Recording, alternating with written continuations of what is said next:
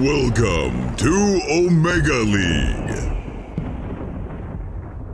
Good afternoon and welcome to the Omega League by Epic Esports events WePlay Esports and the leading European teams. I'm Shiva, I'm your host for this afternoon, and I'm joined by two lovely Greek gods, Roman gods, Lacoste and Kyle. Good afternoon. I keep wanting to say good morning. It's kind of morning for us. We ended up late yesterday, so, we need our 8 hours of sleep. Some people need more. Some people need all the sleep they can get. Yeah, I was talking about beauty sleep. Yes. Well, So you didn't sleep both got much, yours. There you go. This is how it's going to be, huh? Yeah, This is my first day on the job. We gotta get these two. I don't know what I did wrong, but you know. But it's gonna be a good time because we are in day 2 of the Immortal League, which means we have the best of the Dota teams, and we're gonna see who is the best of those best Dota teams, because that's a 3.5 week road to see who's the best. And we're going to have a lot of games for that. We already had some games yesterday as well. We decided to split up all the teams into 2 groups. We have 12 teams, 2 groups of 6. And let's take a look at what the groups are, just to start things off. Here they are. Any group in particular, by the way, you probably already talked about this a little bit yesterday, but any group in particular you're a little bit more concerned about / excited about, Lacoste? Both of these groups seem pretty equally skilled to me, I would say. Like, the only team that stands out to me... Group A seems better, I would say, because there's Fly the Moon and there's NIP, 2 teams that I don't rate highly at the moment. And in the Group A, you have Alliance, who's really playing great lately. Same goes for Nigma. EG, you can't really tell if they're good or not. Haven't seen too much of them lately. Yeah, it makes sense because, OG, the previous tournament we had here, they were unable to make it out of the group stage. So we figured, you know what, we really want to see OG advance into the playoff stages. Yep. It's typical of them to only make it there in TI. So we've got to just give them the easiest group possible. So you're feeling like Group B is maybe a little bit more top-heavy, but Group A is more evenly matched. Yes. Yeah, definitely. I think it's just because there's so much variance in these Group A squads. Like, we haven't even seen this EG play with GPK standing in mid. We're going to get their first roster reveal later today. Then you've got 5 men, also kind of completely unknown. Yeah. Navi and VP is just kind of So many unknown coin squads. flip. Yeah. And yeah. Yeah, and we already had some games yesterday of the Immortal League, and they were, I must say, their opening series, I was very hyped. We were watching, we had a media day yesterday, we were watching the show, but that opening series wasn't the most exciting series to start the tournament off with. It was 5 men versus Navi, and I don't know about you guys, but I was expecting maybe a little bit more from both teams coming out of the gates, Lacoste. It was 5 men that ended up winning. I was expecting maybe a little bit more from Navi in that case. Well, Navi is either hit or miss. Like, you don't know what to expect from the team, which Navi depends to show up on that day. And 5 men, they're looking okay, considering that they were not together for a very long time. But seems like they have their own strats. They found their gameplay, I would say, and it's always good to see Misery back in action. That's true. And that was an old teammate of yours, right, as well? He was, yeah. That's why I have some bias towards Misery. But you really... That could go both ways. Wasn't it like TI2? It's like 9 years ago. So what? You're like loyal as a Stark. What? You're going to root for him Some forever? friendships never die, Kyle. Yeah, he was always a good guy. You told me you don't believe in friendships, and that's why you wouldn't You just give me your made number. that up. No, I didn't. I don't believe in friendships. What do I believe in? I don't know. You wouldn't tell me. I said that and just period, nothing else after that? That's all I remember. Okay. I mean, he doesn't remember much. Issues with the memory. Conversations. That's why we do this on camera, so we can watch it all back and know what we talked about. So, it's good. We had also got OG winning 2-1 yesterday against Viking, and then we had a 2-0 in favor of Alliance versus VP. VP maybe needed a little bit more warm-up time. I mean, they were warmed up for game 2, but then... I don't know. They've been boot camping for like 4 months. At this point, they should be ready. I think they just... You're saying that there's a lot more teams that have boot camped for this tournament, and I don't know if boot camp equal do good. That's true. In fact, I don't know if you agree with this or not, but boot camps tend to have diminishing returns, and then occasionally you get to a point. It's like watching the stock market recently, right? Something goes on a run. It's like, oh, this is great. They only go up. Yeah. But then you're like, wait, we're having too much fun now. You had some success. Now you're at a boot camp, but you're together. You're like, we should take some time off. And then before you know it, Go to the beach together one time, and it's like, oh, that was fun. Let's do it again next day. And then all of a sudden, you're way too social for a thing you actually have to focus for. Yeah, I did a bunch of interviews, and I can't reveal the questions, but something we discussed is like, how much Dota you play every day. Everybody's got pretty similar answers, and it's way more Dota than most normal people would be playing. So if you take a couple days off a week, you're actually behind considerably in the practice next to some of these top squads. Definitely. I mean, that's the reason why normally, around this time when there is a TI where teams do boot camp tons, and you can tell which ones put in the work and which ones might not put in the work. We're going to see what's going on today and see who put in the work for today, because we have another 3 series coming your way for the Immortal League. And we're going to kick it off with 2 teams that I feel like are very similar yet very different, Ninjas in Pyjamas and Viking. We're going to have Evil Geniuses for the first time with the stand-in GPK playing in the European division. They've played a lot against a lot of NA tournaments over the last few months, but this will be the first in Europe. They got bored. Let's get that. Let's move out. This is not competition. Yeah. I saw PPD streaming yesterday. It's like saving NA Dota because EG left it to die. Meanwhile, he's been playing like poker on stream. He's like, you know what? But the thing is, he probably could just come back, put a squad together, and be #1 team. Yeah, in NA. he'd be like, "Yo, Jenkins, BSJ, you guys free to play after you're done?" You guys are saying that, but I want to point out that I'm getting ahead of myself. I know EG is later today, but this is a very interesting topic, because if you see EG's result in NA, and you're thinking about it. Okay, you know what? They should cross dish easily. They should do this. Hands down, every tournament should be a first place. Yeah, but they've been losing to Business Associates, Crazy. That's what Crew. Chief is saying. That's exactly what I meant. It's good. It's good. Pay attention. Okay. Either that or EG is bad as well. We don't know. NA Dota, this is the thing. NA Dota is actually decent. I think it certainly gets a bad rap because like Quincy Crew, Business Associates, these are squads of like the real Dota players, like practicing. The Zoomers as well. Yeah. Probably the only squad other than maybe Vikings that's full of like truly unknown tier 2 players like making a run now, actually threatening to win tournaments, winning some tournaments. But it's NA Dota. The pubs are terrible. You heard BSJ talk about it briefly yesterday for about 75 minutes. And you just don't have the same competitive scene. There's only like 4 teams. That's true. And that's why they come to Europe, because there is a competitive scene here. And I think the proof's in the pudding for the 2 teams we're going to see up next, because we're going to see Ninjas in Pyjamas versus Viking. And I want to talk about the series because, first of all, I will preemptively apologize for... this is my house out there. We're sitting a little bit away from my house at the moment, in the back garden out there. Welcome to my patio. And it's us. And it's us. Yeah. It's a nice place WePlay put me up in. Thank you. Yeah, it's very nice. Thanks, WePlay. But I want to talk, first of all, Viking. There's 2 Dutch people in there. Dutch people don't make it into Dota 2 very far, other than Sing Sing. That's like Sing Sing and Bamboo are literally the only 2 Dota 2 players from the Netherlands that have any reasonable success, and they've been. And their successes as variety streamers. At the moment, their success is transitioned into variety streams, which is why I'm extra excited to see Viking do really well here. So apologize for slight bias there, but also I have reason to be biased because these guys, as you say, they've been grinding it out. They have the most tournament plays of any team in the Immortal League over the last, not just 6 months, but this year, if you can count the year from the September 2019. They play in everything under the sun. Yeah, they've been really grinding and playing together for such a long time. I feel like they're just a bunch of 5 guys who really like hanging out with each other, and this is what it shows. Like, good results are going to come eventually. Yeah. I also said that I really like them as a team. Suddenly, I'm actually paneling for every single game of theirs. And I mean, they're an exciting team to watch as well. So it's very easy to want to watch more of them play as well.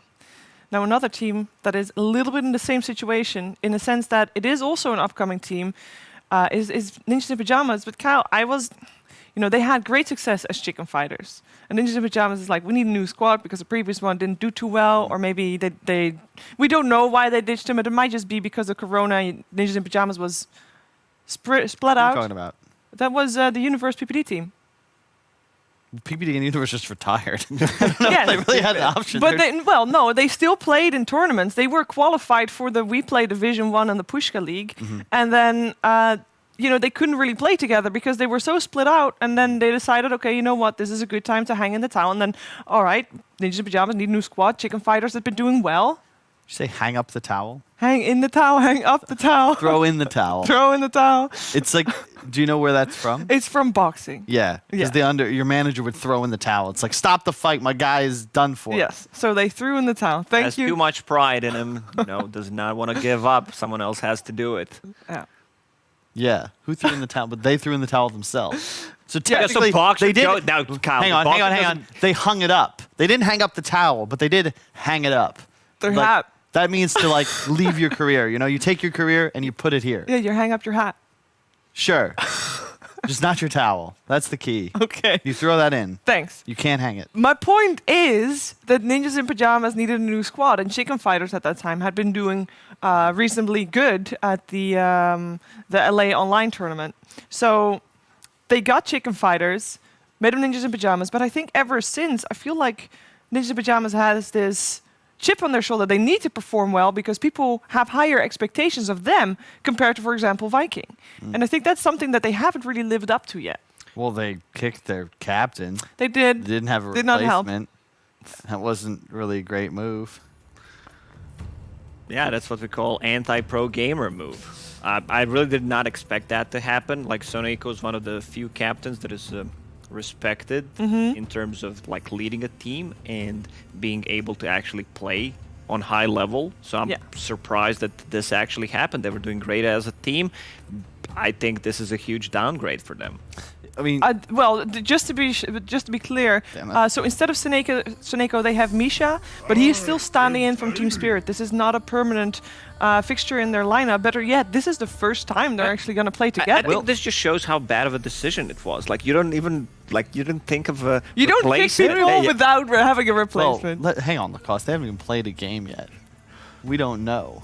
Maybe they're going to blow us out of the water, and then it's going to be amazing. All right. No, I'm just kidding. I totally agree. However, I will say, Alliance has had a lot of success. They were like 4 guys, little lost. Like, hey, let's get FNG. So maybe that's the secret. You bring in the CIS captain. They did. They did. That was They kicked him. Shit. It was working, too. Yeah. Oh. I mean, the thing is, though, we don't know what's going on behind the scenes in the lineup. We don't know how those personalities work Well, together. we do know. We do know the organization made the decision, and I've yet to see any kind of clarification. The players didn't kick him. Are you 100%? I'm 100% sure. Can we have I'm 99.99% We sure. we should have an interview with Era, that I think is now the captain as from position 4 onwards. But it's not really something they want to talk about. It's definitely some. All right, we won't ask it as our first question, but I think later Second or down the third. line, if we can definitely just poke a little bit. We can ask. Oh, here's what we'll do. Okay. Yes. We're gonna say, hey, Era, we've got a question for you from Twitch chat. They like want to that. know. And there you go. And that's not even our fault. And the beauty of it is, we're not even lying. Because there's so many people talking in Twitch, I'm sure the question has been asked. We can literally go to Twitch chat, type in the question. We could. It's like, you ever heard the paradox of like infinite number of monkeys on an infinite number of typewriters? Like eventually, basically they would create all written works ever made because it's infinite number of. I mean, sure. That makes sense. Let's talk about the draft a little bit because we already are 4 picks in, 2 picks on each side. We got a Void and a Tiny on the side of Ninja Pajamas and the IO Gyro, which I know Viking gave the IO quite a few times to OG yesterday. They realized, hey, wait a second, that's kind of strong. Well, then the qualifiers, they almost didn't make it here primarily because they kept forcing this IO Gyro, and they didn't look super confident on it in the qualifiers.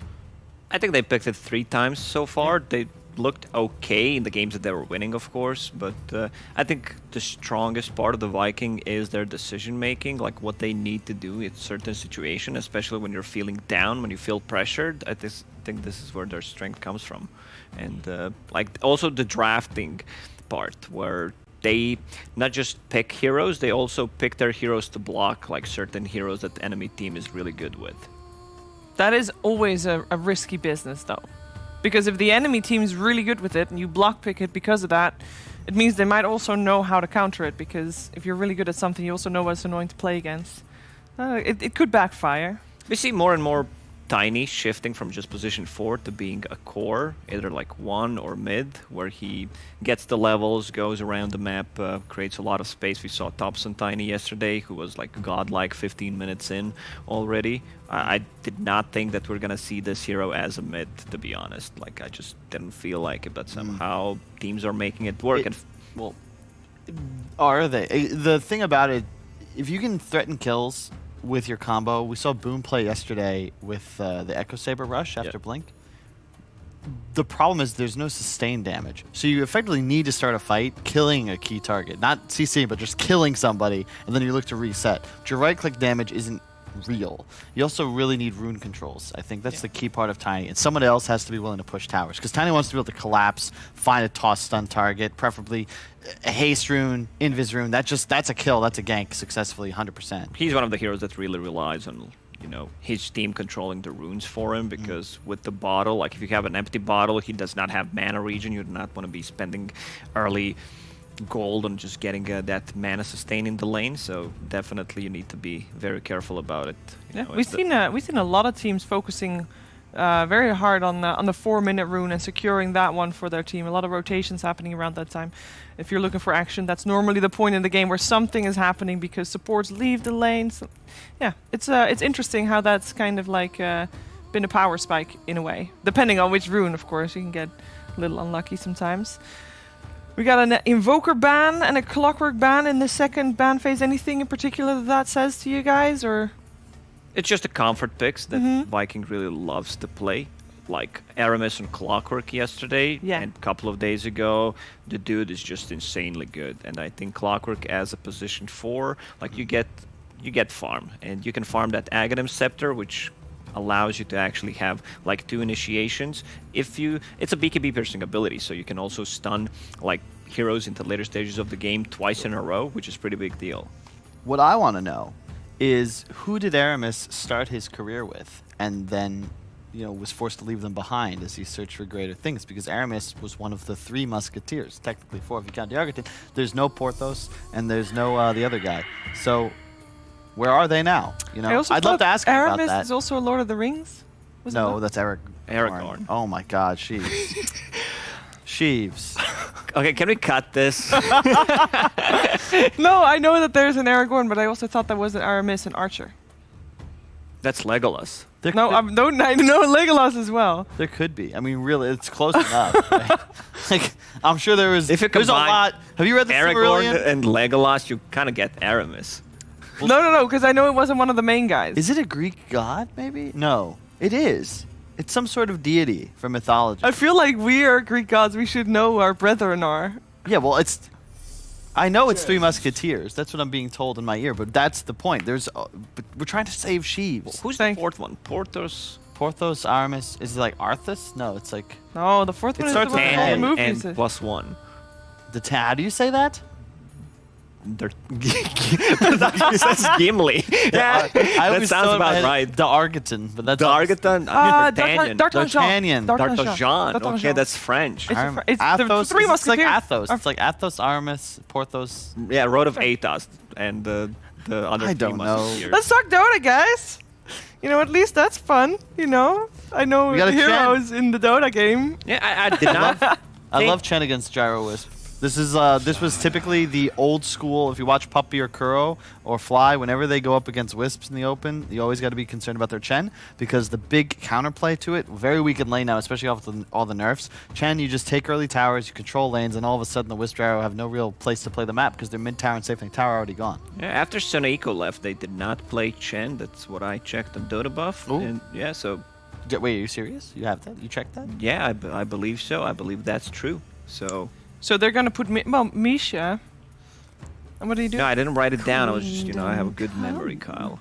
It's probably wrong, but we can see the pattern that the Viking is doing. Like if you look at the way they draft, they open up with IO Gyro, and whenever it's a good Slardar game, if they know the matchup, which they know in this game against the Faceless Void, they go with Slardar, and they open up with the Phoenix as well. So Io Phoenix is not like the greatest combination. These two heroes can't make stuff happen. They're more like, oh, you're gonna come at us, and then we're gonna do something. Yeah. You can't just run around the map. So Slardar checks a lot of the boxes, low cooldown stun. Like once he gets a Blink Dagger, it's easy to initiate. So it's exactly what they needed. But NIP responds with Queen of Pain. Like they literally have not a single good hero against this, so I'm a bit afraid.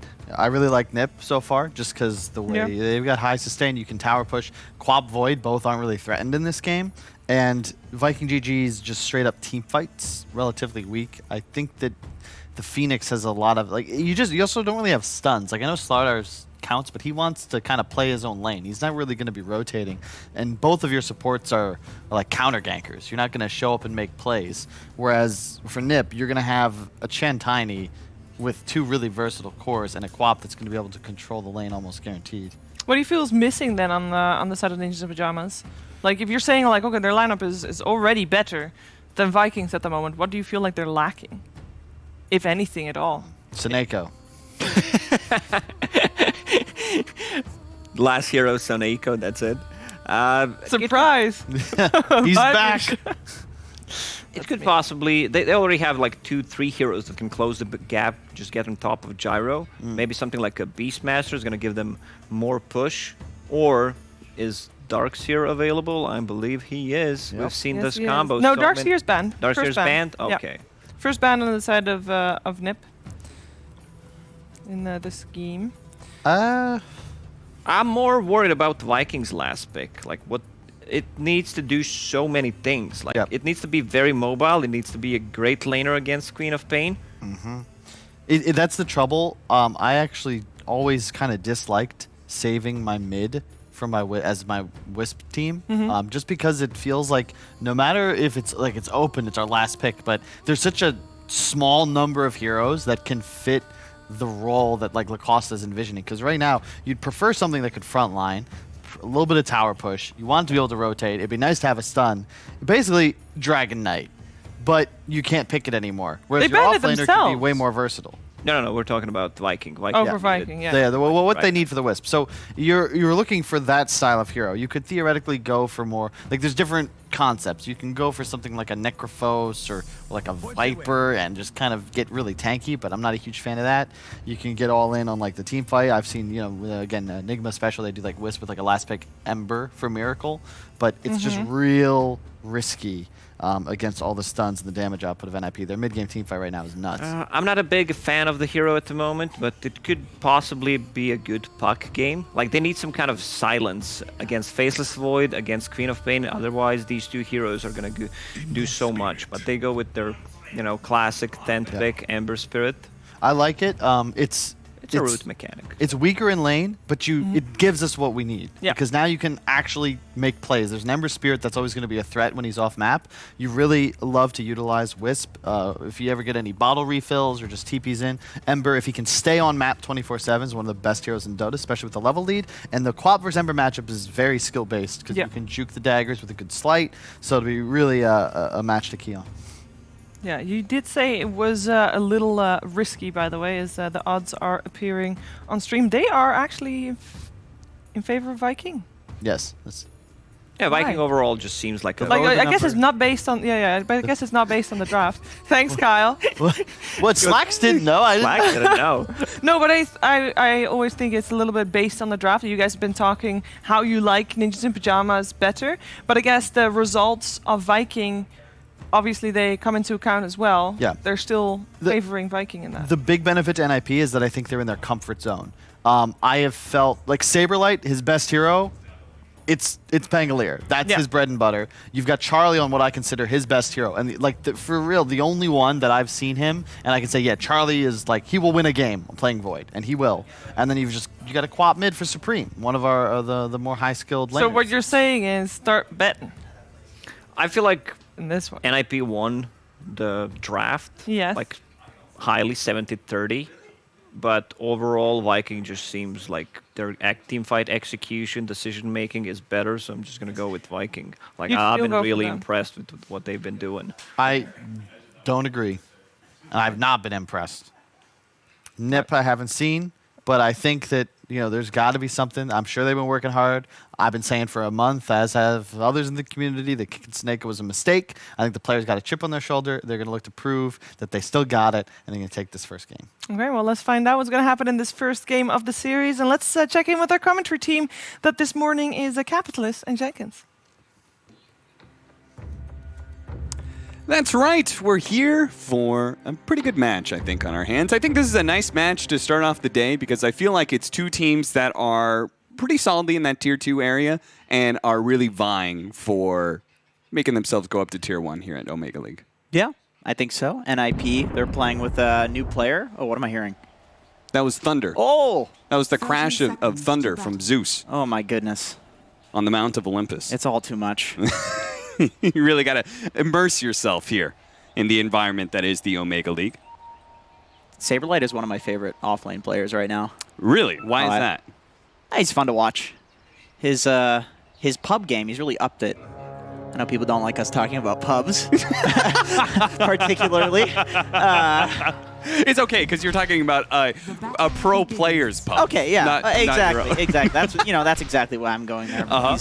He's Did he just pick up 4 bounty roots?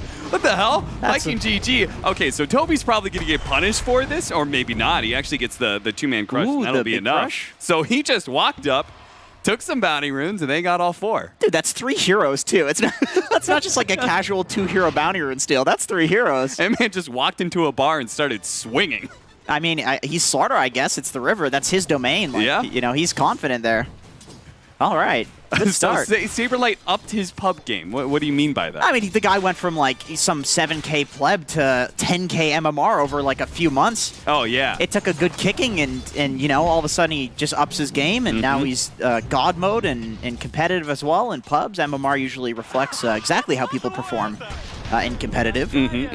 So, that's exactly what happened with him. Toby. Going to be chased away here. Maybe if Charlie got a little lucky and got an early bash, but no such luck there. He's got the Aramis Phoenix behind him, so I feel like this lane should be kind of okay, even though it's up against a Chen. I feel like Phoenix should be a suitable babysitter for a Slardar. We haven't seen a Slardar in a while either. It's I been remember, ages. It was, sorry? What? It's been ages. It's been ages. A long time. A long, long time. But you know what? He does a lot of minus armor now. You get the talent. Uh-huh. He's been buffed. The ulti. It's big minus armor. Huge DPS. So why haven't we been seeing him more? Well, because he sucks. Oh. All the minus armor in the world doesn't change that. Well, huh? it takes like 40 minutes to get to the big minus armor, but at that point, it's, fantastic. It'll work in competitive. I mean, they're going to make it work. I was actually thinking about suggesting Slardar as a pick last night. Because it was like the Slark matchup or something, and you guys just wanted a really good laner against Slark, and I was like, well, there's always Slardar. Yeah, I mean, he's great against any melee. And he does have that melee matchup here up against the Faceless Void, and is winning in CS as a result. Looks like Supreme's the only one who's winning his CS matchup. I think that's like a relatively even lane, isn't it? I mean, it would depend on the mid laner that you ask. Ooh, Saberlight. Did he TP to tower? He did. Yeah. TP to the Tier 1, had a healing salve, so he's going to be good to go to re-enter the lane pretty soon here. Gyro IO is one of those, I think, maybe slightly underrated. It's hard to call it underrated because I feel like it always comes back into competitive. But Gyro's sitting on like a 60% pro level pub win rate right now. It's really insanely high. Like, statistically speaking, the heroes, he's quite nice, even on his own. Really? Yeah, I think so. And a lot of people, we've been talking about how underrated IO is as well. I mean, especially in competitive when you can actually communicate with your team and get those relocate ganks. Supreme just really doing a great job here in solidifying a nice experience lead thanks to all those denies that he's getting out. He's got to be careful. Brutal. Just 2 mid laners, 10% HP. Not fun for either of them. Yeah, it'll be interesting to see what happens with the 4-minute powder runes, because I'm sure both sides are, in order to tip this matchup one way or the other, is Supreme is going to be chased away and forced to use his blink here. I believe he does have his bottle coming in now, so should be able to heal up to near full. And then in just 20 seconds time, we're going to see them set up for the power runes. And if he does manage to get a refill on that, then he can continue to pressure Boom like he's been doing so far in this laning phase. But it's harder and harder to pressure the Ember Spirit as he gets to level 3 and level 5, right? Yeah, definitely. I mean, with the magic shield, it's just your dagger doesn't do too much. So, unsurprising, the supports are going to come into play here and see if they can set up for their core to get the right one. And Supreme actually gets the bottom lane regen. Lucky. You love to see it if you're Queen of Pain. Yeah, and you hate to see it if you're the Ember Spirit. Nice dodge there with a slight.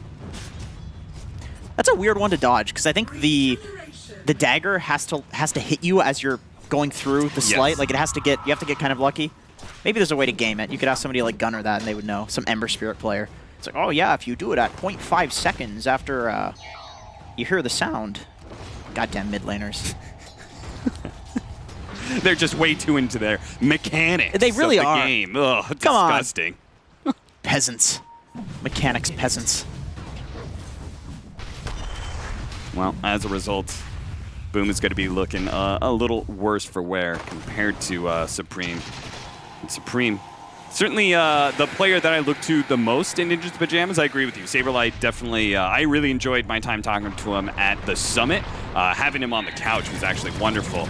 And he really stepped up at that tournament. He looked fantastic. I was really impressed with him. Nice toss over by Era to be able to protect himself. Not quite underneath the tier 1. Oh, they're going to lose their courier, though. Era can still maybe chase down here for a bit of damage. Man, Tiny and Pangolier in a lane does not sound like a very lane-winning duo. You know, No. good heroes, great heroes, fantastic once you get to the mid-game.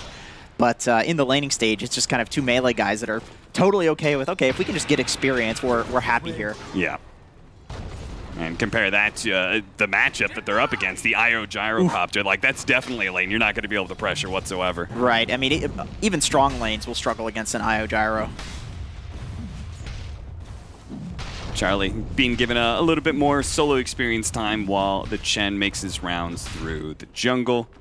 Misha's going to be coming back in. Of course, that is their current stand-in. The replacement to Snako is Misha, who was most recently on Team Spirit for this season. Before that, I believe it was Positive Guys. It's not a player who has had success on the Tier 1 stage. But it is clear that Ninjas Pajamas have been looking for a captain, a leader.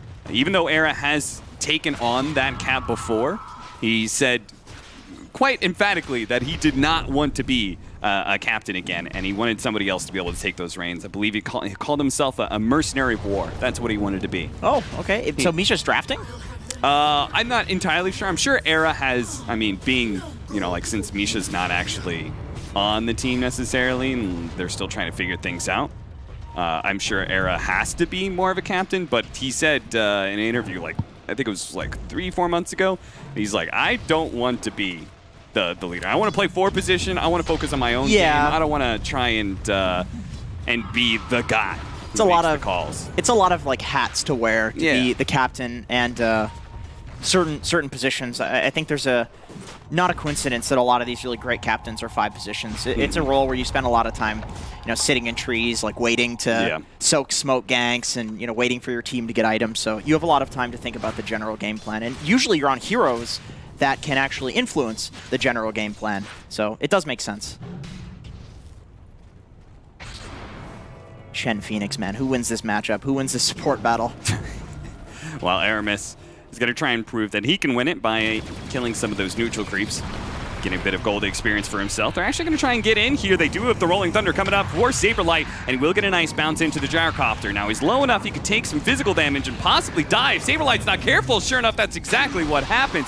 Overestimates just how much HP he had there. Era not going to be caught by that ult from the Gyrocopter, and Supreme will at least be able to turn this bit of a wonky fight back around to the favor of Ninjas in Pajamas. Funny enough, I think if he was on the Dire side off lane, with the way that the terrain is there, he can maybe chain lock down the Gyro and possibly kill him. Pango's one of those weird heroes where it really depends on where you're fighting on the map, whether or not he's a broken hero, and just couldn't get the chain locked down there. Boom opting not to make the same kind of rotations as our Queen of Pain did. Instead tries to pressure the mid lane, but Chen shows up. with that, dispels though, Flame Guard and you know, on. pick up a haste rune. Yeah. That's a good time to go rotate. He uses it. Yeah, there's no Sonic Wave for the Queen of Pain, so now it's his opportunity Oh, he sees to Era. flex his proverbial muscles here. He's going to be able to catch up to Era, and that should be kind of a freebie here, as it's eventually just going to run him down with this haste. They do have a Chen coming in. Well, perhaps with a Dispel, actually, Ooh, can nice. bail him out. Once again, taking away that Flame Guard and a haste. This Dispel has been mega value, as he used it early on in lane to protect against the Fire Spirits. Roll in, Saberlight actually canceling it last second there. Now re-threatening it on Toby. Toby does manage to hit the crush before he gets it out, but Toby being so heavily slowed down, could it be bumped? Actually hits the Ember Spirit as well.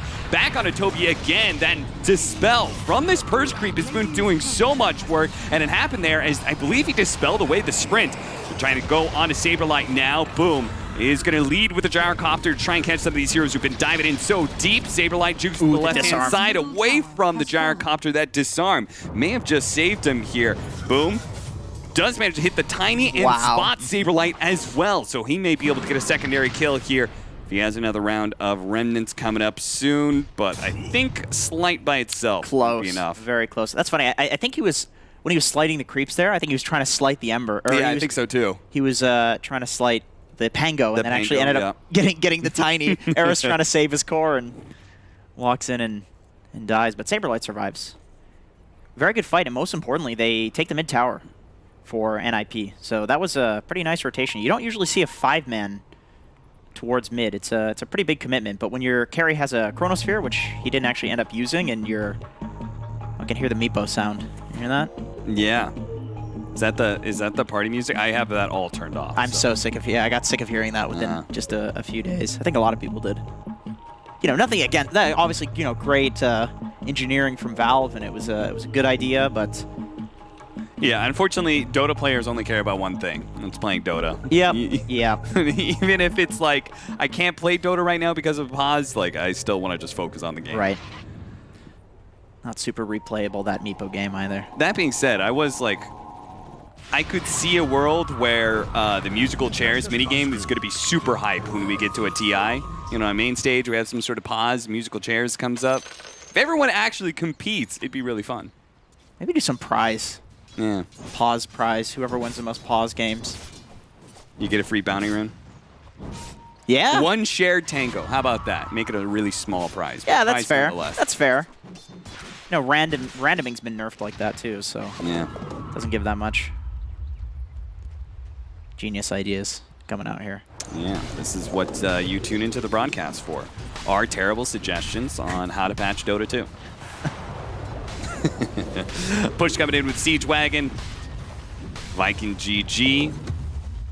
Is this going to be just a trade-off of pressure? Because neither one of the cores on either side has occupied their safe lane.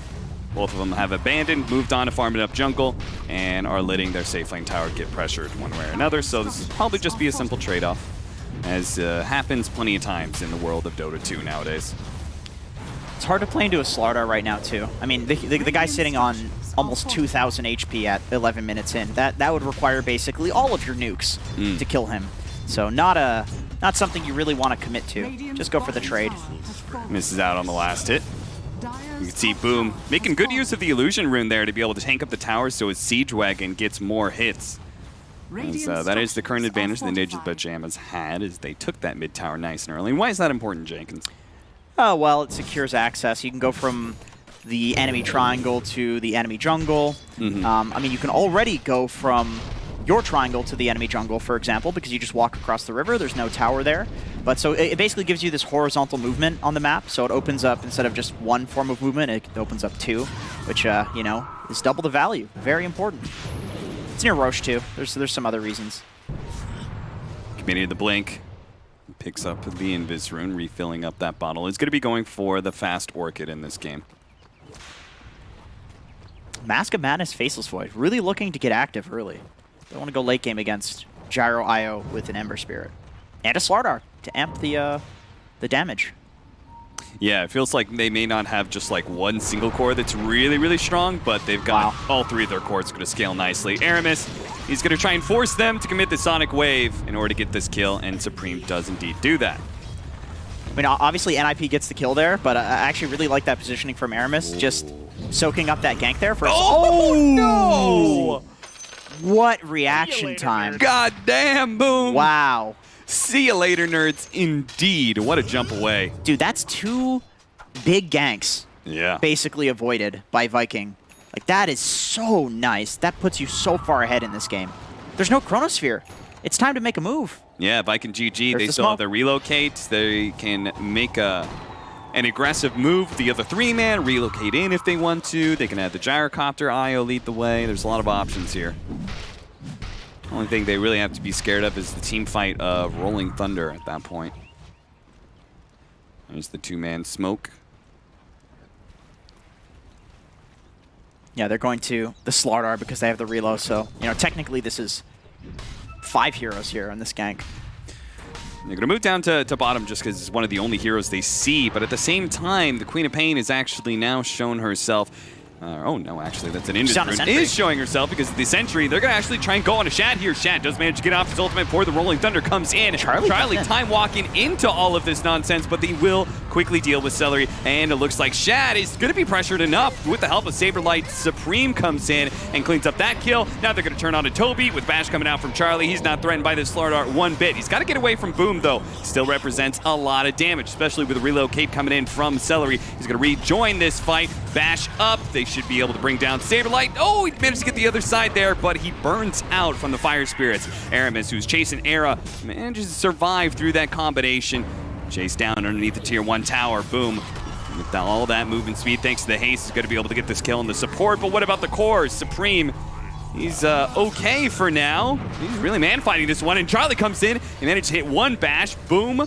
Limp it away. Still has some remnants to go, but the relocate out. And it's the save from Celery, using that buyback for a hefty amount of good in killing maybe the Pango, but he didn't actually get the big cores. Wisp is coming back. And they're going to come back with the Sonic Wave. They're already taken out Aramis. That takes away that one of his tether points that he was looking for there. He'd actually already tethered to the Phoenix. So as a result of killing Aramis, they managed to get the kill on Celery as well.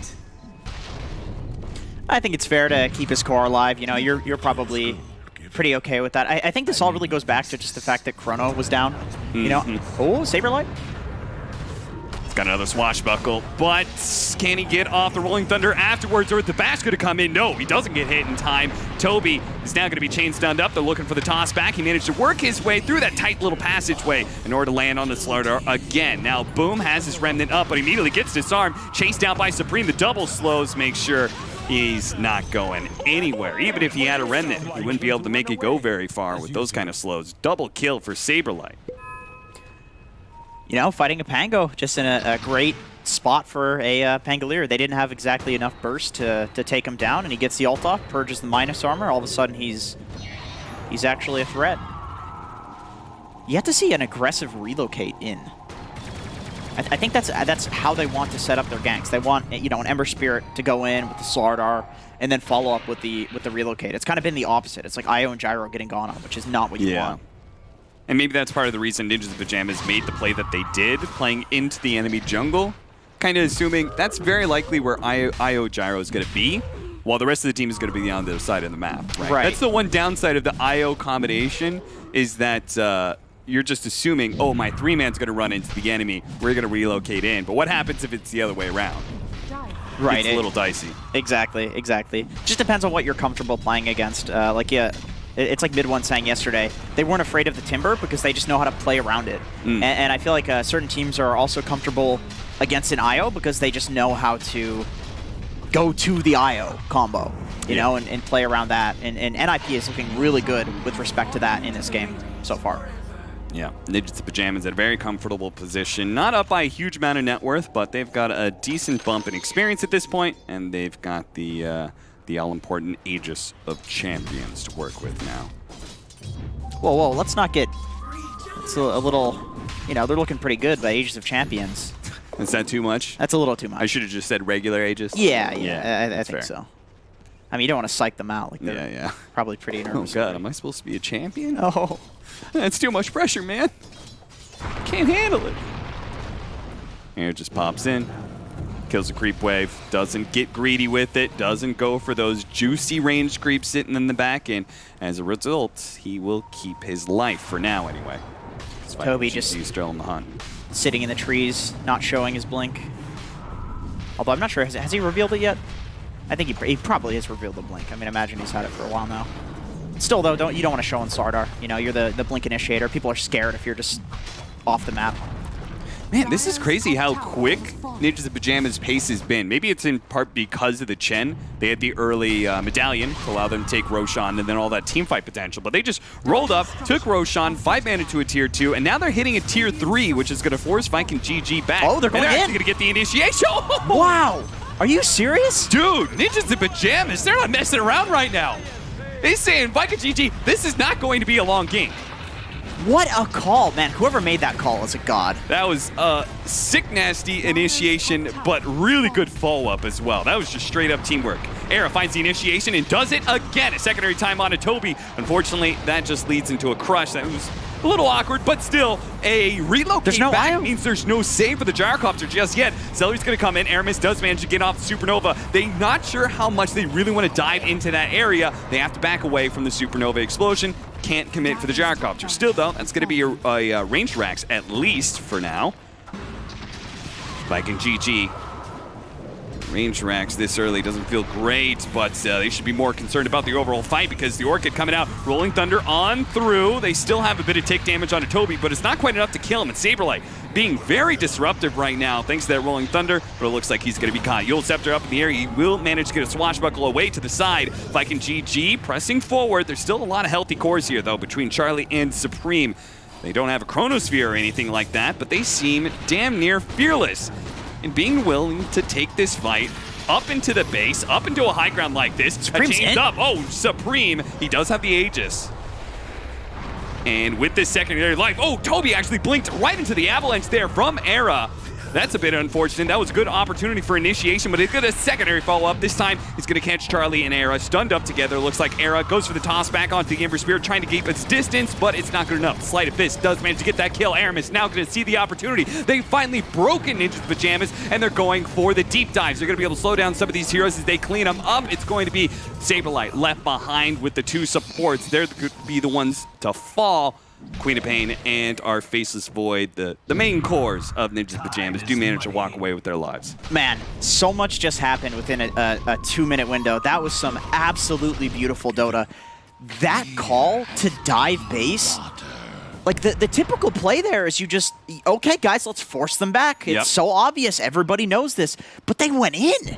It's less than 20 minutes into the game, and they're diving tier 3s 5 versus 5. That is insane. And then both teams sticking together so well in these team fights. You have the Wisp saving people, you have the mechs, you have the Sun Rays, you have Chronosphere being held until the last possible second, Chen holding his ult until the last possible second. Like, both of these teams are looking like such solid units when it comes to team fighting. Like, there's some AI all playing like the same. It's you know, they're one person playing all the heroes, one super powered AI. Man, that was some beautiful Dota. I'd love to see that. Yeah, we promised it was going to be a pretty fun series, and it's panning out to be just that for this game one anyway. Toby, he's going to be found around the outpost. Dude, that is one of the most fun places to bounce around as Pango. There are so many things to bounce off of there. Boom, just tries to push it to the limit a little bit more. He tries to push the creep wave in to bottom. He does pick up a plate mail, so he's going to be a lot tankier if he gets caught in the Chronosphere. We do have a BKB, though, for Charlie. This is such a early game build from a Faceless Void. Pajamas. You can see the style that they brought to this one. Now, this is going to be a Chronosphere where he can quickly deal with the support, and with the follow-up coming in from his supports, he might just be able to deal with Chad as well. Shad going to be stuck here. Can Boom bail him out? Not really. There's nothing to stop this BKB Charlie as he pushes forward on the Faceless Void. They do have the Remnant over to the side. They can still kind of catch up, though. He throws a second Remnant away. Unfortunately for Ninja's Pajamas, the creep wave's a little bit too far back, so they can't really go for that melee barracks just yet. So that looks kind of funny, just like, you know, like what are Io Gyro doing there sort of thing. But I actually understand why they were there. The creep wave is so pushed so far out. You don't think a Faceless Void is just going to chrono you from the high ground there. Sure. You're like, well, he's surely going to be playing at like one of these camps behind the creep wave. But no, Charlie's he's hunting. Like you said, he's got an early game build. He's got the BKB now. He wants to fight. They're just fighting non-stop. The initiation, though, this time to Viking GG, but an interception from Saberlight as Supreme, with that small moment, managed to get off his BKB and escape as a result. Boom. He wants a little bit more, knowing that BKB has already been used as well as the Blink. They just push forward and say, all right, Ninja's Pajamas, they're not strong right now. We can take a fight to them, and if they don't fight us back, we'll at least get this mid-tier 1. Yeah, that mech and Chen ult, like these have been so crucial for. I don't know if he Chen ulted there. Maybe he would hold it. He's been doing a really great job holding it until the last possible second and baiting with it. But just the mech has saved people at 10% HP so many times in this game. And, you know, there are only a certain amount of nukes that you have in Dota, so as long as you give a little, you know, 10, 20% extra HP, sometimes it's enough to keep somebody alive. So this fast play from Ninja's Pajamas, super fun to watch, but there is a downside to this, right? It feels like if they don't actually crack Viking GG in the next like 5 to 10 minutes, their lineup is going to fall off a little bit more than you would expect it to. Right? This is true, right? They've got no Battle Fury, they've got no, you know, no Midas. They have some very fast-paced, but not necessarily great farming heroes. So yeah, you're totally right. When you're playing against an Io Gyro, the Gyro is almost always going to be the most farmed in the game. It's just so easy for him to constantly flag things down and move across the map, max move speed. So, yep, totally right. I think Io Gyro too, with the other cores that they have in this game, going late game, I think Viking definitely have a really nice shot in this game to win this. So the pressure's on for NIP. That being said, because they managed to get so many objectives very early on to the match, the Ninjas Pajamas, both of their cores in the Queen of Pain and Faceless Void, are not too far behind this Gyrocopter. And our Faceless Void, well, the biggest problem is going to be for him later on is just the dwindling BKB charges, but it definitely feels like Ninjas Pajamas, they want to keep up this pace. I think they really wanted to be able to take at least that top melee barracks before the next round of Roshan, but it's looking like they may just have to wait for that. It'd be a shame if you try to force yet another fight, lost it, lo and behold, you lose Rosh, yeah. Respawns, they get the Aegis, and you're like, well, shit, what do we do now? I feel like the game is just over if that happens. So Yeah. I once again, like you said, I totally understand that they're not doing it. But they do have, you know, it's only ranged creeps that are the big boys in that lane, but they've got a little bit of an advantage. It is always going to be shoving in, just a little bit slower than if it was melee creeps. So you do have that map advantage of somebody always having to be up there to deal with that. Now, the play, it makes sense. It's kind of the play they have to do. I think that the risks are too high, but at the same time, there is risk to waiting, right? We are giving time for Viking GG to get their BKB items and big teamfight items. Supreme is going to be able to get away from that initiation. No BKB forced out of him, so just chill for now. But like Toby's very close to his BKB. Shad already got his, and we're going to have Shiva soon for the Ember Spirit.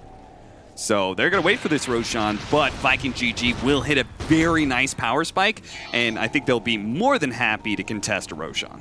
Honestly, that new Shiva's minus healing is going to be pretty nice in this game because I feel like so much of NIP's teamfight has been the Chen healing with the mechanism and with the Chen ult. And so, what is it, 25% now? The Shiva? It's something like that. That might be enough, even a small number. Era does manage to catch Aramis here, and they follow up with the Orca, but they need a little bit more nukes, and that's where the Sonic Wave comes into play. There's going to be no Supernova until the buyback, actually. Gyrocopter throwing out his ultimate. Saberlight's going to go for the chain stunning onto this Slardar. He should just be dead straight up from this. They're actually going to make sure that the IO can't really bail him out. Saberlight making that next level play to find these backline heroes, but Shad, his BKB's running a little bit low. They're going to go for the Supernova now, but he's surrounded by Ninjas. That's a dieback. Heroes. That's a dieback for the Phoenix, and it could be worse as more heroes are coming in. They still haven't used their Chronosphere. They're going to pop in now to be able to catch the IO with the Gyrocopter together, and if they kill Shat and they kill Celery again, that's going to be potentially another dieback. Same goes with Toby, who's right in the midst of this, going for that Faceless Void, but he doesn't really have the attack speed to keep this up, especially with the disarms there from Saberlight. Not going to be getting this chain bashing. That's going to be a rampage for Supreme. Ninjas Pajamas just taking over this game now as they're going to continue this fight. It doesn't stop. They've got the Orchid on the Ember Spirit. He came down from the Yule Scepter, so he's dead again. A double rampage for Supreme, and let's make it a triple. Let's make it a quadruple. They can still catch up to Shad as well as Celeries. They want to. One more buyback. Boom says, surely this is going to be enough. 8 heroes wasn't enough. Maybe 9 will be. He's burning them down, but Charlie, he managed to get the time walk away. He's TPing up on a Yule Scepter. Managed to stop him. Saberlight in the top right. Looks like he's going to be run down by Shad. We're going to focus on the Void for now because he at least has a chance of survival, I think. Okay. But he gets chained up, relocate in to finish him off, and finally, Viking GG do manage to win the end part of the engagement. It cost them everything. Everything they had, Jenkins. They've got about one more fight in them. The good thing is Roche is up. The unfortunate thing is their Slardar is dead. I think if Slardar was alive at the end of that fight, they just instantly take Roche, and this game looks like it might last, 5 to 10 more minutes at the very least. Yeah. Yeah, if only they could force Roche on right now, be like, okay, we've got an Aegis at least. Yeah. Not happening without Slardar, though. In which case, Ninja's Pajamas, they're in the position. It's like, okay, we're the ones who are going to force the Roshan fight. Oh, yeah. They've got no buybacks on Viking. What do you do? Yeah. As long as they get, if Era farms up his buyback, and he's the one who starts the fight. Oh, that's the dream. Yeah, then you're in a great position because Viking GG have no buybacks. Era's going to start the fight, die, respawn, come back. They're going for it. Okay. Surely Ninja's Pajamas, there's no way you let them just sneak this in, right? No way. Come on. Oh my goodness. No way. I feel like they had such an advantage to be able to throw, but I guess with no Chronosphere, maybe they're a bit skittish to be able to take this fight. They're going to go in now, catching Aramis once again before he can go over the dive away with Sonic Wave. The roll in from Saberlight. They don't manage to stop it. Shad picks up the Aegis just in time, and they can still fight this out, but Charlie still putting in some good damage, trying to finish up Toby. He gets off the cheese in time, but he's so damn slow from the time dilation and into the arrow combination as well. The supporting cast is gone from Viking GG, and it's pretty much up to Shad, but he's surrounded by so many heroes that he just can't get out of here. He's going to lose his first life, and very likely the second life will be just as bad as the first. Unless Doom can come in and do something crazy. It's a 2 versus 4, and they're throwing everything they had to be able to win it, but they know it's over. It's done and dusted. That is game 1. Ninja's the Pajamas will take it in emphatic fashion, man. That was a very fun game to watch, even if it was a little short. That call to dive the high ground at 18, 19 minutes, that is something that would literally not happen in Tier 2 Dota. Yeah. That's not in the flow chart.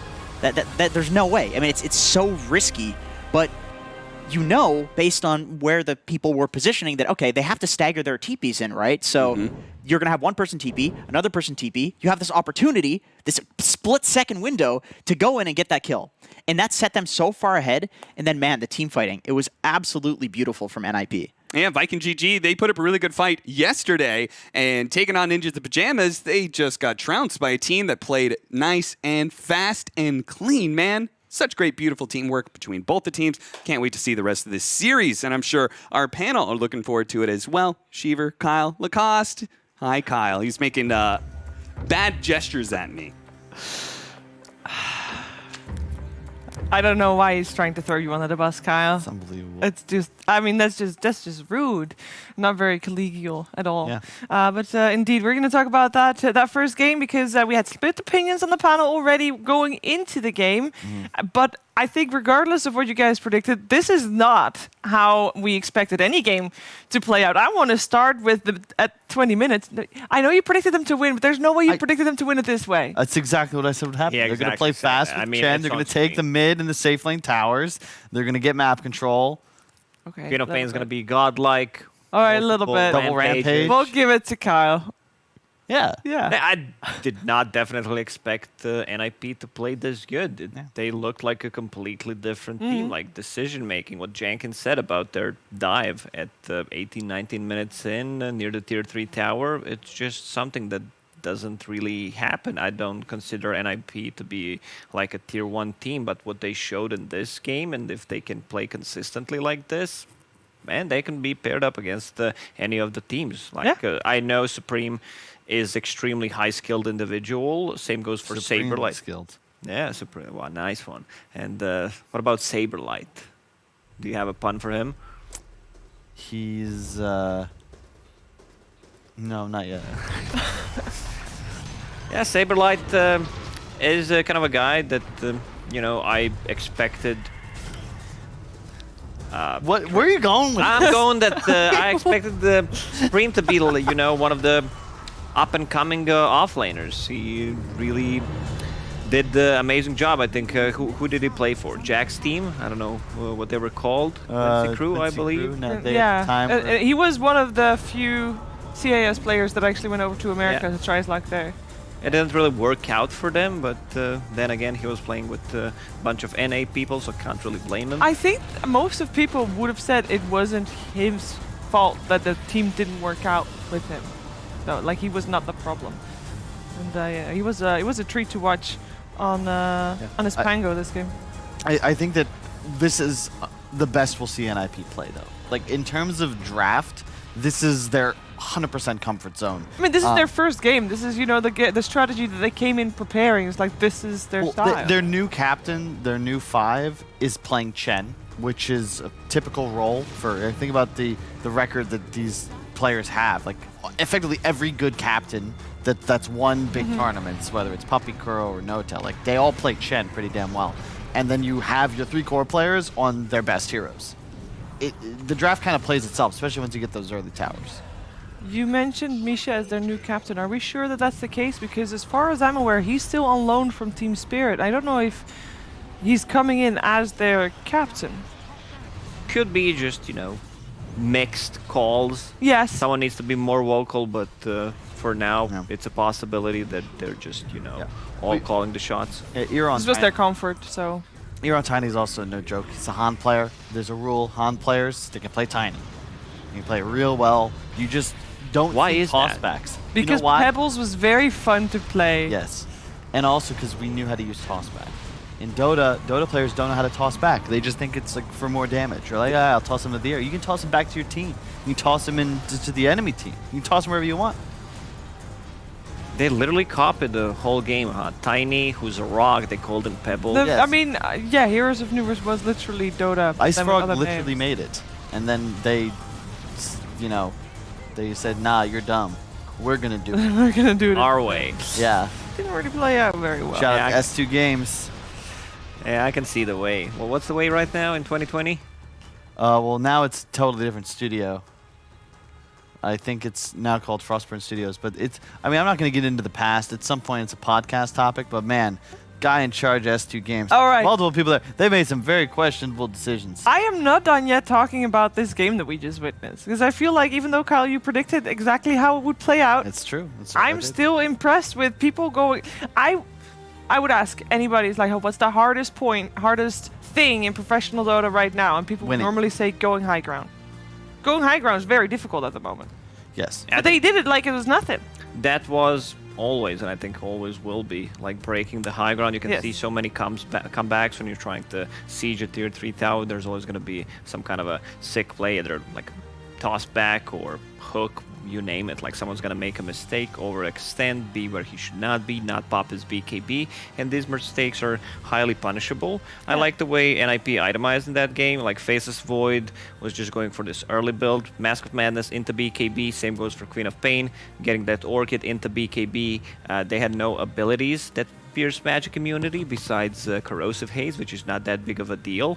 And even Pangolier, like going Vlad's, drums, not the usual items you see on Pango. Vlad's, yes, drums, not that much. I wanted to bring that up. I liked the itemization, and it also just matches the way that they played the game. And that's typically why I focus on items so much. Because it's not about, this item, this wins the game, but it's because you see the strategy. You see why they made these decisions. So you have drums, Vlad's on your Pango, just straight auras, Mech Medallion on your Chen, Mask of Madness into BKB on your Void, and your Quap can play greedy, he goes for the Orchid. But effectively, everyone gets this big game-changing item for their own effectiveness within a fight by that 20-minute mark. So they're just super strong. That power spike's phenomenal, and then boom, you get Roche, and all of a sudden you have total map control. You can make plays like going high ground. And to your point about going high ground, I think that's why we're going to see more of an emphasis on these heroes that can create or summon or take over creeps. Because as long as there's no glyph up, you can at least tank the tower. You can beat on it. You can take that time needed to siege. Extra pressure early on, you're thinking. Yeah, Dragonite was such a great ban from NIP in the last stage. I think that hero would fit perfectly for Viking, having tower damage. Stain, he doesn't care too much about getting bursted by Tiny, or Queen of Pain has a good laning stage against Quap, and I think they really nailed it. I think we're talking a lot about how NIP is doing really well and basically made a really good showing in their first opening debut of the Immortal League from the Omega League. I want to talk a little bit about Viking as well, though, because we started the draft with the IO Gyro. Lacoste, you already said like they try it time and time again, and it's never as successful as you feel like it should be for the opening first two picks. It's tough. You can see that they lacked that position 4 hero that does stuff on the map. Gyro's not a hero. Like, he's going to join a team fight, he's an early fighter, but who's going to set things up? Io is just there, not doing too much besides healing. Same goes for Phoenix. And the King of Pain early Orchid really shut down Phoenix. You did not see many eggs being actually used to full potential. Yep. So was there any kind of power spike that we just didn't see from Viking, or was the draft just a little bit not synchronized? I'm just not sold on IO Gyro anymore, especially with Wisp as a support. I actually think Wisp is just better as a core right now, like we saw yesterday from OG. I'm just not a fan. I think that the laning stage is really poor, and you no longer have that super sick talent timing at 15, and the Ags also doesn't really work the same way. It's just not... It's not just like this auto win first too. I think at third, fourth, it still could be effective, but I also feel like you're gonna need more than last pick Ember. Like, it felt like they didn't have something they were really confident with. Nothing meshed like a DK perhaps would have, and that's a big trouble with the Wisp draft, because when you go with this Gyro, the other 3 heroes need to be perfect. They need to you need to know exactly what you're looking to get as you go throughout the draft. So what are we hoping to see different other than the opening from Viking? Like, was there anything in their play that you felt like, even though the draft might not have been amazing for them, that you felt like maybe they needed to just wake up a little more? It was a rough They're start. one of the few teams that uses buybacks early on. Like, Wisp used buyback 13 minutes in the previous game. Like, they really loved to buyback on their position 4s and 5s, but they, at least in this game, they couldn't get much out of it, because once again, you have your Slardar. His Blink Dagger timing was not the greatest, and you need someone to actually catch. If you just buyback, it's the same concept when you have Doom in your team. You're going to Doom someone, but if you don't have a good catch, if you can't really chase them, then it's for nothing. Okay, well, I'm curious to see how they'll do in the second game. I must say, like, when I watched Viking play, we saw yesterday when they played against OG, and OG is a little bit the same. That they really like to fight, like they just like to brawl, and I kind of felt like there wasn't really that much of a potential for them because they took so long to get anything done. Well, the other issue is the Slardar is Blink required to be a playmaker, to be an initiator. Yeah. So your draft just is kind of clunky. Again, this is the downside of the Wisp lineups, because your 2 supports don't really do much early on. Phoenix. Yeah. Woo. Exactly. Where's the stun? We're gonna like really get over there and like not stun you. And then your Slardar, who needs a blink. Your Ember is in a tough laning matchup, and then your Gyro's just trying to shove lanes. And you're playing against all this pressure. How do you threaten Pango with your heroes? How do you threaten Chen and a creep army? How do you kill Quap? Like, Chrono, you got Chrono up. It's like, well, what do we do, guys? You can't kill the Void, so he's going to Chrono you, and that's that. Yeah, we mentioned some of the downsides before the game. We said like 70-30 in favor of NIP. Like, they had... I said that. Never mind. I hope you agreed to that. Well, I followed your prediction. Yeah. Okay, so yeah, they had no real save against the Chronos here. So every single time Chrono is used, that means at least one hero is going to die. Yeah. Pangolier had a roll. They had no abilities that can stun him during the roll, which is a pretty big deal. So you have like 2 abilities that are not counterable at all. You held up your finger at some point. I thought maybe you wanted to say something. No, I was just like trying to add emphasis. I'm trying to do better as. I don't think you were on camera when your finger was shown. Well, yeah, he wanted to emphasize the cost. In the future, if we go back to a single on the cost, what I'll do is like just insert my finger into his camera. Can you actually test it real fast?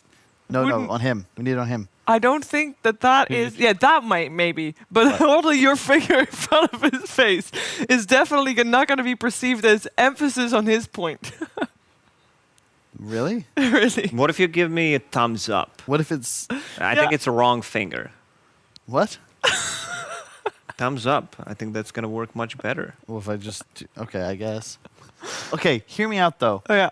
Because we were doing this thing with like the thumbs up and the thumbs down. Is it true in like the true gladiatorial times that a thumbs up meant like, yeah, let him live, kill him, and this meant they get to live? No, I'm pretty sure that's how it worked. That's how he dies. That's this how is he this is dies. dying. Yeah. Are you sure? Yes. Yes. This is dying. This is, I think, audience decides. This is the live. You can let him live. Yeah, but in Gladiator time, he has a point. You know, this was pretty a sure- good thing. Kill him. We want to see that. That's why we came. You want me No. to use Google on this? I mean, we can just wait for Twitch chat to catch up and make sure they know. But I'm pretty sure this means like yes, get him, and this would mean like no, we're not going to do it.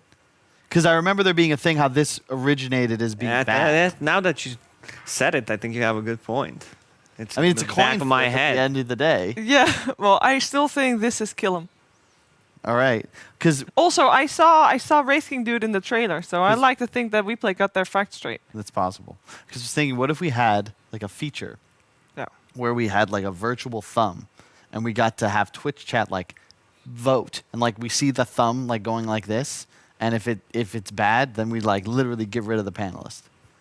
For like the rest. I was gonna knowing Twitch chat would, run out of people real quick. I mean, the scenery here is very nice as well. Maybe they'll just like to enjoy the scenery, the ensemble.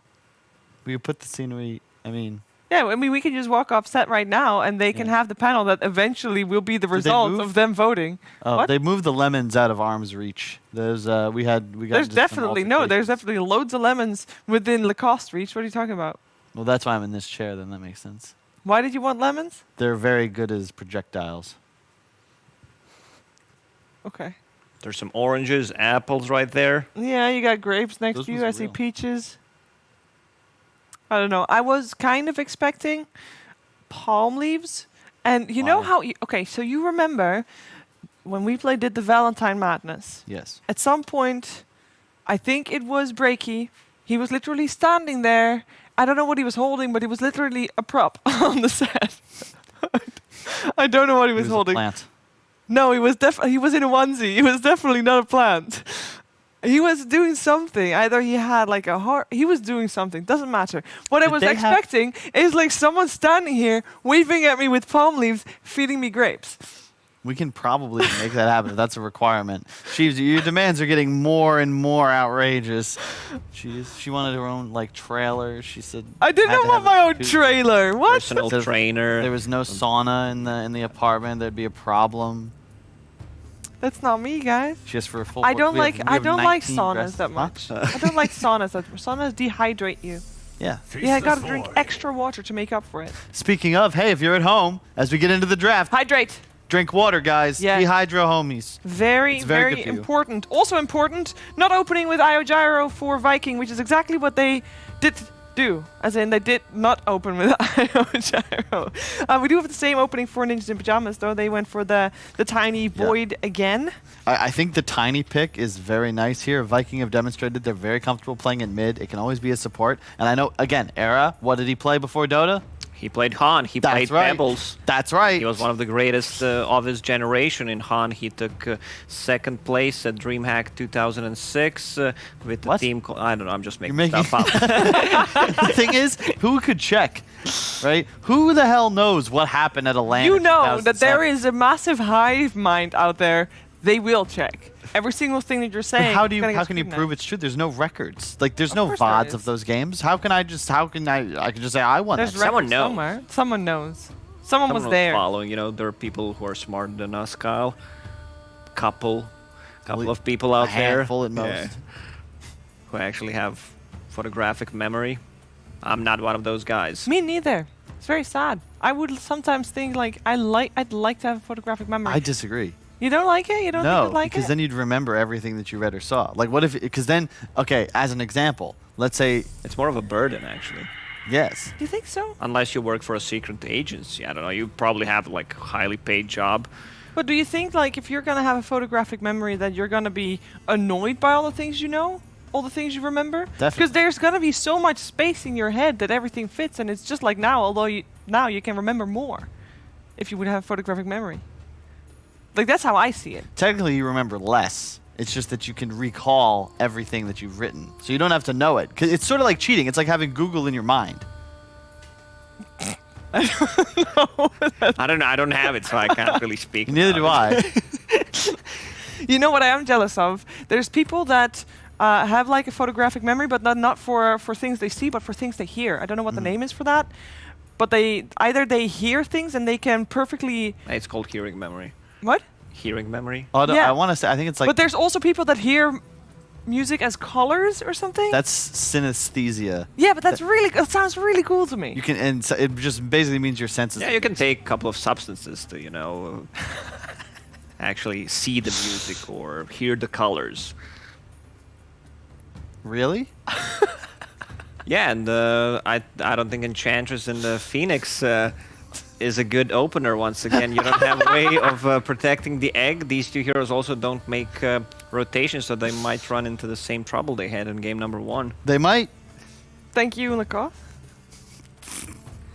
Yeah, again, I've said it already. This draft, I swear, I already was of the opinion that this second banning phase should just be chill, right? No need to touch on the draft. Why? Ice Frog apparently agreed. He's like, you know what? We'll throw in an extra ban there. Give you a nice break. If you want to go make a sandwich after the openers now, the chat has plenty of time. Previously, they had to rush it a little bit. Maybe forget the mustard. Key condiment, FYI. Those of you at home, invest in better mustard. And speaking of, Off, yeah. Speaking of mustard and condiments, continue. there was no segue, but thanks. I was hoping that's where Lacoste would just jump in. Mustard, yeah, You nothing rhymes you with could have said mustard. something that you'd really like to see. For example, Spirit Breaker as Hell the yeah. sauce over via Vikings I draft. can't have dairy products. We were talking. I would never think of Spear Breaker, the cow. That's not what. So yeah, back to the draft. Thank you. Spirit Breaker, he's the I'm gonna do stuff guy Yeah. for Viking, which means that Phoenix is position 3 in this game. I don't Could be recall. Ench. I don't recall seeing Enchantress as position 3. I just don't think it fits the role. But it's nice against Void. And same with Spirit Breaker. It's one of the best heroes against the Void because you just have so much pure lockdown and it's quite easy to set up. You can also play around the map. Void traditionally likes to farm by himself, converge, find a team fight with Chrono. Spirit Breaker doesn't allow him to play the map in the same way. These 3 heroes don't really threaten Faceless Void. There's no real lockdown. You're relying on Spirit Breaker. What do you mean? Like, he can just time walk out of pretty much everything. But the You can damage... time walk through the stun, the charge as well, right? Like, he can stun you, but there's no real burst damage. Impetus, it feels like so far you can always going to be able to use the time walk unless Gaben says, nope, Spirit Breaker, he's going to bash you 3 times in a row. Could happen. But I do agree. The impetus could be relatively impotent in this game. That's why I would prefer it as a core. I think the Phoenix is going to get the full usefulness. I'm sorry. I can't look at this side of the room. I think that I don't remember what I was saying anymore. Smart thoughts, Kyle. Smart thoughts. You can do Focus it. for once. I am focused. This is a good draft. I'm How really are you gonna excited. see the draft if you're holding your tablet upside down? 'Cause I can see it over there. Okay. So talk to me about Storm Spirit pick. Storm Spirit pick. I thought you were messing with me for a second. I was gonna say. It is a Storm Spirit pick. It's really good with Spirit Breaker. Same concept as why I've always liked combos like Weaver and Earth Spirit is when you have a Spirit Breaker that can provide vision, you want to have an not an initiator, but follow-up that isn't reliant on a blink dagger. So now you've got effectively a homing missile, just going straight for this void, makes it a lot easier for this Storm to play Dota. They pick Alina to counter him in the lane, but I actually really like Storm in this because you have a better matchup throughout the game, and you're less reliant on playing perfectly. You can afford a couple of deaths on Storm. Lina really can't. Yeah, Lina relies on snowballing, but you can go for a different kind of build in this game.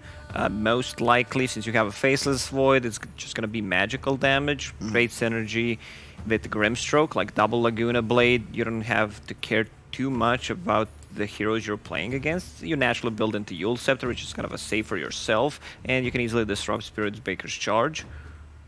Also, once again, they have no real save on side of Viking against any of these things, like can't break the Soulbind.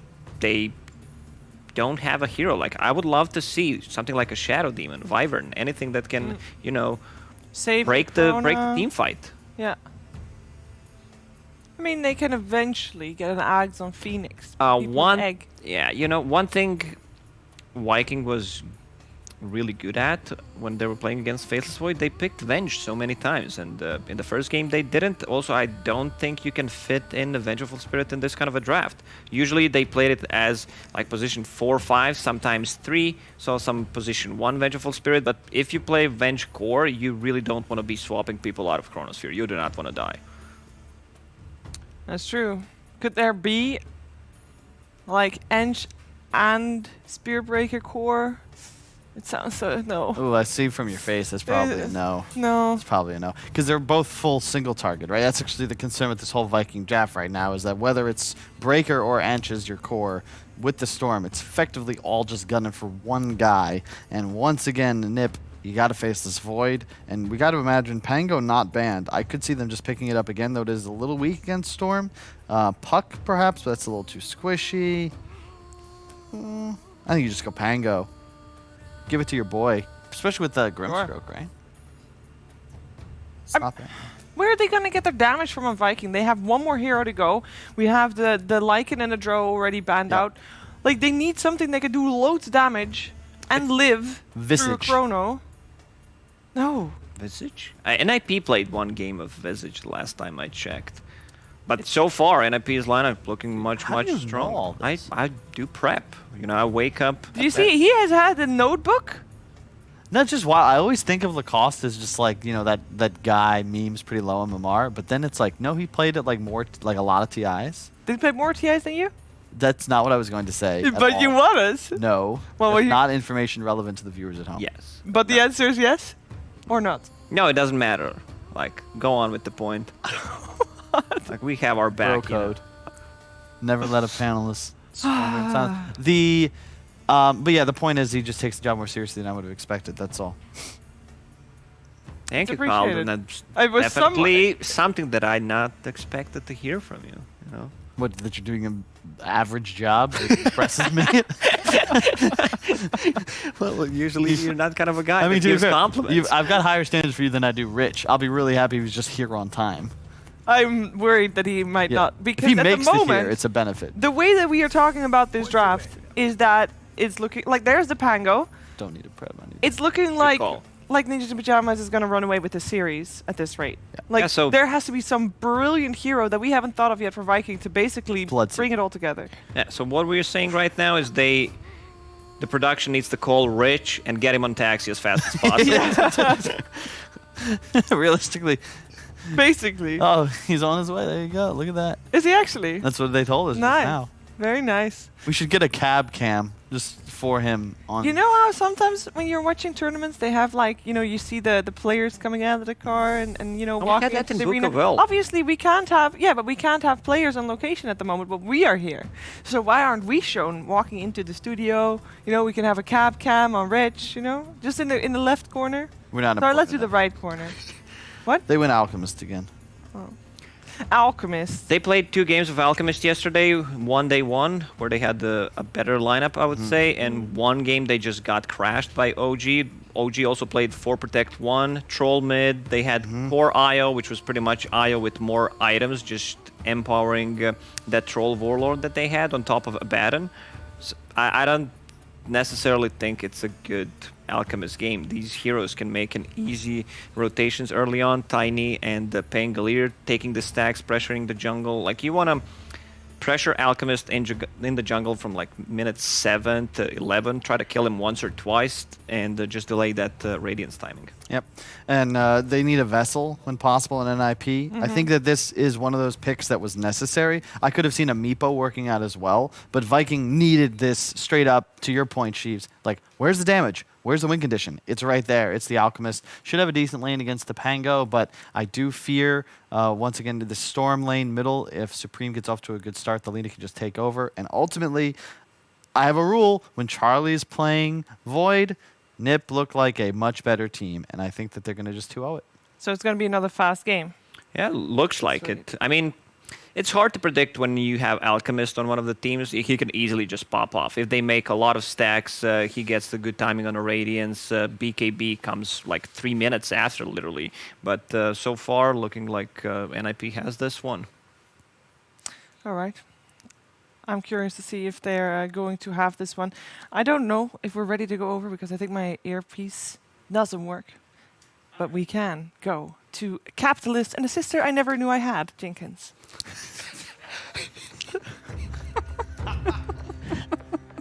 I'll take it. I mean, as long as somebody says that I look human, that's already a compliment, honestly. that's baseline. That's better. Human. That's better than what she was calling me in the green room. So, we'll take it. The stories about Mean Shiva are finally coming out, huh? God. Yeah. Oh, there it is. They're gonna go straight into the Dota game because they don't want to expose Shiva anymore than she already has been. So. Let's get into the second game, Ninjas in Pajamas and Viking GG, where indeed we're going to have an Alchemist lineup. I'm a little bit concerned, mostly just because of that game one and the pace that Ninjas in Pajamas was able to pull out with a Void still being on their lineup. I feel like they're going to pressure Alchemist real hard. Yeah, I mean, these are mostly the same heroes too, right? And even the Lina plays relatively similar to the Queen of Pain. It's this snowballing kind of tempo controlling hero, so it's not like Supreme is going to be out of his element here. It's basically the exact same thing, except maybe your hero's a little bit squishier, a little bit easier to kill, but maybe more snowball potential. Viking GG, maybe they are feeling confident about it just because they did have a successful Alchemist game against OG, which was against a Void. We saw the power of just like being able, once you get to that Abyssal Blade point in time, the Void is just never safe from being like 100-0'd by you. So we're going to have some early fighting around these bounty runes as Era's going to be slowed down and in some serious trouble, especially as that Stroke of Fate just whiffed right on by. Didn't really slow anybody down. Era, fortunately, is fast enough with the boots that he'll survive. He's probably going to walk back to... Oh, no, he gets actually salved by Misha. They want to keep him active. I didn't actually see how the bounty runes got split up. I'm just going to assume it's 2 for 2. That sounds about right. Yeah, sometimes you just say these things. Yeah. And you say them confidently enough as a commentator. And that was a 2 for 2. Nobody's really going to notice. Yep. No, it was a 2 for 2 split. A lot easier lane for Saberlight this time, playing against an Alchemist. But, you know, there's also that added pressure of trying to stop him from farming. Yeah. It's like, are you doing anything about that Alchemist? Are you denying the creeps against him? Not really. And you kind of look at your CS and you're just like, yeah. Oh, I'm a Fango, you know. Alex having a hard game, guys. How's the bot lane going, guys? Good, I swear. Well, it's already not going so good as Eric gets his courier sniped. I feel like saw that happen a lot last game, too. Nice little gold boost for the boy Alchemist. If only you got more gold for couriers as an Alch. That'd be a great mechanic. He doesn't get enough gold. So if the enemy team is feeding couriers, you can end the game faster? Yeah. Like okay. Yeah. Jenkins are full of some wild ideas. Oh, thank you. And our top lane is going to be the Spirit Breaker 4 position with the Core Phoenix, something that Viking GG has run a number of times with Toby. Hey, we're going to see the Celery Enchantress in play as well. I think I talked a little bit about that yesterday with Fogged and the difference between Celery and Puppy when it comes to their skill builds of Enchantress. Maybe we'll get to see the Celery Enchant in action. I saw Pilot Eye going for a, I believe he went for like Bracer, Treads, maybe even Double Bracer, and he built the tank on Enchantress, so he played with the creeps in lane, and then, oh! Might be able to get the kill here, the disarm, keeping Celery from getting those last couple of hits. Shad will claim the first blood instead. Well, worth it. Now, Saberlight, well, he can't lie about how bottom lane's going. It's been broadcasted to the whole world. It's not going well, guys. Not good. Alchemist is not a hero that normally gets kills. No. But when there is an Enchantress in your lane, anything can happen. Yeah, you, Jenkins, I thought you promised me this was going to be a better lane. Alchemist is 14-3 with a first blood. And maybe that's why he died. He's just kind of playing over aggressive on Saberlight. He's like, well, they can't do anything. Oh, I'm dead. Pick up of Courier for Toby. I had to say, ever since the Couriers got, like, the gold that you get from killing them got buffed up a little bit more, really enjoy playing the Phoenixes, Miranas, any of those support, or even a core hero that has the mobility where you can just You see Courier delivering an item, you just jump after it. Any boots guy, too. If you're like an Earthshaker or Tiny, you're just, you know, you don't really do anything in lane, so you may as well just peep on some Couriers. Yeah. Get a deep ward near a tier 2 or something, see him coming in. Is that actually enough to kill him? Looks like the Enchantress was able to live. Supreme and Boom going at it once again. It's the same lane thing. matchup. Oh, both of them. It's just such a miserable time being mid. They both get really, really low, but it is the Storm Spirit who ran out of regen. He brought in his bottle, got low enough, so he actually had to TP back, and he may not even be there in time for the 4-minute power runes either. So, Storm Spirit is a pretty slow hero. It's pretty rough. I think Lina has probably got the bottle coming out on the Courier too, so he's gonna pick up the rune. Yeah. Leave it. Oh, that is nice. Nice. That is exactly what you want as a mid laner. Yeah, that's the tip. All right. Once again, Supreme getting supremely lucky with his runes. To be fair, he did set himself up in that position in the first place, because both times before 4 minutes, he is just beaten Boom down. Been super aggressive. Saberlight's dead. Again. I guess you're mortal then. Yeah, I have to say, there's one thing I really don't like about Alchemist, so much so that I've just given up on trying to pressure him in lane, is it's really hard to fight under Acid Spray. It really is. He's surprisingly decent at laning. Yeah. It's like this old narrative that, like, Alchemist is bad at laning. Oh, Charge Supreme. on in. Boom got a little bit low, and Supreme thought to himself, maybe I can get him, but he falls into the trap, the Spirit Breaker trap. He wants you to go in. He wants you to cross the river, and that's where you're most exposed. 5-minute bounty runes coming in. Era.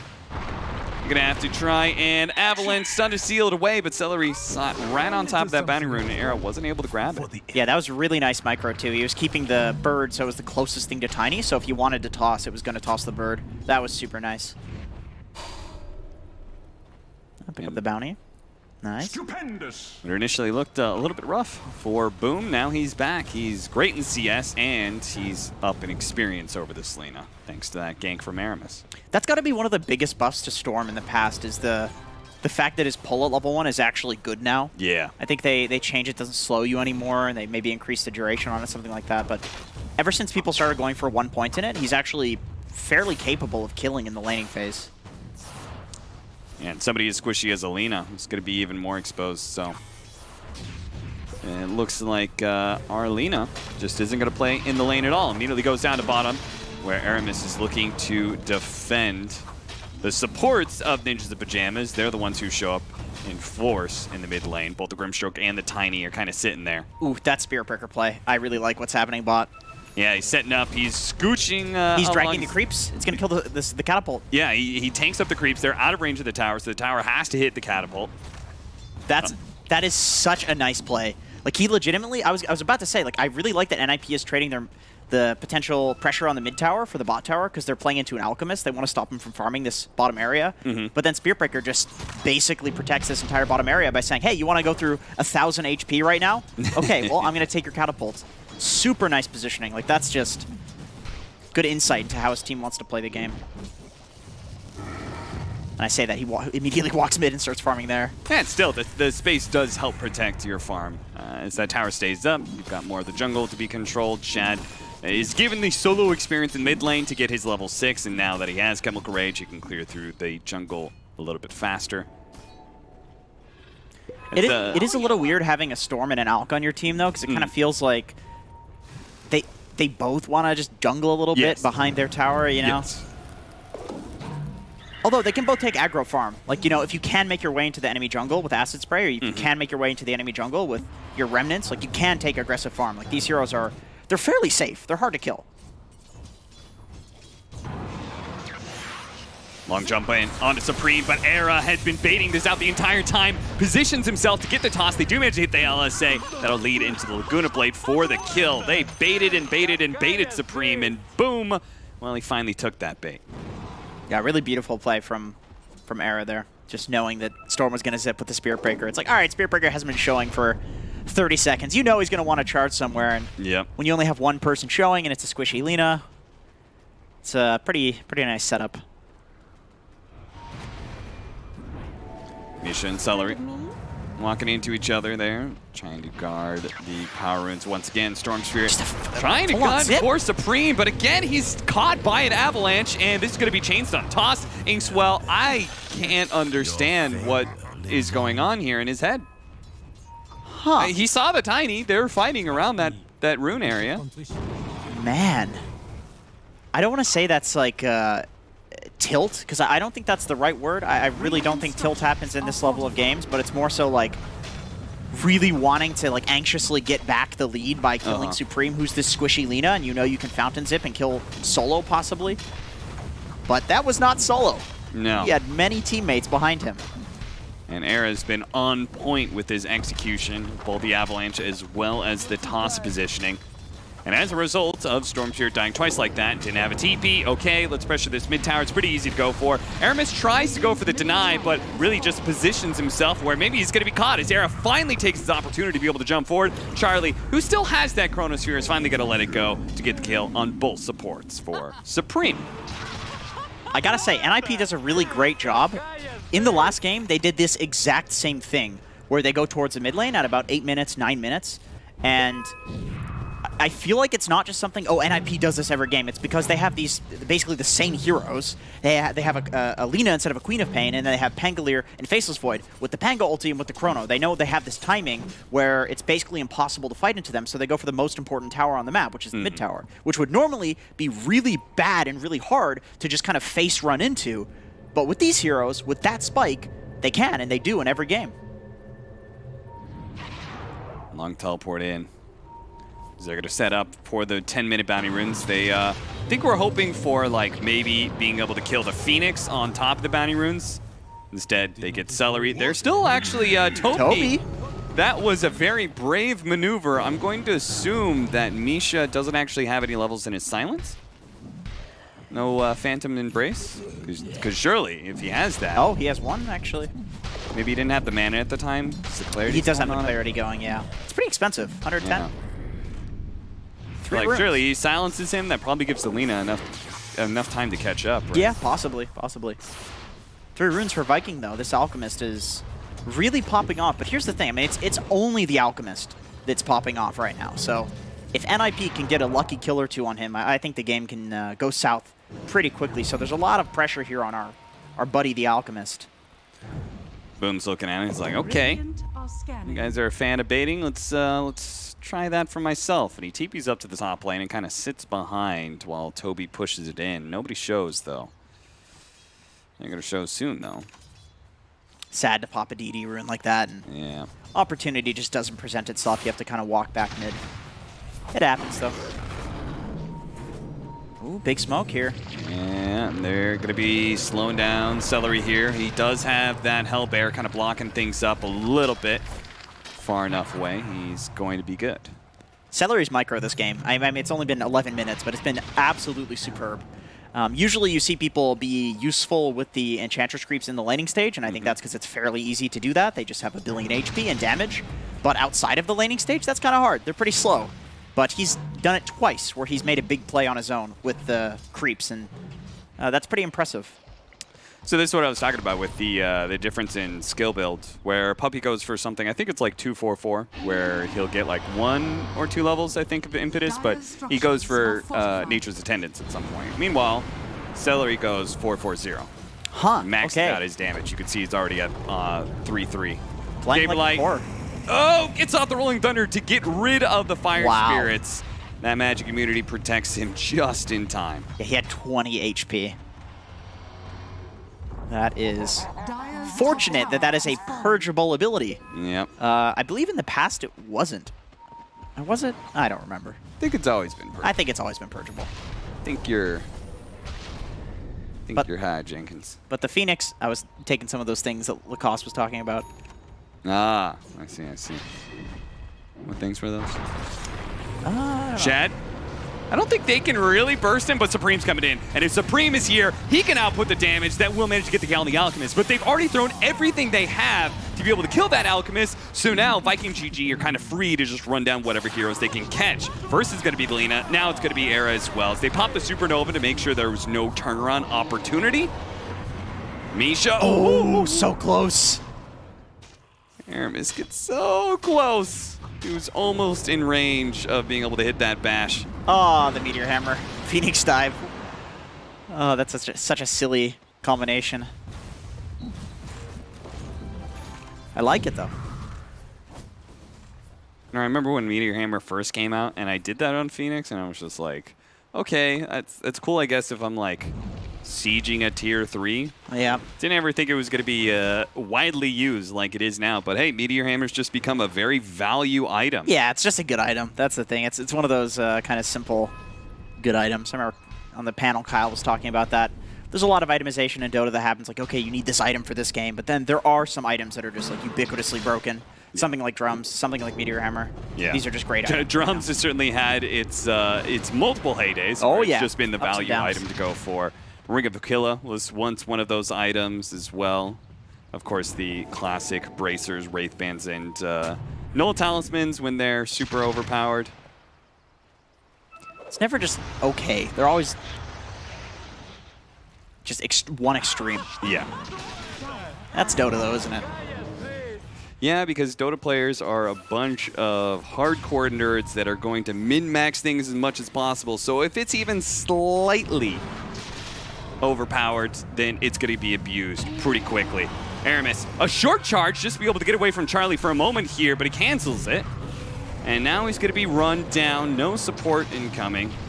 If he could somehow keep himself alive for 4 seconds, he could charge out again, but time dilation, actually. I hate to keep being the guy that's looking at the people that are dying and being like, oh, what a play, but... Oh, Supreme. Dual catches- Scepter, that is a surprise to Boom. It's a fresh pickup that will catch him off guard and get him killed. All right, I'm not going to praise that death. That was definitely a good kill for NIP. The Spirit Breaker, on the other hand, you know, you're just defending the Alchemist jungle for a little bit longer. That's all that he's trying to do. He's trying to waste time. Storm Spirit, not so much. Not exactly your job. But he didn't know about the Yules, like you mentioned. And a good play by Supreme in that TP point in the first place to be able to catch Boom off guard. Vlad's build up for Saberlight almost has it complete. Charge coming in from Aramis. Pops his aura a bit early here just for the extra speed boost to get there a bit faster before Saberlight can get back to his tier 2. Sunray's gonna burn him out. Toby gets the kill. Long jump from Boom. That'll catch a second kill here for Viking GG, and things getting a little weird now. I felt like Ninjas in Pajamas were getting some decent kills, but now they're kind of just running in and getting picked off one by one. Man, full BKB Radiance on Alchemist at 16 minutes. Yeah, they have not stopped this Alchemist whatsoever. Now he's going to take over the game. Yeah, this is definitely shaping up to be a stomp. They need to, in the next few minutes, take a smoke with Chrono, take a smoke with Lina Laguna. You probably need to combine these two heroes. I don't see how you have damage otherwise. And they need to kill Alchemist. It's Alch or maybe Storm, and that's enough to at least hold on in this game. And it's such a risky maneuver, right? Because you are pretty much... You have to hope that the Alch doesn't pop his BKB before the Chronosphere goes on him. Yeah. Because if he does, then you just won't have the damage. Right, right. So Meteor annoying. Hammer from the trees. Now he does manage to get out the Rolling Thunder. He pops the Supernova in return. He gets out of the Rolling Thunder and manages to bring down the egg just in time.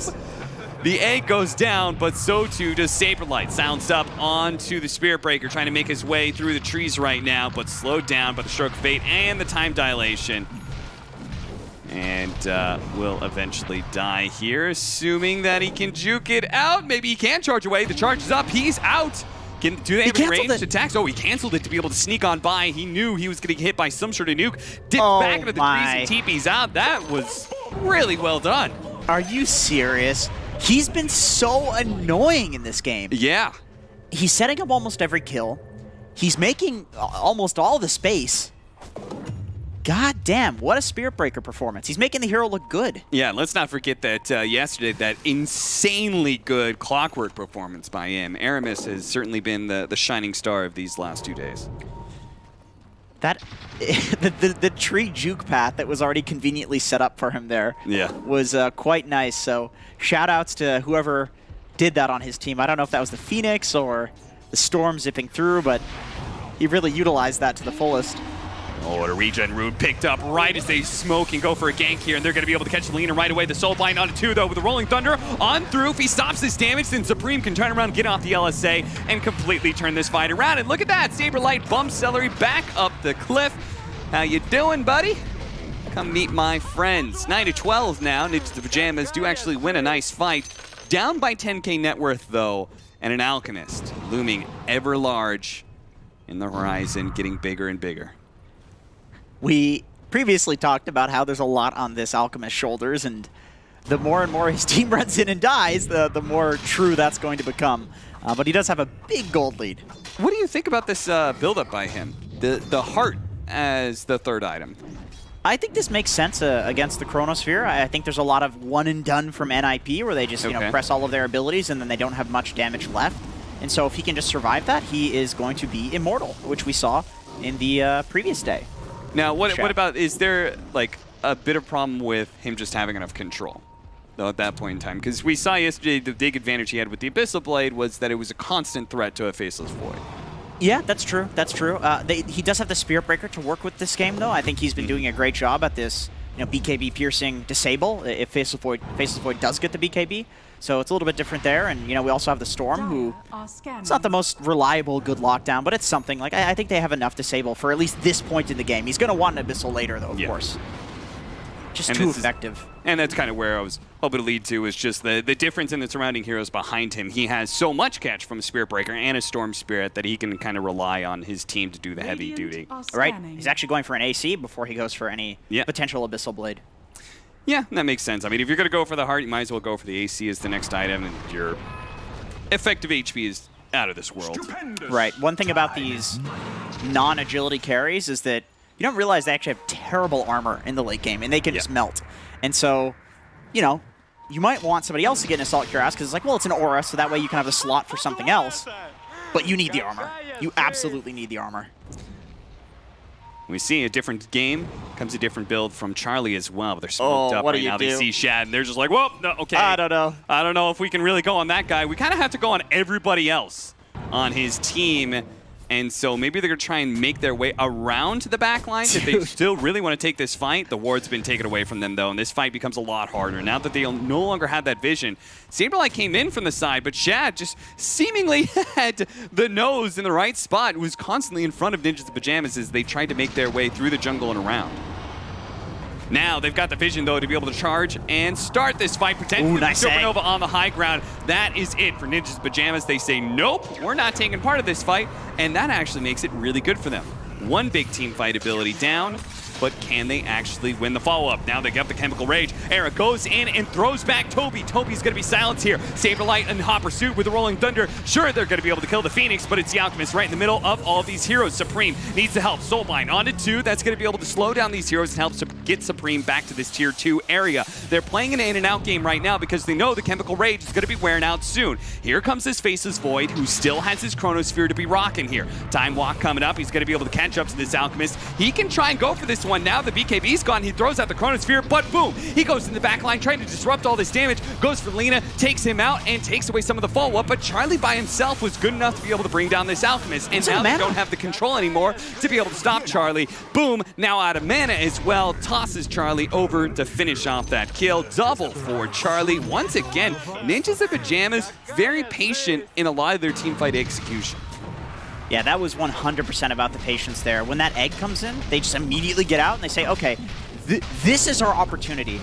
You might be afraid in this game, just seeing how big the Alchemist is, that, okay, even without egg, maybe they can fight us, but they take that opportunity because they think, okay, well, are we going to let him get more farm?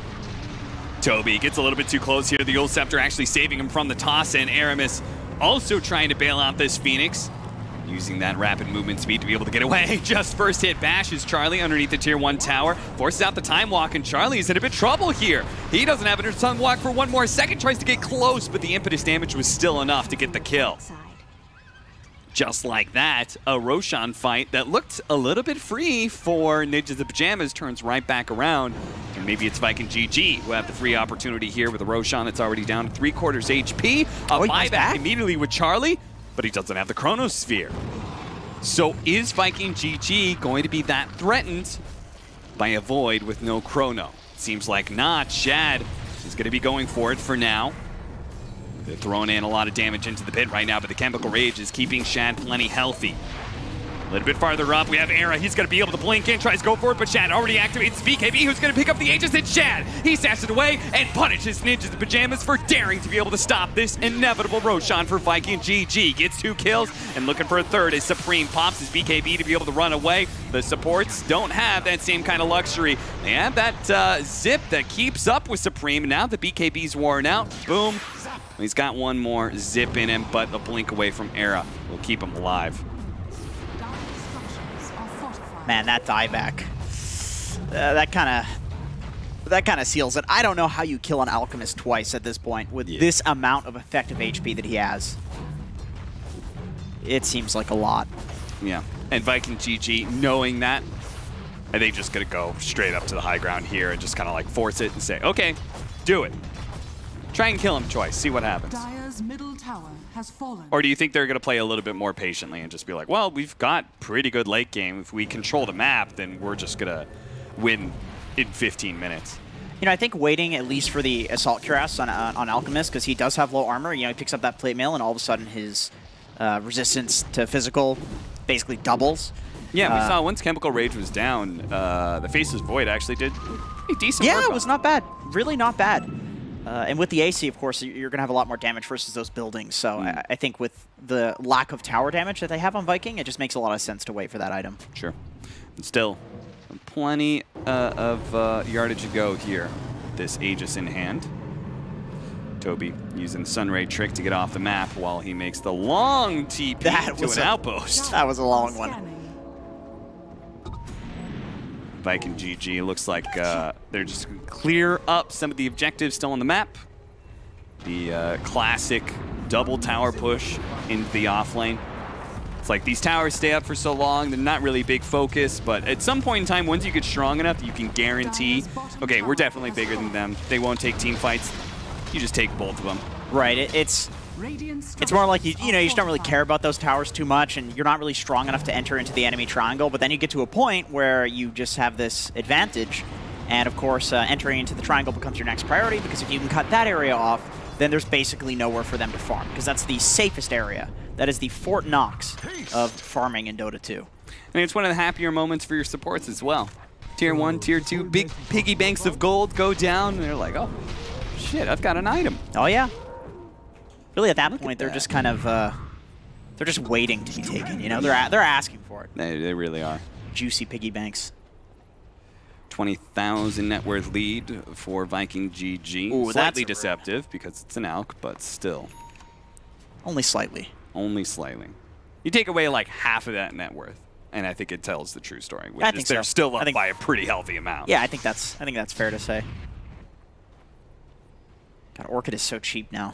You just pick up a Bloodstone, and a few minutes later, boom, you got your Orchid.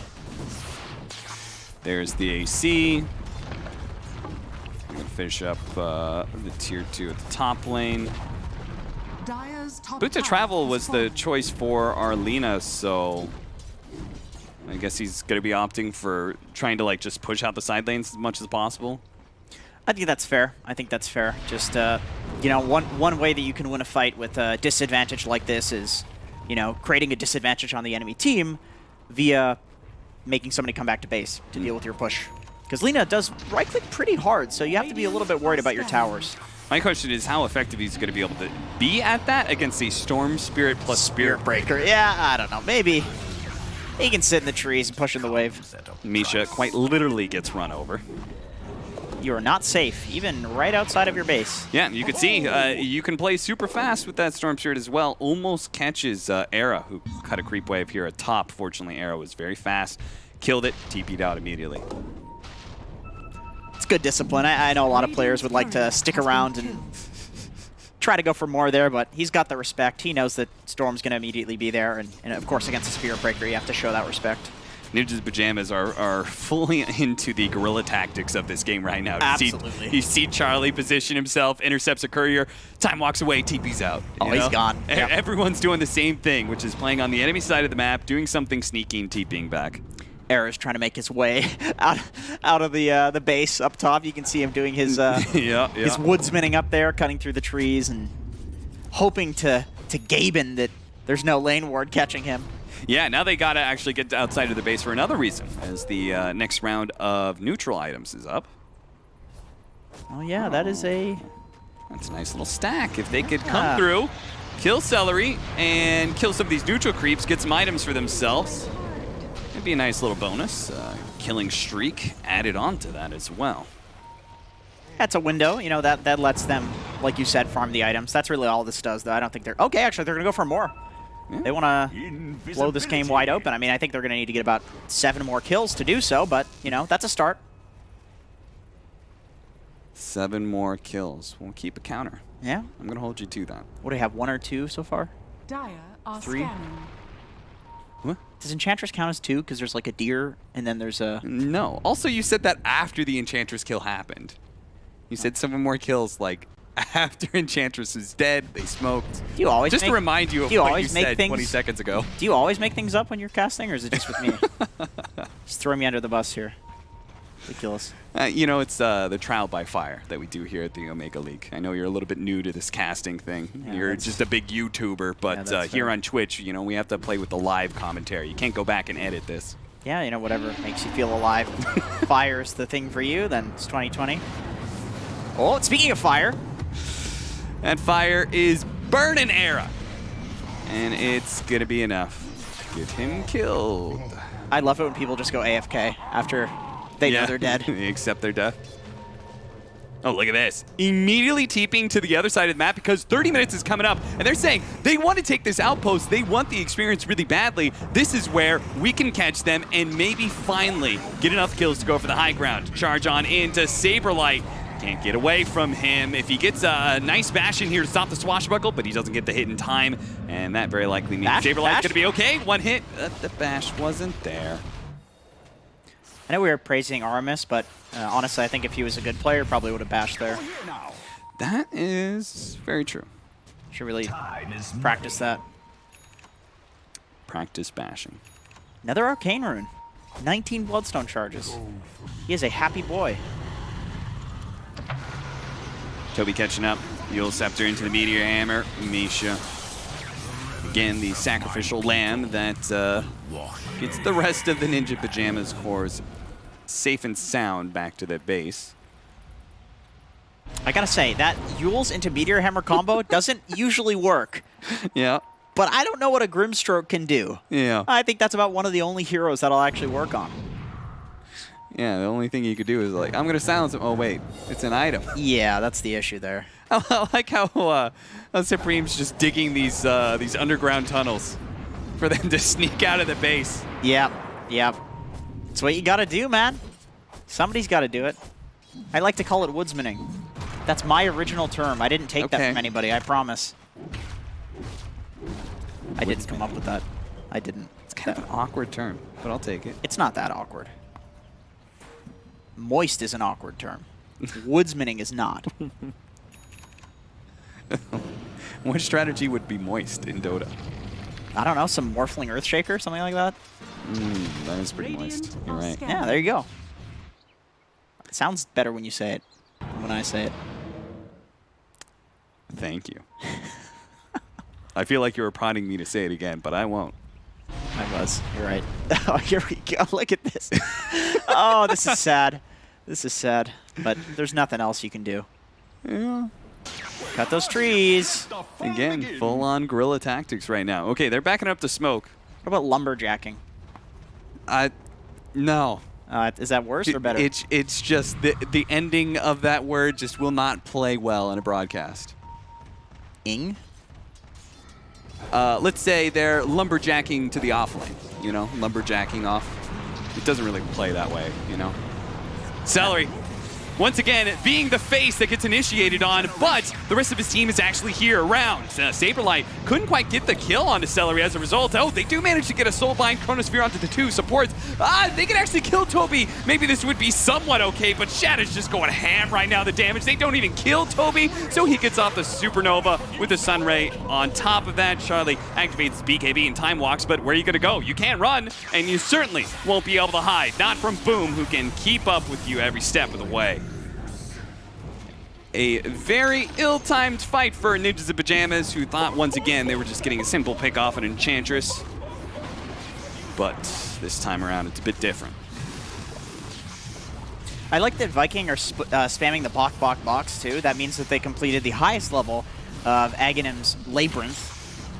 It's a pronunciation according to Slacks. All right,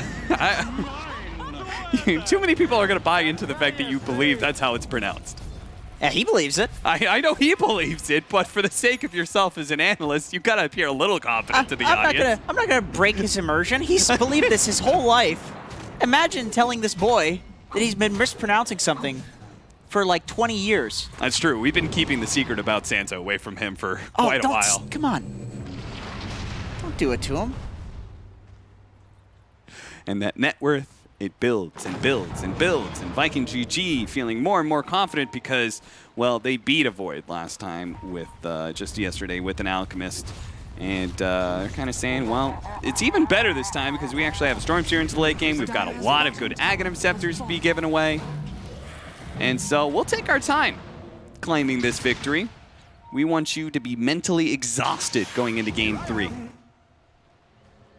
It really does seem like a good Void counter. I hate to call it a counter, but just from the 2 games that we've watched, I mean, I know it's not a large sample size, but with the way that the new heart works, giving you regen while the team fight is actually going, it's so good against the Chronosphere. And at the timing where Void is going to start fighting you, like you're going to have BKB, you're going to get the heart soon after, it kind of feels like there's no items Void can farm to deal with it.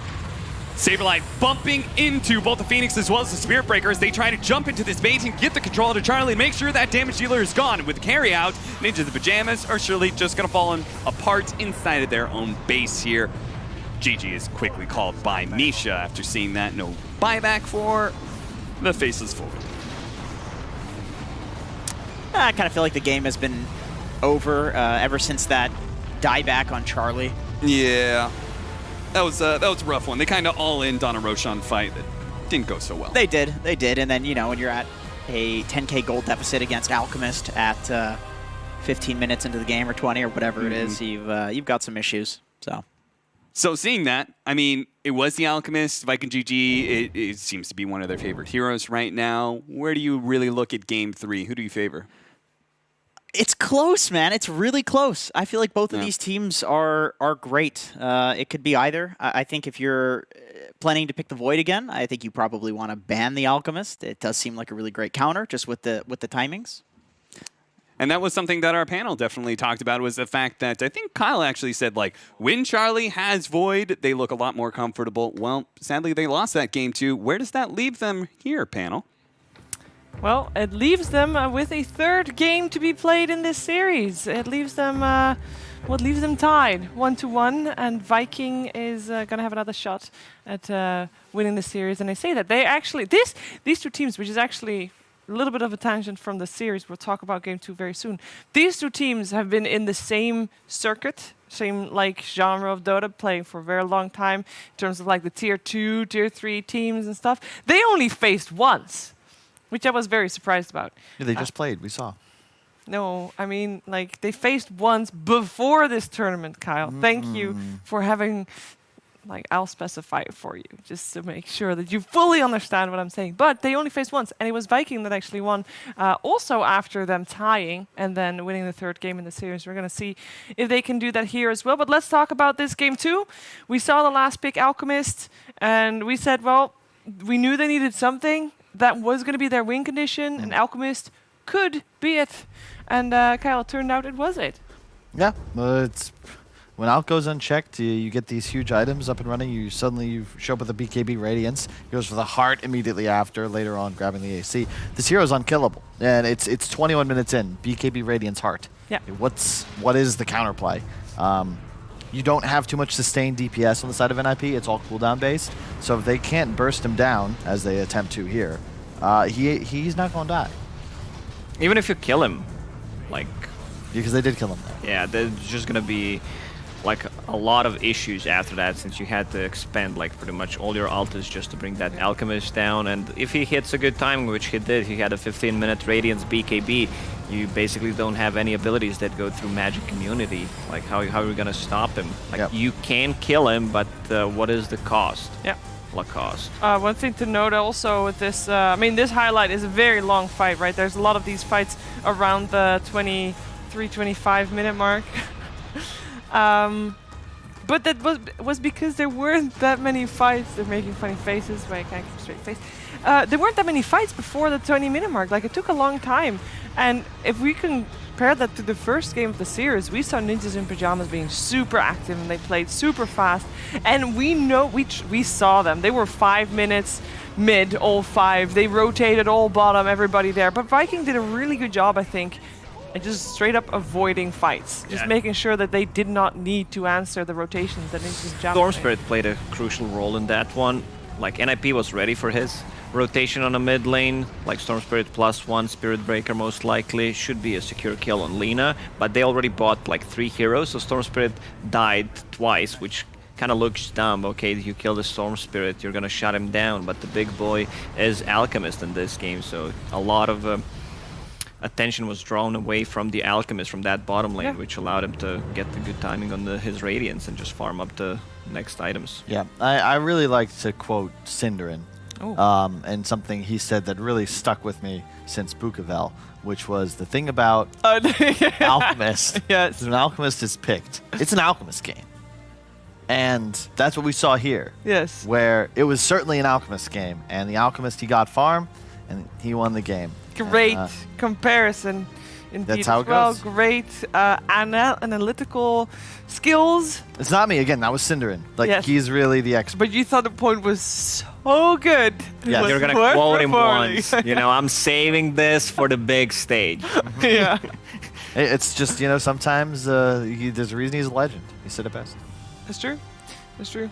I mean, we've seen the head-to-heads. You also mentioned, Kyle, that you mentioned whenever Charlie's playing Void, you know is going to be a game favored for Charlie's Void. But he wasn't able to play his game properly. Why was that? It's a good question. I mean, he went for Hand of Midas, maybe preparing for like later stages of the game. But Alchemist just messes up with your timings. Like, he gets the Radiance BKB, he wants to fight. You have Mask of Madness, Hand of Midas. You can't really match up against that. I think he just got caught getting greedy. But at the same time, it's tough. This is the trouble. You're playing against an Alchemist. What's that mean? That's right, Alchemist game. You can't keep doing that. I definitely It's can't. very cheap. But you're giggling, so it's obviously effective. So until either A, I'm fired, not going to happen. Because it's impolite to be sour. Huh? Like, I can continue, like, I'm going to continue giggling at mistakes forever. It's not a mistake. I'm a mistake, so if that's the case, maybe that's why I'm so funny to you. Is that it? Because it was an accident? My parents didn't mean to create me? They did so? Maybe. Maybe it works like that. Don't know. I have nothing to add to that. I really don't. Like, all right, then. Talking about your parents, like, we're just gonna draw the line here. Okay. It's not that's where he draws the line. Good to know you're willing to draw it somewhere. All right, now this game. Wait. Yes, okay. This is what I was going to say. The Void stuff. It's because you're trying to like outscale, but you also want to be able to fight. Like, that's why Alka's. This is something OG, when they still play with Miracle, used to love doing against Void. Like, there's this Phoenix Void opener, and then they would love to Alk because you also have a really long stun that can just kill the Void, and you hit a timing so much faster. Like, Void's damage output is like, I'm killing someone in Chrono. You can't kill Alk. It just matches up well. Very hard for me to, Not choose surprised. who's the best player in Viking. Like, the whole squad looks very solid, but I feel like Aramis on position 4, what he does, like, he seems, to me at least, he's just slightly above the rest. What makes you say that? Wait, is it he also not the Czech player? Is he not the What's that supposed to mean? I don't know. I think like maybe it's closer to Croatia. Is that how it Then- works? Should we giggle now? Stop. I don't know. Look, I don't understand European geopolitics. Geography, All right, right, you guys are never mind. just like it's just a blob of blue to me My blue, because the European Union is blue. I guess. Yeah. Like, what else would it be? Do you, I what, don't what know. color? When you think of Europe, Sheaves, what color is it? I don't What see taste Europe is as Europe? one color because we're all different countries. But if it had to be one, Like I don't like. There's no such thing in my brain that does that. All right. So, what color is the Netherlands? orange generally. Okay. What color is Croatia? We don't have one color. Like it's hard to say. Like we're red, When you go to a white, and Croatian blue. football match, what color do you face paint? Face paint, Yeah. red and white. Red and white. Yeah, Okay. Well, there's your squares. colors. Okay. Because Yeah, I remember because there was a World Cup match between France and Croatia. I remember watching. Who won that? Ah, you're so funny. At least we're playing football, not soccer, huh? That's true. Shout out to Bayern, by the way. That was really funny. The memes last night were great. What did you say? What? Oh, Barcelona just got wrecked. That's all. I'm just Okay. putting it out there. Look, guys, I know I'm following current events. That's I it. also That's all follow I've current got. events, just not in the sports world, other than esports. It's true. There you Any new stuff? Any other in esports? No. Nothing. There's this really cool tournament called the Omega League. It started. Even it's not new. We've been going at it for a little while. But now. we're new. We haven't been here yet. True. I already mentioned that earlier today. Let's focus on the series. Sheaves. Yes. What? Nothing. You're literally pointing at my screen. All right, let's focus on the series then, because I was pointing at you on the screen saying, "Oh, Sheaves," but I was wondering what you were going to say. You were trying to steer the discussion, I think. I was trying to steer the discussion, as you do when you're hosting a panel, if you can call this, a panel. I want to talk about that previous series because you mentioned you can't really point out an MVP other than Aramis, who played really great on the Spear Breaker. First game of the series, we kind of. It's hard to say, someone played a great Spirit Breaker game, but overall, like just that wasn't watching. the point I was trying to make. Okay. Oh, well, continue, No, Sheaves, go on, please. please. I wanted to talk about the support duos because in the first game we criticized them for going IO Phoenix as a support duo. Now we obviously had Spirit Breaker Enchantress, which is a very non-conventional support duo either. We see more and more of Spirit Breaker, like position 4. Most of the time he's paired up with like either Grimstroke, or mostly Darkseer to just give him that extra little bit of something, extra move speed. But he can work. Like Viking is the team that tends to have just solo Spirit Breaker who does so many stuff around the map. So, what? What is? I am thinking there's going to be a non-Dota related comment. Well, okay. Maybe it's half and half. Okay, 50%. Okay. First, Spear Breaker. I think we're going to see the forest shift more towards this like old concept of like just you're a roamer. You're something that moves around the map, stuns people, finds kills. Spear Breaker fills that role, but not in like a very elegant way. And the reason I was laughing is because it's interesting looking at this panel.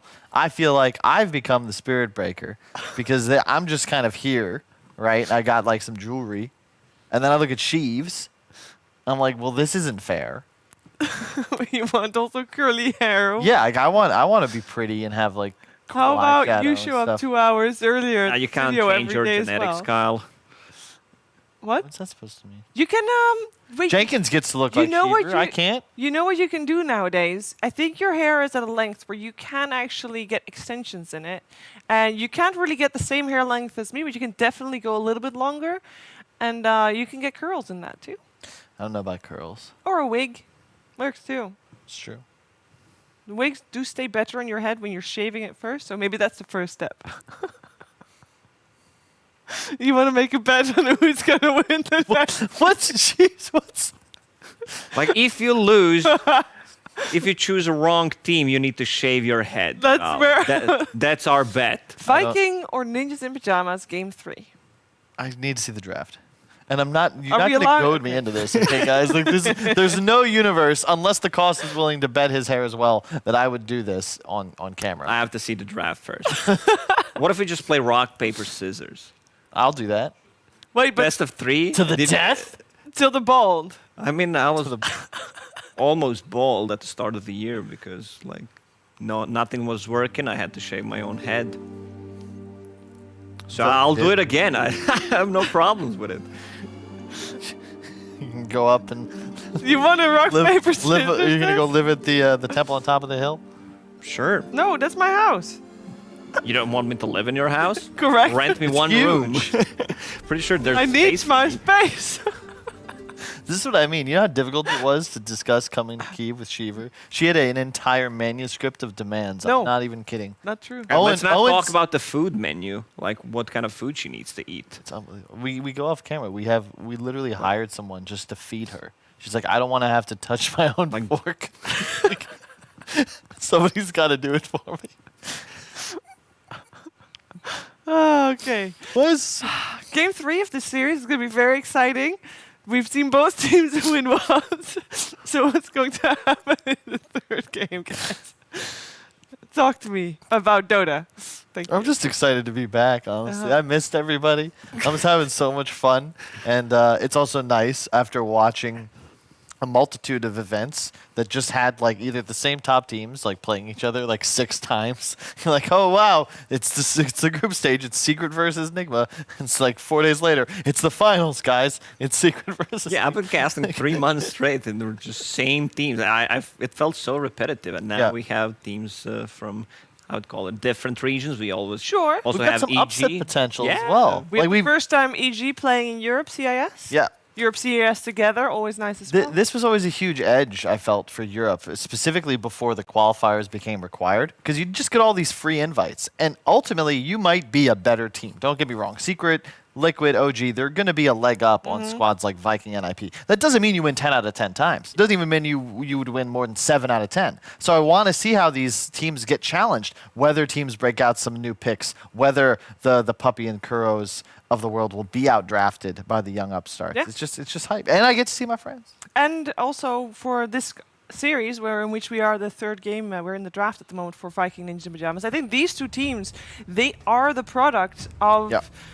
basically allowing more teams to come into a tier 1 tournament like this, and they have the potential for upsets. We saw it yesterday when Viking was playing against OG. They did not end up taking the series, but they made OG work for it. It's a really good point too, because this is a very top heavy group. Yeah. Secret, Liquid, OG, and then you've got Viking, NIP, and that other guys. The other 6 teams Fly to that Moon? are in the group. It's Fly Yes, to Moon. Fly to Fly to Moon. Moon, yeah. That's The right. other guys.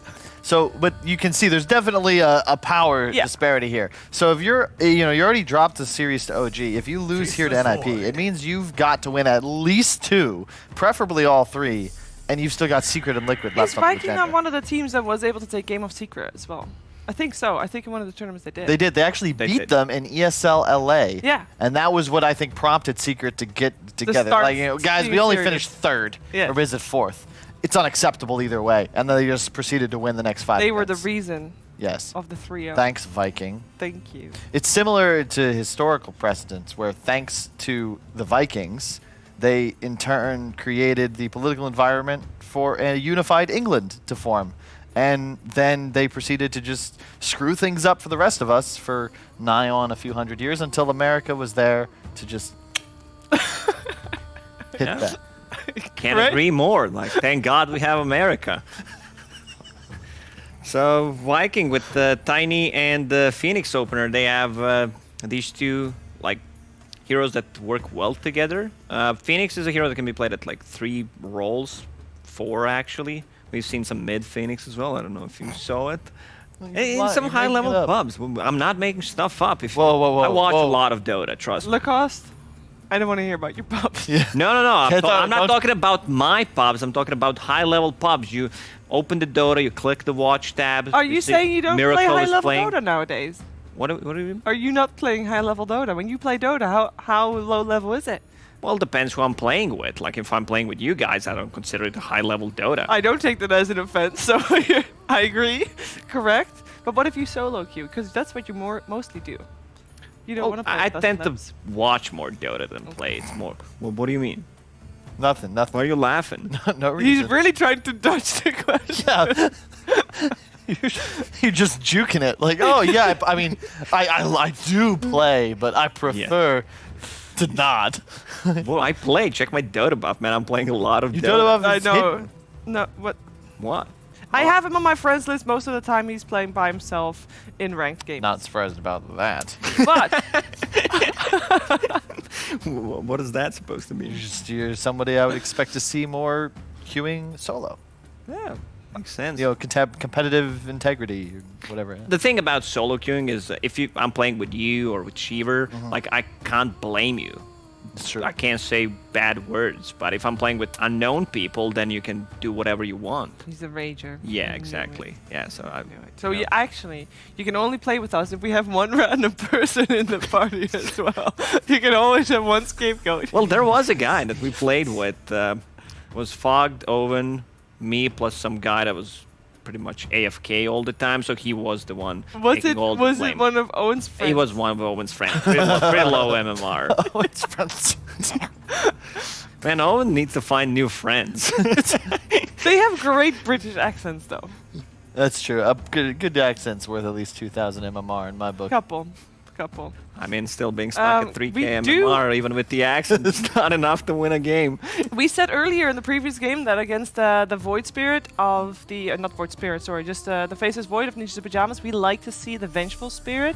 We actually do have it now coming out for Vikings, so Yep. we are 3 picks in. Let's focus a little bit more on the Dota. Well, it's almost guaranteed a tiny core, I think, once we see the Venge come out, likely for Boom and mid. And I like it. In theory, when you play against Rubik, I always really liked having Tiny because the spells you would steal, they're not bad, but they're not great.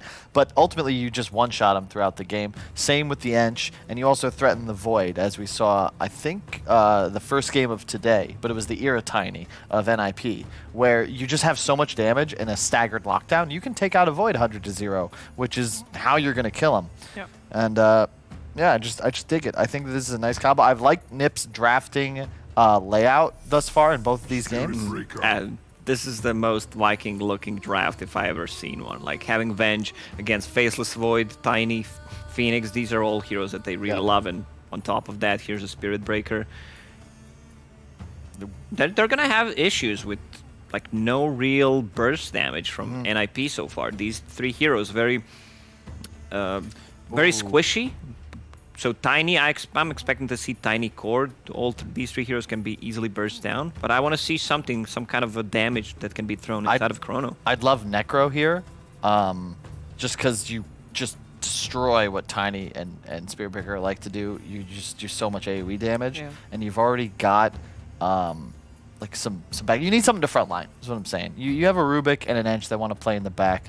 You need something preferably that's a bit beefy as well, because while you might not have much burst on NIP, Viking have a ton of it. Yep. So you need something. We always used to, whenever we played events, it's the same kind of concept. Like you want something that like tanks the lasso. You need something that just eats the charge or the Tiny combo and just doesn't care. Keep going. You don't really want something like a DK because you have a lot of magical damage threat, but DK would be fine. DK, Necro, Viper, Veno, were it not banned, I think all are acceptable.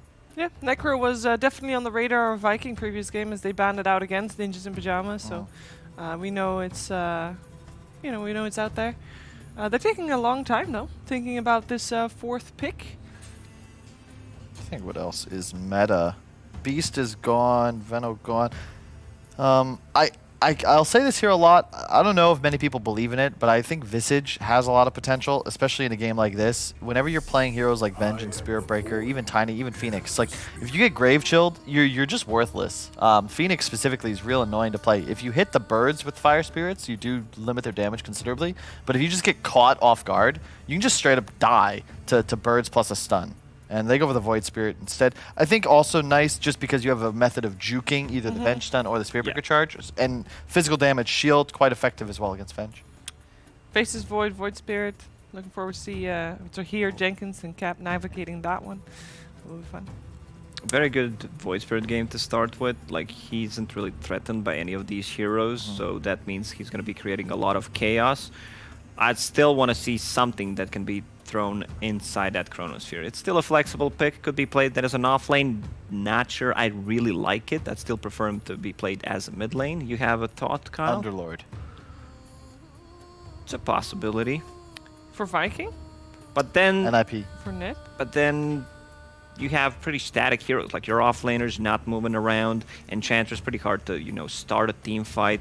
I'll Okay. prefer something else. I don't like it. Okay, how about just Void Spirit off lane? You just go for the Necro or the DK or something like that. You want Void Spirit mid, so you want an offlaner. I like Void Spirit as a hero, but still, like, this last hero needs to be some kind of damage inside a Chrono. Could it be Enchantress 3, Void 4? No. No. Just no. It could be, well, wait. It could be if they want to lose in 15 minutes, sure. Okay, fair. Great. Got that out of the way. I mean, in Dota, anything's possible. Like, what's the dumbest stuff you saw in your pub? I played for Complex. Oh, sorry. Oh.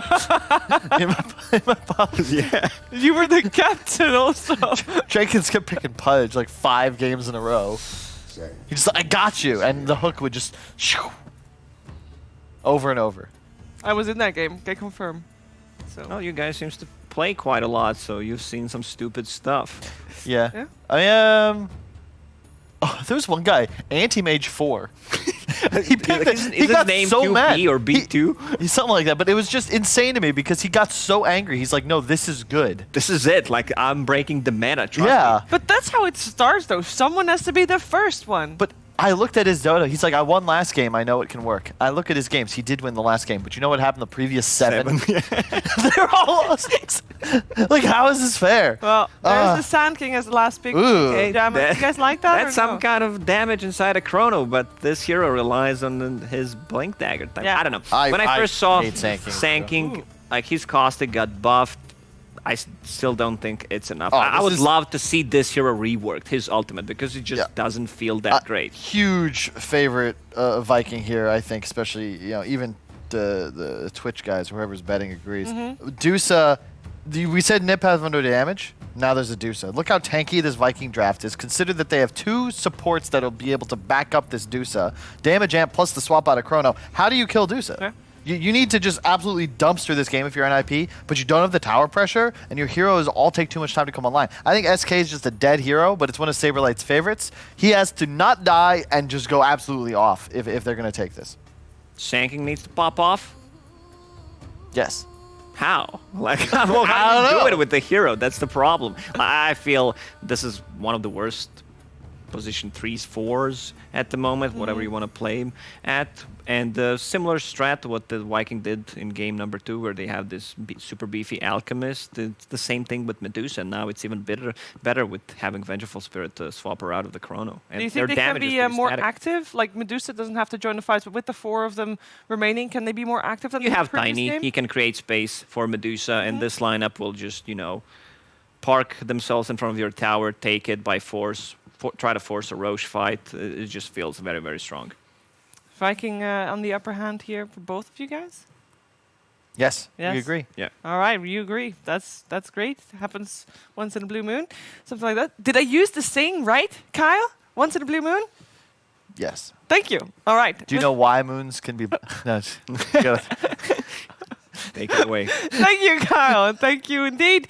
We'll see if Viking indeed can take the series, or if Ninjas and Pajamas is gonna pop off on their Sand King. Yeah, that's a lot of shit talking of a Sand King for 2 Yeah, people well- within burrow striking distance. Yeah, come on. He's not that bad. Yeah, not that bad. I don't think so. Do you? Good enough to win this game. I think so. I think he can pop Okay. off. All right, all right. Big epicenters, does a lot of damage. You got that level 10 talent, making it a little bit less shit. That's pretty good. Epicenter really is his worst ability, right? Somehow Yeah, his it's- ultimate is just like, I kind of feel like the new Caustic is his worst ability. They, really? You really? They might have made it worse. It depends. I mean, the slow's pretty decent. That's about okay. it. The whole like Sand King turning people into bombs thing was not. It doesn't happen. Yes. Which is unfortunate. That I can definitely agree with. I like the fact that there is something that you can rely on in the fact that you do have a slow. Yeah, that is Consistent nice. flow that is really nice to have. I do like. I mean, depending on who you're against, slowing somebody into the sandstorm does a lot of damage, and I think in this game it'll be pretty decent. The most successful recent Sand King that I saw was probably in NA, and the thing that I think was really good, I think it was for Zoomers actually. They paired it up with Grimstroke. And I think at that point in time, the hero feels a lot better. With something to be able to really enable his initiation to feel that much stronger. Because Blink Burrow Strike by itself is like good. Maybe you can get an Epicenter off beforehand, but I want some real good follow-up or it's setting up for something. Right. It's really nice to have a hero that when you burrow in, they can chain stun. So when you burrow, you can actually epi, and then you can get full damage off. Yeah. So that could be because when you combine the 20% movement slow from a level 2 caustic with the slow from epicenter, it's actually a lot. And a ton of damage too. So Rubik is, just a standardly good position 4, but surprisingly good with Sand King. Offers some damage, offers that chain lockdown. It's a nice lane. Toby does manage to win that bounty rune click off there and gets a fair amount of damage on a Charlie at the same time. So that's going to feel pretty good. And the TP. Doesn't want to bother. As well. What do you think about this last pick Medusa, though? That was certainly a swerve because we have not seen a ton of Medusa. At least I haven't seen any Medusa. Was Alchemist banned? The draft was like a really small. Didn't see it. Yeah, I couldn't see that. Okay. Maybe Alchemist was banned. I feel like it fulfills the same niche in the respect that you can just get chronoed and possibly survive. Yeah. But I don't think it's as good as an Alch. I don't think you're going to farm as fast as an Alchemist does, and I don't know if you're going to have the same effective HP that an Alch does. So yeah, you're also not going to threaten a Faceless Void solo like an Alchemist does. Yeah. But when you go for Fire Spirits, you do leave yourself a little bit exposed, and, well, not Team Spirit, but Ninjas the Pajamas, they take advantage of that with Misha getting the first blood. Just right-click him to death. Yeah, Phoenix is one of the weakest heroes at level 1, with those Fire Spirits down especially. Celery's got to be careful here. He went for Magic Missile level 1, which always feels a little bad when it comes to the trade-off for it. He probably did it for the bounty runes, but I always found that, like I've been playing Venge lately, and it feels like if I don't have Wave of Terror level 1, I'm not able to trade, and I don't feel good about my lane. You very quickly become a range creep. No mana.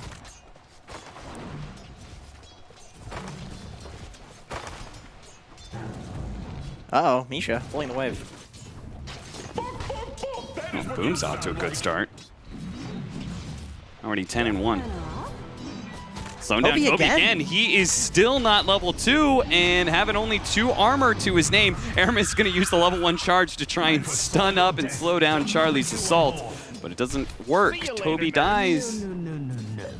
Look at Charlie. So much emotion on his face. He was stoked with that kill. He really was. Same with Celery.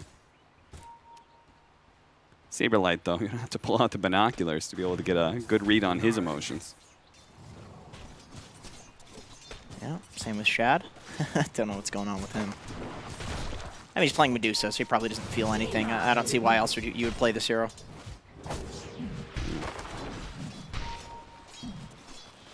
There was some sort of pun there to work in with like Stone Face. I'm sure there was, but yeah. That's very complicated.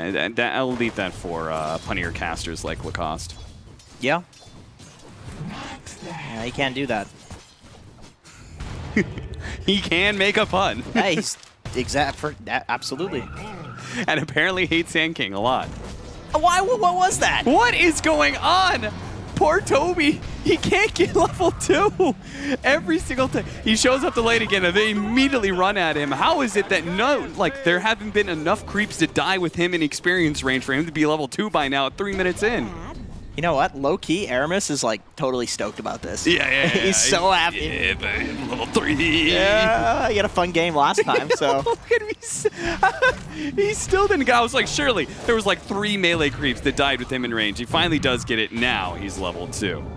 So Icarus dive. They won't be able to pressure him, or at least get kills as easily. Celery's going to go down here at the bottom. Shad will get a lot of damage, and bouncing Mystic Snake on a Saberlight might just get him the kill. Burrow Strike to the other side, but it's not good enough. Shot from Celery's, what do you call it? It's a Vengeful Spirit, that's what it is. Yeah. His Vengeful Spirit gets the kill. You know, nothing against the players in this game. Yeah. But let's just say, these Venge players, when they die and they become the illusion, they get off. Like, they live for those moments. I don't know what it is. Yeah. It's like, all right, now it's time to play Dota. Like, come on. Like, getting the kill right after he dies there. He's like, yes. Yeah, kill me, see what happens. This is why we picked Venge. So a few patches ago when the Aghanim Scepter gave him the spirits and you could cast spells, yeah, I was playing a lot of offlane Venge. I remember that patch. Yeah, and I was having so much fun, and people are asking me like, "Why are you playing this?" Kill me, please kill me. Exactly. I was like, the argument I made was that like, you know, playing Dota is fun, right? Yeah. And like the only downtime of Dota is when you die. Well, Eventual Spirit, there's no downtime. You know, I gotta say, that's a very off-lane bias that you say the only downtime of Dota is when you die. Because you're just constantly running in and feeding. Yeah. So these other roles are like, but there's plenty of downtime. I'm like sitting in trees all the time. Yeah, I'm like carries are like, all the farming I'm hitting time? creeps. Like, I barely get to play. Like, nah, dog. Like, if I could just run in and die constantly, Yes! that would be my dream. Misha, he's going to be in some trouble here. The charge coming out from Aramis should be enough to finish the job here. But if Charlie gets a bash or two, maybe Toby would die in return. But nope, that's not going to be the case here. And Charlie's okay with it. He'll get some solo experience while the support is away. But the bounty runes did spawn, so I think Viking are pretty happy with that. Tiny picks up his bounty. Fairly even at 5 minutes. Neither team really destroying the laning phase. Yeah, like mid's going a bit better for Boom, but at the same time, this Faceless Void who's getting a little bit more CS and certainly far more kills out of that lane than the Medusa. I'm not super sold on the Medusa hero. Yeah, me neither. I feel like when you do get items Mm-hmm. and you're versus somebody with like an MKB defusal, maybe even just MKB like other damage items, I don't even think you need the mana reduction items. Like, you can just kill her. What happened to Misha's webcam? I remember seeing Misha earlier on the webcam. I hope they go back to him. It's like he moved his webcam and now it's just on his shades or something. He might have like smashed his PC and then it moved and he hasn't put it back. Just died one too many times last game. Yeah, Let it all maybe. out. Yeah. I mean, it's a rage-inducing game, isn't it? And certainly, especially for vibe positions. Yeah. Well, talking about running in and dying, that is just about the most Dota you get to play as a 5-role. Hey, well, for fives, it's not even running in. You just die. Oh, yeah, And that's it's true. Dying all the time. Anything At least with can an offlaner, it's a choice. Yes, exactly. That's what we tell ourselves. Is Boom ready to run around, start trying to kill some things? It looks like he is. Yeah. The Siege Wagon's still up. Toby's saying, if you get here fast, buddy, you get these kills, we might be able to get some serious damage on the tower, but you could see Charlie, Yeah. he got the heads up. They have a nice ward there in the triangle that spotted the rotation attempt from Boom. So. And unfortunately, Viking don't have fortification or anything to really protect that wave to keep the siege creep alive, so with the kills looking like they're not going to happen, there's no point in staying up there. Oof, even with the raindrop, man, so much damage. This is one selling point of Medusa. If you run her in the safe lane, she is quite good against a lot of these melee strength offlaners. It is very annoying dealing with that Mystic Snake. Yeah, how do you possibly approach the creep wave? You know it's going to be doing an abnormal amount of damage. Oh, they actually get the kill on Celery here as Supreme popped over to the bottom lane. A lot more vision out from Ninjas in Pajamas seeing these mid-hero rotations. You see I have 3 different wards. One in the mid lane and then 2 rotating wards. Right. It's pretty wild. Yeah, I think with current Tiny in the mid lane against you, you know this hero, likes to run around and get active, so they're not wrong. They've been scouting him constantly. Yeah. Boom may be better suited to just kind of focus on getting his Blink Dagger first. Yeah, maybe. They've just kind of stood in the trees every time he rotates. Very unfortunate.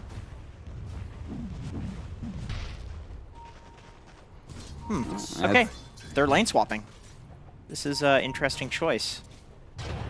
It makes sense in a way, though, right? Like, Shad's now going to be closer position to play off of neutral creeps. As long as he isn't actually threatening, he'll be saved here by Aramis. They're going to commit, though. Supreme still really wants this kill. Nice Dissimulate, though. Right as Boom pops out of the trees, he pops the Dissimulate and gets away from that avalanche before it hits him.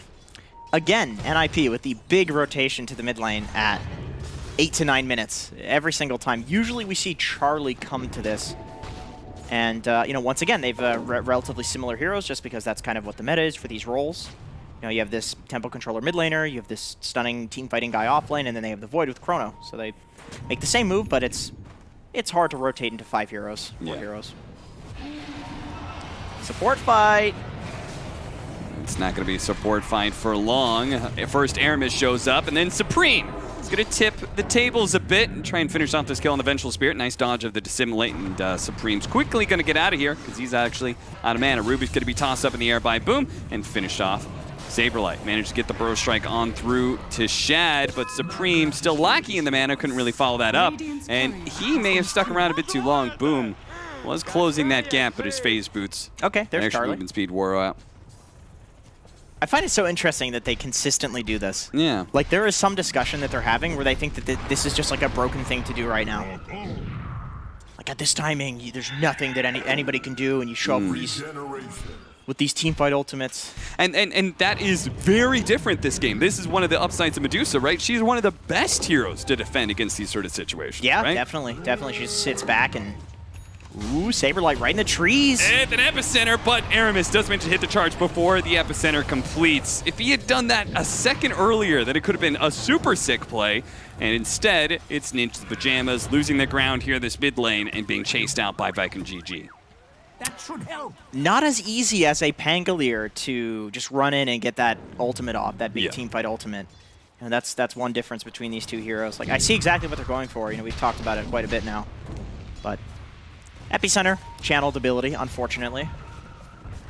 And they also don't have the, like, 2 times they had a ranged mid laner that can pump damage very easily into Chronosphere. They had Quap and then they had Lina, right? Yeah, yeah. So it's like everything is just a worse version True. of what they did in Game 2 and Right, Game 3, right. or Game 1 and Game 2. Right, so I think the Chrono's a lot less of a threat, basically, Yeah. right now, which is why Viking are so easily able to defend that tower.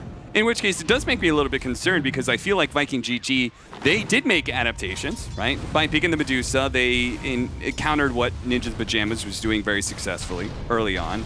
And Ninja's Pajamas, they have a worse version of it, but they're still trying to go for it anyway. Right. And we saw it get stymied, and that's going to have some complications for them, I imagine. Yeah, it's kind of the fact that this has worked out 2 games in a row. And, of course, they lost the second game, but it still worked out for them. They're used to playing under this circumstance. Oh, Saberlight with the stun. Yeah, going to be able to get the follow-up there from the Void Spirits. And, he Okay. actually does manage to get off a Supernova. I thought he was going to be bursted down there. Supreme still going to be able to get out with his Astral Step. Boom. Slowed down by the enchant, but the charge is still coming in. Burrow Strike's going to stop him before he can lay a hand on Supreme's head. So he's looking for that swap, though. He's trying to position himself. He can get people out of that tower range. I was going to say, I don't feel like the pushing power from Viking is really there with these heroes too much. So not much of a point in continuing to keep 4 heroes up here. Just back off, farm your side of the map, and you can probably push once you've actually killed somebody and your Medusa's stronger. Yeah. Does have Medusa, the Midas. she's just one of those heroes on a cycle, right? Pushing the mid lane with the Mystic Snake, rotate into a neutral camp, rotate. If you get strong enough, you're able to do 2 or 3 neutral camps where you have to return back to the mid lane to farm a camp again. Leads to riches. Right, it's like your way of not being totally useless in the game is basically shoving out a lane that's Yeah. relatively safe, like the mid lane, or some lane protected by your team, and then you jungle. But you'd be useful first after you, or before you jungle. And he did go for the Hand of Midas. Yep, yep. So, nice hero to get the Midas on. The attack speed does help with farming, and obviously so does the farming active. Yeah, in the later game levels, like the level 20 for Medusa, very impactful. Yes, 100%. See if they can still catch Celery here. No. Thank goodness that Mystic Snake doesn't steal mana anymore. That was always so annoying as some offlane The sand level king. 15 talent, too. Oh, that come was on. just the worst thing in the world. Come on. Just awful. What is, I gotta get it in my head. What's Void Spirit's Q called? I called it so regularly yesterday. Ether Remnant? Is that it? Ether Remnant? Yeah, Ether Remnant. Good call. I played Void Spirit. I couldn't remember that. It's a new Yeah. hero. Relatively new. Saberlight almost catching him with a Burrow Strike. You know, maybe tip to get in his head there, but I get why he misses that. That's a weird one. Like, if somebody's moving out of range of you, it'll still do the burrow, even though like technically with the move time of the burrow, you actually aren't going to hit them. But Yeah. it feels weird when basically the game is like, all right, this will work. It's like, well, no, it won't. Aren't you supposed to calculate that game? Avalanche toss, that'll blow up Era and gives opportunity for Aramis to continue to push forward to the back line of heroes. He tries to go for Misha, but as Boom gets caught in the Chronosphere, Aramis is going to turn around and try and interrupt Charlie, putting the damage out, but it actually just lines him up for the two-man burrow strike from Saberlight, and now the supports are both in trouble. They're going to swap away Aramis so he gets a better charge, and Celer will actually TP out successfully. Oh, that so damage close. barely killed him. You desire. You chose the wrong. Do you know the Void Spirit E is like it actually moves out like a Poison Nova on Venomancer? So you can Yule somebody into basically instant silence, because as long as they're in it for like this I don't know, 10 frame window or something like that, they're gonna get hit by it. Oh, yeah, It's like a Nova, like it moves. Yeah. It moves out. So that's kind of what happened there, is he casted it and then jumped in. Yeah. It still was going off. Got another Meteor Hammer on this Phoenix. I mean, it looked really good last game. Saberlight, though, coming in with his fresh Blink Dagger to just one shot the Phoenix. So, first reveal of that.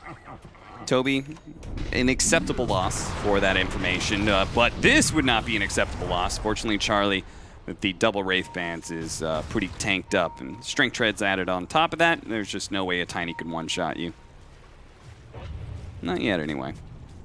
If you had a team there, that would have been a little rough. I don't think there was any vision. I think he was just walking. Oh, got off the ultimate just barely. He was like completely depleted of mana after he casted it, so he had almost 200 exactly there, but gets it off, and that will stop Ninja the Pajama's aggression, or maybe they're actually going to go back in here. The Phoenix and everybody's still on this high ground, and Supreme's kind of sitting around. Look at him, he's digging right in the middle of a fight as he chooses to finally go for Aramis and looks to finish him off. A charge attempted, but a bash in place from Charlie will put a stop to that before it can occur. You know, not to harp on the Medusa too much, but her mana depleted very quickly there. So Viking had to react very fast in order to protect her, and they had to react with everything. So you have this huge counter commitment where everybody's brought there, and they still lose two. That is very rough for their game plan. At the same time, as long as they keep their mid tower up, it feels like it's still kind of okay, right? Yeah. As long as they hold this ground, Medusa will continue to be able to farm and feel strong. Yeah, protect her triangle, protect her ancients. This hero became, you know, somewhat viable again. Number one. Oh, okay, Saberlight. And this is why exactly why Ninja the Pajamas, they immediately went for the smoke and are looking for another opportunity to claim a life, but Viking GG, they're all centered around this mid lane. They have understood the pattern that Ninja the Pajamas has presented, which is they are all in on trying to get this mid-tier 1 tower as early as possible. A toss forward, but there's still another astral step from Supreme, so he's going to be good. And if you successfully defend that kind of aggression, what ends up happening is taking a mid tower yourself is rather easy. And we're going to see if that glyph can actually stop this. They're going to come back in with Charlie here, who has Chronosphere. Aramis, though, is able to charge away. Imagine having 3 time dilations on you, you still charge away at 600 move speed. What a silly hero. Yeah. See, I hate time dilation, so. Yeah, I feel you. Radiant are scanning. He's going to be going for the Heaven's Halberd build on the Faceless Void. So he's going to get like super tanked up, where the Tiny just will have, like, in fact, their whole team is going to have a hard time kind of bursting him down. Because they do have this sort of limited set of damage they put out, right? Tiny, he's got this combo he does, same goes with the Spirit Breaker. Disarming the Medusa is very annoying for her too. She's not a hero that gets status resistance very early, and she's a ranged hero, so she takes additional time on that. He just digs where, he doesn't care where he's digging, he just wants to dig. Yeah, we saw Supreme do that earlier, and Aramis just copied him. Get it off cooldown, man. Nice 2-mana Avalanche. He'll hit the Enchantress for a bit, but value raindrop. Raindrops are so good versus a Tiny, and seeing all those heroes, they see an opportunity to jump onto the mid lane, but Shad did manage to get off his ultimate, and Saberlight can't turn around to catch up because of the Stone Gaze, so he's just burned out. Oh, inside of the Sentry, Supreme, he actually gets bashed up there right as he was looking to dissimulate to the other side. He waits for the Spirit Breaker to attempt his ultimate, and it dissimulates up to the high ground. They have the vision of it, but they couldn't get the charge fast enough. I feel like that was deja vu. We saw the exact same thing with Saberlight. Yeah, I feel like there was definitely a moment where Toby was giving vision and Spirit Breaker could have ulted. And maybe. It was tight. It's weird around tree lines and high grounds. You know, it can get really weird. Man. Look at the difference, though. What a clear playstyle difference. Granted, you have a Medusa. Of course, you're going to be stacking a lot, but Ninjas of Pajamas have been showing the same playstyle this entire series, right? They don't sit around stacking camps. They run at you. I think in most of the games, too, the pressure's on them to end the game early. It's Io Gyro, then you have an Alchemist, now you have a Medusa, so it makes sense they're not stacking too much, and they're the ones that are, you know, taking enemy stacks and so forth. Okay, not going to walk into Roche. We don't have the damage for it.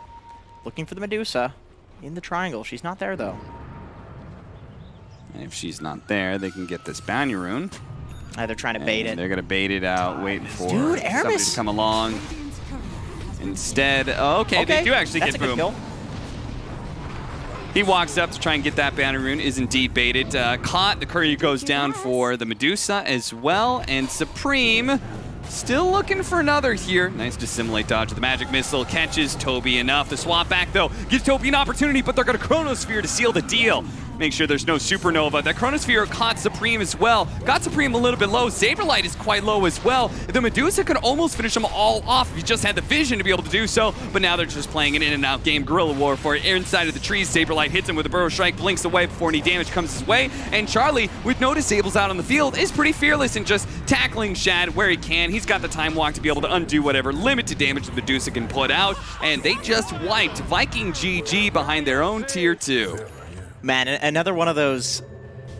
Oh, all TPing top. Oh, they all wanted to get away from Boom, and he blinked in just a tad too late. So much happening all at once there.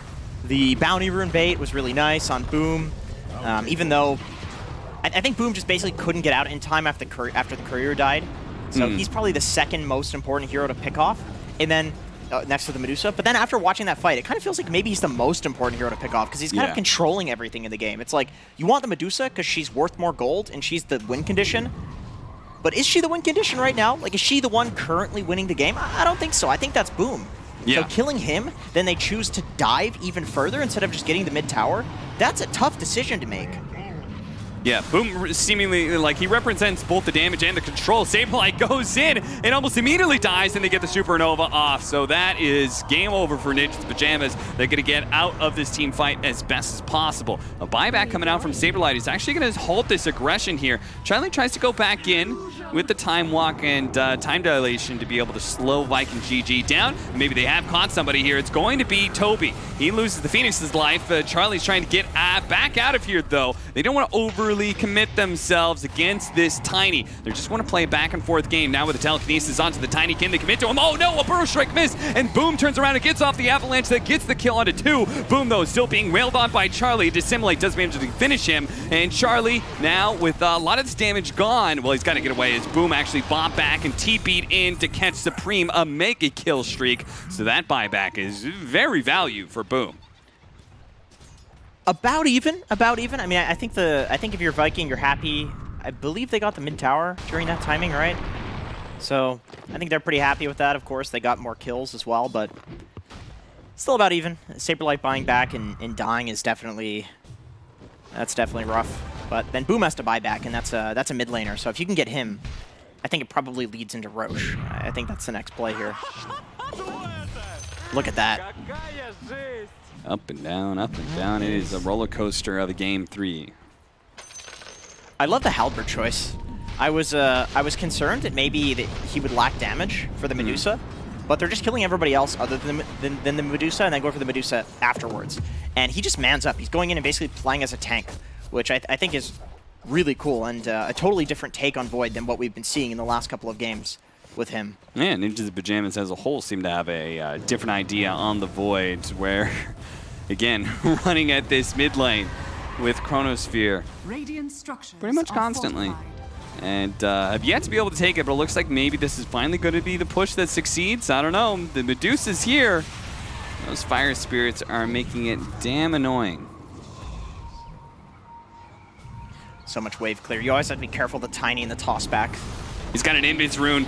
Can he actually get it off, and do they have any detection? He's going to try and get away the Sunray heal, and they throw out the Chronosphere. That's going to be able to get the vision, but the swap back, the impetus, that's not going to be enough damage. Charlie, he now dove in too deep to try and pursue against, but he's so tanky, man. He survived through all that burst. The magic missile wasn't there. He time walks a bunch of the damage, and Saberlight here where the reprisal comes in with the epicenter. Burrow strike about misses all that damage, while Aramis charges right through them. Popping his W does allow him to shake off a lot of these disables. Saberlight trying to stun up Toby here, but the rest of his team is focused on Aramis. Now Supreme and Charlie both jump into the back line together to be able to take on Toby, deal with Celery. Shad, he's sitting there putting out damage, and it is enough to kill some of these supports, but the chorus, they're just so tanky. In fact, they still have the Heaven's Halberd as well, which may have actually saved Misha's life, who's looking a bit low. Supreme topped off there. He does manage to hit the Aether Remnant, and boom, he's going to be targeted, toss over, actually finishes Supreme. Boom, would have died otherwise, but he simultaneously got Charlie away from him while killing that Void Spirit with the Void. That high ground ward there, such value allowing him to do that. Void Spirit had the Orchid up. So I think if he can survive that, they probably turn that around, and they definitely kill Boom. And with just Medusa being alive, she might die to just getting kited afterwards. Yeah, I mean, they've been doing it every single time where Charlie is like, he's got 300 HP, and Medusa looks like she's got like maybe effective HP of like 800, 900, but it doesn't matter. Yeah. Between Evasion and the Heaven's Halberd and the Time Walk, Void can just man up on her solo. She did pick up that MKB during the last fight, though, so that definitely helps. I think that's a big reason that that fight went well for them. Charlie couldn't do what he was doing in the previous fights. Is this chain stun combo going to be enough? It certainly will. They don't even need Aramis's ultimate. Saberlight is really falling behind after that dieback and a few missed burrow strikes. This is one of those unfortunate games where he can't catch a break. And this happens. It's just Dota. Yeah, it's one of his favorite heroes, man. Back when he was first showing up, his Sand King was something a bit to be feared, but this has been, well, more lackluster performance. I think the panel's going to be really happy with that. Unless he wins. Unless he wins, then it's like, well, it was tactical. It's actually even worse, because a bad Sand King performance but wins anyway means it could have been that much more one-sided, right? Look, it's hard to determine a bad offlane performance, okay? True. It's like bad if you lose, good if you win. I think it's easier when you miss your abilities. Whoa, whoa, whoa. Okay, let's relax here. He's playing on ping. It's been rough. It's been rough. Yeah, how much ping? 20? 30? That sounds pretty good. Yeah. 16 to 20, Viking GG with a 4,000 net worth lead, and they do have a Medusa that is, well, it was ignored for the first 25 minutes of the game, but now it's actually becoming a real threat, and that has to be concerning for Ninjas the Pajamas. The blink to the wrong direction. Yeah. The smoke breaks, you just blink forward, hoping you're going to catch somebody. And, this is why, well, it helps to be able to smoke to some sort of vision you have down, but they just have no wards on the enemy side of the map. Very defensive vision up right now for Ninjas Pajamas, probably because, in part, they've yet to take this damn mid-tower. This mid-tower.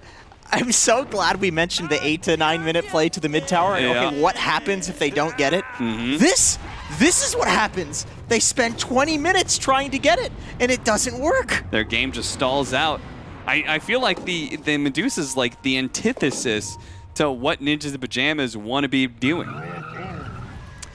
Although, I do feel like NIP could possibly go for some play through the bot lane and then wrapping around on mid or something like that, because they are kind of letting Viking just sit behind the tower and push it out. Like, if you wrap around and force a fight on some Tiny or some, you know, Fire Spirits guy standing there trying to push it out, well, it's not so easy to defend that tower anymore, is it?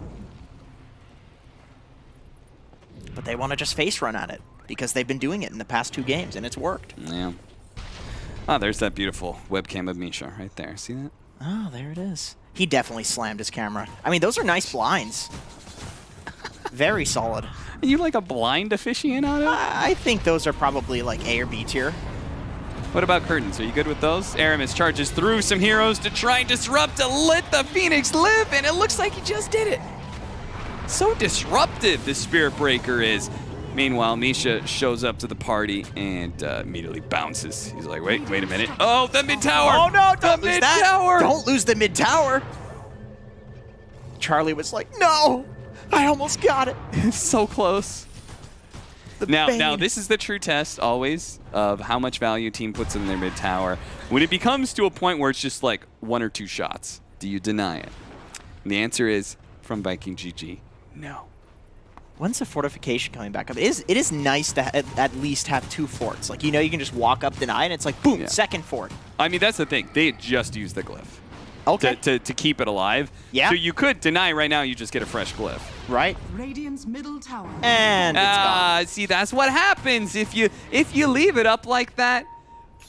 Sometimes a hero's just going to come in a back door, or in this case, a creep.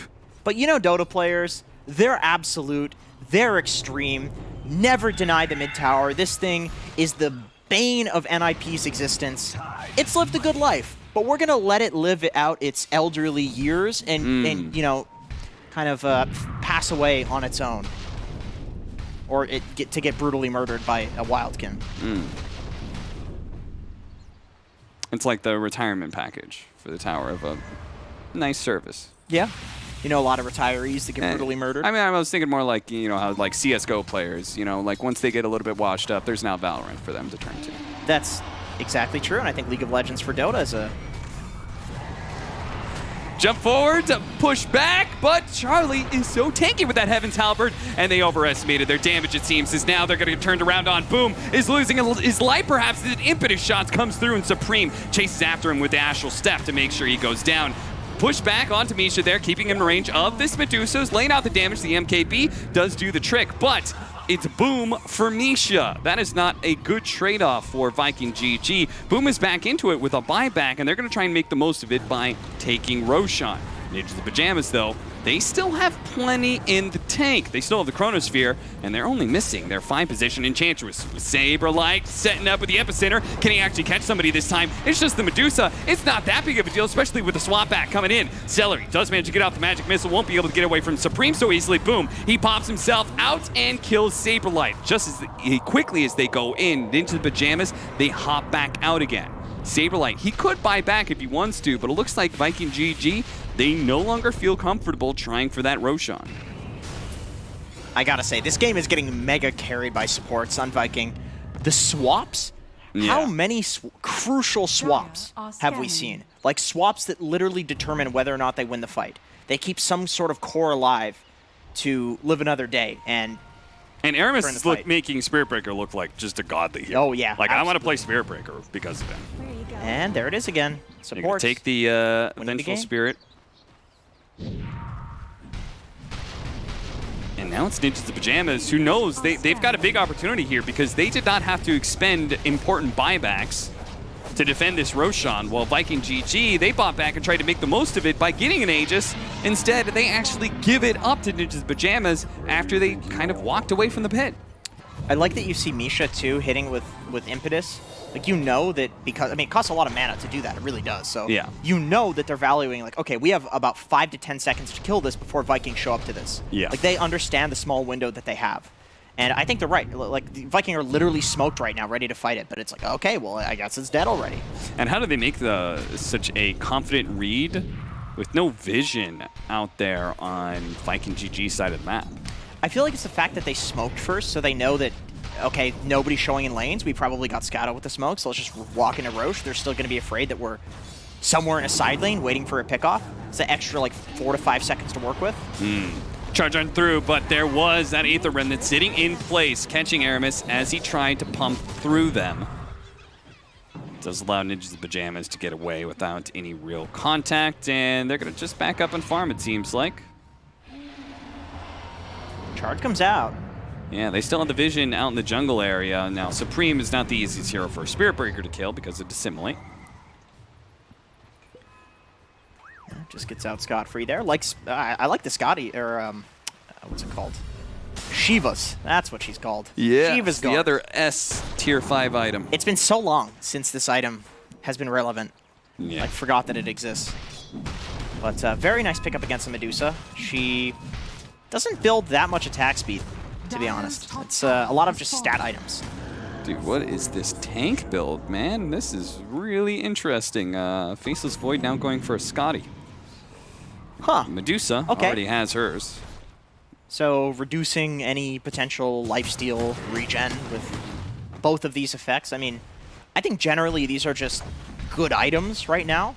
And that's just because, you know, you take items that were already pretty decent, that already did quite a few things, and you just add some other thing to it, it always becomes broken. I mean, that's exactly what happened with Silver Edge, and that's just a Dota-ism already, you know, at this point. You take a spell, you give it some other spell as a part of it, and it becomes a broken hero because you just have 5 spells instead of 4. Radiant's bottom tower has fallen. And it definitely feels like Charlie, he looks at this and says the team fights, the clear win condition in these team fights is me just surviving. Which I'm not totally convinced. I feel like at some point in time the Medusa is gonna... Yeah, they need damage. I think they need damage at some point. Yeah. At some point in time, you do have to address the Medusa and actually be able to go like, okay, we can disable her and threaten her, rather than just ignoring her, because eventually you can no longer ignore her. She pumps out too much damage. Yeah, and it's getting to the point where she is building into an eventual rapier. Okay, actually choosing to go for the Daedalus instead. She had a rapier queued up. But yeah, I feel like Shad, he doesn't really need to go too all in. It's true. It's true. Like, if you get this Daedalus and you also get your level 25 with the Scotty you already have, it's going to be, in my mind, it's going to be real difficult for Ninjas in Pajamas to fight into that with some of their heroes because, well, they've got a Sand King offlane. Right, and back to the Sand King, as always. At the very least, this Daedalus is going to give Medusa enough damage that you can no longer not have enough damage to deal with her. Like, you need to address her. When she's killing your entire team straight in their face, you have to kill her. You can't just ignore her. Okay, but what about 5 Heaven's Halberds? Okay, but then what happens after the Heaven's Halberds wear off? I guess you can chain them maybe. Yeah, cooldowns long enough. Them. That's true. true. That's what Saberlight is saying right now. He's like, well, Charlie's got one. I can get one. That's true. He just sees his friend has something. He's like, I want one of those. So you're saying envy is Saberlight's cardinal sin? Yeah, I think so. That's why he took so many people's MMRs. He wanted it for himself. It is. He brutalized some kids and ranked, for sure. And Scotty is now complete for the Charlie Faceless Void. And Straight my in? goodness. Just straight up challenges the Medusa with the Heaven's Halberd. The swap back, though, is going to be able to keep the Medusa's distance. Does cost Celery's life. Oh, the Tiny actually raining in some damage, but Charlie, again, just keeps on time walking straight towards Shad. Fight me, he says. Somebody go for me. Somebody jump on me. He wants it. He wants all of the smoke. If he wasn't such an insanely good Void player, Yeah. there's no way that he does this crazy stuff that he's doing. Like, it's insane to just jump into the base like that. But he has an Aegis. He knows that he can survive. Obviously, he has the Aegis. But still, you know, you're jumping into a Medusa at 40 minutes into the game. Mm-hmm. With no BKB. With no right? BKB. Right, so it's like, if he didn't completely understand how much damage Viking GG could put out, V-Time walks in like that, he actually gets chain stun, dies or whatever. He comes back, he could just die again underneath tier 4s, and okay, you just threw our game. What are you doing? Yeah, I mean, if he dies the first time, he can definitely die the second time. I think the only big teamfight ultimate that they have is the Phoenix ult, and I don't think that's really... That's not going to do too much to Charlie, but no, he knows. I mean, this is such an interesting take on the hero. I love to see this because I have no gut instinct for it. I haven't seen this before with Faceless Voids. It's not the typical build. So, learning from this one, as BSJ would say. Yeah, always learning. That's what we do here. Yeah. Well, some of us. Like learning that Sand King's a good hero, for example. Man, he is pumping through some of that mana shield pretty quickly here. Initiation from Boom was actually immediately stopped by Saberlight thanks to the high ground vision. As soon as he blinked in, he got stunned. Fortunately, there is the Medusa to be able to save the day with Stone Gaze, and he actually did manage to catch the Void on the left-hand side there. They're not going to go for him, though. He's like, they've got the second life. Who cares about him? Let's do to Ninjas in Pajamas what they've been doing enough. Ignore the Faceless Void and go for everybody else. Once the support heroes are gone, then we can focus on killing that Void, especially now that his Aegis is gone. Very nicely placed egg, and once again, Celery with the swaps out, saving his important core. We saw what happened when Boom died first in a team fight. It looks horrible if he doesn't have buyback. And so saving him is very important. And hitting the egg on the Faceless Void. Good lord, does that help? Yeah.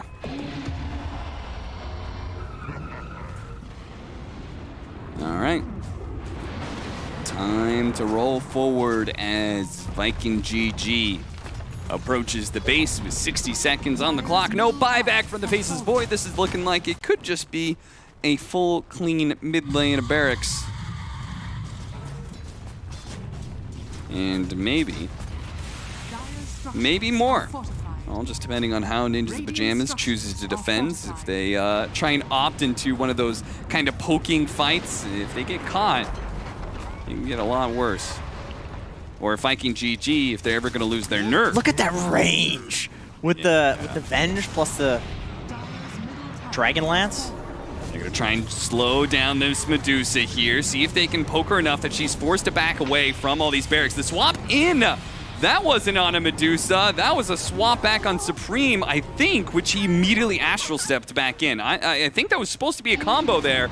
Shad, who activated his BKB, is very low on mana. Unfortunately, Aramis makes the initiation on Saberlight and catches him. They just needed a front line for the Medusa to pump out the damage, especially with the Supernova. That forces Ninjas in Pajamas away. They do have the buybacks, though, trying to stop the TPs, but no!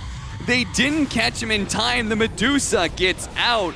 The rest of the heroes, yeah, it'll be nice. Kill Toby, maybe you can catch Aramis here, but if they had caught the Medusa there, that would have been a massive win. Oh man, and it's a long spawn on Roche, so I think if your NIP and Roche is up there, you get so much from that, because that was Phoenix's, he had died, he had bought back, and then this was his death that has the extended death timer. So he would have to buy back in order to protect that Roche, and that would be a huge cost.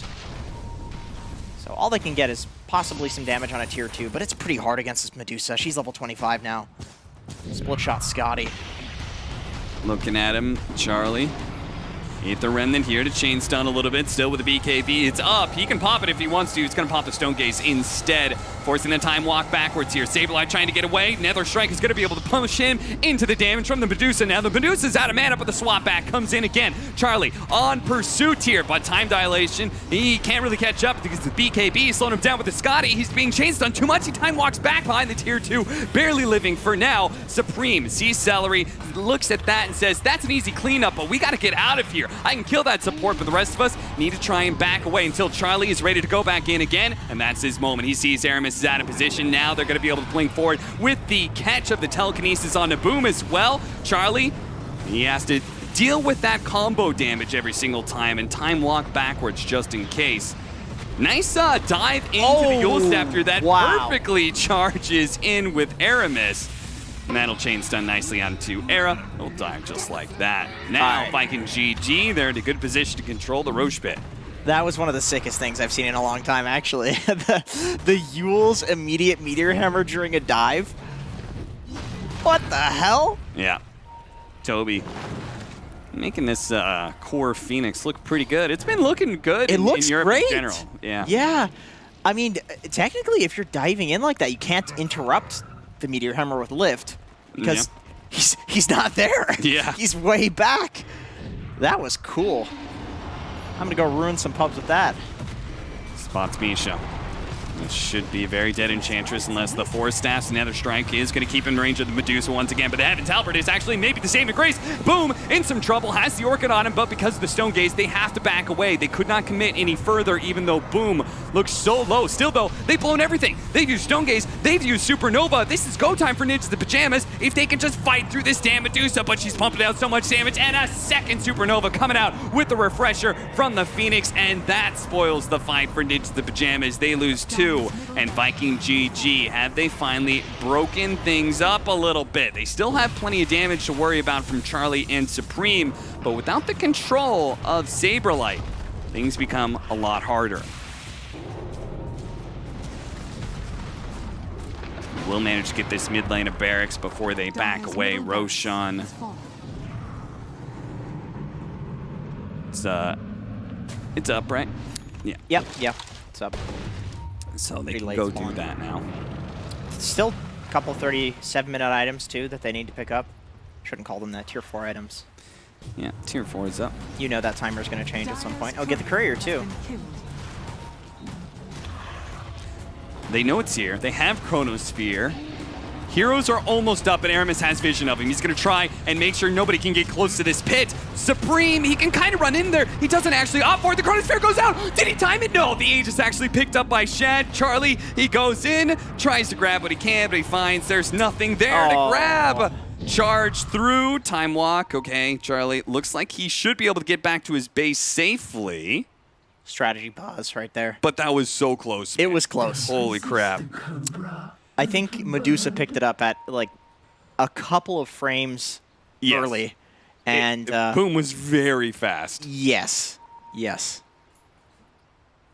that was there was a cheese on the ground too, actually. So maybe you could have taken that, but I don't know if you want to risk your life for a cheese like that. I just can't believe Supreme didn't go into the pit. When he astral stepped over the Vengeful Spirit and not inside the pit, and I was just like, oh, Sure. I thought he was going to be the one to go for it there for a second. It's always nice to have a couple of hands trying to grab that Aegis. Yeah. Courier works too for the other items. It's actually really easy to pick it up with the Courier because there's always slot issues on heroes at this point. Yeah. God, the Phoenix play has been phenomenal. As soon as I heard that refresher orb in the fight, it's like, oh no, this is going to be bad. They got fooled. They thought to themselves, no Stone Gaze. I mean, I called it. No Stone Gaze. No Supernova. If you're going to win any fight, it's that one right there. And then all of a sudden, wait a minute. That's another Supernova. Right. NIP has been doing a great job at going to the fights and baiting out the Stone Gaze and the Phoenix ult. But when there's a refresher, baiting it out doesn't do as much. It's they can just turn it around on you when you actually do want to go in and engage. So where do we put Ninjas the Pajamas' chances of being able to hold this game now? Because now we have an Aegis Medusa that's just going to march up to your high ground. Hell, it doesn't even need to go into the high ground thanks to the Vengeful Spirit. So I think it goes back to this. Charlie looks like he's able to survive all of these fights, unless, they go horribly wrong and he's the last person to die. But they don't have damage to kill Medusa. I think the game plan was working up until the last, 5 to 10 minutes or whatever, where you can actually frontline and just go on the Medusa, bait out the spells, just slowly whittle them down. But it's becoming less and less viable. I think, honestly, a Rapier is the next play for Charlie. You just kind of have to go all in. I think you just all in it at this point for damage. And I don't mind that build. Like I think the build on any carry to go for just raw effective HP and, it's like going Satanic Aghanims on Gyro, and then you pick up a Rapier, and it's like, okay, well, all that damage issues that you had for the entire game, it's immediately solved no matter what. Literally whatever items and other heroes you have no damage issues if you have a carry that has a Rapier. So I think that's what they're probably going to play for because he's, clearly survivable. They can get one on Supreme as well. We've seen some pretty crazy Divine Rapier games in the past. I think it was Thompson. Is that the Thompson game that he picked up the Divine Rapier and was going ham and then he threw the game? I think it was. I think so. That sounds like a month or two ago, I think, in ESL perhaps. Very unfortunate with the Void Spirit, though, that the nerf, the 80% nerf to all talents, that was doubly as effective on his talent because it just says 200% crit, even though technically it's adding 100% damage. Very, very uncool. So that talent is basically like hobo garbage at this point. It's it's total trash. It's like comparing Coke Zero to Pepsi Max. Obviously Pepsi Max is vastly superior. Yeah, obviously. Yeah. So it's nice to have a panelist on with the kind of analogies that I can keep up with. Right. It used to be Kyle with his sports. Now I've got you with diet sodas. There's a whole world. Really relating to the common man. I think so. I've said this before, but I do think diet sodas are the new frontier of beverages. And you really do harp on about this. He doesn't just say it on broadcast. I wouldn't say said it backstage as well. Harping isn't really the word. It's more like I'm bringing it's like a gospel that I'm kind of like preaching to people. You're proselytizing. Exactly. I totally know what that word means, and that's exactly what I do. Speaking truth to the people, bringing the golden word. Yeah, exactly. Definitely, diet sodas are not good. I mean, you do look like you should be doing that, given your current getup. Why would you say that? Well, because you look like a very special man in history. Oh. I can appreciate that. Santa Claus? Yeah. Okay. Hope Slacks isn't around. Don't That's do, where we do the callback. don't do it to him. I'm doing the callback. You just need there's a dramatic pause. Come on, man.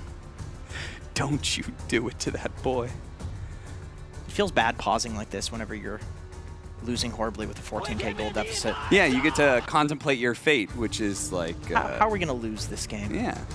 How's it going to end? Are we going to lose it trying to defend top lane, or are we going to wait for them to take top and then go through bottom and last-ditch effort against me? Whoa, whoa, whoa, guys. I'd like to just lose in a potential throne race. Like, I would just like to horribly lose by, their thrones and we don't even get through the tier 4 towers. Yeah. And they just, like, wipe out our throne, or... What about losing slowly through the game of attrition, where you give them megas, but you try and hold out against megas till you have that divine rapier you were talking about? Yeah, that sounds like that would be very fun for them. Yeah. I do think so. And then you have like the excitement of like, oh, we can get the 60-minute items, maybe turn the game around. Yeah, I always feel like that's one of the most exciting ways is to lose, just because even though it feels like in a way, even though you're giving the enemy team a higher and higher percentage to be able to win, simultaneously it's like some sort of EE effect. Like the chances of the crazy comeback become more and more alive. You know what? I do gotta say though, I was watching a game. Yeah. And it was competitive. We don't want to talk about pubs here. Wait, competitive or professional? What's the difference here? Professional. Okay. I think it was EE. It's always an EE Wait, game. I thought you said it was professional. Excuse me, sir. How dare you besmirch the god himself? Anyway, very professional game, extremely high skill, and they were holding megas, and they're actually the gold lead was going down because there were no creeps to kill for the enemy team. Like, you actually get more gold holding megas than you do from controlling the entire map. Obviously, totally ignoring bounty runes.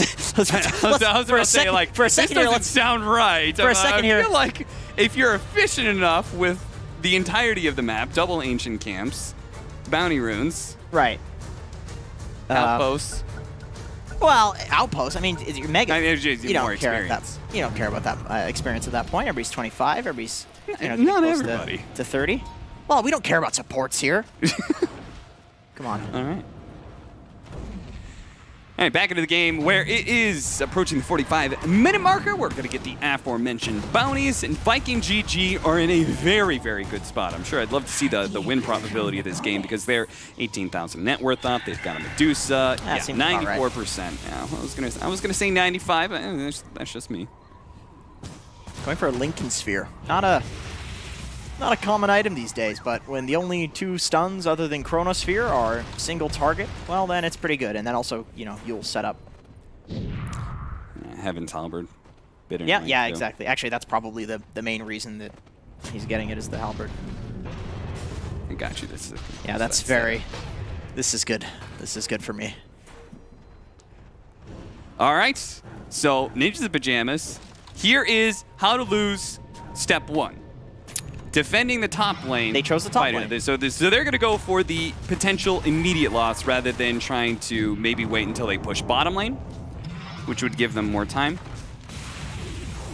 No, but really, Ninjas in Pajamas, this is going to be, if they can manage to do this, it's going to be miracle hold from them. They need some perfect initiation from Saberlight, and he has struggled to be able to find that throughout this entire game. We start off with a Heaven's Halberd, just kind of poking. Slowing this down as much as possible. Unfortunately, they use the glyph at the same time, so Medusa simply just backs away. Another Heaven's Halberd. But eventually, those are going to run their course. Saberlight, Burrow striking. He's got to be careful of that Lotus Orb, though. Look at that damage. That is, you got to be aware of that. Not just the Medusa, but the Tiny is now pumping out some serious physical damage thanks to his Aghanim Scepter. And checking some trees at Ninjas in Pajamas. I can't believe Charlie had the wherewithal to deny that creep in like a 21K gold deficit at 50 minutes. Yeah, you gotta defending racks. Man. Maybe it'll piss him off. It's definitely a psychological thing at this point. Yeah. Sandstorm is making it a little annoying as they're easily killing the creep wave, and then the Medusa's just kind of left alone. And they are kind of burning through some of her mana here. The Force Staff isn't going to be able to get him away from the Nether Strike. Saberlight in some trouble here. They do manage to catch him with Boom. That'll finish him off. No buyback. One down. Ninjas the Pajamas. Are they going to wait for part 2? Oh, God. Dire's top barracks We Side lost, lane we Dota. lost some vision, but it's all good. Here in the studio, we're back. It's always uncool when you're sieging a side lane and then the backdoor kicks in. You're like, what the hell? Nobody's Yeah. cutting the wave or anything. Just takes that long for the creeps to walk. Slow pokes. Come on. All right, so now they have to make their way because the Tier 1 and Tier 2 is still up in the bottom lane. Ninjas the Pajamas may have enough time for Saberlight to come back up to attempt Radiant the structures second are hold. fortified. Are we going to get all the way Dire's to the bottom third tower has hold, fallen. Jenkins? The third way to lose the game and just hold out against Megas? I think so. You know, may as well. Don't think they're going to just throw in the towel. I mean, what items are coming in from Ninjas? Is there anything close to them picking up? Okay, Desolator. It's not the biggest game changer in the world, but it can add a decent amount. They need damage. Yeah. And if we're talking raw damage, you can amplify a Faceless Void having a Rapier, which I feel like... Oh, he's going for an AC. They really feel like they need armor reduction. And armor.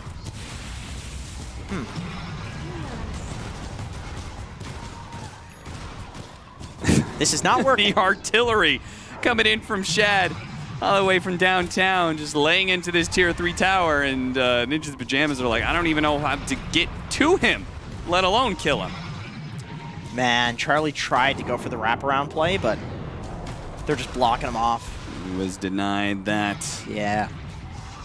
Yeah, where's the, maybe they just don't have any smokes, but, you know, where's that big old wraparound play? Because I feel like that's got to be it, right? Because there's an Aegis on Shad, they kind of have to go for all the supports in the backline first. It's this weird situation, though, where I feel like with the Aegis, I don't think there's any way that a wraparound play will even work. Like, I think Viking has to completely bollocks up the fight for it to work, and I don't think they're going to. Given how they have Medusa, it's very easy to position around her. You just don't stand near her while she's sieging. They did manage to stall long enough. The Aegis is gone now. Now's where you have to make the play. Yeah. Your only opportunity is now, really, unless you want to go for that Megas hold, but given that there's an Assault Cuirass that he's building on Faceless Void, I feel like he's not planning on holding Megas. Smoke as they push forward. They know this is where Ninjas the Pajamas is really going to make their last stand. Jump forward from Charlie. Goes at the Chronosphere. Really only catches the Vengeful Spirit. That's all it hits there. Meanwhile, did you see the hell that Boom just rained down on the Nip heroes? He just killed them 2 heroes with his Aghanim Scepter. They're going to buy back on Saberlight, but Misha doesn't have one. They're going to wait for the Supernova. Fortunately, there's going to be still a Glyph. Boom starts laying out that damage once again. Now, this time around, Supreme, he trying to get in there, but immediately he's targeted by Boom as he gets tossed up in the air. A second round of Supernova. Charlie bumped by the Nether Strike, controlled up long enough that even as he buys back, he's lost too many of his allies to be able to hold this. Shad gives Charlie the tip. He said, you played it in an interesting way, my friend, but in the end, you're not going to be walking away with a victory. Another toss back into Shad. Shad is just a mean, lean, arrow-shooting machine who is bringing down each of the members one by one. Now it's just left with Charlie as they call the GG. And Viking GG walk away the victory in this series. It was a little bit of a rough start for them, but managed to pull through. Nice game 2, a little bit of a closer game 3, but their Medusa strategy certainly held through. It felt like they had a better read of like what Ninjas the Pajamas needs to do to claim victory and just countered it. Right, it all goes back to that mid tower. Holding that out for so long that you can set up for your Medusa to actually have a game. And I think if you're NIP, maybe you look at that game, maybe you think it's, you know, they got last pick Medusa, maybe it's some drafting issues, something like that. That's a fine deduction, I think. Maybe they look at that and say, okay, we needed to itemize differently on our heroes to have more damage for the Medusa because they could really never kill her, even when it came to ganks. There was only like one fight where we saw her die when they killed Boom first with the really beautiful smoke play from NIP, but man, Viking holding that mid tower, like they completely read NIP like a book after the first 2 games, and that was really nice. Yeah, no matter how this series really went, it just makes me excited to cast more of this European Dota. Yeah. Looking good. Viking GG, 1-1 now in the group stage. We'll see how they fare for the rest of the group stage as we turn back to the panel for the rest of the day. Thank you indeed, Capitalist and Jenkins. That was a strong performance in the end by Viking. Then Medusa indeed pulled through, and I'm curious indeed to see how they do up against the other teams in the group later on in the tournament. But let's first discuss their match against Ninjas in Pajamas, because it was, as our caster said, they did learn a lot from. They lost game 1. And it felt like they learned so much from that they were able to win game 2 and game 3 just based off of the lessons they learned. Just draft better. Don't first 2 IO gyro. I mean, that simple. That worked as well. Occam's razor, baby. Yeah, I think Viking GG is a team that knows how to adapt. Like if they're in a certain situation that doesn't benefit them, they know how to bounce back. One of the reasons why they are playing a lot of game 3 in best of 3s, where they like tend to lose, but also learn something and manage to bounce back as they did. Like I really love their draft. Jenkins had a good point. Like both tier 1 towers were actually alive for 20 minutes. You don't usually see that. No. And you feel like that's just part of the way they play around? I mean, Medusa gets a lot of farm, you know, and she's a lot of space. One of the greatest heroes to like defend the tier 1 tower. She itemized a bit differently, going for Hand of Midas, you know, and then going for damage later on and tankiness. But I guess they were just playing for the late game. Yeah, Yep. they really were. You could see the way the draft's designed, right? Especially once the Phoenix got refreshers. Jenkins kept saying, you can't team fight him anymore. Your Void is responsible for way more than he can possibly hope to achieve. And your Dusa, you're always going to be farming more. Like that's the big edge you have in this carry versus carry matchup, is that every minute the game's stagnant, Dusa's getting 200-300 more GPM just because you've got split shot. Yeah. You've always got to just right click one thing at a time. It's like watching Lacoste fill out paperwork. It's tedious. When have you ever seen Lacoste fill out paperwork? Exactly. Great. For me, this game, I mean, you saw the pressure that Ninjas in Pajamas had on themselves. And we saw them at minute 20. They had such a long, drawn-out fight against Viking, and they won the fight. Yeah, they did not have damage. That's the problem. Like yes, Medusa, you said it. I think you were the one saying like it needs one more item, Medusa. Just one damage item, and the fights are going to be different. While we were watching the game in the backstage, I like the itemization on Faceless Void. Like he understood that they don't have enough of burst damage to just go from 100 to 0. Yeah. So, and it also comes down to itemization. He went for Scotty, he went for Heaven's Halberd. I see more and more like carries picking up that item. That's definitely like a top 3 item in my book in this batch. Feels very, very strong. Yeah, we also saw Ninjas in Pajamas. What? Well, he said a bunch of items. Which one was top 3? Heaven's Halberd? Yeah, for sure. We also saw Ninjas in Pajamas basically lead a siege on bottom lane quite a few times, and I think it was desperation sieges. They knew that they can't go late game. What's wrong, Kyle? What would Ninja Pajamas even look like? What? Like if They're you already have a pretty pajama, then you're not gonna look like Ninja, right? Well, that's the thing. Like, What don't you think ninjas have downtime?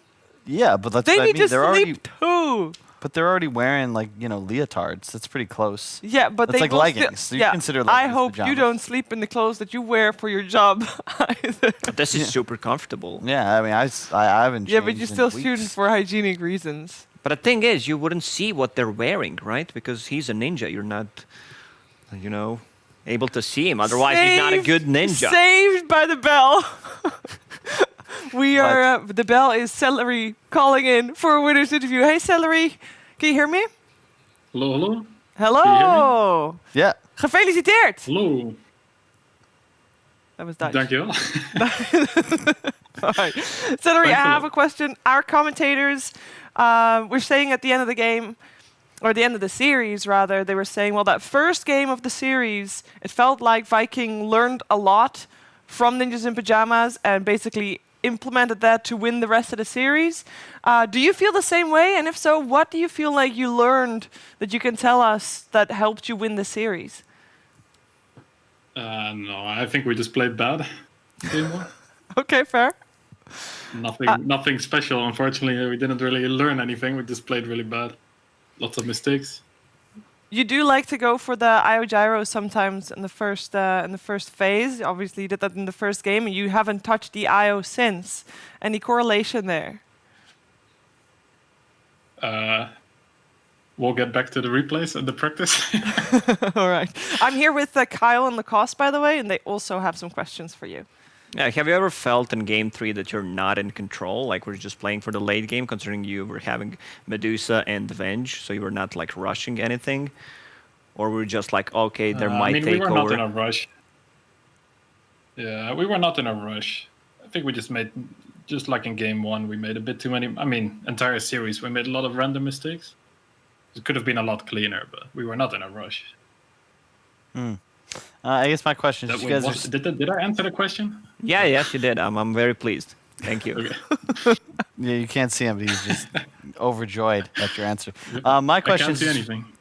What are your goals as a team? Out of curiosity, you know, there was you guys had to grind to get into this tournament in the first place, going through the qualifiers. But you know, you look at the teams in your group; it's pretty stacked. Are you trying to win this whole thing? Are you content to just get out of groups? Like, what are you looking for as a team that you'd consider this event's a success for you? We would really like to get to the upper bracket. We always ended up in the lower bracket so far. We've been really close a few times, like just falling behind Nigma and Secret. Would be very nice. It's gonna be hard though. It's a tough That's the group. first goal. Try to get the upper bracket. Yeah, it's not easy. We'll try our best though. We'll see how it goes. What is the second goal? Second goal. You said this is you the wanna win the first tournament, goal. of course, after Okay. playing Oh, it. fair. All right. Okay, that's true. That's true. I said the first Okay. goal. I have one last. Everyone wants to win the tournament if you're playing it. Okay, I have one last question. Celery, after you win, I know what's coming. Go. Go for it, guys. is there like a specific meal that you like to have? Maybe some wings, the side of ranch or blue cheese? I'll go for some oatmeal. All right. I want to Mushy. specify that in the Netherlands, you don't eat celery with wings. That is so It's so American. Actually, incredibly American. I have actually one final question for you, Celery, because we at some point said it's very difficult to point out an MVP for your squad for this series, because everybody, like when you're on, you know, you're playing very well, and everybody just falls in line and plays well. But from your perspective, who would you give the MVP of your squad? You can say yourself if you want to. I recommend it. No, I would say Aramis. Aramis played very good today. Okay. I think he made the least mistakes out of all of it. Spirit Breaker definitely agrees with his playstyle as well. You know, it's tough to make mistakes on Spirit Breaker, to be fair. It's like, I got that guy. Like, you can't really mess that up. You just hands off keyboard. You can misclick and charge a creep. That's it, pretty It's much. true. You can do that. You But know if the creep dies, it just gets onto the hero anyway. All right. Well, thank He you had so good much. decision making. Sorry. He did have good decision making. Thank you. Good save. All right. Thank you. Looking forward to seeing more from you guys in the rest of the tournament, and getting to chat to you too again if you of course end up winning, because we don't interview people that lose. Apparently. Thank you, Celery, and have a good day. Unfortunately. But Okay. I think. Good interview. It's a shame we won't see him again, but really good interview. No, I think we will. I think the way they were playing, this is very promising. I think they're a team that I think is very promising. And if he says like his goal is to go to the upper bracket, I think they have a shot. Yeah. You know what else was promising? Never mind. Your joke? All right. Sorry. Thank you, Please. Kyle. Thank you, Lacoste. Thank you, Celery and Vikings and Ninjas in Pajamas. We are going to make space for the next squad, the next teams, the next series. We're going to take a quick break, but we'll be back with the Omega League very, very shortly.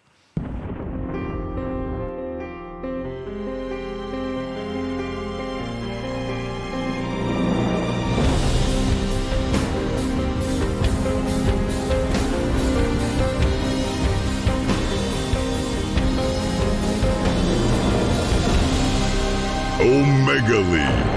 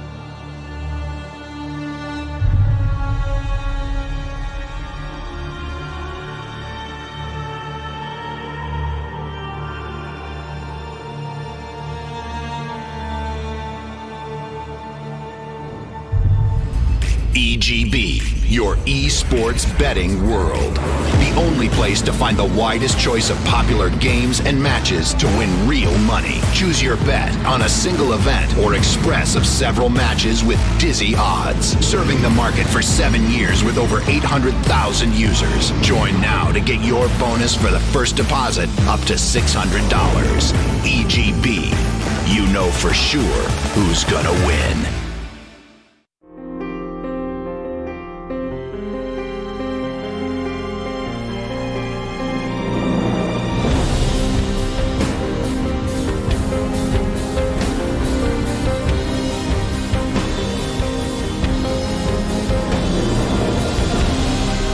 Omega League. Folks, welcome back. We're about to jump into another series, and I heard that the players are ready, so we're probably going to be jumping into this one very quickly. My name's Rich. I'm going to be your host. I'm joined by Fog and Lacoste. How you boys been? It's been a long time. Doing good. Doing great, man. Yeah, it's been so far a great tournament, and now I'm really happy that I can work with you. Happy that you're here. Finally. Might not last long. We all know how this usually goes for me when I get a job. So let's jump into this one. It's going to be EG versus 5 Men. You know, a little rusty myself. Haven't gotten to host in a little while. Luckily, I feel like I got to do a lot of my research for a series like this back in my college days, particularly with 5 Men. And I know a lot of the other analysts were saying that they didn't have as much time to look at this newer stack. But Fogg, I feel like you have a pretty decent idea of what they've been able to do. What do you think of 5 Men?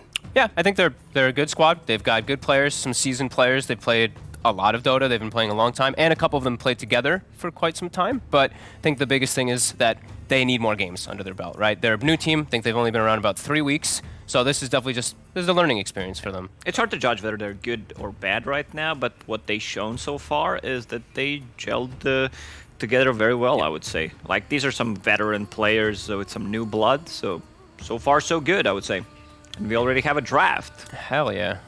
Pretty much just cutting the whole analyst segment. This is what I was talking about, boys. Already fired. All right, there goes my job. But let's take a look at the draft. What are we seeing so far? Anything jumping off the page to you guys, or is this more of the usual? I mean, it looks like some specific target bans, right? I see a Arc Warden ban. It's like you're playing versus Arteezy. He's been spamming it in all of his games and pubs and everything. He plays it all the time. Loves the hero in official games too. I mean, a Terrorblade opener. Not something we've seen at this tournament. Yeah, so far, I don't believe we've seen TB in the first phase. Like, you're just securing the late game with this hero. Meg, he's a steroid.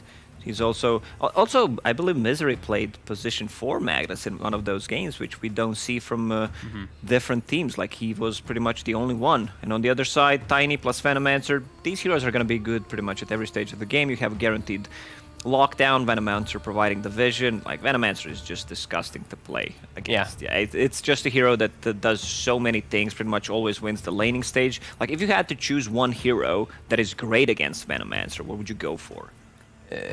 Anti-mage, right? It's like, and it's still in the lane. It's annoying, but yeah, there's not really anything that's like phenomenal, I guess, versus the hero. He's just obnoxious. He's always going to be this annoying hero in lane.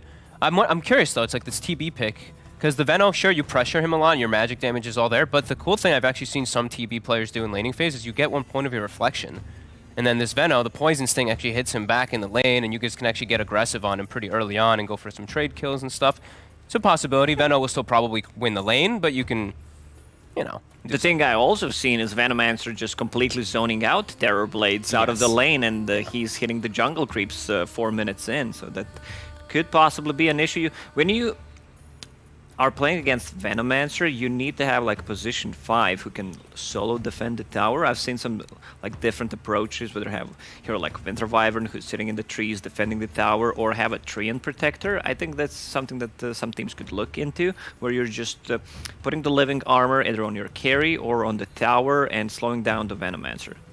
All right, now obviously we're still moving forward in the draft. We didn't get much time to talk about these teams. We mentioned we have this newer stack in 5 Men. EG, though, let's actually talk about them, because there's a lot going on with this squad right now. Fogg, I mean, first of all, we got to talk about who they're actually playing with in this series. Yeah, as I think most people should know, right? Abev is not playing. They are using GPK, which is pretty cool, I think. I think it also gives, like, Ramsey's a buddy, which he didn't really have so much of. I mean, sure, he has these guys that he's been playing with for some time, but now he has, like, a language, like, someone who's very familiar with him, too. So I think that could bring a pretty cool dynamic between them. Do you think that that is something that's good, or do you think that's something that can almost separate some of the players on your team? Not necessarily. If they're talking to each other, they're making a rotation together, I think it's fine if they just, speak their common language. It's much easier for them. Yeah.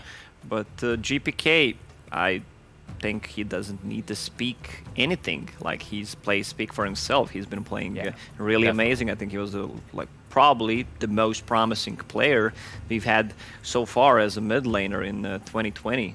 But there was some drama with him being contracted wanted to play for a different team, and that kind of slowed him down, but still looking forward to see what he can do. And I know he can do so much, but I want to see him matched up against some real teams, and 5-man could be that team. Yeah, I'm really excited to see that one. Like, I know it's like Abev is an amazing player, like he's super clutch, but like you said, GPK he's proven himself really quickly this year that he's a beast. Yeah, and I talked about the hero. Okay, it's on a different team. Never mind. So it's a steal pick. Sometimes you need to say something stupid so that after you shift it and you look smart. It was definitely not a steal pick, but definitely a great hero to break the combo of Magnus. I'm surprised we don't see heroes like that, like saving heroes, any kind of like Shadow Demon, Wyvern, whenever there's a Faceless Void on the enemy team against the Magnus. These are like the best heroes. You might be a bit limited on the lockdown, since Venomancer is most likely your position 3, but then you have Tiny, either 4 or a mid lane. We see more and more Tiny shifting from like that position 4 towards the mid lane. Yeah, I feel like it's very, teams do it, but not as often as I feel like as I'd like. Like Elite last game we had Venge versus Void. Yeah. Great, like perfect. You get like this great counter pick, so. Yeah, EG. This is a draft too where they haven't revealed what their carry hero is at all, right? And you look at this, Veno and Wyvern, it's like stall the game. You try to push high ground. Like even if let's say you are behind, you can stall the game for a very long time with these two. You can defend towers very easily with them too. So it's particularly versus TB who wants to take objectives, It's also a hero that can fly over the cogs. Tiny can toss him out, so I don't believe it's going to be like the greatest Clockwork game. Clockwork punishes these heroes who are not maneuverable, who like Earthshaker, Ancient Apparition, who don't have any kind of escape mechanism. But so far, from what I saw, Clockwork just feels like godly position 4. Yeah.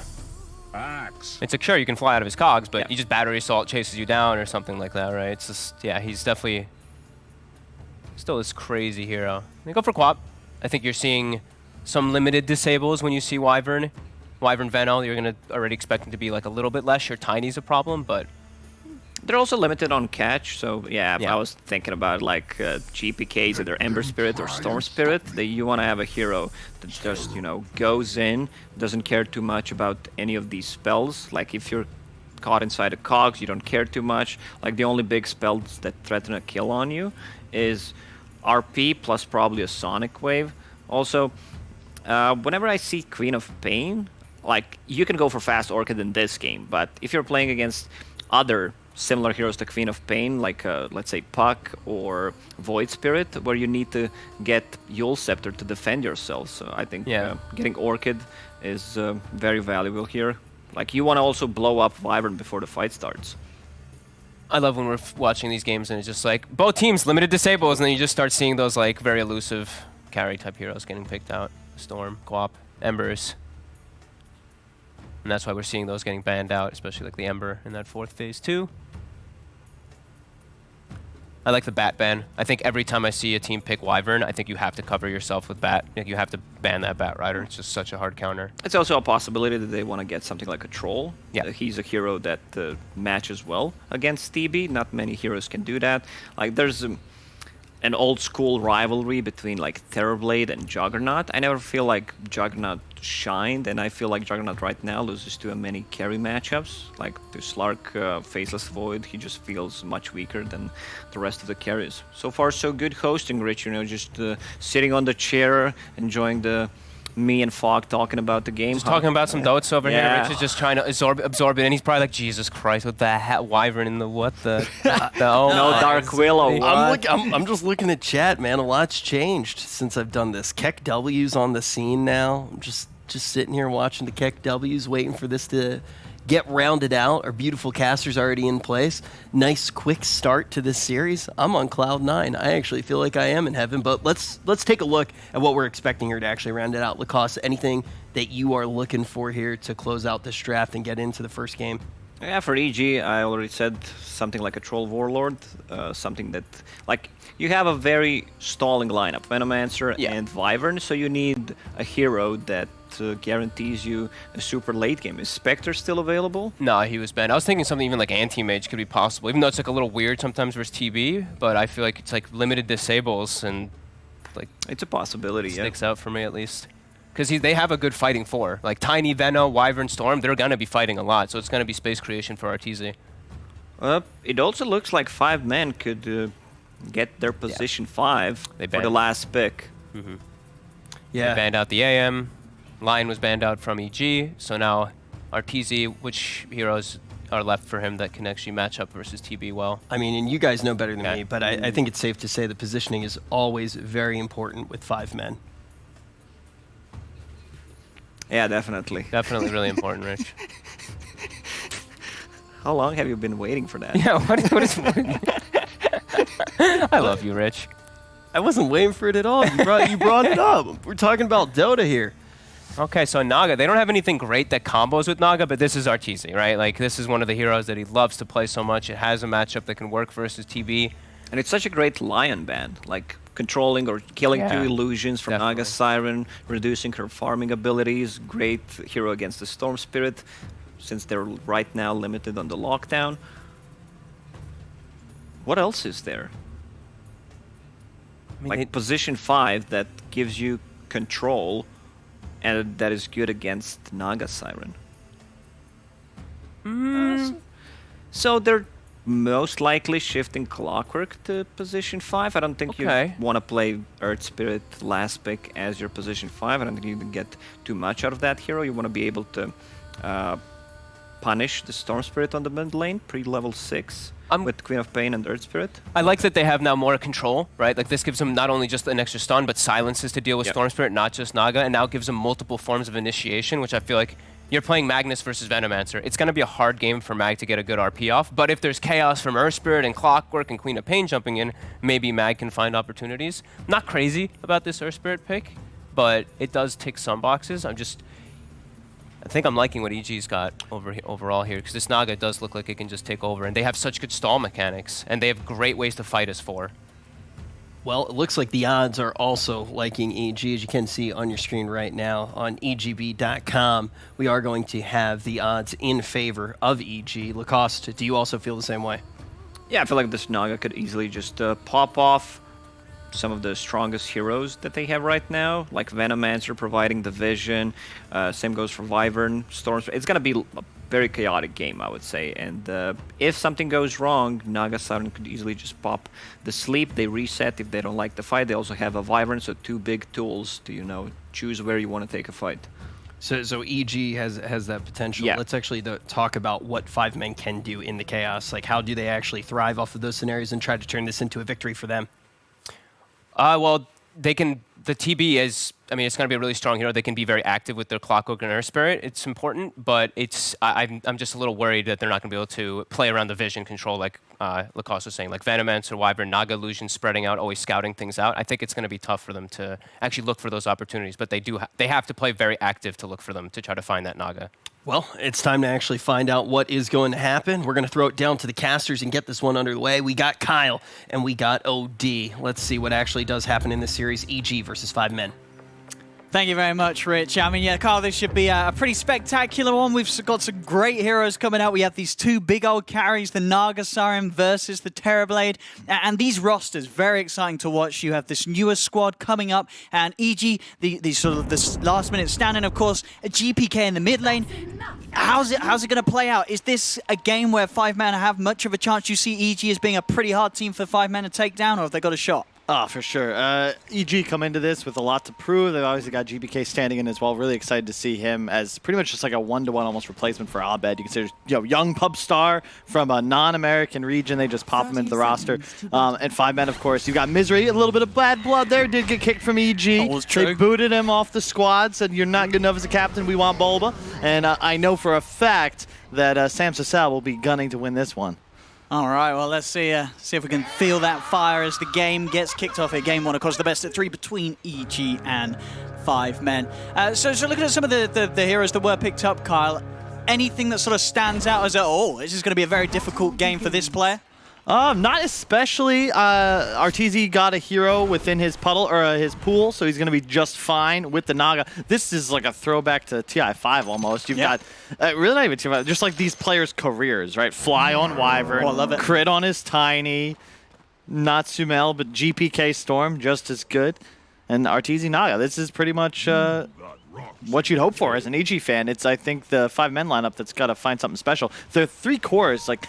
This whole draft's a bit weird, let's be real. Clock, Earth Spirit is your support duo. Yeah, both as the support. How do you sort of feel about that? Is that something that we're maybe going to see more of? Is this something that teams are going to start experimenting with, having these 2 sort of playmaking supports? It's very much a Misery thing. If you remember, again, going back to his time on EG, he used to always love to play Bounty Hunter himself, and then Crit would be on something more aggressive, like even say an Earth Spirit or a Tusk. And he loves to pioneer this dual strong support meta. Pieliedie playing a lot of Undying, now on Clockwork, same Top thing. lane. Misery looks to be in a spot of bother. There is Crit, hunting him down for the trees. Misery does survive a little longer with the salve, but Crit will still find him. First blood for EG. Ace there trying to put the meta to ward them off and keep his Earth Spirit safe, but wasn't to be the case there. EG able to finish off that kill. That Poison Sting just keeping him so slow. Tiny able to keep up with him, no problem. And I will say, Pi loves to have these really strong laners, but Clock is relatively ineffective. Yeah, we'll see what they can do against this lane. It feels like it's a pretty safe space for Arteezy, right? He's down on the Naga Siren. He's got high armor against the harassment from Zibe with the Empower, the Cleave and such. And Pi, the Battery Assault, who cares? Arteezy's going to have his illusions out. Yeah, later on in the game, it can be effective. If you get a hook onto an isolated Naga pre-Manta, you will prevent the illusion and the split thanks to the battery, but pretty easy to just tank it. And as you said, straight away. As soon as the Battery Assault is attempted, Pi, he's got to run. He's got to live very low, 10 HP. He'll get away. The illusions, can they quite find him? They cannot. Pi will live. But you start to really see the struggles of what a support Clock can do in that bottom lane. Top lane, EG. They're going to get Misery for a second time. Tried to get in and go aggressive onto Ramses. Ramses holds his ground, and the 2 of them are able to turn it around. Yeah, GPK also doing great in the mid lane, already ahead of Chessie. It's the one lane that can get really out of hand for EG, but if you win the first couple of waves at the Storm, you're going to be just fine. And yeah, both carries laning aggressive, but you gotta see this going better for EG as it continues. Venomancer only gets better and better with levels. Eventually TB is gonna be forced out, whereas Arteezy, I mean, even if you were to gank down bottom, like how do you kill him? Yeah, it's going to be interesting to see what the sort of solution is for the Arteezy Naga in the earlier stages. I mean, Chessie, obviously the big force that's going to be moving around once he hits the 6, is going to have that burst available, but maybe at that point, no, Arteezy's elsewhere. He's in the jungle. He's a little harder to find.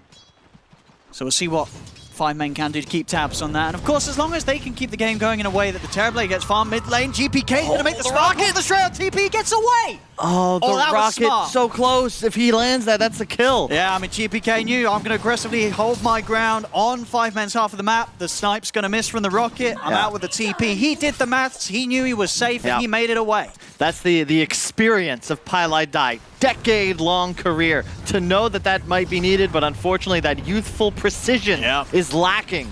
So GPK survives. Bit of a go onto Ramses. They've got to be careful each time they do this. You know, anytime you try and make an aggressive move onto the Venomancer, he's just going to turn and spew his poison right back at you. You cannot escape the toxicity no matter what you do. Absolutely not.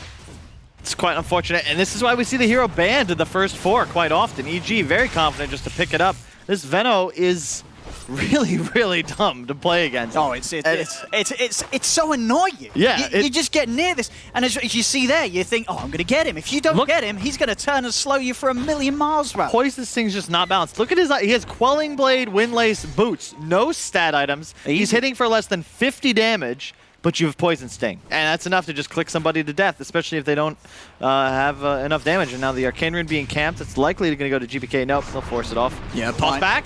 Well, they do manage to get him right into the reaches of GPK. GPK turns with the Vortex, drags back Pi. A few hits here with the Overload will do it. Pi's down, 4 kills now for EG. Top lane, aggressive move on to Ramses. This time Ramses is alone, so Misery and Ace will be able to find him with that meta. So finally, 5 men able to get themselves a kill on the board. Mid lane, wrap over towards Chessie, pull back from the Vortex into the Avalanche. They have enough burst to get it. They don't. The toss forward. He's going to chase forward, but he'll get it. All part of the plan. Oh my goodness, EG, they're playing fast and furious so far. Crit. He already did it up top. Top comes over towards the mid. He's making the magic happen now for GPK. Yeah. Look at that, the bottle pass as well. Please get the runes. I want to stick mid and farm. We're going to have a fight for this one. They're going to step forward. Who's going to be able to grab it? Zibe will be able to get it in the bottle. Arteezy and Fly trying to turn back towards it, but now Pi, he's running down Fly. Fly, he's going to be able to step back into the air. He goes, turns around with the slow on to the 2 of them. Stop them from diving any further. Still the damage. I say that Pi, he's still kind of looking here for Fly on the backlines, getting behind the tower. Another rocket flare out. Zibe's coming in through the trees. Shockwave being lined up. They'll find the Wyvern. Oh, they're getting a Pi. They're going to find Arteezy too, baby, but he's got the illusions. He's going to try and duke it out. Pi not quite in range of the battery assaults as Arteezy continues to run away. Rocket flare is going to be up in 5 seconds. Won't be enough damage though, as Arteezy knows he's able to head back. But they get the kill on Fly, so we're now starting to see 5-man really kick back at EG. It would have been huge if they got the Naga kill as well, but now, because they don't finish him, he'll be able to just sit in lane, and Fly will bring him regen. They get Ramses up top once again. That's just the threat of the Earth Spirit. It's one of the best supports to hunt this Venom, because you can actually ignore the wards, you don't care about the move speed, you just have to land the boulder. Yeah, and this is sort of the read from 5 men, knowing that Crit, he's out making the movements, Ramses is alone. This is the part of the map that they can successfully get away with this pressure. Is continuing to get this Terrorblade, of course, an incredible amount of free farm. 34 and 13 on the Terrorblade right now, mid lane. GPK looking towards Chessie as he gets it aggressive with Pylai Die, but now Pylai Die a little too deep. Fly comes in with the slow from the side, and this will be another death in the mid lane here. GPK just getting involved in this early action that continues to get handed to him by 5 men. Yeah, doing really well so far. And I gotta just say, I'm so happy Tiny's back in the meta. If you're an EG fan, you've got to feel confident knowing that this can just be first toot for Crit at Infinite. Like, this is just his hero to play already with a very high impact. GPK off to a nice start as well in his EG debut. Don't think it'll be permanent, of course, but it'll be curious to see how he performs. Yeah, already, of course, in the past we've seen big organizations trying to get a hold of this guy to play for them, and if anything, this run here, it's been the first game. We'll see how it plays out. Could be another bit of a highlight reel for the boy. Yeah, I mean, it's cool because you never really talk about it, but these quote-unquote like tier 1 players on tier 2 teams, right? You always wonder how would they stack up against the best in the world on a top tier team. We get an opportunity to see that with GPK with no real stress either. It's not a tryout. You're just standing in to play some quality Dota 2. And so far, so good. Relatively even though EG's a bit ahead on the kills. Terrorblade now able to control top. The one benefit is once you get levels against this Veno, the illusions just straight up kill the wards. Yes, so you can farm them. Yeah. I'm curious as to why he went for this ward build on Ramses instead of putting any points into Gale. Because typically if you go for more points, if you just go QW, you just spam Gale and TB, eventually force them out. But these wards aren't as effective as you would like under the circumstances. They're going to come hunting for him here, Visery. Trying to find some sort of way of getting in onto Ramses, but proving difficult to do so. Now Crit's found the opportunity to get on top of Ace himself. Goes in, GPK joins the move, and they'll take out Ace there. Ace just not having the backup required. Misery not quite close enough and couldn't do anything to help. I'm not sure I'm a fan of this build on Chessie either. 3 points into his Q. Going for lane domination, and okay, he'll dominate Fly, it looks like. There's going to be a bit of backup though as Ramsey steps in. Pylai Die is going to dive in past the tier 1 to look to finish off Fly. Will get the kill, but now TP's coming in. Pi goes straight out with the TP, but Crit, he's in just in time with the Avalanche, cancels the TP, and Pi will die for that dive. Crit's so good. Hit him with the holy moly. I've been really disappointed thus far by the total lack of all chatting. Guys, we don't have a TI, we've still got compendiums. If you're not going to use the voice lines, what did we pay for? Exactly. I'm sure as the tournament continues, teams are going to get a bit more confident with getting those chat words spamming, because it's a big tournament sort of out of nowhere. We've had sort of smaller regional things. Now it's this is the big show. This is the time for no more messing around. Teams, they want to win this. There's a lot of money on the line. Neutral items going to start to drop up. Nothing crazy so far, of course, just tier 1s. GPK, top of the net worth, and Ramses, this is what I like to see. Venomancer, go towards mid, you got catapults coming in 2 waves, but just control this area of the map. This is what you want to do, because ultimately, if they leave this lane alone as 5 men, they're going to leave the tower as well. And they want to do something about Ramses, trying to build up his little base here with the ward straight in. Misery's able to pull him out of the river. But it does demonstrate the gravity the hero possesses. Veno shows up in a lane, you're either going to have to let your tower succumb to the pressure or just kill the man. And Earth Spirit's excellent at doing just that. But still, tons of space. All of the lanes being farmed by EG plus GPK in the jungle. Still equivalent farm though for 5 men. You know, this is a game where Ace's Terrorblade is having just as good of a time as anyone else here right now. Yeah. I guess the question is, how do you sort of rate the Terrorblade into the Naga Siren down the line? Is there sort of a team here that can sit back a little more comfortably on their carry this game? It's tough because it all comes down to the mag factor. Because you effectively turn... TB is already arguably the best hyper carry in Dota in terms of raw item or gold into damage.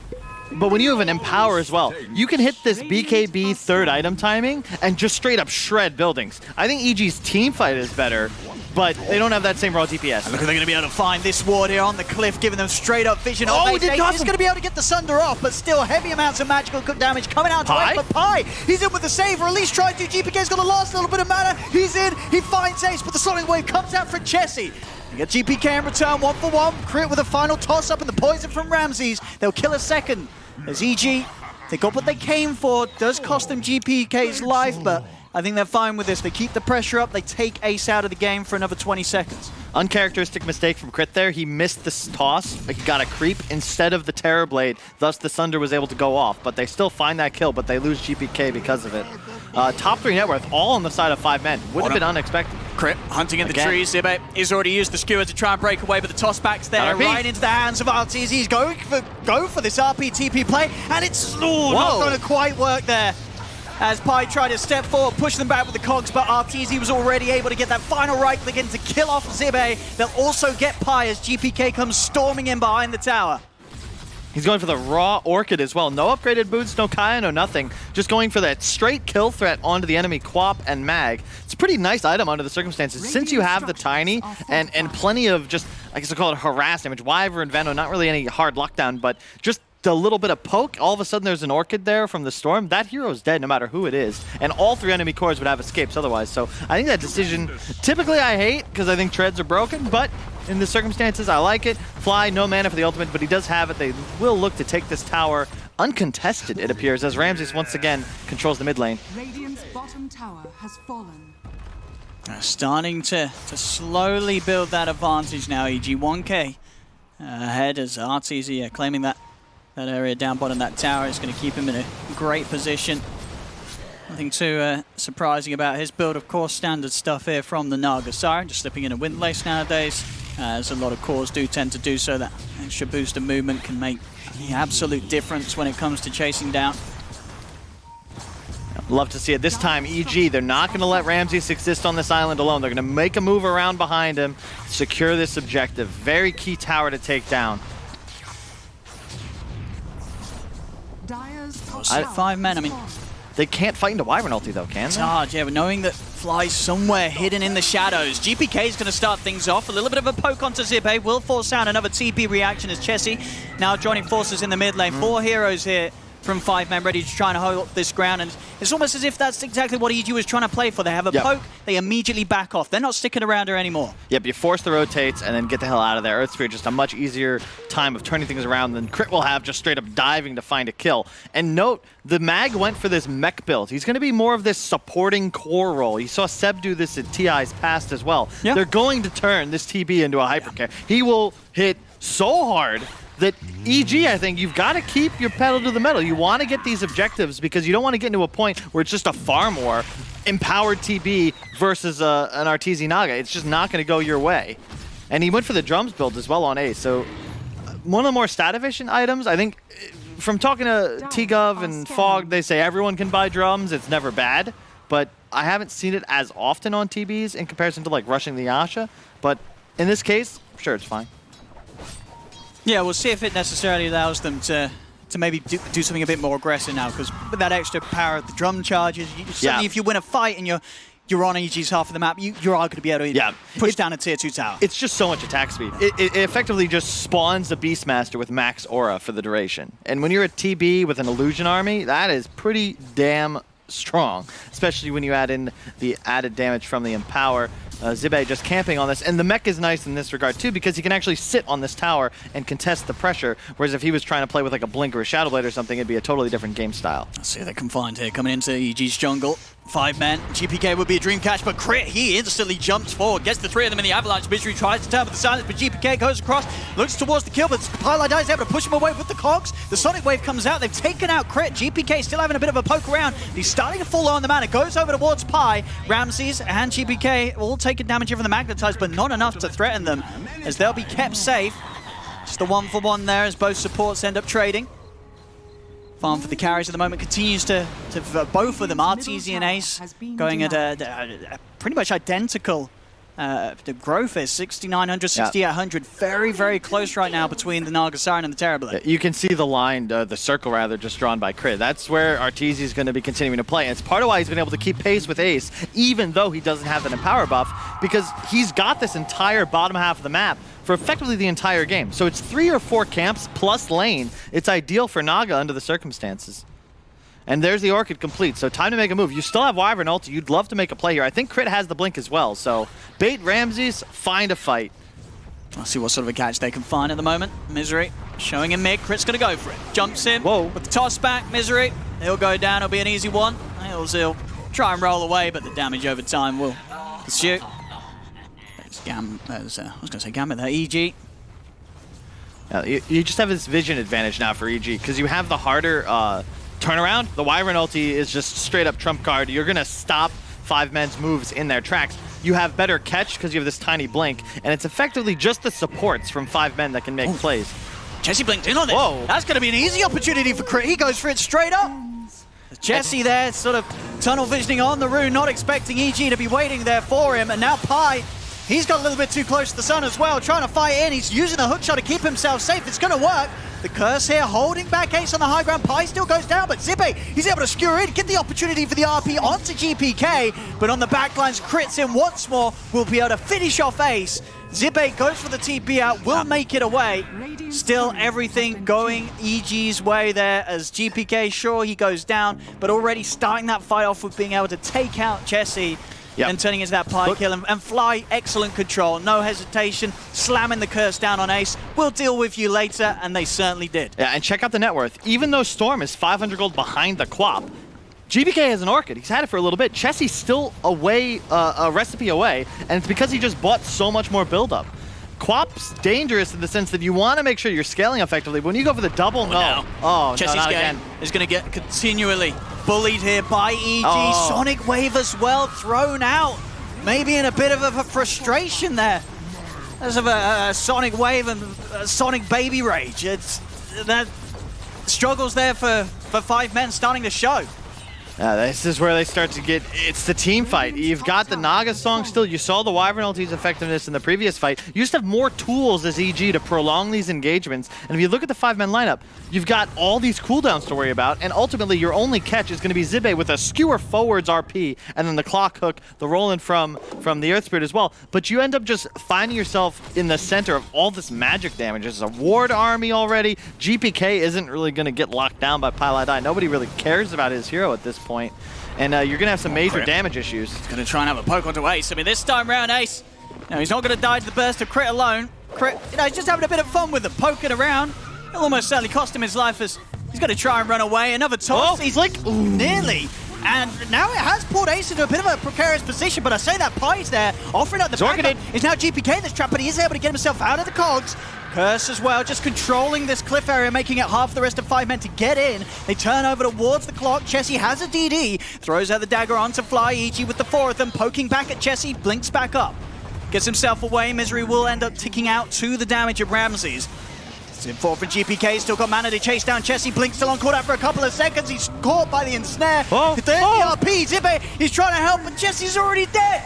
They get GPK, but now with the blast coming out onto Zibe, Arteezy could chase down the Magnus, A double kill for Arteezy. EG just continue to win these fights, and that's 3 times now back-to-back where Chessie's game, it's just getting hit so hard each and every time. This Quap just gets destroyed by EG's onslaught. Oh, for sure. You need to have a snowball advantage, and at this point, Chessie is just straight up middling in his performance. You're going to die to the Storm. If you get netted, you're going to die. You get Wyvern Cursed, you're going to die. And then there's always Crit you got to worry about as well. So it's such a hard game for Chessie to play. He can't start fights. He's got to kind of just wait on the side and hope his supports can initiate, but then there's just not enough damage to threaten anyone enough to where he could actually be able to finish a kill. Arteezy, hell of a performance. Love the build as well, skipping the defusal, just going all in for that mass farming. And that's the way to play it. It's about map control, not being able to purge somebody. You're going to kill somebody because of the net, not the diffu. I mean, we're going to see them come out with a smoke now, 5 men. I mean, they have to do this. They've got to make sure that they make a move with Chessie that just doesn't end up with him blinking into a position that EG can turn a collapse on him. They find a big catch, though. Arteezy separated from the rest of the team. This time they'll do it, 5 men. Sonic Wave out, and Arteezy's gone. I said all that, and he bought a defusal after the Manta. So,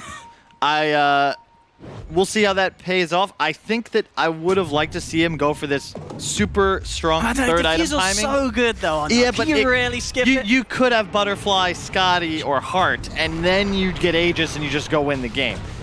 There's arguments for both ways, but Arteezy himself had said in the past that he hated having to buy Defusal Blade. Oh, fair enough. And point out as well, Ramses has had some really nice 4-steps so far, and I love the way he's playing. He's got the key items his team needs, notably the Vessel as well, and he's just constantly pushed up in lanes. That makes it so much easier for Fly to make these good smoke moves as his ultimate comes off cooldown, because there's always going to be this Venomance providing information and vision enemy side of the map. Yeah, and he's been getting away with it as well. You're only dying the 3 times so far. When you're going for this sort of play style, 3 deaths at 21 minutes, you're very happy with that. Level-wise, though, 5 men. Oh, wow. Crit. Look for the jump in onto Zibe. Tossing just over to the creeps. Ramsey's a little off the mark there with Gale. Going to turn over towards Pi instead, though. Pi taken down very easily here by EG. Starting to suffer quite a bit now. Pi's up to nearly onto the double digits of deaths. 2, 9, and 7. Yeah, classic Pylai die. No, this is sort of his style. This isn't necessarily a bad thing. This is the Pylai die we know and love. The more things change, the more they stay the same. Doesn't matter who his captain is, whether it's Eternal Envy, Misery, Puppy, Pylai die. It's going to play like he still hears the voices of Envy. Oh. It's commanding him. There's mid lane. GPK is going to look to zip in. Silent stop. Screw across. Zipe trying to look for Arteezy. The RP does get the 2 of them, but the curse, the cold embrace response from Fly puts the whole play to an end. Zipe trying to run, but he's surrounded by the Arteezy illusions as EG again just kill off all the 3 big ones here. Zipe trying to run. Fly will find him. One more hit'll do it. Maybe not, actually. He's livid. The burn's back up, though. As there we have it. Arteezy, he'll say that was my kill. Takes that one for the team. That's the 3 cores of 5 men going down there back to back. You can see the trouble when there's no get out of jail free card. EG always have this Wyvern ulti as a rebuttal to the RP. So even though Zibe has a great initiate, it doesn't matter. It's so off. It's almost an impossible Magnus game to be anything other than the Empower mech machine. Yes. RPs, there's so many ways to counter it. There's a million different ways that EG can get on top of you. And there's so many different ways they can just put a stop to the RP players. We're seeing the curses, the embraces. I mean, even if it's needed, it hasn't been yet because the song as well. There's a lot of ways that EG can just mess with Zibe's plays. It's just so tough because, your catch is really your supports. But because there's a 4-staff on the Veno, and you're playing against a Storm and a Wyvern, how do you find Wyvern as Clock Earth Spirit? Even if you do, he can just get forced off. And as soon as you change the terrain a little bit, all of a sudden 5 men are forced to walk through a ward wall in order to actually contribute to a team fight. Quap can't go in first, especially in a game like this with no method of cleansing off the Orchid. And TB is just not really strong enough either. He wants to just be right-clicking to deal mass damage, not poking. And you got Aegis now on the Storm with that Yules. He can cleanse off the Orchid if necessary. No, they're going in. Oh no, not again. Another death here for Pi. It's down bottom. Chessie, Misery. They've got to keep themselves a little hidden. Crit on the hunt. Just staying in the trees. Chessie knowing that his life will be on the line if he does show in that lane. They won't do so, keeps himself hidden. EG just starting to take good control of both halves of the map now. Wards are down, sentries out, but so they're like the 5 sentries, 2 wards, 2 observers on 5 men's half of the map. Very hard for themselves to regain any sort of map control here as EG is just pushing in. This is where the game gets so tough, because you've got 2 saves effectively as well. 3 if you count the Aegis on Storm. But as long as the Naga and the Wyvern are not caught in the same RP, they're always going to be able to use that buddy system, get each other out of trouble.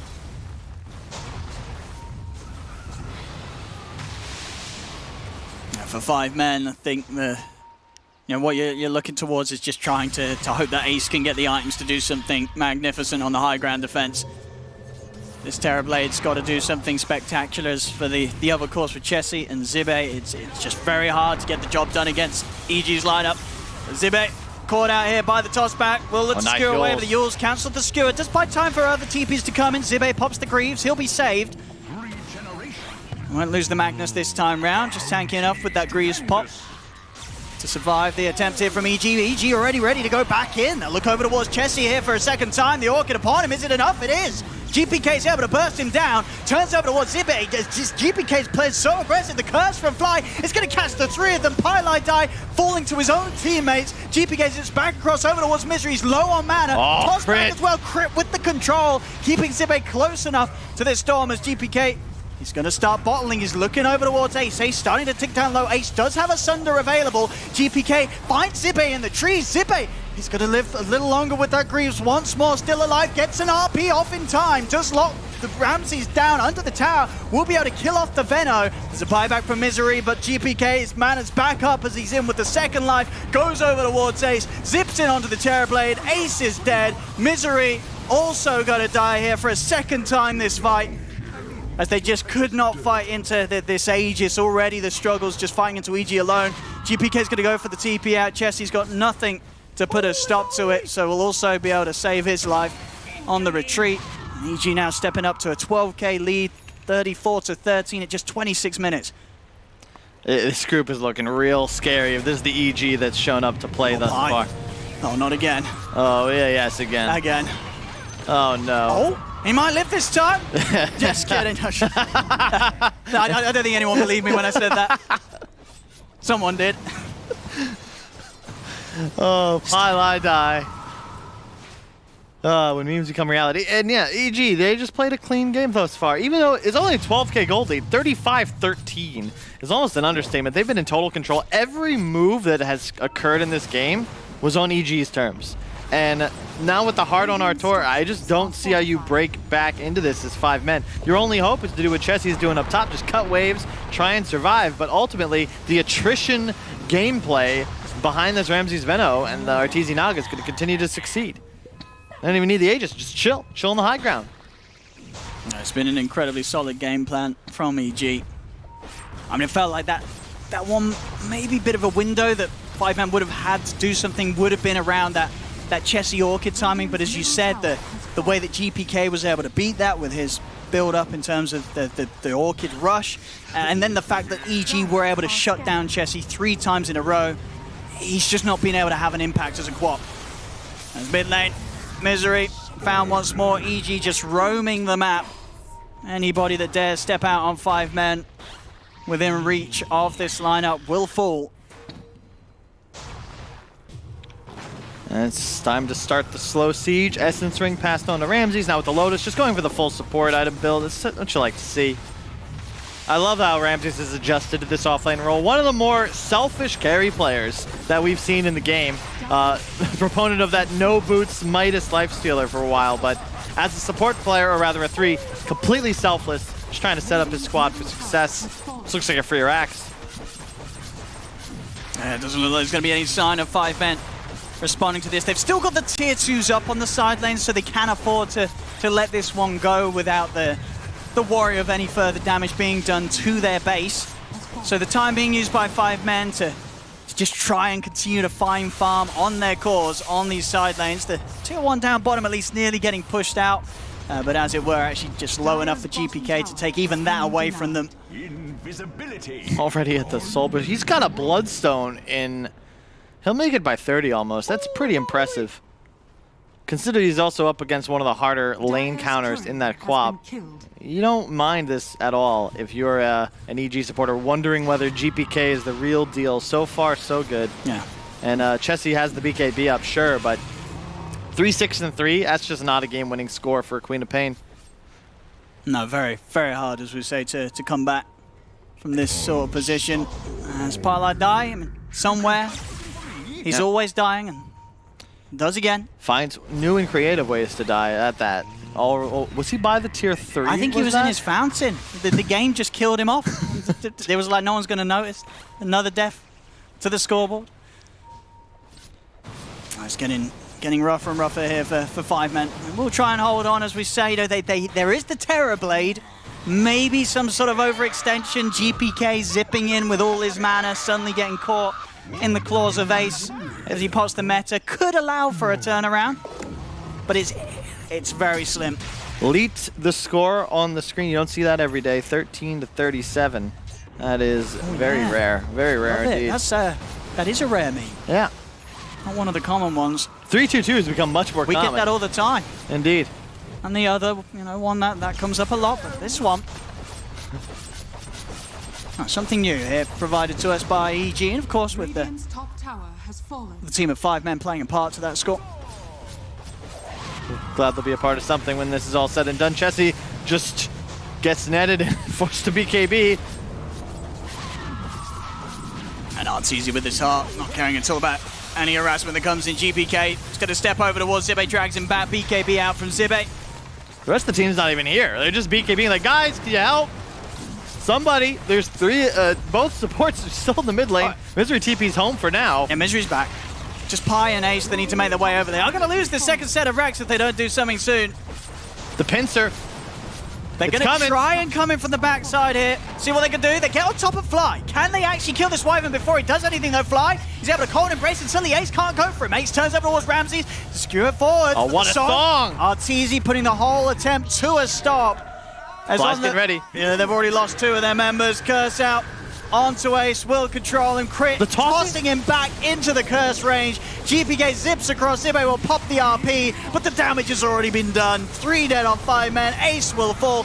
They haven't got any buybacks. That's enough for them right now, as 5 men will tap out. EG to take this game 1. And they look pretty darn good. Oh, yeah. This was a bit of a showstopper here from EG. They certainly have turned up, ready to play. This feels like no time's passed at all. Same kind of lineup, same kind of plays. EG very crisp. Impressive performance from GPK. It didn't really matter at this point the game, sure, it's already over. But that zip into base, just as Chessie's BKB faded, he was forced to blink. The way he's getting across, you saw the Manta used by Ace. He was immediately trying to sunder, but the Manta's down. He's orchided a half second after that occurs. Just really crisp from GPK, and in general, I think just phenomenal plays from the squad. But don't get ahead of ourselves too much. Misery will learn. Okay. He'll go back to the drawing board, and he won't give away the same kind of draft. Yeah, well, we'll see. We will see, as there's definitely going to have to be some changes there from 5 men for sure. EG, across the board, looking great. And I mean, who just sort of point out as the star player in that one? I mean, it really feels like all 5 played their part. Early on, it did feel like Crit, sort of coming into mid saying, yo, GPK, I got you. Let's get this game going good for you. That really started the ball rolling. When EG's playing at its best, it's when you've got all their core just do your job. That's the EG motto. The only person that gets to wildcard a bit is Crit, and wherever he ends up going, he finds something good. He does indeed. Well, there we go, ladies and gentlemen. That was game 1. EG taking it against 5 men, as we pass you back to our beautiful panel hosted by Asmongold's friend. You son of a bitch.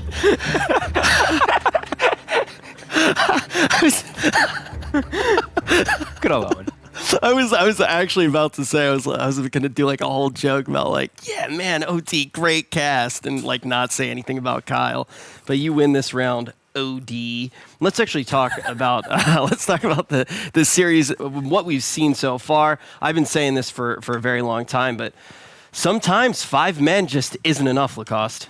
Yeah, sometimes you actually need that 6th guy, and the T governor was helping them out a bit with scheduling scrims. We like to tease him that he's their coach, which he's actually not. But it seems like they were not playing the game.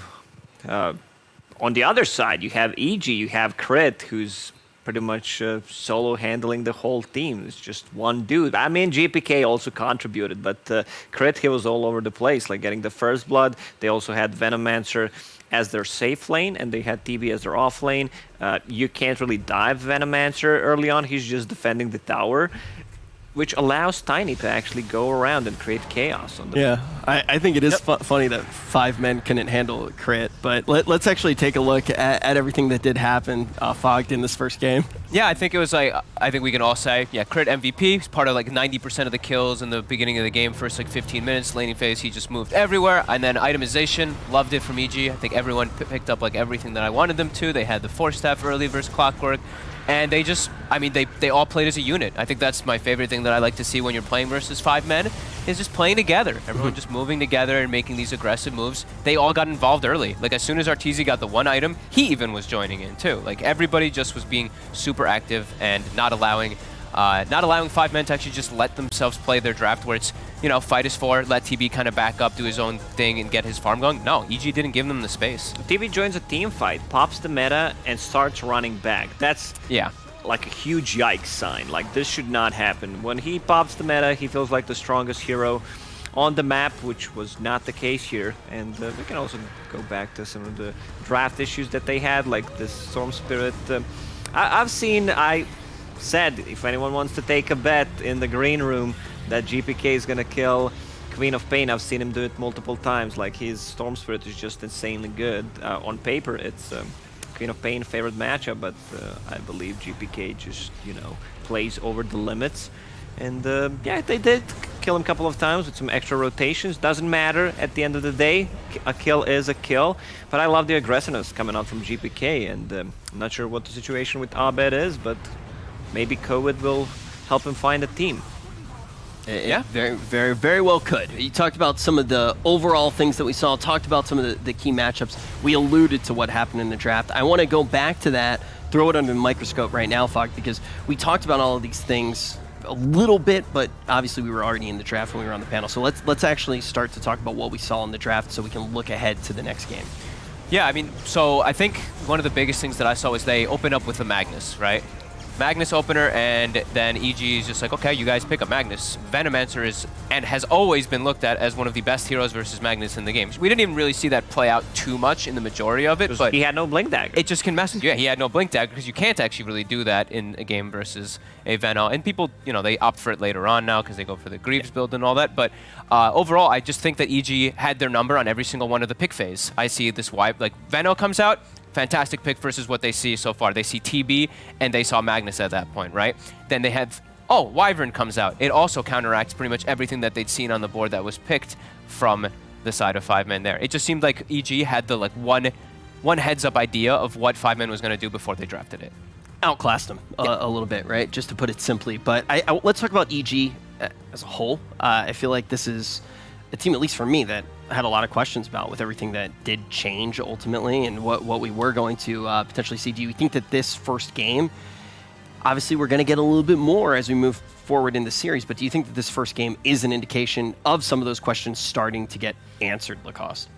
EG has been playing in North America, mostly against Crazy, Business Associates, Zoomers, you name it, some of the South American teams, Beast Coast. I don't think these are the opponents that EG wants to play against. Like, they want to play against higher caliber teams, even though they were losing some of the games. Don't get me wrong. So I think EG still needs to prove a lot. Now that they have a GPK, I think he could be possibly a great fit for the team. His aggressiveness is pretty much unmatched. But yeah, in the first game, it was pretty disciplined overall performance. Never had a feeling that the 5 men are in control of anything. It's a pretty interesting move, though. I mean, going into a realm of more difficult competition, you can talk about some of the reasons that you would want to do that, actually make the move from NA over to EU. Trust me, I think about them all the time. But I mean, I'm also one of the people, though, who I feel like having that security is kind of nice. You know, a lot of the times when I'm on a panel, for example, obviously it's a lot different than competing, but when I'm on a panel, I like to have Kyle on the panel. It's like, why? Because I know that I'm not going to be the worst person on the panel. And I feel like that's kind of the you. security you have if you are in NA. And making that jump to EU, what do you actually think of it, Fog? I mean, they've played versus all these teams. Like, they've played versus it before. Now I think they just want to be challenged, I think is the biggest thing, right? I think NA, they probably, I mean, in the past, it used to be like some lack of respect at times. I think these games, these type of players, they show more respect to, and we'll see better Dota instead of them doing maybe some, just sit back and farm, let RTZ get 6 slotted, and then they win the game at the 60-minute mark when they could have won earlier. This is when they're actually showing their max potential because they're actually playing aggressive rather than just, hey, we don't need to play good. We just need to play good enough. In these games, they're going to play their best, and they're going to really dominate. We just saw 12-41 was the kill score, right? That's domination in my head. And then on top of that, as we get later into the year, obviously there are a lot of questions about what the rest of the year is going to look like. But I mean, you might actually see that bear fruit there as well. So very exciting to see a lot of those things happen. Well, let's talk about what we expect to see happen in the next game of the series. First game, obviously a little bit rough. 5 men just getting pounded, to say the least. Let's talk about what you want to see in this next game, Lacoste. I want to see more aggressive heroes being picked up. Even though they had Queen of Pain, they had Earth Spirit, which should be the heroes to make a lot of rotations. But then again, it just feels like they maybe experimented too much. Earth Spirit as their last pick. Okay, sounds good. Checks a couple of boxes. You have a silence, you have a stun against some of these mobile heroes. But the execution was just not there. What was the game plan? Get your TB farmed? That just doesn't sound right. You need to have something better prepared if you want to win against team that it's G. Yeah. I mean, a little bit of experimentation is definitely healthy, but as we enter the second game, you start to need to get down to business. Yeah, I think they just got stuck in a weird spot, honestly. Right, they had to move their the Clockwork being forced as a 5. I don't know if they actually just wanted that to end up happening. We've seen it work a couple times, but then they have an Earth Spirit and Clockwork as their 4-5 position. And in that game, it feels really awkward. Sure, they're good versus the Venomancer in a way, but Veno can also be good versus them. Once he gets tanky enough Force Staff, he just backs away from them and then resets and turns the whole fight. So I think their drafting just got awkward. I think if 5 men fixes their draft, the game will look a lot easier for them to play. When we see these higher caliber teams playing, I think we're going to see more and more just straight up counter picking. It's sometimes Dota is simple. You see Magnus on the enemy team. Oh, we're just going to pick Wyvern, and Wyvern's going to stay further away as possible from a team fight and just break it once he goes in. He's not the best laner, but he's going to get, levels eventually. Yeah, I think one of the things, though, the Fog even said, right when we started to break down the draft from the first game, was it very much, would you say, this is based off of what you said, but did you feel like EG just seemed more prepared with some of those things to actually be having those answers, or was it them just stringing together a better draft, even individually? I mean, I think they were more prepared, but I think maybe they could have even gotten into the heads of 5 men because that draft, the opener was weird for me. We just watched 5 men yesterday. I didn't see them going for something like they did TB Mag, and we haven't even seen TB at this tournament. At least in the last few days, we haven't seen it. So it just seems very different. It didn't seem like their style that I saw them playing the last few days, at least. Even though, they've played the TB, it just was opening with it. That's your, okay, guys, TB's our carry hero. It's out there. Now you have 5 picks, 4 picks to prepare versus it. So I think they maybe it got into their heads a bit. It's very counterable. One of the reasons why other teams are not opening up with, Magnus could be a flex pick for them. They've played it as position 4, but you're showing your hand and you're letting, as you said, enemy team pick 5 heroes to actually counter it, and EG did a great job. Yeah, definitely a very important thing to keep in mind. You talk about some of the things that we've seen earlier. Now, obviously, our focus is going to be on this group stage, but we saw a taste of 5 men yesterday, and they did look good. I feel like that was one of the big things that people were starting to say. A lot of, I don't want to say hype, but a lot of eyes on this team and expecting them to perform well. What was it about this lineup that did look good, though? What did you actually see in this lineup, Fog? They had cohesion, I think, was the biggest thing I noticed. And in this one, I mean, they did have cohesion, but I feel like their heroes just let them down, right? I feel like they tried to make the moves around, but they didn't have the heroes to actually back it up as well. So, like I said, I feel like this one, I'm going a lot based on the draft here. I think their game was just so hard to play. Even though they had these ideas and they wanted to make the moves together, it just was hard to just execute it straightforward versus what they're against on EG. Yeah, it's like being in a gunfight, and instead of a gun, you having a Swiss knife. It's not gonna do much, to the opponent.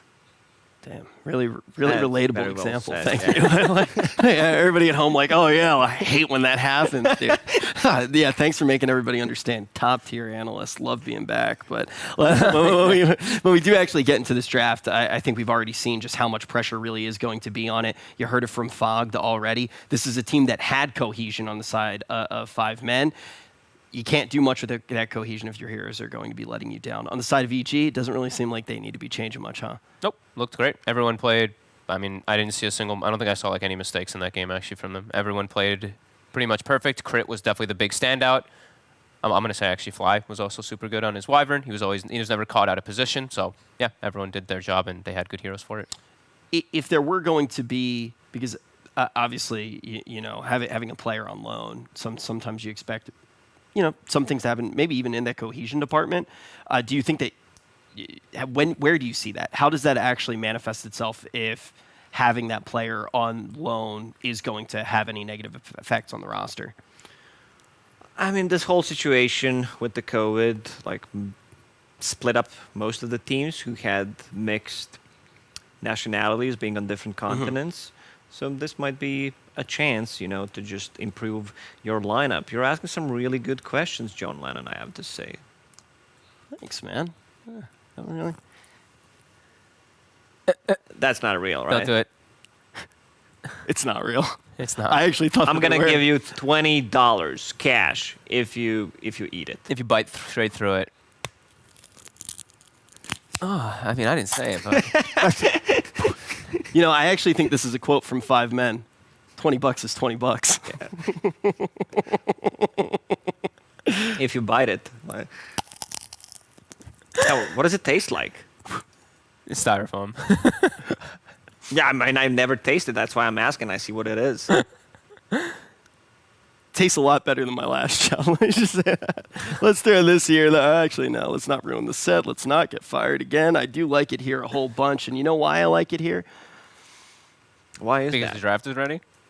It's not. Oh, it would have been really cool if it was, though. It's really hoping that you're just going to be like, yeah, let's jump straight. But it's not. I like it here because the draft's not ready, which means I get to spend more time talking to you guys and talking about what we do expect to see in this next game, because it's looking like this next game might be the rest of the series if some big things don't change. Yeah. It could easily be 2-0 for EG if 5 man does not adjust accordingly. I think they have a lot to learn from the previous game. It just comes down to that. We're going to open up with 2 core of our heroes, which are, I'm not going to say easily countered. Magna still feels like one of the hottest picks right now. So maybe a bit of different approach. They have a lot of experience in that team coming on from Pylai Dai and Misery. He's been captaining the teams playing the Dota pretty much for 15 plus years. So he knows what he's doing. Yeah, I think Kyle's words at the end of the cast, at the end when he was throwing it back to us, was really good. It's like, let's see if Misery can he adapt? Can he fix the problem for his 5 men? You love Dota if you actually are listening to Kyle when you're watching too. Then this man loves Dota. He's even listening to what Kyle said. But I want to talk a little bit more about the meta as a whole. Obviously, it seems like, to me, we're in a situation where these super carries are just something that we need to be talking about. How does that actually affect the draft when there is so much pressure to have just these big, beefy boy carries? I mean, there's so many of them now, though, right? And there's a lot of team-specific ones that really stand out. I think for this one, not many teams are going to be picking Naga Siren, but you're playing versus Arteezy and EG, so that one is something you always have to think about in the back of your mind. Arc Warden. They open banned that one, in one of their first 3 bans. That is instantly it's getting in your head. That means other heroes are left available. So maybe Misery's going to adjust and be like, you know what? Maybe I shouldn't be so afraid of Arc Warden because there's just other heroes like Venomancer that just ruins other game plans. So there's a lot of things that they can adapt on. But these super carries are definitely something that we've been looking at for the last couple months. It's literally Void, Spectre, TB, AM, all the literal 6-slot carries that just win games. When you play against hero specialists like Arteezy, who's great on Naga Siren, Arc Warden, you need to spend bans on it. Not necessarily in the first phase, what 5 men did in the last game, but you definitely, and I mean, it's always good to have players like this, because you're afraid of something else. And if your hero pool is big, you need to be very afraid of these players. At the same time, obviously it's very good, right? Because you're taking up some of that that real estate, some of the economy of the draft by knowing that you're going to have one of those bans. But does it also somewhat play into your favor because you know what you're doing against the team to a certain degree? You're going in knowing already, okay, this is something that we need to avoid? Or is it more one of those things where, kind of like you said, you're already in their head?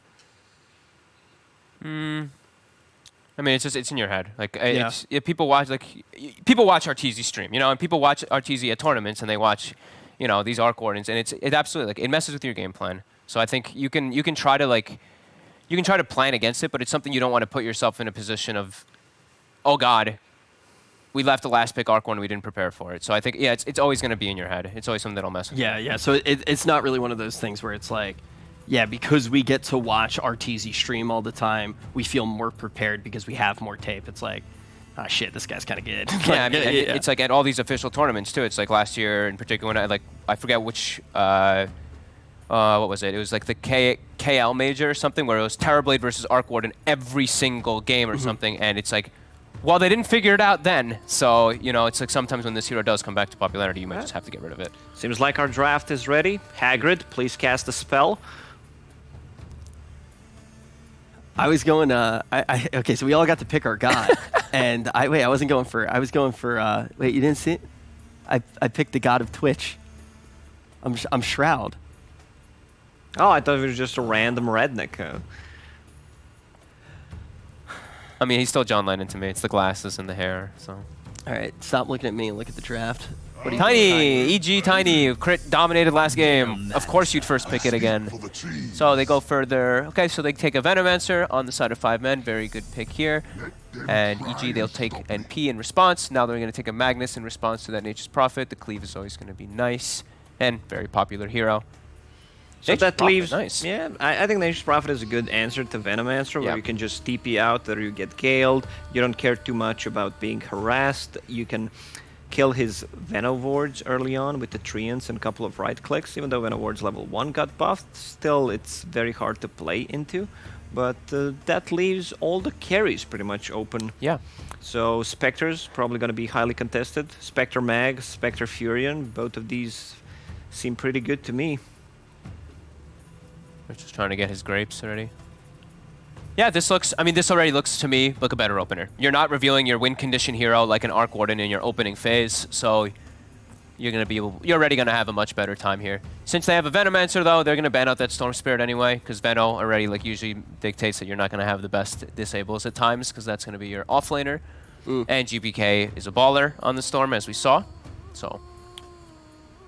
Yeah, I was going to say the same exact thing about GPK here. And obviously you were talking about GPK a whole bunch, Lacoste. For anybody who missed that first game, why should people be paying attention to GPK? Well, GPK is a guy that, he goes in. He has that CIS Dota mentality, but he also, knows the limits and... he's a hero specialist. You need to be very careful what you leave in the pool when you're playing against GPK. Either it's Shadowfiend, Ember Spirit, Storm Spirit, you name it. The guy has a pretty wide hero pool, and he knows exactly what he's doing. I don't know. It's just he's probably the best up and coming. I'm not gonna even call an up and coming player anymore because he definitely proved himself. Yeah, it seems like he's definitely already up and comed. So Beast mid laner for sure. Yeah. So I see this Void Spirit ban, and I see a Troll Warlord ban. I'm thinking, they have Nature's Prophet. These two heroes are pretty good laners versus NP, and it's, the Troll in particular is a good mag partner. Whirling Axes versus Treants makes it easy to, lane and sustain versus him. Same thing for Void Spirit with his Resonant Pulse versus those Treants. Helps you kill them, too. So I do like those two bans from EG. Yeah, I like being on a panel with you, Rich. Rich is just we're just doing some Dota. Rich is just memeing away over there in his own corner. It feels like just a bunch of bros, chilling. Yeah. It doesn't feel like working at all. It's just, we're talking about Dota. You don't have a clue what we're talking about, what you're talking about. You're looking at chat, throwing in meme here or there. I was actually had a picture open of Sind. Every time I see Kyle, I miss Sind so much. I have to have a picture of Cinder open on my phone. Oh, Sind. Oh. So we see AM ban, 5 men. They're running Venomancer. As we said before, that's one of the best. That's one of the only heroes that actually lanes pretty good versus the Veno. and actually has a really good later game matchup. So these bans definitely all making sense from both sides here so far. Yeah, so we're not in that situation that you felt like we were in the first game where it was like, wait, what the heck is going on? No, this one's starting. Off, yeah, this one's starting to look more like normal-esque drafting. And now it feels like even better game for Tiny. He has Nature's Prophet to play with. This is also a hero that you don't reveal anything. He's pretty much the only hero that can be played from position 1 to position 5, and he can do it so well. And you have this global presence coming out from him. Tiny setting things up with just Avalanche. 1 TP is going to be enough to actually bring pretty much anyone down. Right, now as we do move a little bit deeper on in this draft, I know we often do like to talk about like, checking all the boxes. Is there anything in particular that you do want to see get checked nice and early here, Lacoste?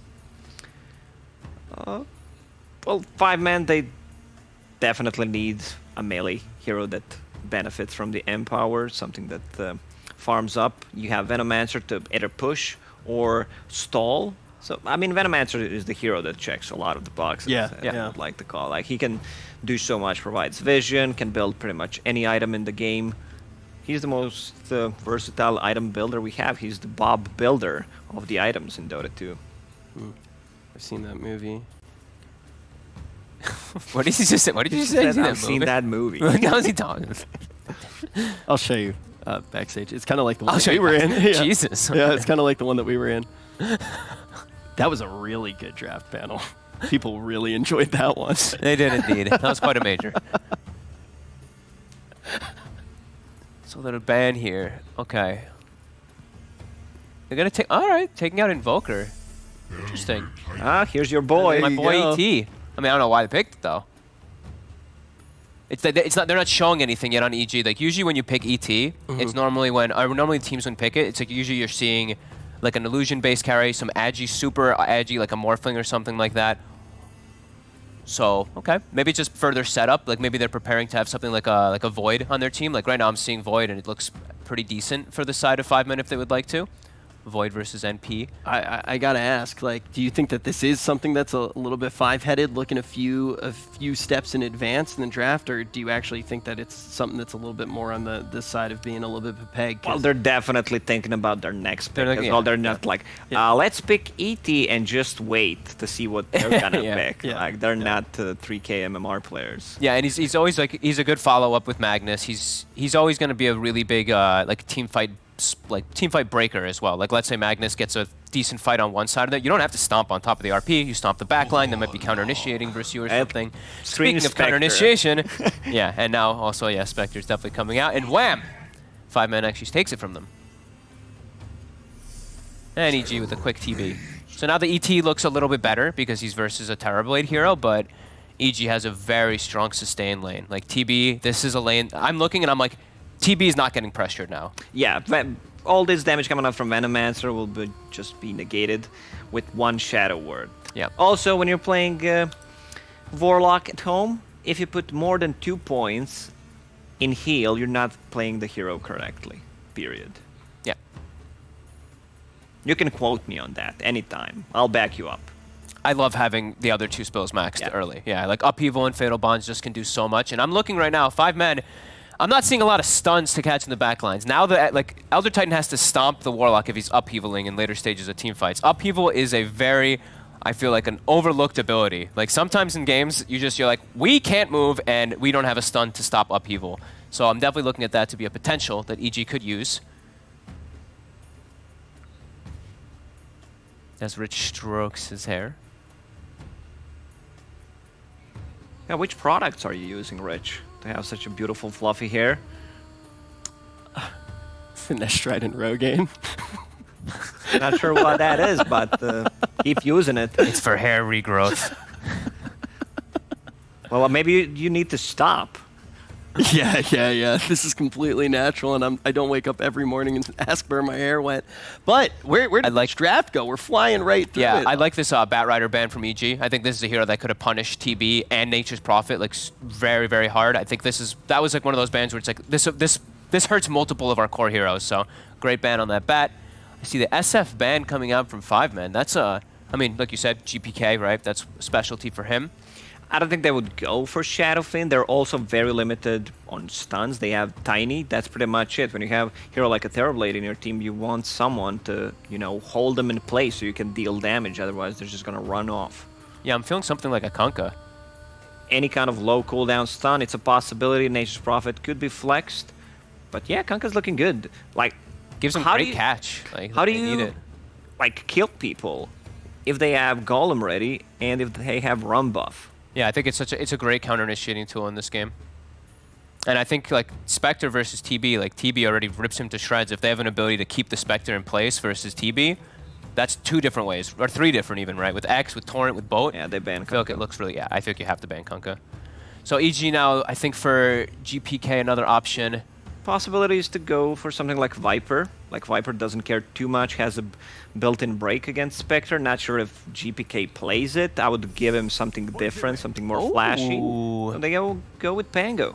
So now it could be some flexible stuff, right? Nature's Prophet could be in the middle lane. Pango could, they could rotate stuff around if they would like to. But what is that hero for 5 men? I don't think 5 men are utilizing the last pick correctly. Like, they have ET, Veno, they're lacking mid-hero.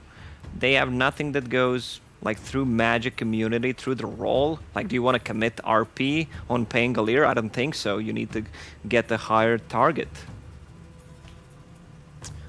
Huh. Yeah, Rich, what are you thinking? So I was actually just thinking about how incredible it would be. Do you go like Zeus? If we saw Zeus. No, you can't versus Tiny. Tiny just kills you the whole laning phase over and over again with Pango. I want something that gives you more kill threat onto TB. I don't think they have something that utilizes ET's aura really very well right now. Veno Spectre? It's a dream game. Right? Like, it's a dream game for it, but I feel like Tiny Pango, Zeus will die literally 5 times in the middle lane, right? Crit's just going to sit there tossing him back. So, okay. Puck is one of those that actually utilizes the ET aura, and then it is a leash. Yeah. It can be annoying versus Pango. But I'm not really sold out on Puck. I've seen Puck multiple times, and he just feels so underwhelming compared to other mid laners. Like, your coil, a silence, and an orb. And you need to kite. Like, have other heroes try to focus you down.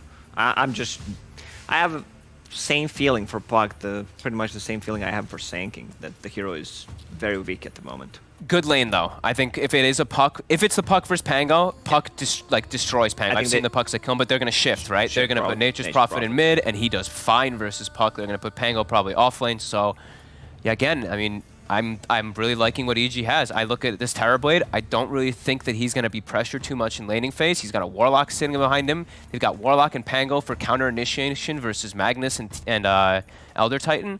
It looks pretty strong from EG again. And I don't think too much of a surprise when you actually do look at the odds from EGB.com that we're going to see EG being favored yet again. I mean, it's EG is in the name, EGB. Well, I did not think you would be able to read, but I also did want to bring up the fact that Fogged already said this draft was going to be absolutely critical after what we did see in that last game, and now we're in a situation again where I think both of you are saying that you are pretty confident in EG's draft. Yeah, I think it's a better chance for the side of 5 men this time because they have these this very straight up ways to stall the game out too. For this carry for the Spectre to come online, right? They have Veno ET. That's stall. That's like some of the best stalling heroes. So Spectre can get fat, but they're playing versus a TB who's good versus Spectre. So maybe if he does get fat anyway, the Spectre's also, or sorry, the other way around. The TB is going to be fat anyway, even if the Spectre is fat. So our TZ should have a good matchup, even if the Spectre does get a lot of farm. All right. Well, we already talked about what the odds are. We're about to actually jump into the game. Some people maybe will be putting their money on the underdog, even though we do see EG being more favored. But I'm going to throw it down to the casters because I know Kyle has never hesitated to throw money at 5 men ever before. Thank you very much, Rich, for that lovely passover. ODPixel joined by Carl, ready for game 2 of EG versus 5 men. The panel sort of saying they feel that 5 men's got a bit of a better shot this time around with the draft. Would you agree, or do you think we're going to see similar struggles as game 1? I think it's going to be more of the same. I'd have to say that EG are once again favored, not just because I think they're the better team, but because I think they've got the best draft. I do expect to see Furion on the mid lane, and if it's anything like the other Furion mids that I've seen, I think he will dumpster this puck. And once again, the mag, the ET, it's cool. It just feels like 5 men again. They're missing that critical piece of the puzzle. Just who goes and kills people. I know mag can do it in theory, but that's not. You want something else to be your front line. This is a 5-position or 4-position mag rather. It is. Yeah. Another 2 melee setup as well. Yeah, they did struggle with it in game 1. This time, a little bit different, right? There's not necessarily like a hero like the Venos sort of making it very hard to get into the fight, so yeah, it may be more of a shot for heroes like Misery's Magnus to be able to get something done. Of course, 5 men themselves being the ones to grab the Veno this time around in the draft. And in terms of lanes, it is actually going to be EG sending the Tiny to the mid lane. Oh. So we're going to get to see a GPK Tiny this game. Misery. Go away here. He will still fall. That's going to be first blood there for Crit. I actually really like that decision. Tiny against Puck is pretty Tiny favored. And throughout the game, you're going to threaten kills on Chessie effectively all the time. Same with the ET. Now, you want to just go straight for these guys, and GPK now can play more of this playmaker. And if you look at the EG lineup, it's a very flexible 4-protect-1, where you're going to still be able to put out enough pressure even without Arteezy's TB to take towers in the early game. So yeah, so the lane set up with Ramses, starting bottom as that Prophet, and then top Arteezy. He's going to have to deal with the pressure at the Veno lane, but obviously having the backup of Fly, he's going to have that constant save with the Shadow Word, keeping Arteezy in good position to stay strong in that lane. Yeah, and bottom, it's a Furion Pango versus Mag Spectre. This is not a good lane for 5 men. It's a tough game all round, as the panel touched upon, right, for this Spectre. There's a lot of timings in this game that just don't feel good for a Spectre. Yeah. You are playing against a Terrorblade, one of the, if not the best carry response hero to play against a Spectre, right? It kind of goes both ways. You feel, I don't know, well, okay, really? I go back to TI, TI 8 finals, where TB was constantly getting first 2'd by LGD, and OG were very confident playing Spectre into it. I mean, that was a long time ago, Carl. That's true. Things have changed. Chessie, mid lane will go down there. GPK. Chessie's got to keep his cool. He may have sort of got shaken off his game after that mid game from game 1. He's got to bring it back together. He cannot allow deaths like that to happen in that mid lane. You say things have changed, but I seem to recall many instances going down exactly like that one did in the mid lane in my past. Top lane, they're going to get some initiation. Pilot Eye's got a big spirit. It's going to come in. A good few punches here to Arteezy. Arteezy will turn though, and this bonds from Fly. You're doing quite a lot of damage here, Zibbe. Just got to be careful, getting quite low. Back to the Spectre versus TB. The thing is, you can get on top of the Terrorblade. So as long as you but then the Terrorblade's like, meta, bye, thank you for getting on top of me. True. Yeah.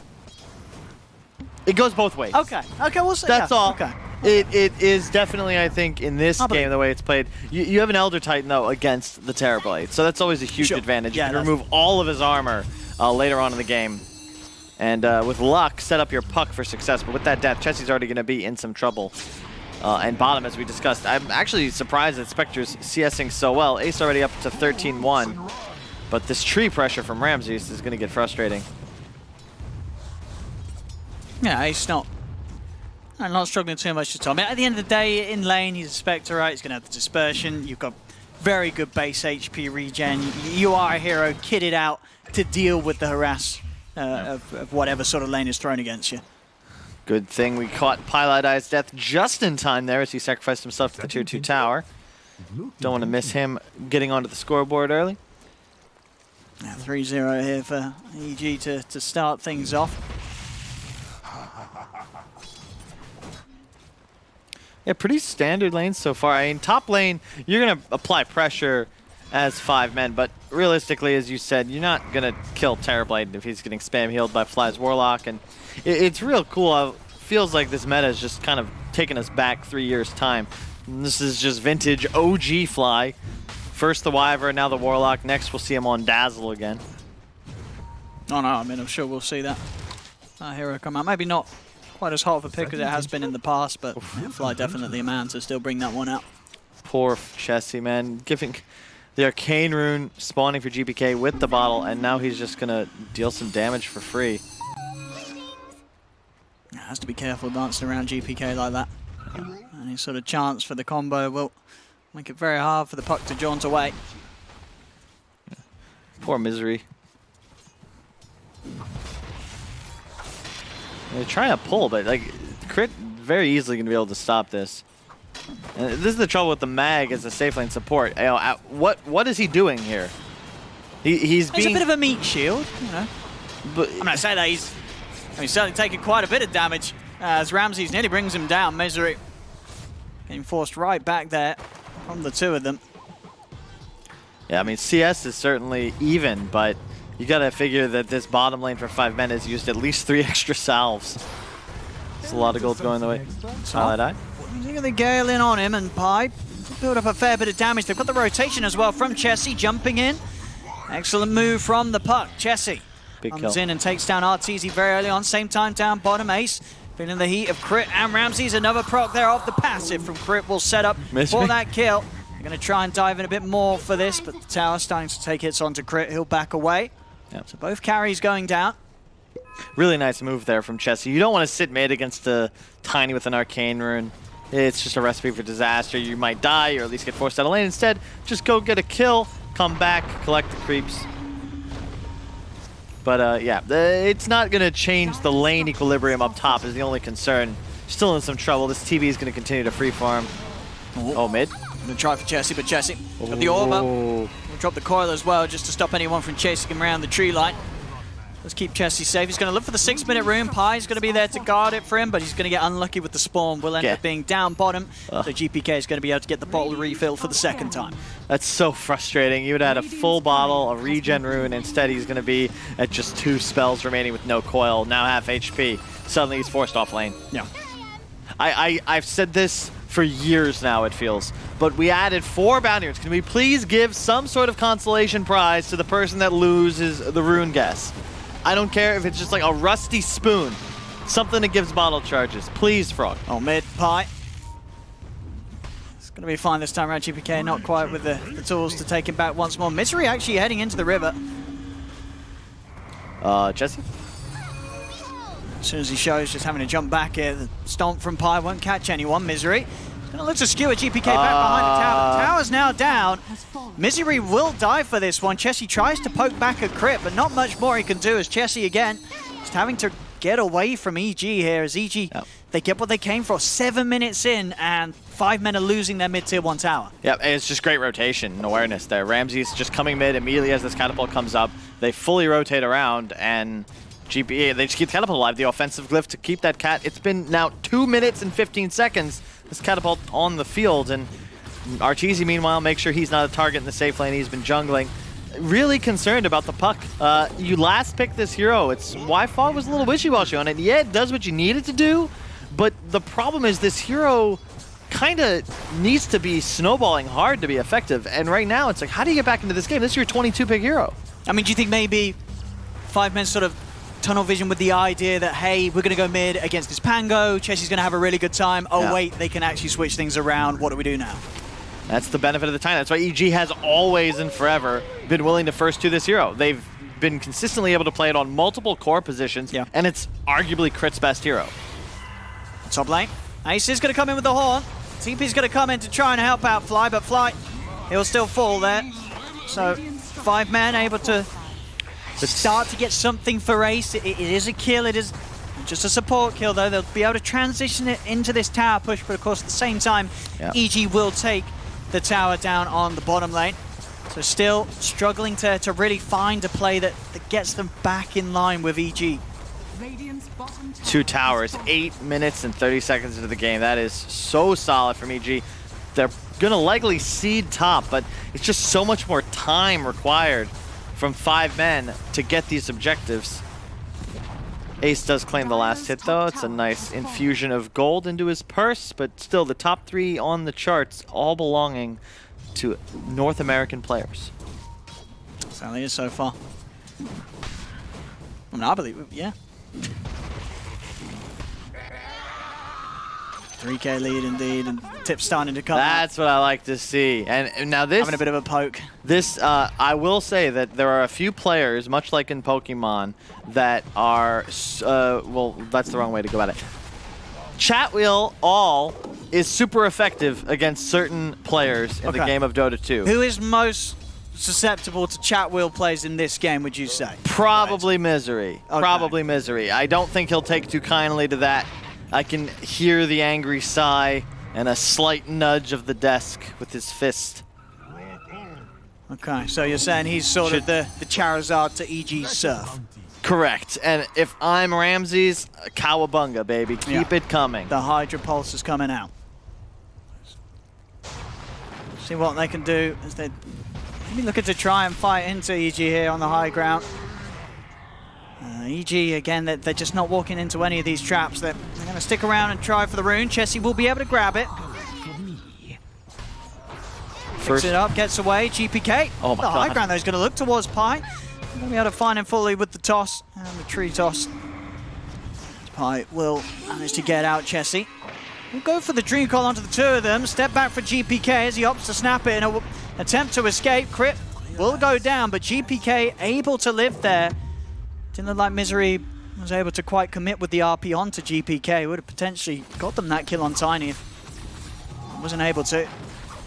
That's the trouble with this Magnus hero, especially playing as a support role. It's just, you're an Empower bot, and unfortunately it's for a Spectre. You know, if this was a troll or maybe a Jug, as we've seen Nigma do in the past with GH just babysitting Miracle throughout, it makes a lot more sense because it's a Flash Farmer sort of built for this Empower, whereas Spectre, you're not the same style of hero at all. You're not somebody that's going to go clear Ancient stacks, 9-10 minutes into a game. So it's less of a steroid and more of a Nutrigrain bar. And meanwhile, EG, even though they've only got the 3 kills on the board, it's still 3K, and they've got map control, and they're going to continue to tighten this noose. Was that intentional? Ramses rushing the Orchid, expected against the puck, but he might be caught here. They're going to find him. Well, see if the two of them can do it. He's decently tanky. That ward down on them, giving them all the information that he needs. They'll be able to take it away. Does, of course, mean that Ramses is safe and sound here. Pi not able to grab him with the stomp. EG just... I mean, we saw it in game one, the frustrations and the struggles of 5 men to be actually able to make a move against EG. EG just seemingly having an excellent read on this team and the way that 5 men are trying to play against them. It's just, you're in this spot where not much you can do as 5 men. Look at your course. It's just Puck that's really able to get offensive, but who's he supposed to target? Not a TP illusion. That was not ideal, but yeah, you've got a Furion, he's not on map. Arteezy, he's not on map. It's just the Tiny of GPK, who's got 1 billion armor and HP. He's not a real target for you. And you're in 6th place on the net worth. Yeah, it's... Yeah, someone's got to sort of calm Chessie down. They've got to get him leading some plays. So this sort of play is just not going to cut it against EG. I thought Pilot had just gotten himself blocked. Oh, Chessie. Oh, the Nature's Wrath from Ramses. Coming in with a perfect bounce to push Chessie out of the game yet again. Yep, this was one of my favorite combinations when I was still a player. You got the Tiny for the burst damage, the Furion ulti to finish it off, and once you get that kill, because of the Furion factor, you can immediately have a creep army ready to go push a tower, add into the fact you've got the Pango for that extra burst damage and the Swashbuckle. It's going to be a really tough puck game, and it's not going to get any easier. Yeah, you've got a Vessel up on Zibe, but how does that change your game right now? Relatively ineffective. And I love this build from Fly. Always go for the 2-2-2. All of your spells double in effectiveness, effectively, with the exception of maybe Fatal Bonds, but you always want to get that extra point so it always hits Creep Wave plus Hero. However, 2 points upheaval, super value. Takes the slow percentage tick from 7 to 14%. Just 3-4 seconds, suddenly everybody's in the swamp. We know how that ended up for the Mammoths. It's equally effective in Dota. Yeah, rough times. Times indeed as Pilot died to catch him there, going down and again. It certainly does feel like the beginning of another bit of a painful one for 5 men. And ideally, you want to be able to play more aggressive with this draft. It's about map control, making moves as 4 Spectre haunts in. Oh no. And in the river. Ramses just comes in, shuts Chessie right up with that Orchid. Yeah. And GPK, I mean, there's 4 heroes looking towards him. He doesn't care. Turns around, Avalanche out. 5 men just cannot do anything. Yeah, EG, even though they're ahead, you notice they're not willing to enter this high ground. Number 1 rule of Dota, do not walk up the high ground with no vision. A notable artist made a song about that very concept. But more importantly, you realize, look, we have no real ability, even with this lead, to just dive uphill into a Veno ward, into the Mag RP, into the ET. It's just suicide. There's no reason to do it. Keep doing this. Find pickoffs, get Orchid pickoffs. Tiny has a blink. Chessie has effectively no game because he's threatened by 2 cores. How is he supposed to play aggressively as he would want to? Cutting top wave, pushing aggressively on the enemy side of the river. It's just not possible. And with kills, immediately, bottom lane, towers. Yeah. EG just continue to break them apart. We just think that these sort of pickoffs just effortlessly happening in situations that we're not even ready for them. Just suddenly, Misery's dead, Pylai dies dead. We will catch a replay, I believe, of Misery's death hit as GPK quick with the combo. The walk away. Tom Cruise Mission Impossible. He knew he had that kill. Detonation. Again? Poor Chessie, man. Chessie is... It's been a rough series for him. It's that they have just bullied Chessie just down to a point where he's just totally out of it. He cannot do anything. Game 1, his Quap, EG just destroyed it, and here in Game 2, the same treatment being given to his puck. Yep. Chessie, the Quap and the puck, 2 staples of his hero repertoire for some time, but he's had difficulties expanding it. It's similar in a way to Limp. Like, both players came in, we're Han boys. We've got our superheroes. The trouble is, oh no. I mean, GPK is just, he's on a roll right now. Finding every single setup that he can. Crit, Misery? even gonna roll across, look over towards Misery. Ace is gonna pop the horn. Maybe they could get GPK. They do catch him with the ET ult. They'll be able to bring down the Tiny Fly. Drops the ult onto the 2 of them. Chessie with the coil, holding the 3 of them up in the high ground. The Stomp as well, catching all 4. Puts them to sleep. So 5 men, they get GPK. This is the biggest play they've had so far this series. It's might not do anything, but they killed him. I think Tiny suffered there from that increased hitbox after growth. I don't actually know if that's a thing, but I'm going to pretend that it is, because he was so close to the edge of the range of that Earth Splitter. Otherwise, I think GPK lives, and maybe they even force a turnaround. That rock, unfortunately, going awry as they just coil and get the hell out of there. But yeah, this is the trouble with these heroes like Puck, with like Quap. You're not really able to make plays and have the game you want to play unless you're snowballing. And it's just so difficult to do that against a coordinated team like EG. You're not a real hero when your mid tower dies at 7.5 minutes. You need more levels, you need more farm before you can get involved. And you're forced to exit the laning stage early when EG puts such an emphasis on taking down your tier 1s on those catapult waves. And in terms of towers, I mean, we saw an example of it earlier on when they were up on that tier 1 top. When it comes down to 5 men's lineup, who's hitting the building? Who's pushing? How are you taking towers with these heroes? Venomancer, I guess. You place the wards? Yeah, I mean, a lot of them, I guess. And eventually the tower might fall. As you can see, just only 1 tier 1 falling on EG's half of the map. 5 men just unable to push in onto any objective. GPK with another catch. Keeping his game very good and strong here. 7-1 and 2. There's actually going to be a buyback from Pi. Crit's coming. The ult from Pi. Not doing anything at all. I mean, Chessie gets the coil onto the 3 of them, but RTZ is ready to turn up. He walks over to the fight, pops the meta. The sleep from Pi does hold back RTZ's TB for a moment, but a blink forward from GPK gets the vision to set RTZ up for a 2nd kill. And it's a rough one. I mean, this was always going to be a tough matchup for 5 men. Sure, EG stepping up today, showing what they can do with GPK. You know, maybe people didn't know what to expect, but I think anyone that knew what GPK was capable of, they knew that GPK was going to fall pretty seamlessly into this squad, into this lineup.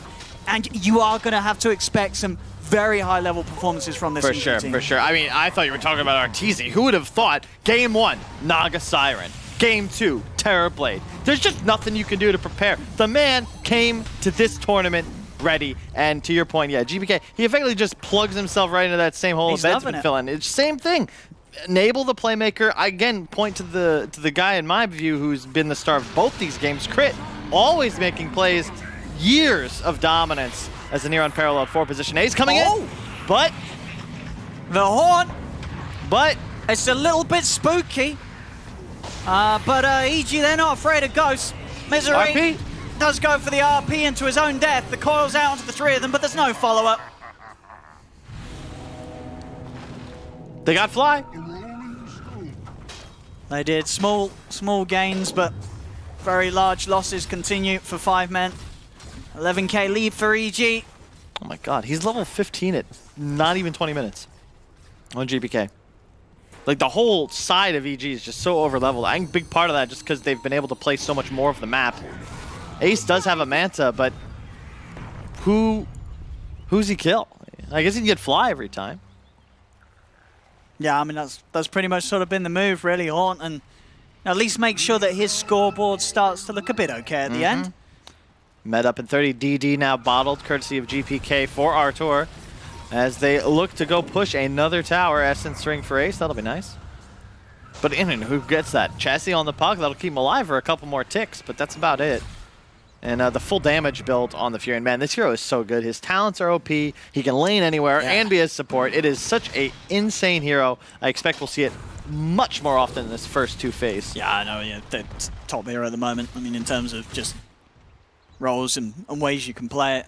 As you say, regardless of the game, it always feels like if you are a top-tier player, you're going to be able to find somewhere to get farmed. Yeah. Very rarely do you see Furians not in the top 3, even in a game where that team may be losing. The Fury and Tiny was by far the most picked opener that we had back in Complexity, and it's because you can effectively put it anywhere, on any role. It'll always be good, and the heroes naturally complement each other.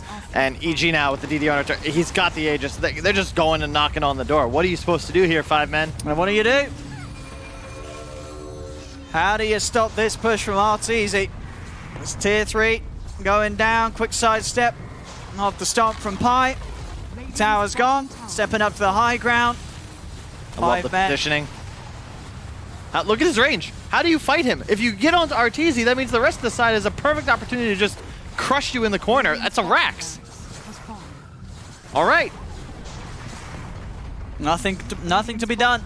Nothing can be done here by 5 men. In this time, Ace, with all of that time that EG spent pushing, taking tier 2, taking tier 3, taking Rax, Ace wasn't even able to get top lane into the tier 2 tower because he's playing Spectre, and unfortunately that's how it works. But wait. RP and a Horn. Coil as well. 3 ults here for GPK. Is it enough? It looks like it will be. Oh, he's giving them the juice with the Avalanche. Some lovely moves. Crit's coming in with the backup. GPK does still go down. They do manage to kill him off. Where's the team? Jesse, I mean, he's also chasing it for Crit. Team? Now we're going to start seeing some TPs coming from EG as they're now baiting them into a deeper point. GPK actually buying back, and this was the plan all along by the looks of it from EG. The good old Jabate as GPK buys back. And they'll punish 5 men straight away for their aggressive dive, knowing with all those ults used by 5 men, there's very little they can do to fight on into this. Jesse tries to hide. He's got the orb out to the side. GPK, can he chase on for this? Blinks forward. Jesse's able to get the blink out in time. He's going for it. Ramsey's trying to play for the TP in to block him off. Will find him with the silence. Jesse has been sprouted up and controlled. Ramsey's reads his movements perfectly. As, I mean, even then, right, where to us as scrubs, we're like, where's EG? Why aren't they backing him up? Well, it's because they want 5 men to dive a tier 1 tower and then they'll kill them all. You gotta wonder, 5 men, you know, they've been probably focusing a lot on the other teams in the tournament and their scrim results, etc. But what if they paid more attention to the pubs? Arteezy, he's been spamming the Naga Siren. He's been spamming the Terrorblade. I feel like they would have potentially prepared better were they more aware. And there we have it. That Terrorblade leading the charge up to the high ground. Misery. Let's go back onto Arteezy, but still, Arteezy with the Aegis with Sunder. And with the full backup of the squad, EG smoked up behind him. Ready for anyone to jump in. Meta right off cooldown. Time to go. No rock, but still strong. Oh, they're going to go in, try and burst, and they will be able to do it. Burst down Arteezy, it cost Jesse his life. Because the Aegis is there, Arteezy ready to go for a round 2. Has, of course, lost the meta, though. So that will put a stop to EG's push. A little bit more time here for 5 men.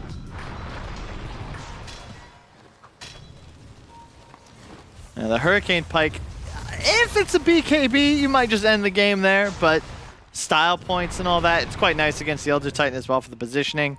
And EG just in such a strong spot. 16k, the gold lead. And looks like it'll just be a slow bleed. 5 men. What can you do here now? Manta Illusions plus the TB spawn. You just take one wave. You've got super creeps in the bottom. And you just play around mid. You can even see the warding set up to do just that. And again, the initiation for 5 men is Misery on the Magnus. Charging forwards. No Blink Tiger. Trying to find a kill. These two supports. They've both got large objects. But as if anything was proven to me with the advent of ranged weapons, it's that just having sticks in your hands is not going to cut it when the other team is shooting a bunch of stuff at you. I don't know where I was going with that. No, I don't think 5 men know where they're going here from this position either. As just continuing to be controlled by EG, even in these moments where they're outside of their base, it really feels like they're only able to because EG's allowing it. Crit, a 5th place in net worth ahead of the 2 enemy cores. It's just Ace, really, who's still in fighting shape and still so much more farm. You got to go for a Yules now on Chessie because you have nothing to deal with this Orchid. But that item, again, it saves you, but EG are past the items we need. They're buying what they need for the team. You've got BKBs to come up soon as well. Vlad's was just finished on Crit. Fly as a Glimmer. Maxed up people. I love it. This is the build right here. 2, 3, 4, 1. I love it. A Solar Crest now? Oh, man. This Terrorblade's going to hit hard. Another DD. 15 seconds and Meta will be ready. Outside, hanging around this tier 2, but I don't know how much 5 men can do out here. If anything, they're just going to have to try and play for those skewers deep into the high ground, up to tier 4s, maybe into the full ults of 5 men's lineup. They'll then have a chance of killing these cores of EG. This tower slowly going down. I mean, 5 men, they're coming right out here. They really want to try and take a fight in this position, though. I mean, Zippe, he doesn't even get the chance to pop a single spell. As he's out, Chessie also caught by the Rolling Thunder. I mean, that... I don't know what that was. Trying to fight out by that tier 2 tower. I mean, granted, there's not much that they can do from this position that they're in, but being outside of the base just doesn't feel like a great place to be. It looks like EG won't give them much of a choice, though, as they continue the onslaught. Glyph's going to get forced, but that's still a DD Terrorblade with meta popped, and other than Pylai throwing out stumps, where's the D push? Toss back. Oh! Doesn't catch anyone with a skewer. Pie's now in a little too deep. Pie will fall. He's got the buyback. The offering comes out onto Ace and Zippe. Zippe is blown up. Ace is down as well. There's a buyback available on the Spectre. He will use it. But the rest of his team just getting torn apart. Misery goes down. Another third buyback out from them. The coils out to the 3 of them. They do manage to burst out Crit. RP as well. It does catch Arteezy. They will get him. They're holding. It's a triple kill for Ace. The buybacks worked out. Okay. They managed to push back EG. And the game, it's not going to end. They'll keep it going, Carl. They've managed to hold with those buybacks. I think the gold lead still increased for EG, but I agree. That could be the start of a comeback. 5 men, maybe getting their 6th wind, second wind. I mean, one of the 7. They didn't lose the barracks. The barracks are still up on that top lane. They're pushing back in on the mid. Mid tier 1 for your tier 3 tower. That's a decent trade on the second. You got the Diffusal up soon. The Basher for the Spectre.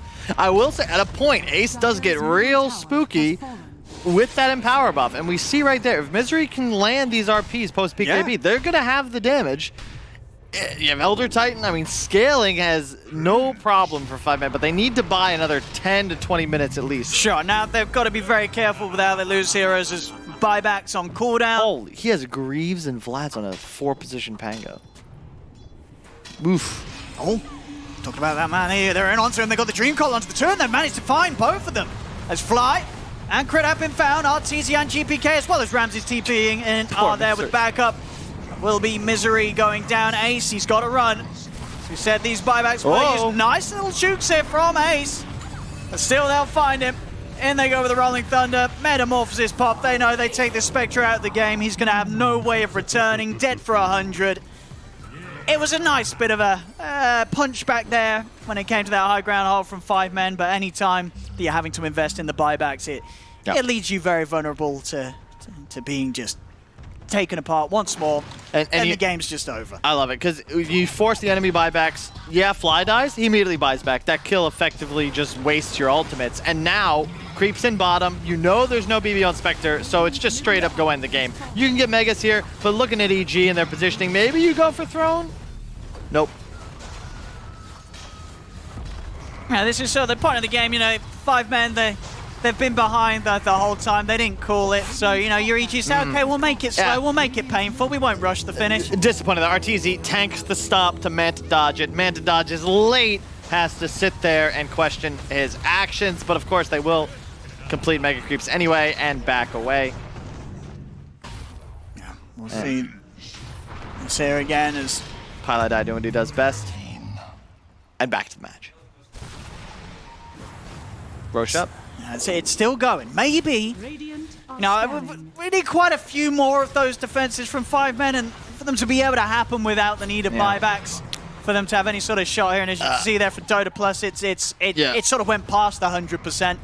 You're gonna need a hell of a stimulus package if you want that graph to start going up, and I just don't think that Ice Frog is going to be as susceptible as J-Pal, and yeah, it's 27k, 3111, just again clean from EG. Nothing really more to say about it. I think that if you look at their drafts specifically, they've that like balance and complexion that you're looking for at this level of Dota 2. And 5 men, again, I'm not sold on this double melee support lineup. It felt like it hurt them in the laning phase, and then they just don't have that defensive team fight, that combo breaker that Fly's been able to provide in both these matches. Maybe an Aegis snipe from Chessie. Could be pretty high. It could be. Is he able to do it though? They're actually sort of teasing with it, EG. They're not committing to finish the Roche yet. Maybe see if they could bait out this move from 5 men around the pit. There's Roshan very low. And yeah, EG just on the high ground, seeing if 5 men do step into this. 5 men, they've got the full lineup ready to go. All ults are available. They've got the team fight. Can they find the perfect execution they're going to need? Roshan getting low. They'll look to Horn in again. Roshan not quite finished off, though. EG backing away once more. Chessie, he's got the call down onto Crit. They're going to try and take down the Pango first, but RTZ turns over towards Pilot Eye, beating him back. Crit will survive. Jumps over the swashbuckle. Gets the Rolling Thunder off. It's a triple kill for RTZ around the pit. 4 dead on the side of 5 men, and they'll call it. It's a team wipe. Finally, they've had enough. They'll tap out of this one as Game 2 goes to EG. The series is theirs, 2-0. Game 1, EG looking to be on fire, and then this second game, it just looked like they're on a totally different level to 5 men. It really isn't much more to say. When you take 2 tier 1 towers by, 9 minutes? It's just near impossible to get back into the game. Yeah, again, you lose your safe lane, but there's no tower push, there's no combo break, there's no real save. They can't itemize for team fighting on the side of 5 men, so once you lose map control, there's just no way to get it back. Yeah, and I mean, for 5 men sort of coming out of this one, I mean, coming into it, they must have known this was definitely going to be a challenge. May have ended up being more of a challenge than they could have anticipated. As a squad, what do you sort of take away from this performance when you've seen how well EG was able to sort of play against what you were trying to do? Back to the drawing board entirely. I think you got to fix the openers and just really examine these top teams. They're picking multi-role, multi-lane heroes in the opener. You got to start doing the same. Yeah, that switch around from EG in terms of the fact as well that they can do it with GPK. Stepping into the squad and just gelling perfectly and allowing them to play, as you say, they like to do with the way that they do draft EG. But there we go, ladies and gentlemen. Game 2 for Evil Geniuses, and an easy one indeed, as they'll take this series 2-0 against 5 men. right, well, let's talk about how they were able to do it. One of the first things that Fogg was really talking about before we even jumped into the series was how important the draft was going to be. So let's start there, and let's actually start to talk about what we did see in that draft. Yeah, I mean, and at the end of it, I did close out. I did say that I thought it would look a little bit better for them, but going back in a little bit of hindsight here, as soon as we did go back upstairs, we see this Puck, the Puck class pick in follow-up with his 2 supports is the biggest thing that I want to talk about here in like the early game. So he has Puck with a Magnus as well as an Elder Titan. So for me, I feel like this puts a game that's really difficult for Chessie in the middle lane. I feel like he doesn't really have anybody to work with him in the game to be able to make these early game movements. And that's why I feel we saw EG have this, 7,000, 11,000 gold lead so early on. It's just because Chessie is kind of thrown to the wolves where he doesn't know what mid-matchup he's going to be put in with this Puck. He ends up getting put in a matchup that's not very good because it's versus this Tiny. And then he has nobody to actually make moves with around the map to make his hero look good and make the rest of his team look good. So they're playing on the back foot just from that one. So again, I did feel EG got this super good draft that was flexible. It's the second time that 5 men picked Magnus as position 4. It's extremely greedy, having this hero who doesn't do that much. He might stack, he might, cast Empower. He's just an empowering tool for your carry. And that's the huge issue. Like, you don't have that position 4 who can go around the map and do stuff. Like, there's a huge difference. Let's say Pangolier crit Tiny in the first game. Like, these are the heroes on man crit. Once again, he was extremely farmed. Having Vlad's full Guardian Greaves on your position 4 against the Venomancer, like providing sustain, providing heal, giving you Roshan opportunity with it. It's just insanely good. Yeah, and I even like the lane, like the way that they had these. Their flexible heroes even worked well. Like sometimes I see teams like, oh, we're talking about all these flexible movements and flexible heroes that they can do. But this was a great pairing. They had Pangolier with Nature's Prophet. These two thrive off each other because Pangolier, you get your Lucky Shot proc. Nature's Prophet already hits like a beast with his Treants as well in the laning phase, and they both just work so well together. So the flexibility from EG, it just worked perfectly in this game, especially versus what they're against for 5 men. As we watch some moments from this final game in the series, was there any point where it didn't feel like EG was just outclassing 5 men, Fogg?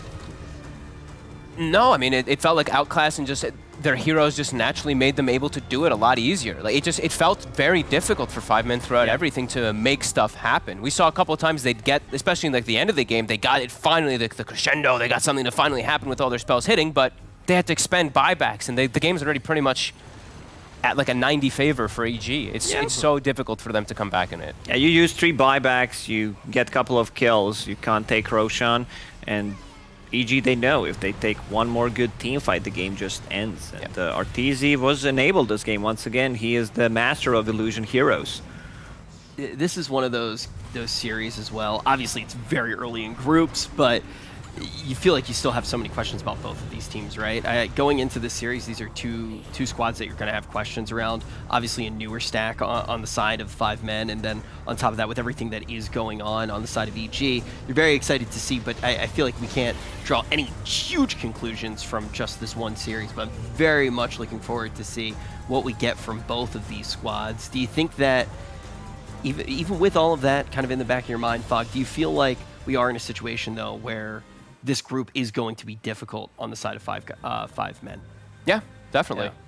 Absolutely. I mean, it's just like, I think this was a really tough matchup just for them. I think this made them look worse than they are. I think yesterday we saw big highlights from them, and we saw them actually playing well and playing cohesive. I think they put themselves in a tough spot today, not only with their drafts, but also playing versus a team like EG, who, sure, they may have switched GPK, but as like Owen and Kyle were saying, like GPK, he's mixed right in. It literally looks like if you covered his name up, you could say that's Abev, you could say that's somebody else. He's gelling with the team perfectly. So I feel like all those things in combination made 5 men look worse than they actually are at the moment. I'm going to be very excited. In a few seconds here, we are going to actually get to talk to EG a little bit about how everything is going for them. But first, let's just put a cap on this last game as we look at some of the big stats that did come out of this second game in our series. Lacoste, is there anything that you want to highlight? Yeah, we just saw KDA of the offlaners, comparison of Venomancer and Nature's Prophet. Same goes for the mid laners, Tiny against Puck. Like, they've been not very active. And it comes down to that, like having Magnus position 4 and having your position 5 Elder Titan who really can't make any kind of moves. So once again, you have Puck on the mid lane who does not look like a real hero. You need to have that one guy that you can play with. Otherwise, you're just, silence, coil, and illusory orb, and it's not enough to bring a tanky hero like Tiny down, especially in the later game. Let's say TB, how do you kill him? Yep, and now I'm very excited, as already alluded to. We're talking about some of those big questions that we do have with everything that's going on with the roster. We want to actually get to talk to EG right now, and luckily we're going to be able to jump in right now and talk to Fly. Fly, thank you for hopping in to chat with us a little bit about everything that did happen in that series. Hey guys, hey, good to be here. Good to see you guys as well. It's really nice to see you, and I got to ask one of the questions on everyone's mind. Obviously, you're playing against the new stack, so I do want to ask, how did you enjoy playing with 5 men? It was a fun game. Like, we know a lot of these players, So it was fun. I think these guys, they have like a lot of experience, and maybe this series wasn't their best showing. So I'm expecting to see them perform even better next time. I have one for you, Fly. How would you describe a difference playing with Abed and GPK? Because GPK seems like he's gelling in perfectly with the team. Yeah, I think GPK is definitely a really talented player, and we're very glad to have him as a stand-in right now. Not to take away anything from Abed, who is also a monster in himself. The guy's the first 11K and all these things. So I think they have some similarities where they're both young, they're both super talented, and they have the willingness to learn and improve. And I think those are pretty key things for a player. So in that sense, they're pretty similar, but they also have like some different personality stuff. So yeah. I'm only getting to know GPK a bit more. I didn't know him as well. One more question. Does Ramses feel more comfortable having a comrade to talk to and play? Does he feel, more happy just playing with GPK? I don't think it matters to him, but there's definitely some random Russian in there in the middle of the game. Occasionally, it's like he says something to GPK, and I'm like, okay, sure. So it does happen. But Artur also understands Russian, so he did have a comrade, you could say. You're basically a minority, huh? We are actually a CIS team at this point. This roster. Yeah, you guys don't seem to have any loyalty to any region there, really. But yeah, Fog, did you have a question? Just something like maybe like a little not Dota related and everything. Just how has everything for you been with like these last 5 months? Dealing with COVID, being you're in the US. I know you've been streaming a little bit of your your food streams and stuff like that. How's it been like staying in shape? No gyms open and everything like that. Yeah, it's been crazy because you don't realize how much time has passed until like a certain point. I was like, holy, it's been 4 months. So it's been weird. I've never been home for this long for like years, and I'm sure you guys feel the same way. I know it's kind of cool for you to get to travel. Actually, I wish I could do that. So it's been weird, but I've gone into some sort of home habit. I'm trying to grow tomatoes for some reason. Hell yeah! It's been interesting, but yeah, it's fun to play. I just want to ask you one last question before we do let you go. Just kind of overall, obviously, with kind of being in a different region now, do you feel like there is any additional pressure on you guys to prove anything? I don't think so. I think just our last showings when we played online were not very good. But this time we actually want to put in the effort, and we're all very motivated to do well in this tournament. So I want everyone at home that cheers for us and our fans and everything. I want to make you guys proud as well. So yeah, that's the plan. Well, I'm sure they're definitely proud after that first victory. Thank you so much for taking the time and jumping in and giving us this interview. All right, thank you guys. Yeah, thank you again. Yeah. And with that, we're ready to set the stage for the next matchup. Obviously, we did just see EG manage to take their first series, but coming up, we have a real incredible one. It's going to be Alliance versus Nigma. You're not going to want to go anywhere. It's going to be a quick break, and then we'll be right back.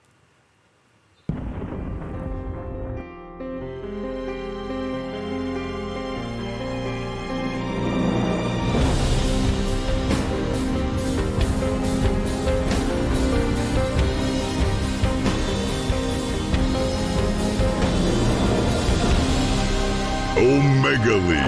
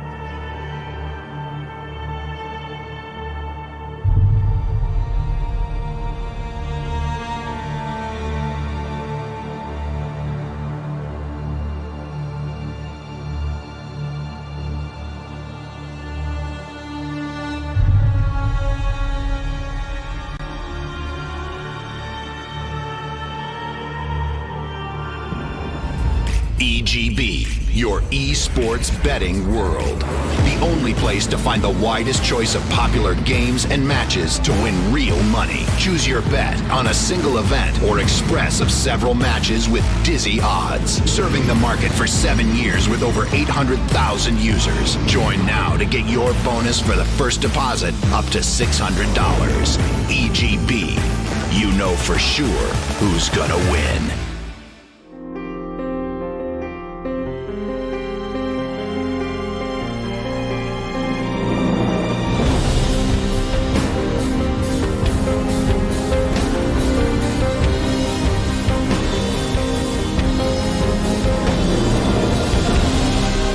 Omega League.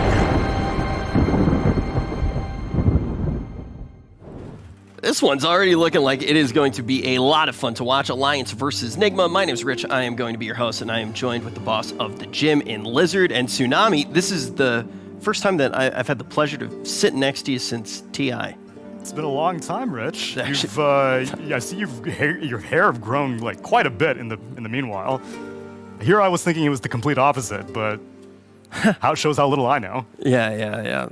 Definitely not balding. Definitely not Perish at the all. thought. But, you know, after a tough matchup like this, some of the players might start to maul. Let's actually talk about what we expect to see with Alliance versus Nigma. One of the first things that you and I were actually chatting about, didn't get to chat with Wizard about it yet, is this is something that already did happen in recent history. It already did happen at Dota Pit, went all the way to 5 games, and no karaoke there as well. So what do you think of this matchup as we head into it right now? What are you expecting to see, Lizard? Recently, FNG gave an interview to one of the Russian studios, and literally he says that Nigma is an extremely hard team to play against, not only because they're extremely good as players, they just kill your game. Like, they suffocate you. They do not allow you to play your own game. They force you to pick these, like, you can pick your own heroes, draft your own draft. They don't draft their own thing. They just try to shut you down. And that's what happened in OGA Dota Pit. If you remember, like, the Batrider mid for 3 games for Weha. Like, and he just constantly annoys you. He's constantly aggressive on the map. So most likely something like that will repeat itself here. Yeah, they have general game plans, like if they're able to ever get their hands on the IO in the first phase, then Nigma will be like, oh, okay, now we're more than happy to do our own thing. But otherwise, it does seem like that's the case. Though it's interesting that FNG is giving these interviews because, like, I saw GPK was playing for EG, FNG is playing on Alliances, Gambit is just, are they an agency now? Are they a team, or what are they? I mean, he's been on a loan as a stand-in or whatever for, what, 3 months now or and something? I'm like sure the original tweet was like, oh, we'll just have him for like 2 months. Gambit was like, we're just going to loan him out real quick. Are they going to sign him anytime now? Like, you know what I really like about him as well in Alliance is the fact that he's individually a very skilled player.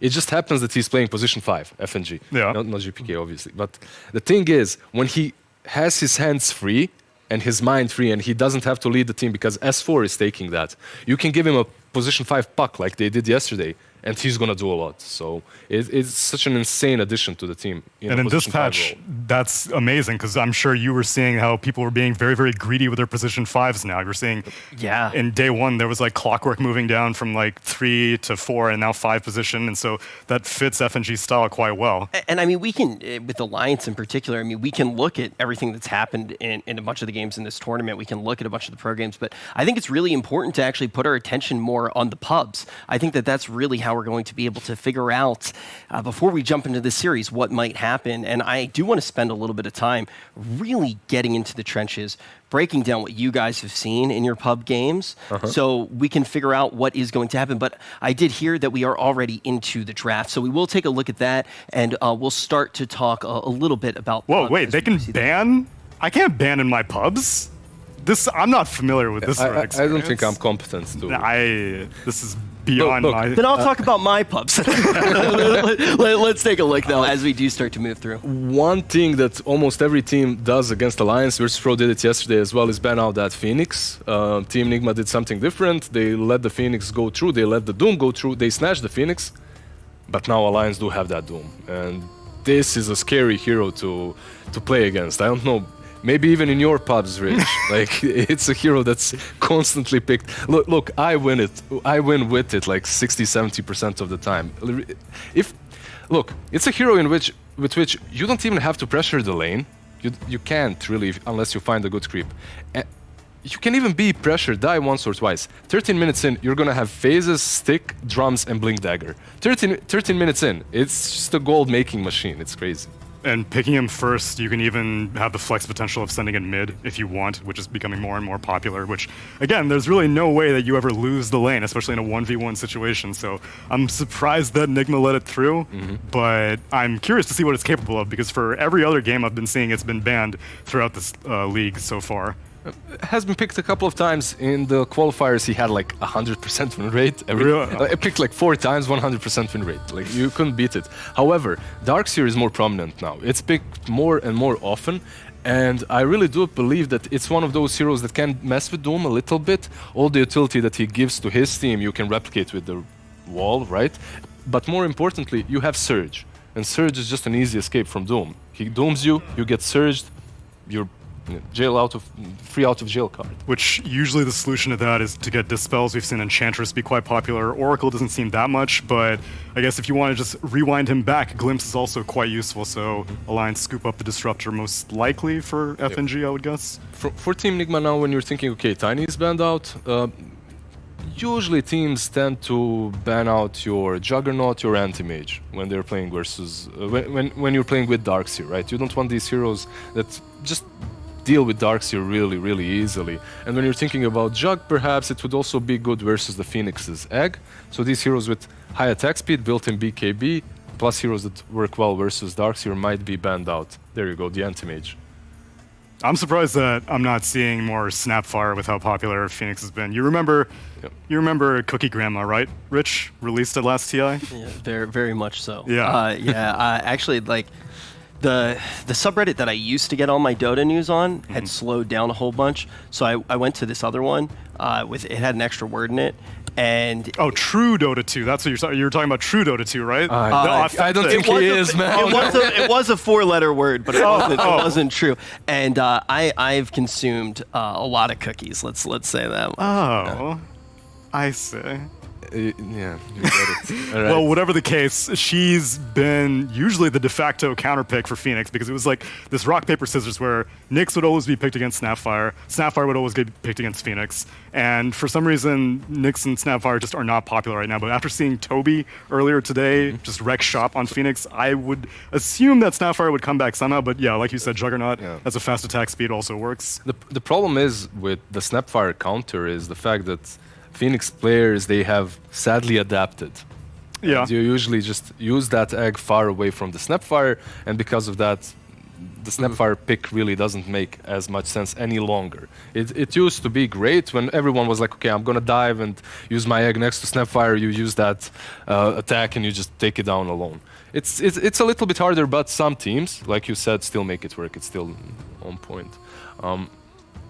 Yeah, Morphling, I think this is, from Team Nigma when it comes to these last 2 bans, Anti-Mage and Morphling, both heroes work extremely well versus Phoenix. You farm under the tower well, as Darkseer is pushing in, right? And they're Nico Baby signature heroes, so...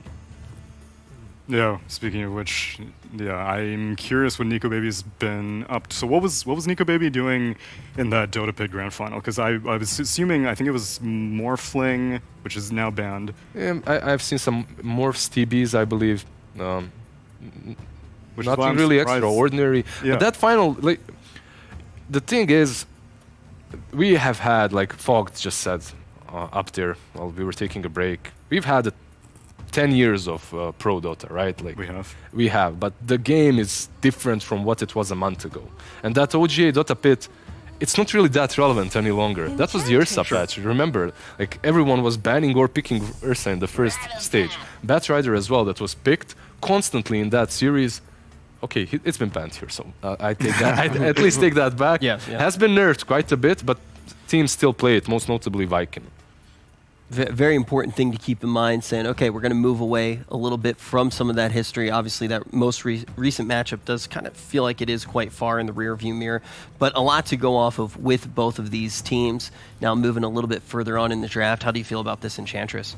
I was saying that there are 2 ways to deal with Darkseer. Either you dispel his Surge and Island Shell, or you can rewind him back, and they want to go for both solutions, it seems. And they could even go for 3 solutions if Doom wants to pick up the Purge creep also. So Darkseer is going to have a very unpleasant game so far. You put the Doom with the Purge creep on the lane with the Enchantress. You eat one creep that he has shells and you purge the other, or you just take it for yourself. They layers on layers of punishment for this Darkseer. And also remember that Enchantress can take the illusions. So you can enchant his illusions later on, which can come in handy if he's playing around that wall. Which is why I am curious if Doom's going to be going for a Radiance this game, because like you said, like the wall can make a Doom illusion, then Nigma will have a Radiance illusion, but then Enchantress can just steal it right back. And so far, she doesn't really need to worry about stealing anything else. Like Clinkz, you make an illusion out of Clinkz, it's not that big of a deal. He's not a very stat-heavy hero. But that's the combo, right? It hasn't been nerfed. That's still a thing. Enchantress Clinkz. Like you take the creep, you bring it to Clinkz, he eats it. Bazillion damage, why not? And also it's a hero that has built-in attack speed, so ability that is, so you'll be able to deal with the egg. But it's interesting because this draft from Team Nigma, if you just hide the names, I would say that's Alliance. That's literally what they played yesterday. They played 2 games of Darkseer in which one of those was Clock. Phoenix, sadly for them, was banned out both of those times. I feel like I really haven't had an opportunity to talk to anyone about this, and as we're moving forward in the draft, I do kind of want to take a look at it. Very interesting moments in S4's career to finally manage to get back here. What has that journey kind of been like for anyone who hasn't gotten to follow it very closely, Neil? I was surprised. I thought that with his absence out of competitive, that with his return, it may be a little bit lackluster. Yeah. And sure, like under the first few weeks, everyone had him under a very, very close microscope. And if he wasn't just balling out of control, everyone was like, he's washed up. He doesn't have it anymore. But I think he's assimilated very, very well back into competitive Dota, back into this team. I have had no doubts. I know since it is approaching the 10-year anniversary of our game, I know a lot of people were like, well, we can start making discussion on the GOATs, right? Who are the greatest of all time after 10 years? And for S4, I think a lot of people would have had him in like top of the list maybe like a year and a half ago, but then he dipped out of competitive. And you're like, do you have the longevity to be considered the greatest of all time? And with him coming back so far looking this good, I think he's making a more compelling case than ever. I would actually say it's not even his skills on the offlane, it's just the brain. Yeah, that's what he brings really to any team. Any given team right now that needs a captain would want S4 there, or even if they have captain like Alliance had, you just make space for him. You kick your boy and you get S4 in. It's just like, look, they have possibly the best tier 2, tier 1.5 captain from the CIS, FNG, and they have S4 as well. And FNG just, according to his words, isn't required to even talk, like to lead the game, to do anything extra significant. Yeah, it's a really good point. I mean, you can talk about everything, but it all just does come down like, can you give good brain? And he definitely has one of the best brains in the game. Let's keep looking at this draft, though. Anything jumping off the page to you as we start to round this out for both of our squads? Well, like Lizard said, the first 3 heroes were very Alliance that Team Nigma picked, but Pugna's definitely a Nigma hero for sure. And so giving We a comfort hero, seeing as how his Batrider, which I wouldn't even consider to be a comfort hero, he just was so dominant on it in that Dota Pit series. But yeah, okay, this is definitely Nigma's wheelhouse. Yeah. Final hit pick, Arc Warden. Yeah, this is something completely different now. You have a hero that deals well with Impetus, that deals well with Clinkz because of your just magnetic field, right? You can always make them miss their shots. Overall, though, it is a hero that has been buffed because of Midas. That's the thing, right? Midas has been buffed up a little bit, and there are heroes that started picking it up again. Arc Warden probably received the biggest buff off of that. Although surprisingly not that popular, though. I was expecting to see more of him because of those nerfs, and then I think after I know in the first few weeks, whenever Necrobook was amazing, then Arc Warden was slightly coming back a little bit, then he fell off again. I think the hero is very strong again, like you mentioned, for the Midas reasons. All right, now we can see that Or, man, my eyes are Alliance terrible. I'm Void- like trying Void to see Spirit. what the odds. It looks like the odds are in favor of Nigma going into this one from EGB.com. Did I get that right? You got it correct. My eyes are terrible. You nailed it. Everybody's We'll get you making some fun of me. bigger glasses. Yeah, everybody's making fun of me for my glasses in the chat too. And I was like, they're functional. It's not for, it's not for fashion, and they're not functioning well at all. I got called Fiverr Jesus. I definitely do want to say though, or ask rather. Do you guys agree? Do you favor here? Because we have a little bit of additional information now that we've actually gotten to take that peek at the draft. Or would you favor Nigma in this one? While the meta has somewhat shifted since I think the Dota Pit finale or grand final was like end of July, they won both series. It was a close series, so I'm definitely expecting it to go 3 games, but I favor Nigma. Even like regardless of the drafts, I think just based off competitive history, I'm leaning Nigma. We all saw what happened to Arc Warden in the qualifiers. Well, that was Tier 2 and Tier 3 teams, right? So it isn't really Team Nigma playing a hero such as that one. But I'm still going to go for Alliance. I believe in 3-game series here. I think Void Spirit will, if he has a good game, should be able to just crush this game and dominate. Hey, look, born and raised in Atlantic City, this seems like one where betting on the underdog might be a pretty solid move. But we're going to actually see, we're going to jump down to our casters, Fogged and OD. Thank you very much, Rich. Yes, Nigma versus Alliance. Fogged, we've seen the lineups here. We've seen some very solid, strong meta heroes. I'm seeing Clinks, Dooms, the last pick, the Arc Warden coming out. Who do you sort of favor in this one? Is that sort of 22 pick the Arc Warden going to be the one to do it? I mean, it looks pretty strong, but I do think that Void Spirit's a good pick. I think they needed some other types of catch and other types of disable, because I feel like otherwise the Pugna, in particular, free life drains is usually a big problem. So I do like the way they rounded it up. I think it's going to be a lot of skirmishing. Looking forward to it. Yeah, sure. Yeah, yes. I said 22 pick up. You're right, of course, the Void Spirit. Yeah. Because that coming into a game where, how do they ever catch him? What sort of itemization are you going to be looking towards? Is the Arc Warden eventually going to get some sort of control item that's going to allow you to kill him? Because up until that point, it's just a hook shot. Yeah, I think that's usually going to be the case. Maybe he'll go for a Hex, but the other thing they can also do is just you just run him down, right? Like, it's not like a Void Spirit, he is one of those spirits, but I feel like he's the one with the least kind of mobility in comparison. Sure, he's got his double astrals and his dissimilate to move around a lot, but you can chase him because he runs out of those it's charges. Not like infinite. Yeah, it's not like a remnant on the other side of the map. Or Ember just clicks a button and he's out of there, right? And he's completely on the other side. So I think they can have ways to catch him still with that. And they have Surge. I think Surge is one of those things you always have to look at as a crazy catching mechanic a lot of times. But yeah, limited disables. We might see some itemization come out from Nigma to satisfy that. And I'm curious to see how this matchup's going to go.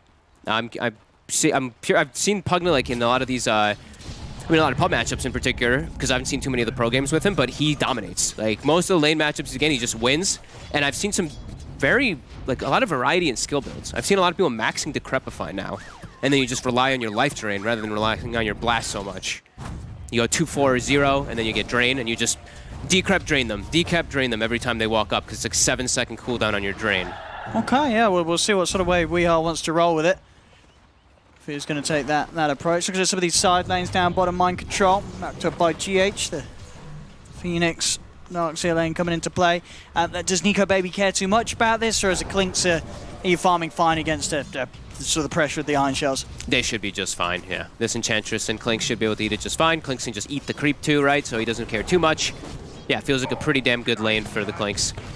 They can definitely find kills. Only when he hits the 6, of course. Only when it's 6, sure, yeah. But when he's he has a lot of different ways to at least play around it because he has the distance, so. Sure, yeah. He's going to have no trouble CSing the top lane. S4 off lane Doom, backed up by Hansken support, Disruptor, Miracle on the safe lane. Arc Warden, that final pick for Nigma. CS4 actually getting run down a little bit. Same time down bottom. GH is going to be surged away. The arrows bringing GH down very, very low though, and it will be that top lane where Iron Man will be able to get first blood. Miracle does go down in response as the final tick of Thunderstrike takes him out. All right. I mean, lovely. I love these type of games where the teams are just really going to battle and duke it out in the laning phase in particular. I felt like top's a pretty good lane for the Arc Warden too. It's the clockwork to keep distance, but looking at the Doom's last hits right off the bat, Miracle's only got 3. So just that aggression that came out from the Disruptor really is bringing it to Nigma up top there, at least at the start. Now we're seeing the mid, both Weehar and Limp pushing each other right to the edge. They do both have those first salves ready. keep themselves in the lane. And in terms of bottle timings, yeah, just a couple of CS away for Limp. Gets worse for Limp pretty quickly. Just Pugna's able to blast the wave and just push it under your tower very, very often in comparison. Resonant Pulse just has a much longer cooldown. You can't always force the lane in as much. Weeha has his bottle finished up too, so yeah. It'll start to get a little bit more difficult for Limp, but he'll be able to last it under tower as Void Spirit's still pretty good at that. But heavy harassment will come. And at least no real threats of being ganked, right, as this Void Spirit. Limp doesn't have to be too worried about the support movements of Nigma. Nah. I'm pretty sure Arman's not going to leave the top lane. He has to secure Miracle's farm. And Miracle, I mean, he's still struggling a bit up there. That Doom plus Disruptor really are putting the pressure onto him for now. I guess Doom's just got such a great right click, and S4 just able to step forth to the creep wave each and every time, tanking it. No problem. The harassment from Nigma just not enough to push S4 away. Yeah, definite early game struggles there from Nigma on that top lane. Limp, gonna need a lot of pressure there. Weeha, I'm gonna hit him a couple more times. See if we get much movements coming across for that 4-minute power rune. That's gonna be the big one to look out for. S4, he's getting Arman's already level 3. This is pretty scary when your Clockwork does get level 3 so early on. That battery assault damage is no joke. And he got the early kill too, so he has boots. All right, rune control, Arman, he's going to check top. Oh, who's going to get lucky with the RNG? I mean, as you say, either way, Limp's not going to be able to claim it up top as Arman will have to take it for himself. Actually, down bottom, FNG. Oh, he's got the dispel. Summoner, he's going to chase this, taking the Decrepify off. And FNG, that Fairy Fire. It's not going to be enough there as the final hit comes through from the Troll Summoner. FNG, with that gank, getting the kill done. RMN won't be able to find FNG in return as FNG can walk himself away. An excellent gank there from FNG coming across to the mid and taking out Weeha. So much damage that those creeps provide early on. And even later too, when that enchant giving that bonus damage gets him a little bit extra. And that nice dispel. Great setting up of the runes. We knew that was coming. Got both bottle mid laners. Oh, down bottom. Ooh, GH getting aggressive. On Nico, baby. He's got the point of the skeleton walk. He is into the trees. No detection at this stage of the game. FNG starts to poke back and mind control. South there on Nico, baby, as he refuels, but Weeha's also joining the forces of Nigma down in this bottom half. They'll get some extra pressure onto this tower, start to pull the creeps back from behind it. FNG and Nico, baby, feeling the heat from Nigma. It's Nigma just pushing them in, making sure that they can control those 2 bounty runes down there. RMN also able to step across and grab one from Alliance's top half, so... All right, cool approach there by Weeha. Rather than, you know, just going back to the mid lane, he tries to secure the 2 runes for his team. I kind of do like that. He's going to lose a little bit of experience for himself, but now they can pressure bottom and continue to pressure bottom very hard by diving. Cutting the wave as well with Darkseer. Armound, now going to be able to get some levels. Limp, level 5, but he's got the Dissimulate. Down bottom. On control. Slowed down here by FNG. Quick little burst of heal from GH's Sunray, and mind control of the bottle charges still finds to stick around. Yeah, definitely going to have to watch on FNG a lot in this game for that enchant, right? The Decrepify, the Surge, these are 2 things that we're going to have to definitely be looking for him to remove in the mid game as well. What we're seeing up top, Miracle still struggling. Really feeling the heat here of this Doom lane. He's just not able to find the farm that he'd hoped to early on as this Arc Ward, and pressure onto him as well with this Thunderstrike, the Glimpse Ban. Miracle, they'll get the kill onto the Disruptor, but he's very close to going down himself. S4's hunting for him. Miracle pops the stick charges underneath the tower, but the Scorched Earth is up. S4 trying to dive in. It's not enough damage. S4, he's got to run, but another Wraith down won't catch onto him. S4 able to stay alive there. Same to be said for Miracle. Almost had him. So much magic damage, and he also has the Thunderclap, or the Clap Creep there, the Hellbear Smasher one. So a little bit of extra to try to catch up to him. But yeah, stick charges do build up. They did use, what, like 5 spells there, so he had 7 charges plus the Fairy Fire. They can actually reset him and back him up. Did he get the glass hit on that kill? I think he did, right? From Hanskin. But anyway, it doesn't matter. They're looking for him again, as he was still low. He was still sticking around. TPs are going to come in, but I don't think it's going to be soon enough to help Miracle, as Miracle's dead and gone. I mean, RMN's going to have some insane levels this game, though, that's for sure. And a perfect TP out there from S4. Also making sure that the response from Weeha that time, it's wasted. Weeha finds nothing as S4 gets straight back out. Yeah, and he goes to the lane as well, too, so can stay himself getting experience rather than having to go all the way home. And bottom lane has been broken now. They make their move. They're having to react toward top. Darkseer as well. Mind control now. He can't really lane down here alone. Level 6 has been received on that Clinks, and he's going to be going for Orchid Rush. Great Orchid game versus Pugna, versus Phoenix, even versus Darkseer. I mean, it's just really solid pickup if you can get it early and get active. And then the Void Spirit and the Clinks can both really set up a lot of ganks. It's not like this is a very, like your traditional game that we've seen really from a lot of teams where there's this hard carry, you know, late game hard carry on the side of Alliance. Alliance is super active. Oh, Everyone's going to be looking to fight very early on. And lots of ways that they'll have to hunt down the Miracle's Arc Warden. Mm-hmm. Ooh, About it. Uh-oh. This time he's going to get trapped in the cogs of RMN. Heavy amounts of damage being pummeled out by Miracle in his Tempest double. Dude, RMN he is owning. He's taking Kuroki's spot real nicely right now. He's about to be level 6. It's 8 minutes in. That's pretty damn significant. Gonna have that hook shot available so early on. It'll really catch off the supports off guard. He's even going again on top, it looks like. Wrapping around, going for Hanskin. Can't quite get the setup from that glimpse. But yeah, I think he's like 1 creep from level 6 on that clock. So a super good start for RMN. And he's gone for the 2 points in the cogs too. Kind of cool to see that rather than having any points in rockets. Yeah, that's interesting. So what's sort of the idea behind getting that 2nd point early? I mean, against the lineup of Alliance. Mind control. Ooh, just bare lives. I think it's because he has Arc Warden and he has the double, you know, you put down the double spirits, double wraiths on top of it. Keeps them in there just a little bit longer. Worth it if they can get hit by them. And a very, very impressive start for sure. 3-0-1. Every single kill he has been a part of, and pretty much all of them he's been responsible for setting up. S4 is pretty far up here, I feel. Arman, he's going to get aggressive again. They've got the Arc Warden ult too, so more than enough damage. Into the Wraith, it's another one. I mean, it's working every single time here. This setup allowing for easy kills for Miracle to get involved in. I think they have to bring a 3rd hero if they're going to play in that lane. I don't think they can show their face. When Arc Warden has ult available, they can't show their face up here unless they have a 3rd hero. Like, they're just going to feed. There's so much damage coming out between an over-level Clockwork and a level 6 Arc Warden already at this time. So we see Limp. He tries to make the move up there, but gets spotted. We'll see the invasion into the jungle of Alliance. Surge forward on Weeha. He's hunting for FNG. FNG tries to catch him out with the stun. Weeha won't be able to make his way around the cliff with the remainder of that surge. FNG's fine. Weeha just turning over towards that tier 1 down bottom. Maybe seeing if they can get some pressure onto that tower and just buying control time to allow for these bounty runes to come up. Being said, Weeha's actually got to be a bit careful here as Nico Baby. He used the decrep already He's too. Gonna step up. It's gonna turn early on. Not a huge amount of damage coming out for this Clinks though, so Weeha will be fine. Life stream's back up. Hook shot across from RMN. He's gonna look to try and control Limp. That's all they have though. Just the hook shot to start things off, so Limp easily able to step away with that astral step.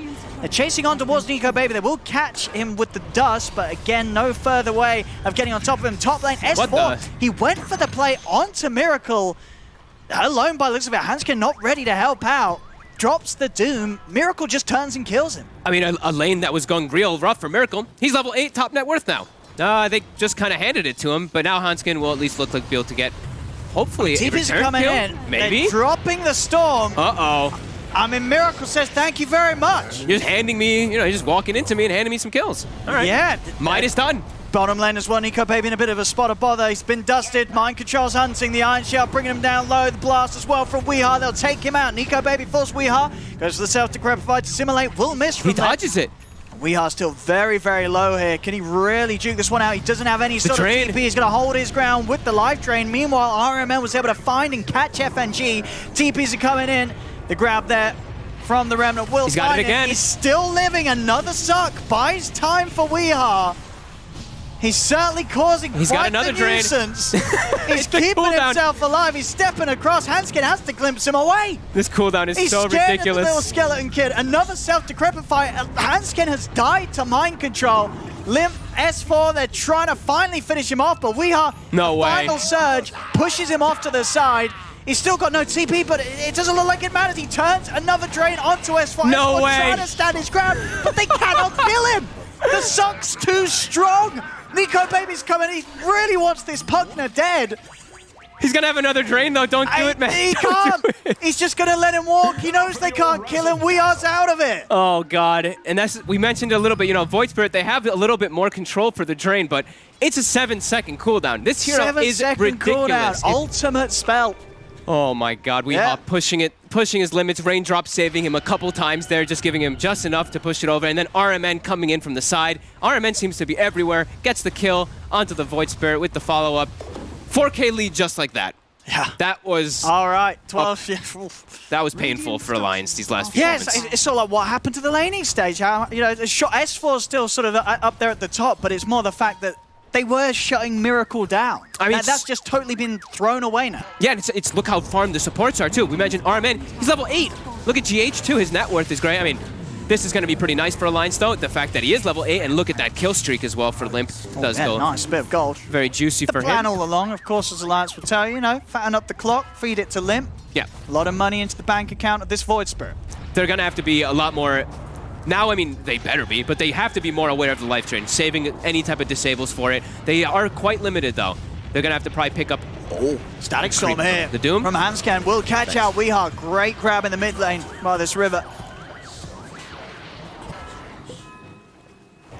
And they need to keep this up, Alliance, as you say, with their lineup. Very good at trying to play for these kills right now. Sure, it's they haven't really got the last few over the last couple of minutes of that very sort of Nigma favored gameplay that we saw, but still it doesn't discount the fact that Alliance, they have the tools to get the job done. Yeah. At this stage, 13 minutes in, they are a lineup that is ready to fight. S4. Uh-oh, this is pain. All this magic damage coming in, over-leveled supports. Shredded. Yeah, the game just continuing to look excellent for RMN. Just that one death. Other than that, there's 6 kills on the clock. Bottom. Bit of control there from Hansken. Do they have the damage? Nope, they don't. Mind control's out with the TP. Very close to having that Orchid done, though. Just about half the gold away from that recipe. And suddenly we are going to see NicoBaby's potential step up a lot when it comes down to hunting. Having at least something extra to stop WeHop from being able to stand and life drain in the middle of these fights. Absolutely. The concern I have right now, though, is that now they got to start finding ways to find Miracle. Because WeHop, we've seen what he's done. Go from lane to lane to lane, take the tower. So map starting to get a bit constricted here for Alliance. They don't have the best heroes to actually just straight wave clear either. They have the heroes that can do it, but it takes time, right? Like Doom, Scorched Earth, it kills creep waves, takes a couple seconds to actually do so. Void Spirit probably their best creep clear to actually be able to go set up and look for Miracle's Arc Warden in the jungle, but let's see what approaches they do take. Yeah, So this is one of those. Orchid timing out. Pre-15 minutes, and NicoBaby's ready to make action happen with RMN. Stepping into the river, he'll pop the cogs out. NicoBaby's looking for the backlines. There's going to be a dive for it, but he gets the silence out onto the Phoenix. RMN will go down. They'll also get themselves the kill on GH there. Great move from NicoBaby, just scouting out the backlines, making sure that he finds the perfect target prioritization. Static Storm from Hanscan. Again, Hanscan looking pretty hot so far with these placements.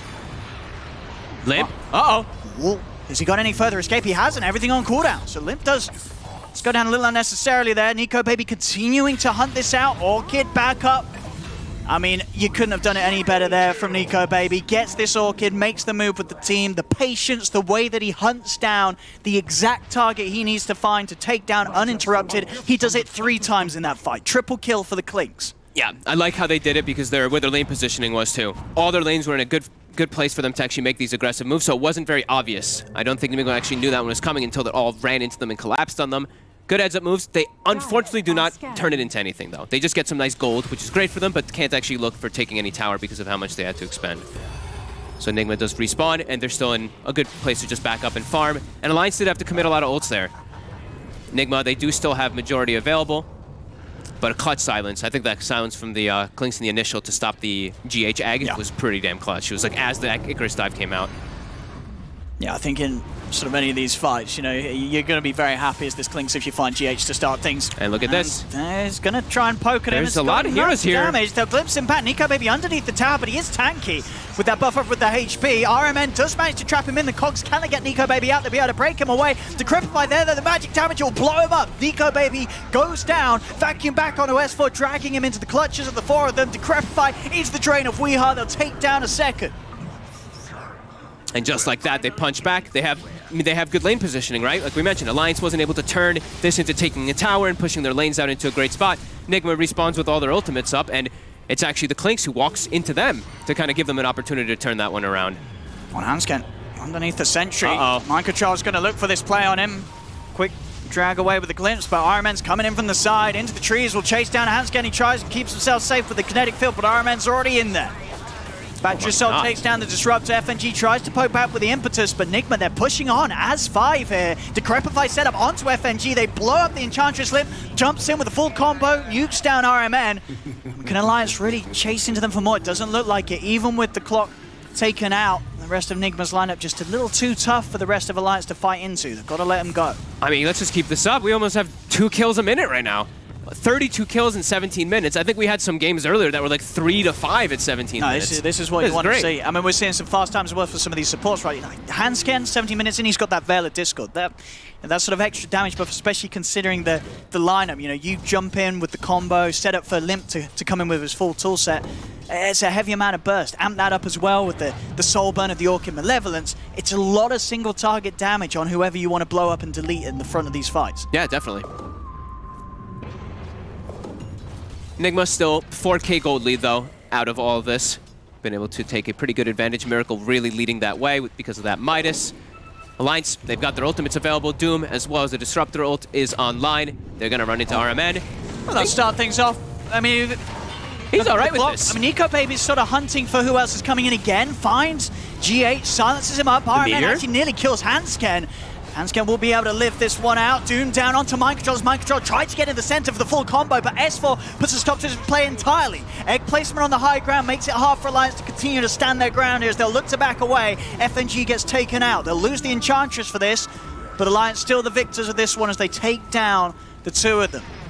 It's just constant brawling, though, right? Alliance, they're getting some of these trade kills, which is fantastic, but they can't turn it into anything. Look at their lanes now. Bottom lane is at their tower. Mid lane is getting pushed into their side too. They haven't been able to even hit this top tower either. I mean, it's kills, which is cool, but they have to be able to turn it into something. They have to have one that's more successful for themselves, as Nigma is just coming out ahead on all of these because of it. They got some good aggressive wards down, at least from that last movement.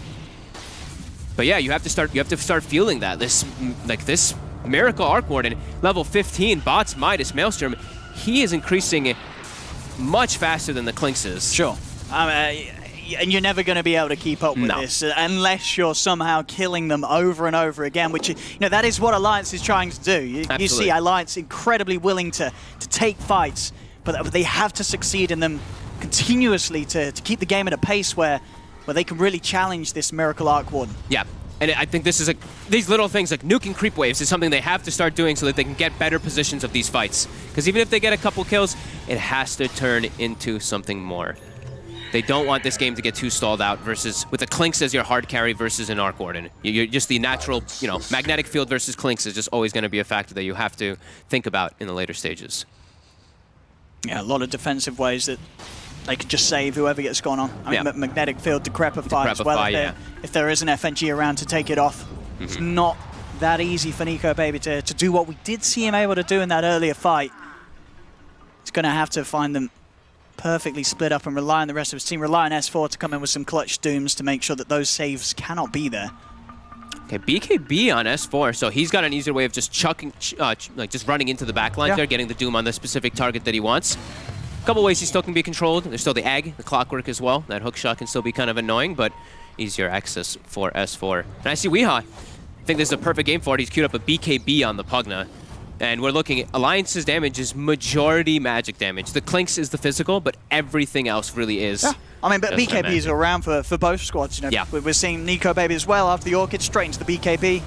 I mean, in these fights, the way that these teams are playing, these early BKB usages are going to be huge. So it's going to be basically 10 seconds of invulnerability. All this vision. Armin puts the ward down. Oh, tries to hookshot out, but he's not going to be able to make it away. The Remnant grabs him back. They'll start it off with killing out the clock. S4 did use his BKB charge for that one, though. So a little bit of a retreat with that BKB being used. They don't really want to try and fight when S4 hasn't got it. Yep, and their lanes are in a bad spot again, so they have to back up and try to push their lanes out again over and over here.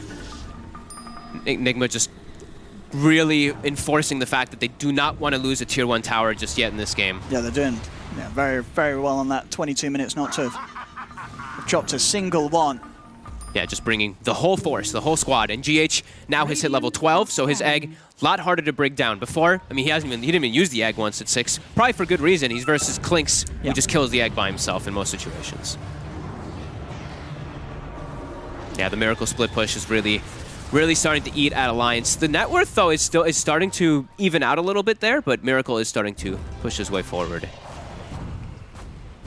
We have the BKB for Nico Baby complete now, so both him and S4, they can stand their ground, find their targets in these fights.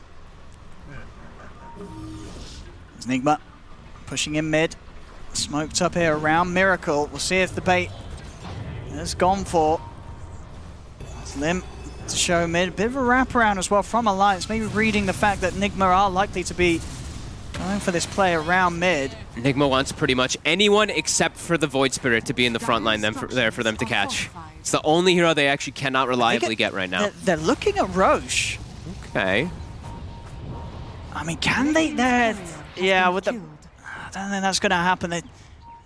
Can they really do this and without Nigma coming in and interrupting it? I mean, they don't. They might not be aware. So. They might just not know. This might just be a sneak from Alliance. The rocket comes out. See it now, and it's not particularly quick from Alliance, but it may just be quick enough. Our man's got the hook. They're trying to block it. And the block will be there. S4 stands in the way, and it will work out. Alliance, they get themselves the Roche. They've got Aegis now. Nico Baby. Very nicely done there. I don't think something necessarily that Nigma were ready to expect. They didn't get there in time, and Alliance get themselves the Aegis. Very nice heads-up play there.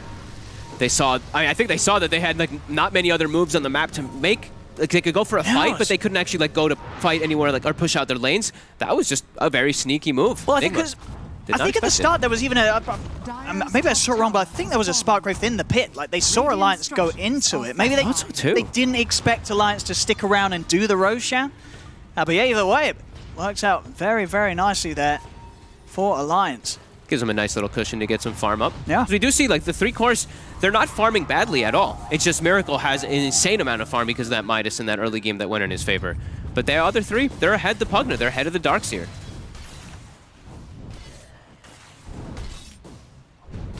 Oh, we're seeing the big items come out. Greaves done for the Darkseer. So, of course, any sort of Aura's utility items very important for each of these squads with the way that they've been playing these full 5-on-5s that we've just seen being kicked off countless times. Yeah. Any of those type of sustain items in particular too, when you know that the other team doesn't really have a natural mech buyer, is huge. Hey, free grab here for Nico Baby. Very nice. Oh, look at that chunk of gold too. Ooh, yeah, GH is worth a pretty penny. Just a patience show. We haven't seen many situations like this in this game where Nico Baby's able to find a solo pickoff because of the way they're sticking up. Slipping up with that courier loss as well, and also we are been found by the rest of the 3 of them. Iron Man's got a hook shot in. Now he himself may be in a whole lot of trouble. He's going to go for the TP out. They don't have anything to stop it, so he'll make it away.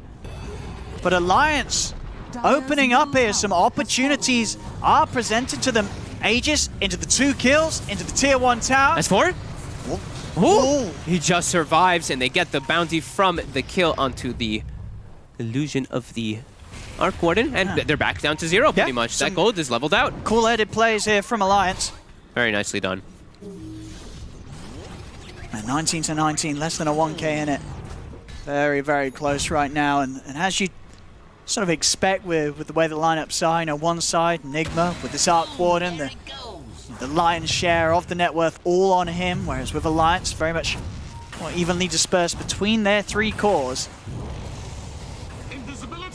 And definite pressure on Miracle as opposed to just the split weight on the backs of the 3 leading cores of Alliance. Nico Baby getting the vision down bottom. He's going to look to open up on a Weehaw, force out that BKB charge early. I mean, he doesn't mind playing as this aggressive. He knows he's tanky. Hook shot over onto him. He's got that Aegis. He's actually going to use the BKB on his first life because he wants to chase down Weehaw. He knows the BKB's coming to an end. The glimpse back from Hansken grabs Weehaw. Weehaw tries to stand and use the trade, but he cannot do so. The wall's down. They jump forward looking for a supernova attempt for GH, but he won't find the opportunity to do so. The Doom's down onto RMN. S4 commits with the BKB. They're focusing down, pushing back the Arc Warden. Nico Baby, S4 limp. They chase him down. Surge is there. Miracle. He's running away. Can they quite find him? They cannot. The surge from Mind Control will save Miracle for now. He'll get himself out of there. But Limp, he's into the trees. The Remnants now won't quite grab him. Slide to the left from Miracle with that Hurricane Pipe. shoves himself back to safety. Still around this tower though, S4 and Lim, they're looking to dive in. Dual setup onto the Dark Seer, into the Remnant, pull back Nico Baby, offering up the damage with the burning arrows. Mind control will live, another dive forward, GH. Oh, the net into the Meteor? It's gonna work. The vacuum, the combo, it's gonna do it. The dust is out onto it, they're gonna be able to kill him all. No BKB 10 seconds either. This could just be another death here. Can they do it a second time? Setup's there, they're gonna look for him. Nico Baby trying to run, but the magical burst is too much. GH with that combo play. Fancy. He wasn't ready for that one, Nico Baby. No, like you expect the Icarus dive plus the Meteor Hammer, but throw the net in on top, guarantees the hit. A little bit of an over chase there by Alliance as Nigma is able to respond. That was a hell of a chase too. Look how far they chased forward. That surge. Oh, and again! And now FNG. All right. The net. GH with the carry. Nerf the net. Gotta watch out for this Phoenix. GH, he's in the zone right now. He says, stand aside, team. I'm ready to kill him off one by one. He does it all himself.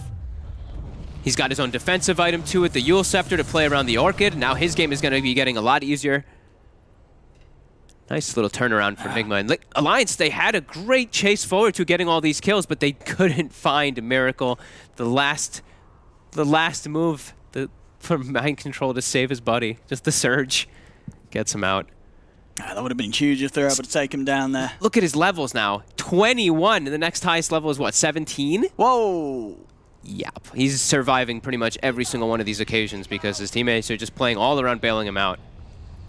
Well, that's leveling nowadays, really, isn't it? You do see these games where you have that perfect sort of flow, as you say, these sort of back-to-back situations where you're around for all the killing, but you're not getting involved in the dying, and you do see these cores just finding themselves 4 or 5 levels ahead of anyone else in the game. Yeah, and I think while he was retreating as well, I think his either his Wraith, his Wraith or something, Tempest Double, something, it got a kill onto the Disruptor. So more experience for him as he's just running away. Yep. Couldn't ask for more for Miracle. Very clutch that he ends up surviving there. And now it's a team fight where, I mean, everyone actually expended all their ults. So the next one, overall, I would say that Nigma has lower cooldown on their ultimates because they don't have a Doom. So they have probably an earlier time that they can fight again around all of it.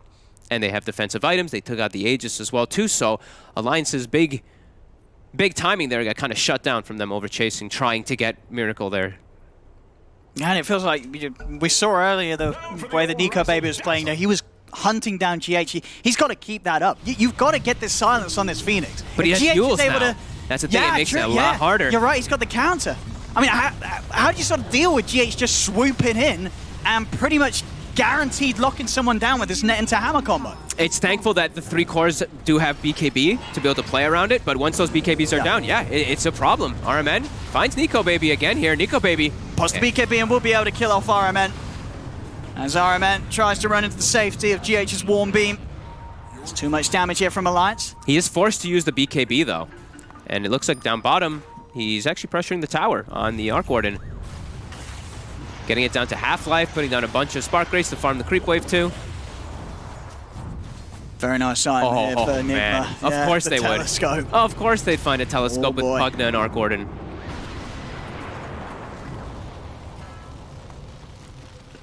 Continuing to have this aggressive map control.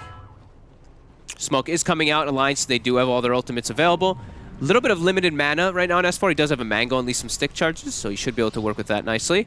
And looks like they're going to walk right into Mind Control. We're going to drop down the Doom for him. What's the stop to the Surge out? Weehart trying to keep his buddy alive, but no amount of life drain will save him now. Weehart in a bit of trouble himself. He's going to pop the BKB to get out of this. RMN jumps forward with a hook shot. We'll be able to grab the 2 of them, but he's taking a hell of a lot of damage to simulate burst onto him. Limp's getting low, but Limp with the BKB jump out from the Astral Step. It gets the kill done. No BKB clinks. Oh, it came back up. It's just back up in time. I think it will literally just get back up. I think it literally just from came that back mid lane up. play. Yeah, it must have done. That did not feel like more than a minute ago. So, yeah, very fortunate there for Nico Baby, because if that combo does hit him, you know that Nigma are moving in for the kill. Get themselves at least 2 pickups, not on the big heroes though. They keep finding Mind Control, they keep finding RMN, but they're not finding that Arc Warden in particular. Now we have the OP talent, in my opinion, for Darkseer. He does hit level 15. That Ion Shell gives 400 health to whoever it's put up. HP straight up. Just boom, here you go. Yep, and now an Arc Warden finishing up his big damage item as well. MKB is finished. This is going to be painful here. Alliance, no Doom available now too. Next few moments they have to be pretty careful if Nigma does decide to go for a fight. And the lanes are always, like we keep saying, the lanes for Nigma will always be in a good favor for them to fight. They have Ion Shell to push waves out. They have the Tempest Double from the Arc Warden as well that always keeps pushing everything. So, yeah, immediately they can just look for this type of battle. No Doom available. They know that they should have this one if they find Alliance. Alliance splitting up a little bit, so Hansken will be isolated here around mid as they did start to split between the mid and the bottom, trying to split out and find Nigma's whereabouts, but Nigma just revealing themselves mid, catching Alliance a little bit by surprise, and that will allow Nigma to start taking this tier 2 down. And with a man down on Alliance, half of them to fight back. Nico Baby's going to try and go for GH. Save's going to be there with the Decrepify, the Yule's up, GH is okay. Using the fortification as well to try and stop this push, but Nigma hammered down once more. It's going to be very close to going down here in the mid, but 10 seconds and Hansken will be back in. Hey, GH is higher level than Weehaw. Somehow he's just level 18 now on the Phoenix. So those eggs, if we do see them go down... He hasn't even needed them. He hasn't even had to use it, really. That's sort of been the underwhelming part of his spells. He doesn't need to, Yeah, now it's going to be a lot easier because now the Clinks probably can't really kill it on his own. If he has to just straight focus fire it, there's going to be heroes on top of him. So especially with his BKB must be down to like the 5 seconds now, so... Yeah, at least close to it. Between 5 or 6, or probably 6, I'd assume, 5 or 6. But yeah, it's definitely going to be harder for them to actually look for GH. But they are going to hunt him. They might just have to expend Dooms onto GH now at this point. I think you've got to Doom him. It's so scary, though, because what happens if he gets Doomed is he can get surged, and then he just resets the fight a lot of the times, too. But they probably just have to. Weehaw? Oh. Whoa. Nice pickup by Nico, baby. Very nice find there from the Clinks. Not ready for that one bit, Weehaw. There's Nico, baby. Quick to hunt down more. Look at how much damage he's hitting for with that creep that he ate. Wait, I believe. What? The Enchantress creep, right? He eats the Enchantress creep. Plus 438. Yeah, it's insane. Look, he's gonna go eat that Centaur. Watch this. 4,000 HP and plus 438. Yeah. Oh my goodness. That's quite something. Yeah. Yeah, that is. Yeah, no wonder this hero's got, I think, pretty much close to a 60% win rate at the top level MMRs. That's a lot of damage. And it's how much HP you get and from HP. it too. It's 4,000 health on this hero. Yeah. And Roche now is going to be secured by them. And Nico, baby, now all the way up to level 21 as well after getting that pick off onto Weehaw solo. Holding strong. No, 9-3-7. His game's still been very good on the Clinks. See around the pit. RMN, he tries to get in again. It's being blocked off. The hammer does come down, but they've already got the kill on the Roche. Nico, baby, grab Egg on the high ground. Egg on the high ground. FNG's going to be trapped in. The rest of Alliance are out of there. Yeah. They'll allow FNG to fall. They got what they came for. Roche, Aegis, and Cheese is theirs. And everybody gets out apart from the support. They look like they want to try to keep chasing out the Hansken with a surged Tempest Double, but it'll get glimpsed away. There's a DD sitting up top there. Miracle likely to grab that one. Okay, so they get, what, Aegis and Cheese, right? Who ended up picking up the 2 of them there. Cheese on the Doom. Okay, and Aegis onto Nico, baby. Fantastic. And I'll go for saying, well, just a few hundred gold and Satanic will be done on Miracle. He still has crazy amounts of farm, but we see how nuts that Clinks really can be when you eat that Enchantress creep.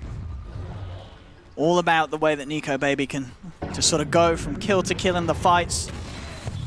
Make sure that everything, each and every second of that BKB duration are going to be so crucial for him. He's out on the hunt once more. Alliance. They're going to be able to catch any of Nigma back in a way. They're going to be able to find RMM. They catch the clock on the retreat. Nico, baby's got the damage to do so. Another kill for the Clinks. They can keep doing this, just sort of pushing back onto Nigma, finding these kills, and get Nico, baby, to this point where he can sort of sit there and just sort of focus fire down the Arc Warden, and catch it. Silence onto GH. No egg for 10 seconds as well. He's not really got any way of getting out of this one. As GH goes down, another kill for Nico Baby. And he finds a creep to eat too. Enchantress brings it over to him, so he probably will look to make another play as soon as possible. Miracle trying to do the split push, looking for Hanskin. Oh! Playing support versus Arc Gordon. It's a rough life. The double makes quick work of the Disruptor. Mid lane, Nico Baby, he's found himself. We are. Oh, man. This clicks, it's picking them apart. Nico Baby just the perfect stealth assassin sneaking around the map. He's been doing it for all parts of the game. He's finding these kills. And against a lineup that, Nigma, they've been playing very composed, and for the most part in this fight, man, it's not easy to do what Nico Baby's finding the opportunity to do here in this game. Nope, he just keeps finding the opportunity whenever he has that Enchantress creep eaten to be able to find those kills up. Probably going to see either Ghost Scepters or Aeon Discs start getting purchased up very soon on either the Pugna or that Phoenix, just to be able to deal with that sheer burst damage that comes out. Miracle's able to claim this tower bottom. Yeah, we see another bit of an answer start to come out as well as Mind Control's got the Halberd done. Okay. Halberd done on Mind Control. I believe a full Sheep Stick onto Void Spirit now too. Yeah, a full Sheep Stick. So all right. More catch, more control to try to catch this pesky Phoenix, pesky Arc Gordon in the backlines. I think it really wants to tell us that Arc Gordon took 25% lifesteal, because that's just been up there for the last minute just about now. I don't think it's going away. I don't think it's going away, but at least we know what talents he took. That is a feature. No, that went away. All right, something over. Now that's not going to go away. Now the Prince's Knife. That's going to stay there. That was a bit weird to see that, but okay. Prince's Knife. Wonder if anyone's going to pick that one up. Ghost Scepter, picked up immediately by Weehaw after he dies in that last manner. Makes sense. Yep. Scanning. Too many times has Nico Baby been able to find him and just get him before he can respond with anything. Yep. Full Scotty now finished up for Nico Baby too. Ways to be able to slow down people when they are running away with their BKBs, and even more tank ability. Oh my god, 30,000 net worth, Jesus. Just keep looking, okay, he's 10k ahead. That's a lot. Yeah, it's like, you sort of feel like, I mean, it feels close because of how Nico Baby's getting these kills after kills. He goes in, there's going to be the Doom drop down onto the Darks here. S4 Nico Baby popping the BKBs, they'll turn towards the Clockwork. RMN, Ghost Scepter, buys time for himself, turns over towards S4. S4 pops the cheese, he's back up to full HP. GH, he's been caught on the side, the Static Storm's down. Dissimulate, they'll blow him up before he can get the egg off. 3 dead on Nigma. There's Nico Baby, he's even heading in for more, gets the silence out onto Weehaw. Rave Stew hit him, stopping him from chasing S4. He actually goes in with a blink. He's able to get on top of Miracle straight away with the stun. There's going to be a buyback for GH. Miracle having to get out of this one. GH turns with the Sunray onto S4. He eggs out. Nico Baby's in too deep. The Aegis will get taken. They're trying to kill off the egg. Can they do so? They cannot. Double kill for Miracle. The buyback from GH, putting an entire stop to the dive from Alliance. As GH keeping it cool, coming in hot. Oh, just like you said last game, a little bit of the old debate there. Yeah. They're like, oh, we got GH. GH playing greedy on the sideline, tries to drop Meteor Hammer, gets got on by Void Spirit, gets killed. They go forward there with S4, try to get Miracle, but GH buyback changes the entire fight there with that Supernova down. And look at the damage from both Miracle as well as Weehaw in the midst of that egg. Able to hold their ground and just use every one of their abilities. You got it. You know, can't forget about those buybacks. Anytime you feel like, look, GH, he messed up, we're going to kill him, you got to be thinking at the back of your head, hang on, maybe this is part of GH's grand plan. And it was. And it was. Ready with that buyback, turns it around. They have to be careful of how far they commit there. They didn't even have the tier 1 tower, right? So they were diving pretty far forward to go for those. That was a very costly dive. Nico Baby doesn't have buyback. He spent his money. Dead for 50 seconds. That little play in itself certainly going to allow Nigma to do the damage here to Alliance. They have to remember, your Doom and your Void Spirit and your Clinks, these heroes, when you're diving that far, they can all be together. But your Disruptor and your Enchantress getting to that point between tier 3s, they're not going to make it there. And to buy back GH, they're going to just have the number advantage there. Able to turn around quick. 9k gold lead just off of that now. And it looks like it's just 2 Raxes, 2 sets. I mean, it may just be. Miracle's Tempest double doing the job. The range racks go down. Okay. I'll save the melee at least, so... No, by all means, still in the game, but we're seeing each...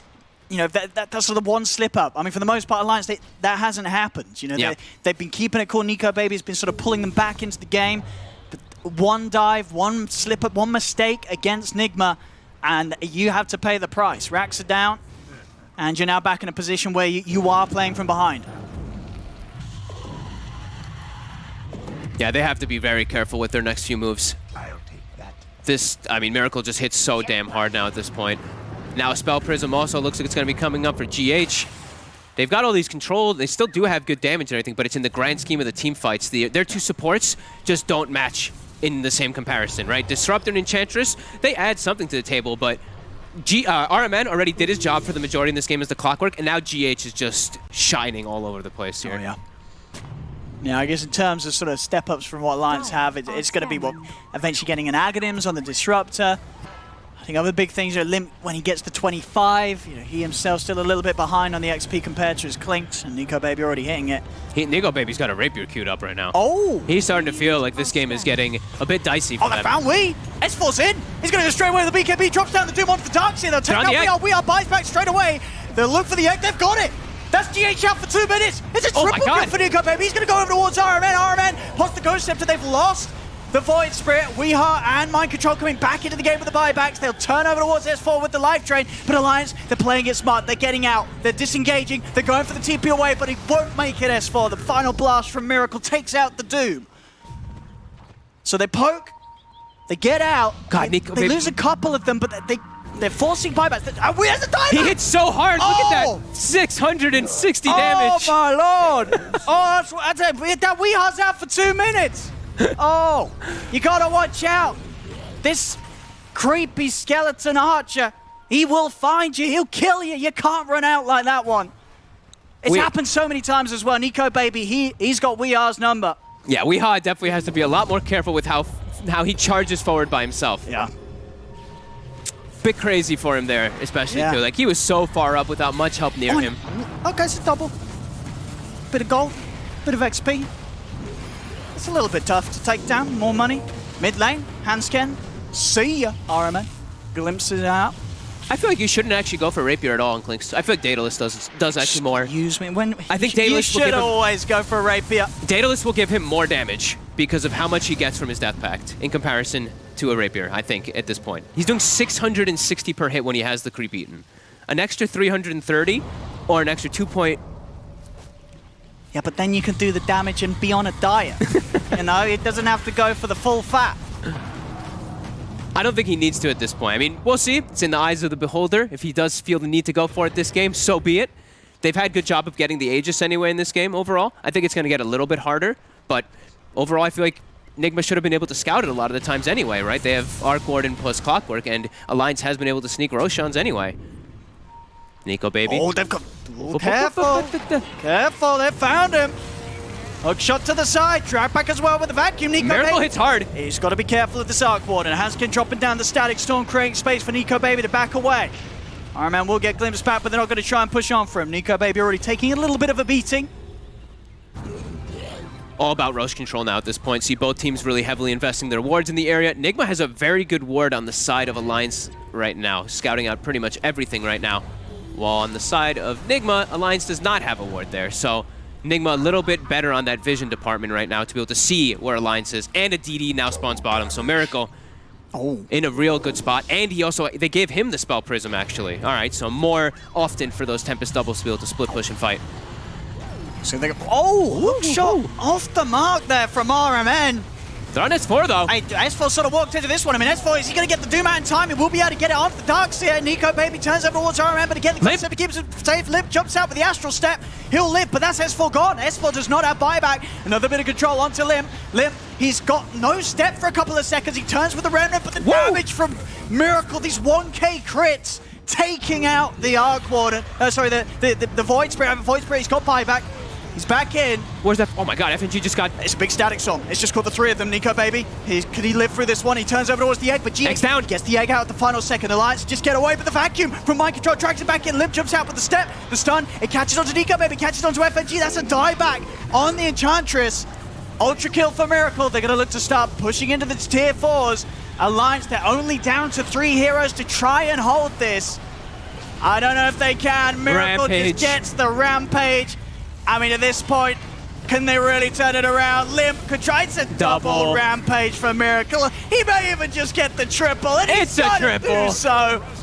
Miracle cleans it up. He says, this was never close. This was my show all along, and I'm the starring man.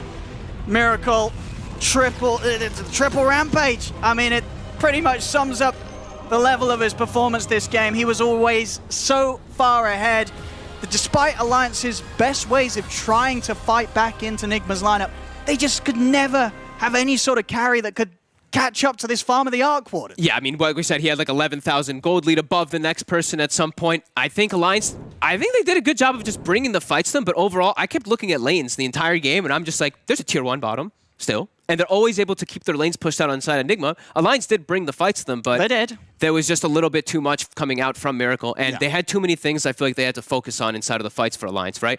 The Dooms kept having to get tossed onto the Darkseer instead of on these other high-priority targets just because there was a lot of different distractions. So it's a tough game for Alliance, and I think they fought pretty well, but Nigma, Miracle just came out real clutch. Yeah, it was just so far ahead, and just that sort of that play, that bait down bottom by Nigma with the buyback from GH, that any sort of chance or hope of maybe Alliance getting into a position where they could start to really push back at the base of Nigma, it was sort of shut down from then. Then the game just got very, very hard for them. But there we go, ladies and gentlemen. An excellent game, no doubt, to start this series. Both teams offer full power here, but at the end of it all, Nigma will take this game 1.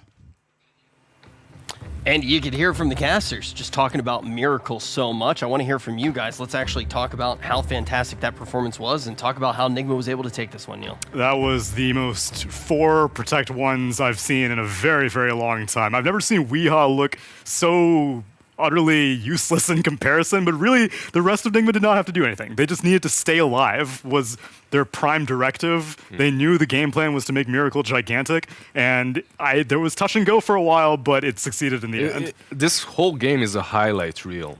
It was just so interesting to watch. Alliance did make some pretty good moves, but the laning stage itself and the way it went, it's like the perfect Miracle game, perfect Arc Warden game. He's protected by RMN on that safe lane. Clock plus Arc Warden are so incredibly strong too. You have that setup for the double spirit. The moment he hit 6, that lane was dead for Alliance. They couldn't go there any longer. He was 2-3 shotted by the little Skelly boy, right? Like it wasn't that easy for him. But in the early stages of the game, he did make a lot of space. Like that fight around the tier 1 on the bottom lane, like he's surviving for 4 or 5 minutes, joking out 3 different teleports, killing them, running away. Like, Alliance, in my opinion, had a couple of really good fights, but you do see a little difference in class. Like those baits from GH, buying back, using that egg, completely turns the game. Like they were in control. It felt like that Skelly boy cannot be controlled. He had 4,000 HP plus 400 damage from eating Enchantress's creep. It's ridiculously strong. Well, Lizard said this entire game felt like it was a highlight reel. Let's take a look at the highlight reel now that the dust has settled. Neil, what were some of the key moments that really did jump out from this series that you want to break down? The fact that that bottom tier 1 on Dire stayed alive for so long was just kind of like the embodiment of how Nigma knew they wanted to play this. Like, the Alliance overall, like, they were never able to break to Arc Warden. Everyone was dying all around him. It was skeleton on skeleton action with Pugna tanking all of Klinks' damage, but I never really saw any point at which the Klinks was sniping out the Arc Warden. And if it ever did happen, then everyone was immediately converging on the location to back him up. Like, Pugna just was constantly feeding, and it all worked out in the end. They really never got on top of Arc, like you said. It might have happened once. I can't recall. I don't think they did. Everyone else that was caught out by Klinks did fall and die. Yeah. Overall, I really think that Alliance made 2 cardinal mistakes in trying to rush things a few times. They got baited a little bit too deep and then counterattack, because in some points of this game it looked harder to lose it for them than it is to win. But that S4 blink in onto the Arc Warden around the tier 2 on the bottom lane looked amazing, but then you see the GH buyback, and the moment he buybacks, the whole team fight completely turns. So Lizard, you say that you see these 2 major mistakes coming out from Alliance. What do you think causes them to create these mistakes? You just want to win too hard, man. You just want to win so much. You get carried away just a little bit. You see this opportunity. You're a little bloodthirsty. You see this opportunity to jump and get that big kill on Miracle. That's, like he said, keeping that tier 1 alive the whole game. Like, you really want to kill him because you understand that this game is all about him. It's like Tsunami said, 4 protect 1. and you want to go take that extra step, and it usually takes you a little bit too deep, and you get counterattacked and killed off. Which is why I'm curious that Alliance opted to pick the Clinks, because I think depending on who Nico Baby was playing would have dramatically changed their approach to beating an Arc Warden, because the Clinks, I don't blame them for wanting to go bloodthirsty mode. It's possible that that was their game plan all along from picking the Enchantress. Like we said, there's that combo potential, but with a more farm-oriented carry for Nico Baby, I could see this going toe-to-toe equally late, but I think that Alliance may have been better equipped to fight Nigma as opposed to just going for this bloodthirsty approach with the Clinks. Yeah, do you think, though, that the heroes were causing some of those mistakes? Like, do you think that when we actually do see the draft get switched up a little bit, we might not see some of those errors come out? Oh, definitely, definitely. When you're playing versus Arc Warden, you need to be playing like that, more or less. If, like Tsunami said, if you have something different, if you have a Spectre, then you're completely fine. You're just chilling. She uses that haunt, you get on top of Arc Warden and you deal with him easily as one hero. But when you have a Clinks or Terrorblade or any sort of a hero that kind of gets wrecked by that magnetic field and can't push the high ground or any objective because of it, it forces you into taking these fights, because pushing really isn't an option. Range carries just ultimately always have a very, very hard time dealing with Arc Warden, because you can't even siege very easily. You think they're like, okay, we can avoid the fights. You know, Arc Warden's split pushing, maybe we have a Wyvern or something to deal with the split push, but we'll push towers as our 4 heroes. But range carries just are not good at that. You really need a melee late game carry if you want to go toe-to-toe. Otherwise, your only other approach is playing how Alliance did, which is like, I just need to find as many kills as possible and end this game as quickly as I can. One big thing I think is also Limp and Void Spirit. His rotations later on were kind of fine, but early rotations really didn't pay off for them. Like, he rotates top, loses the mid tower, doesn't get a kill on Arc Warden or anyone for that fact, right? So if you have this Void Spirit that can get on top of these squishy heroes such as Arc Warden, then you have some different kind of a playstyle. You can play around him, and perhaps Nico Baby can chill a little bit. But Nico Baby, coming from the laning stage, was constantly in action. Like, he needed to make plays all the time. It makes your strategy a little bit different if your snowbally hero isn't really snowballing. Yeah. And same thing with Doom also. I was really hoping that Doom would be able to contribute a little bit more at converging onto the Arc Warden, but it just wasn't happening this game. All right, so what are we looking for as we do head into the next game, Neil? Like I had suspected, given the competitive history, I imagine this game is going to go the full 3-game distance, so I don't even need to see the draft. I know Alliance is going to win game 2. All right. But I'm imagining that they're going to ban out a 4 Protect 1 strategy. Not necessarily Arc Warden, but I think that they're not going to let Nigma go back-to-back with the same kind of game plan. I feel like this 4 Protect 1, though, is something that we can expect to see quite a bit throughout the entirety of this tournament. Yeah, I mean, like, T-Gov said that this looks like Viking, the way that Viking was playing. And so it is kind of flavor-dependent. Not every single team can get away with it, but when you have a player like Miracle, what's stopping you from doing it? The meta has changed. It's been, like, long time ago, you had those super farm-oriented mid laners, like a couple of years back. Then it switched into having the offlane, the most important part of your draft, like a Beastmaster. Now it's returned all the way back to the carries, and that's why you see these drafts that are really oriented about your position 1s, your Arc Wardens, your Clinks, whatever, Terrorblades, Anti-Mages. It really matters. Like, your position 1 is your true carry and your win condition. It's no longer offlane or the mid lane, so some more emphasis will be put on them.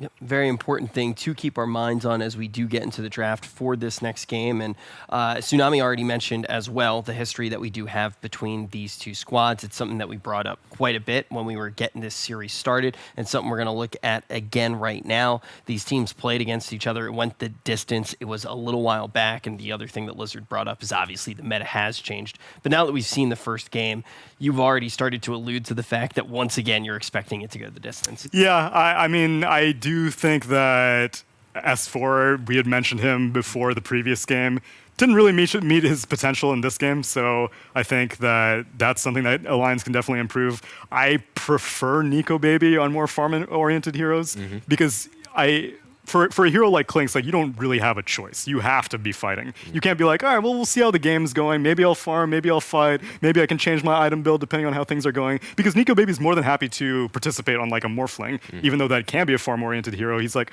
well, the game's going this way. Sure, I'll fight. But with Clinks, you don't have that choice. So I think for S4 and Nico Baby, those two players, I want to see different heroes that kind of enable them a little bit better. Yeah, I also think it's this Enchantress Clinks thing that kind of carried them away a little bit. If you look at their drafts yesterday, it was nothing like that. Versus Virtus Pro, they played a completely different kind of a game in which they really had this compact lineup that had multiple synergies. Here you're mostly looking at, okay, I'm a Clinks, I'm gonna eat this creep, it's gonna give me 2000 HP and 300 damage, and I'm gonna two-shot Weeha. And it did work. Like, he did kill Clinks like multiple times in a row, but it didn't win them the game, right? Like, you need something a bit more strategical. All right, very, very important to keep in mind as we do move forward. And I'm really excited for this one. I feel like this is one of the best games that we've gotten to see so far in the tournament. Very much enjoyed getting to watch it with you guys, and I'm expecting this whole series to be this caliber. And I want to take a bigger look as well, because we haven't really talked about it much today. I think at the beginning of the day, Shiva really got to talk about it quite a bit. When we actually do look at what these groups do feel like, what do you make of these two squads in their group? Do you think that they are some of the top competitors? Yeah, I would say that the majority of this event thus far has kind of been either Tier 2 versus Tier 2, Tier 2 versus Tier 1, Tier 1.5 at the most versus Tier 1. I think this is Tier 1 versus Tier 1 Dota, which is why we saw such a high-quality game so far. Yeah, like, Alliance wasn't really considered Tier 1 for such a long time that I'm happy that this is happening now. They're really up there with the addition of S4 and with his brain back to the game. Like, it definitely did improve them quite a lot, and they're definitely Tier 1. I actually thought that the last night's game is going to be like on the same level, but Alliance just 20 minutes first game, 20 minutes second game, they just whipped Virtus Pro's asses and moved on. This one is looking a little bit tougher for them. Yeah, and teams with a lot of history, I think it makes sense that it does happen. I feel like I'm just curious about this. I didn't plan on necessarily talking about it as much, but when you do look at the two groups, do you feel like there is a clear, stronger group out of Group A? And Wait, Group in which group is Fly to Moon? Like, is it group B, I believe? Okay, Group A is strong.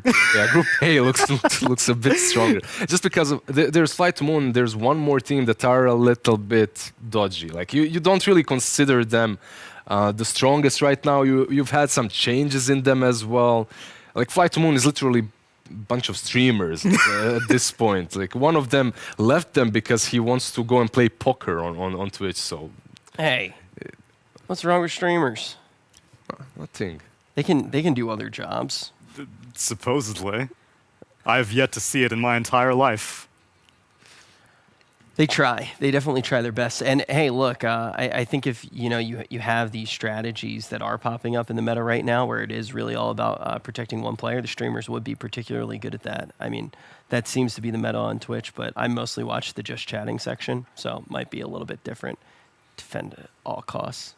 Never mind, I'm not going to tell you which streamer I watch, but I hope she's watching. Now, as we do dive into this next one, the question is, are we going to see that big change in strategy? Are we going to see them try to, in the bans, get rid of something like the Arc Warden? Do you think that that is going to be something that we're looking for here, Lizard? We were, like, in the qualifiers, in the close qualifiers, we were discussing this Arc Warden and if he's a good hero now or if he isn't, or will he come back to the meta or not because of the changes to everything and to Midas being such a stronger item right now. And most teams that did pick it, well, we watched it once or twice. It failed miserably. It just didn't do what it was supposed to, right? The power spikes of the Arc Warden are really weird, and if you put him in a different setting versus some different core, I'm not completely sold. I think this was a perfect Arc Warden game. They had the clock to protect him on the laning stage. The only hero that really ever threatens him is the Void Spirit, and he wasn't online, so. Yeah, but if they lost that game, I was definitely going to be like, they needed a mid that actually did something. Yeah. Because I like 4 Protect 1 is still like a sliding scale. It's not like your 2 position has to be utterly useless the entire time. And so the way that Clinks was feeding off this Pugna, I was like, oh, well, this is the symptom of it. Like, you need at least one other core who can put the mid game on his shoulders while Arc Warden's reaching that critical mass. Yep. And then once that happens, then sure, yeah, it's 4 Protect 1. It was definitely like an interesting open as well in the draft, if I do remember. It was something that I don't think many of us expected. It was a Phoenix, right? Yep. Yeah, I mean, Phoenix and Doom both got through. And I think Nigma will be more than happy to let Doom go through again. Yeah. They picked Phoenix literally not only because it's a great hero for them, GH in the mid game, GH carried them. Like Pugna in the early game, yeah, later on we was kind of useless, but that's just a game for him. He's playing versus Clinkz Enchantress. Like, these heroes get on top of him. He can't be KB to rescue himself. He can't decrepify because of the enchant that takes it off, right? So his game was extremely difficult later on. But GH with the Phoenix in the mid game really made some game-breaking moves, just completely. You know, when you're at tier 1, there aren't many moves that you don't see very often, right? And you really have to find some extra inspiration to make a really solid move, to do something new. Him diving in with the net, right? And then using Meteor Hammer over it just completely changes the team fight. Then later on, him baiting, then buying back, changes the team fight with that same Phoenix. The hero is extremely strong, and I would be very surprised if it's not picked in the first stage or banned by either one of these two teams. Yeah, I think that was something that you guys initially picked up on in the draft, and you were like, okay, this is something that we need to pay attention to. With the Doom as well, is there anything else that we should be paying attention to before we do jump into the draft, though, Tsunami? I want Morphling to get through, because I think that's Nico Baby's best hero. They don't need to go for like a whole Morphling Earthshaker combo, which I think is how most teams have been justifying the Morphling recently, which I don't think it's entirely necessary, especially when you've got a player like Nico Baby who's so competent on the hero. And it's Void, right? Like, oh, that's true. I'd be down with Void also, and Void's like extremely popular right now. So I would be down for either of those heroes for Nico Baby. Okay. So now we know a few of the things that our analysts do want to see when we get into the draft, and the draft is about to get underway. So we're actually going to see what the teams are bringing. Tsunami also did bring up the fact that he expects this one before he saw the draft, of course, to make it all the way to the game 3. Correct. Do you feel the same way off of that first game, Lizard? I'm not sure. Arc Warden did have a really good game, but I don't rate the hero even after the recent buffs that highly. I have seen him played in a lot of scrims, and a lot of teams are picking it up, trying out. You see Arteezy playing it in pubs, right, like practicing, but I think Alliance could have won that game if they made a couple of different moves. I think they had the win condition there, and they could have taken it. A couple of outplays from Nigma took it. They might be a little bit tilted after that. That's all I'm saying. But look at these bans, like Wisp and Slark. Yeah, I don't know about the Slark. I mean, Alliance has been, even in their Dota Pit series, they were always banning out the Wisp versus Nigma, which makes sense. But yeah, Slark first phase is peculiar. I would feel that you would be, if you see a Slark first phase as the other team, you're like, okay, well, we have a ton of picks to deal with this thing. I'm not too worried about it. Okay, so the Slark perhaps is a little bit out there, but Darkseer definitely isn't. Yeah. I think the way Team Nigma drafted that last game is completely to shut down what Alliance is doing. They took 3 of their heroes that they picked in the last few series. Like yesterday, they played that Phoenix was banned versus them, but they did pick Darkseer in both of them. And S4 on Darkseer just makes the game a little bit different. He was like 6-0 in the first or second That's game. what I was expecting from his Doom. How is Darkseer getting a better KDA than a Doom in a game? Yeah, that's true. That's true. Nigma scoops up the Batrider. Again, another hero who can kind of... There aren't as many outright counters like there was against the Darkseer, which, again, like Nigma may send... Actually, it's probably likely that they're going to give this to Wii. Are they going to send this Darkseer mid just like that? Or are we going to... Batrider. Yeah, Batrider. Yeah, sorry, Batrider. It could be. It could be mid still. It's not really out of the option. It has been nerfed quite a little bit, but quite a little bit, great. But Boom is still playing it. Like Viking, they still play it on mid, and they do quite a lot with it. So it's an open pick. That's really what matters. You draft Batrider in the first stage. You can put it offlane. You can put it mid. You can put it on position 5. It doesn't really matter. Yeah, I feel like it's been very popular, though, so far in this tournament. It's been getting either picked early or banned early quite a bit. I need to actually look at the numbers. But as we do move forward on the side of Alliance, where are you expecting to see Tsunami? Well, okay, they go with a Tiny. I didn't want them to go back to Doom. I did not think that Doom was great for them, so I think Tiny's a little bit more up their alley. And then a Venomancer, okay. Man, this is... I'm watching literally the repeat of yesterday's series, but Team Nigma is drafting what Alliance had, and Alliance is drafting what Virtus Pro had. Just wait for the last 2 picks. It's like they're just out. I won't say out drafting them immediately, but Alliance did handle Virtus Pro with that draft quite easily. You have this Tiny now, and if I remember correctly, in one game it was position 4, in the other in which it was versus Batrider, it was played mid. it got crushed, it got stomped. Yeah. Veno has just been all over the place today as well. I'm immensely irritated by Venomancer in my pubs, which are not relevant, but Venomancer... Wait, was that actually a serious one, or were you leaning into it a little bit there? I think the idea was planted in my brain, and then I was like, oh wait, I can do something with this. The slow is going to be very, very irritating for the Bat Rider, that's for sure. Not even like the Gale, but I think the Poison Sting itself, putting the wards everywhere for vision. I think that overall the hero is just immensely strong right now. I'm not surprised that it's very popular. I'm not surprised that it gets banned a lot. I think it pretty much kills the position 5 idea for Bat Rider. Yeah. If you're Team Nigma right now, you're most likely thinking we. It is who plays the hero like 90% of the time anyway for them. In the best of 5 in OGA Dota Pit, he was playing it mid 3 out of 5 games. I think they won all 3, so you don't really have to experiment way too much. But surely Alliance, after losing to that, they're like, we can't let that happen again. Because we didn't. Did they first phase ban it? I think they first phase banned it last game. Yeah, they did. And so they let it through this time. And so maybe the first game was like, maybe we'll let them think that we're still scared of the Bat Rider. And then game 2, they'll go for it. But we've had like 2.5 weeks to come up with a solution. Maybe, I don't know, Oracle mid. Well, look, it's not as strong as it used to be. That's for sure. It did get nerfed. The sticky napalm doesn't really matter as much in the laning stage anymore. You can turn a little bit easier. The percentage of the turn rate is lower, so it is easier to play against it. Alliance go with the Morphling. It hasn't been banned out. They ban out the Ancient Apparition as well. Now I guess you're looking for a Spirit Vessel builder on Nigma. The reason I like Morphling so much for Nico Baby and Alliance is that like it doesn't really give the enemy team that much to work off of. It's not like you have these hard counter picks that you're like, okay, well, we have to ban out such and such hero. Other than AA, really, I think that's the only one. And even that, not very many teams run AA core. I think it's more of a fringe pick, so I think it's just a reliable carry. I actually wouldn't mind to see even something like a Spectre here for Team Nigma. You get that Spectre, you build an early Skadi, and then you get another hero that builds into Shivas. Yeah. Morphling just doesn't heal. He doesn't, like, your strength shift just doesn't matter in fights.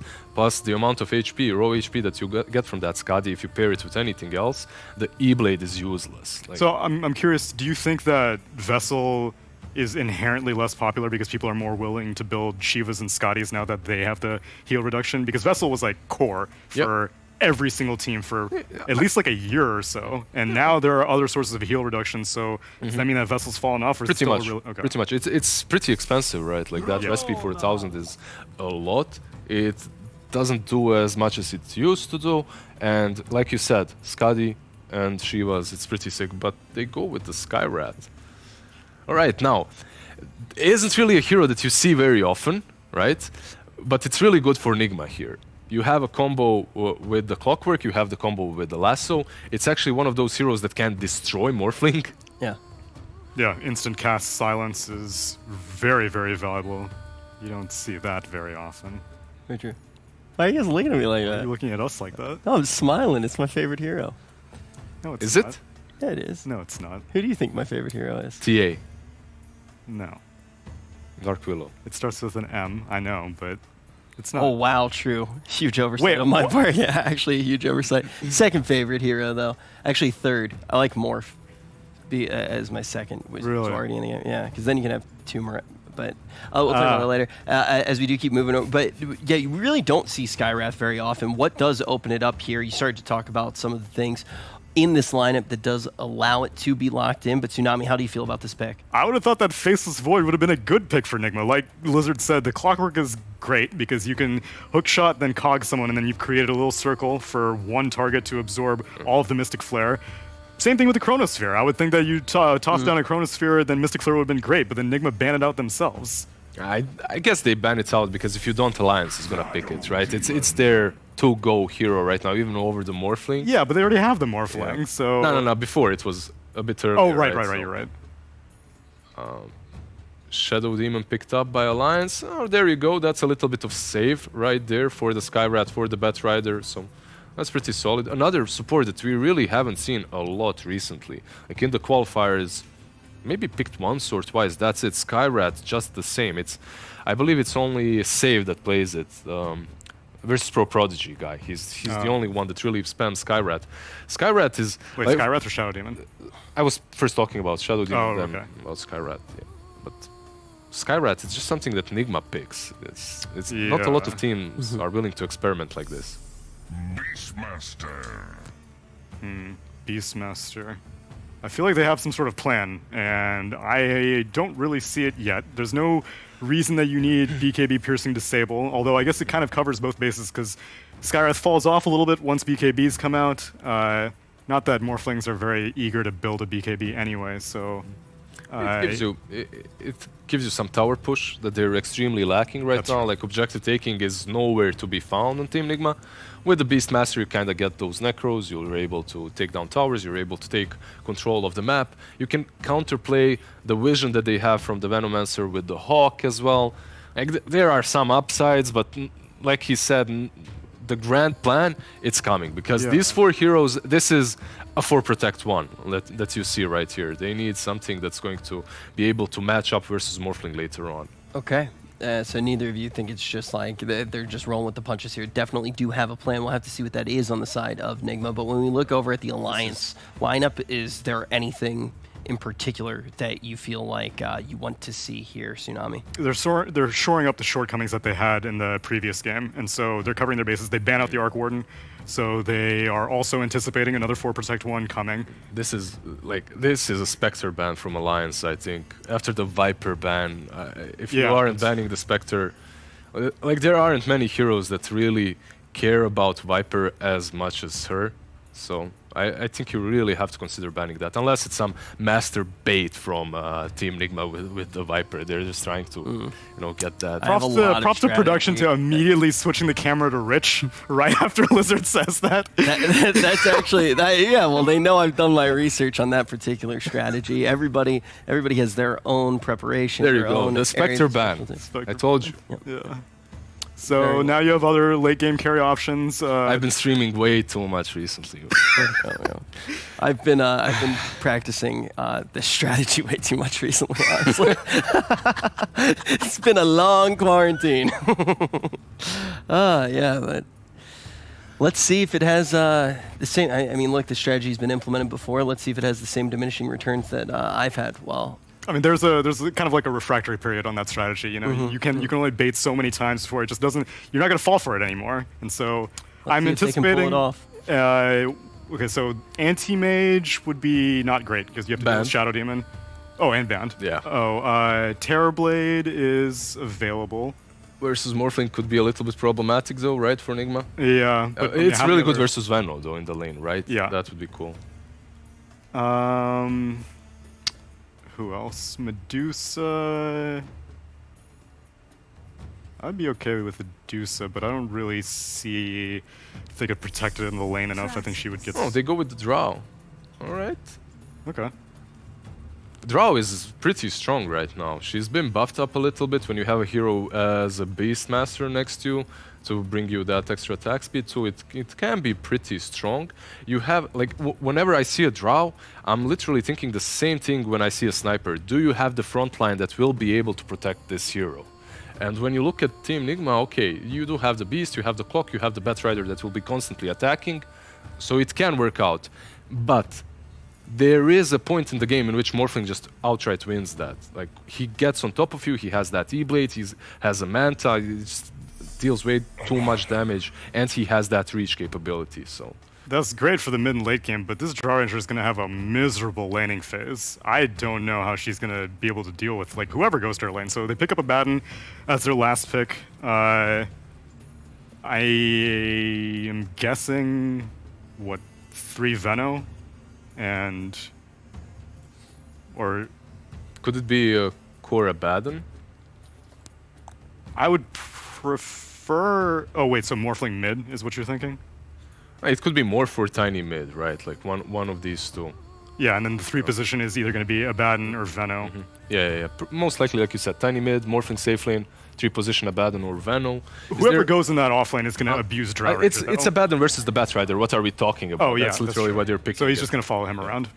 But still, regardless, like I am anticipating she's going to have a very, very difficult time in the laning phase. And so if you can make it to the mid and late game, sure, then like you said, the most important thing is do you have people who can insulate the Drow whenever team fights start breaking out, that can absorb the majority of the initiation, which they do have.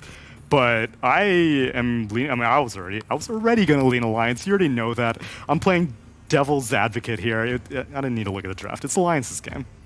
All right, well, it looks like the odds are in favor of Nigma on EGB.com.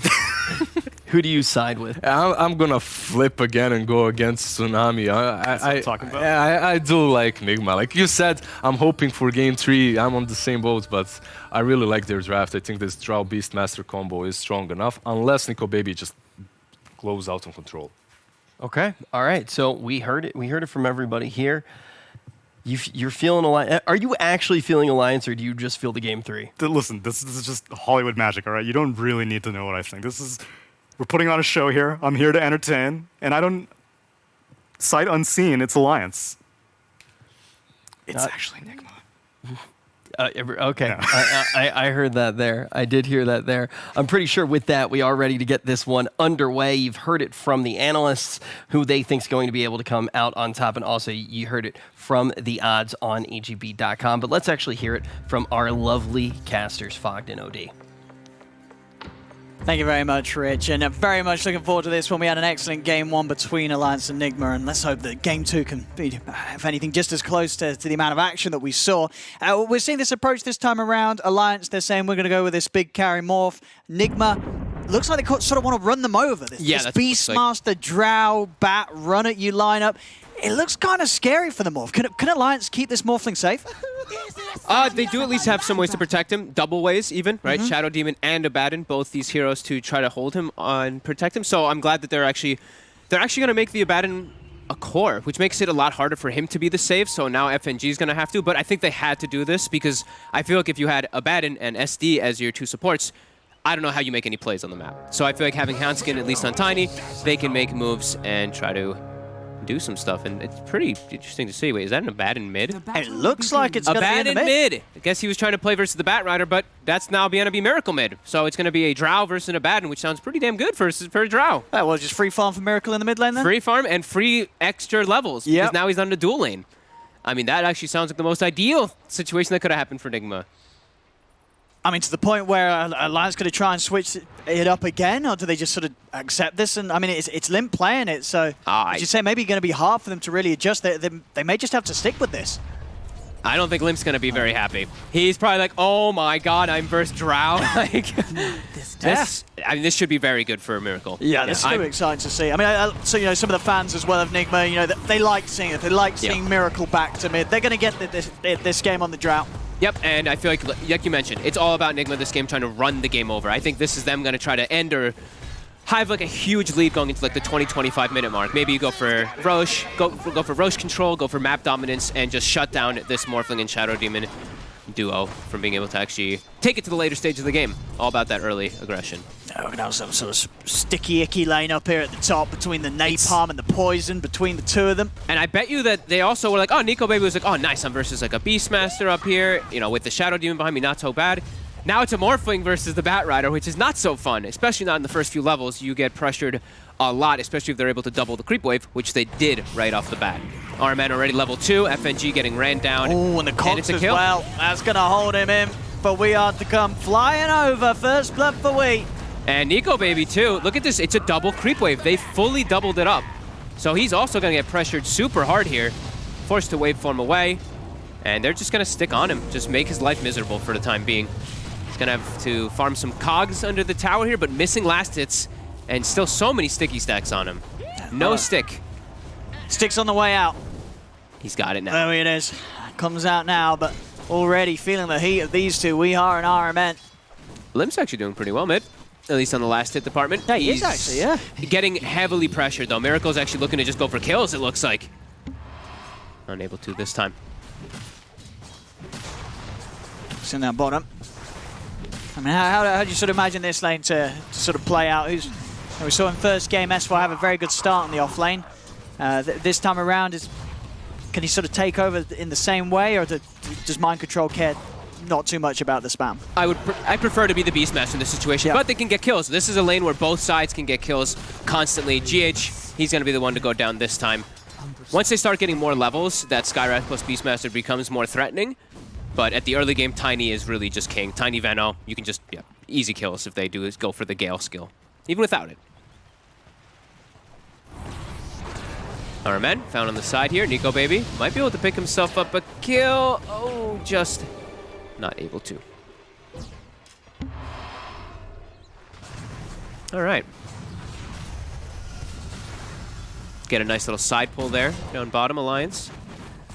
Deny some experience from that Beastmaster. S4 has his stick already finished up, so that pressure that's going to be coming out from Skywrath not nearly as threatening. Mind Control should still farm just fine down there, though. And on this, the mid Abaddon. He's got to be a little careful. Miracle has to keep using like all of his mana, though. Yeah, he's been bringing mangoes. Has got a mango. Yeah. And that might go for the kill, maybe? Be the opportunity for it. 3, 4. Ooh, just gets the mana. Yeah, Lim's going to have to play it safe, though. He's got a Salve and Mango on his way out, but still empty bottle. 4-minute rune is going to be very important, but already we have the Sky moving over towards the bottom power rune. Top lane, RMN getting turned upon. Nico Baby trying for the kill, but has to be careful with the bat on top of him. Nico Baby, it's a lot of sticky napalm stacks on him, and it's enough for Weehard to get that kill. All about aggression. That's what Nigma's going to be all about this game in the early. Just try to put pressure. Lim. Should be okay. He's got the shield. Yeah. Oh, I say that, he didn't actually quite have the mana for it there, so lucky that the nuke wasn't enough from GH. Didn't get fortunate with the rune as well, as Miracle was able to head top, grab that Invis rune to stop Limp from getting the bottle refill. Gonna go for RMN here again. A lot of stickies on FNG. He's already used that disruption as well, so he's gonna go down to one last right click there, and RMN, he's gonna live. Oh, no way, Gets RMN away. again. Out he goes with the TP. And this top lane, it is scary. This is definitely one of the powers of Weehard. You put him in the side lane on a hero such as his Batrider, and you pair it up with someone like RMN, who, as we saw last game, having a great impact as the clock early on. It's happening here, and this duo of the two of them, it's a terrifying lane for the Morphling to farm into. Yeah, absolutely. RMN, last game, I actually almost had him as my MVP in that game till Miracle totally popped off. Yeah. He was doing just God's work, really, for his team on that clockwork. Continuing to do so this game.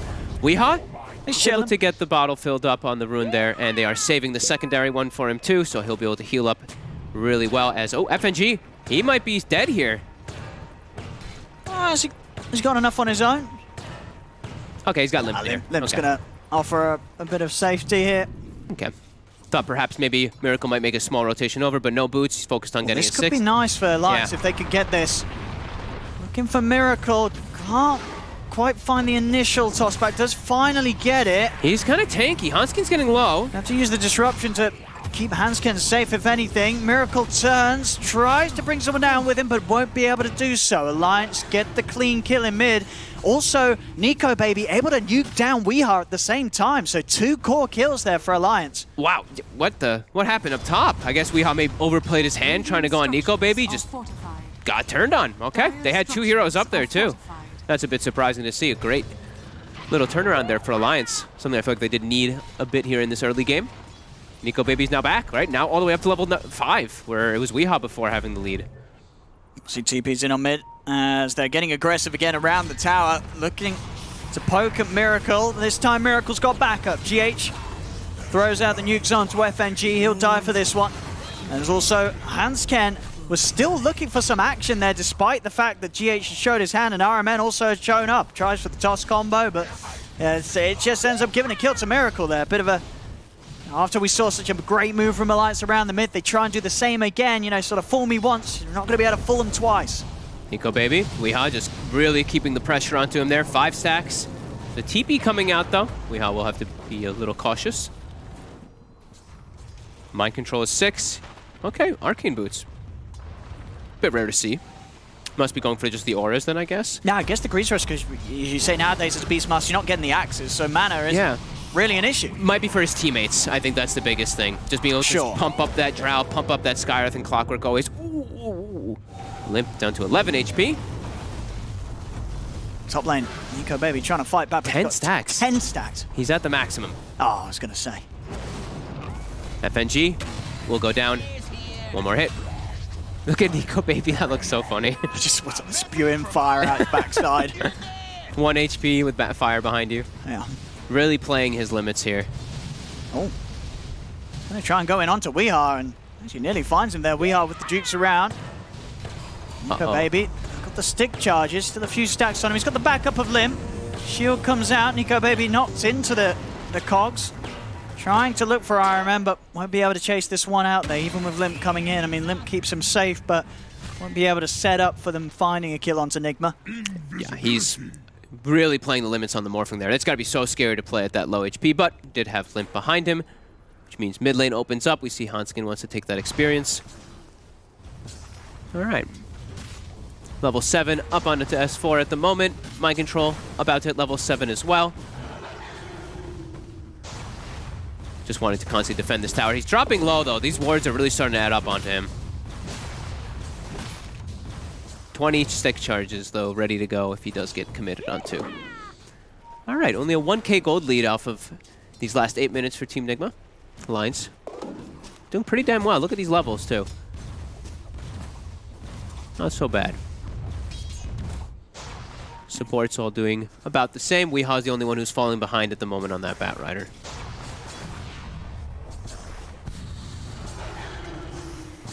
And this time around, Alliance starting to get a bit of pressure onto the side tier ones. S4 with just a constant lane hold with the ward spam. Down bottom and top lane with Limp finding his new area to sort of stand his ground. Going for the Midas build up on this sort of core carry mid Abaddon. Okay. Yeah, that's, I mean, their idea of the game really is just take it to the late stages, right? So yep. That does make sense if he does want to go for that item build.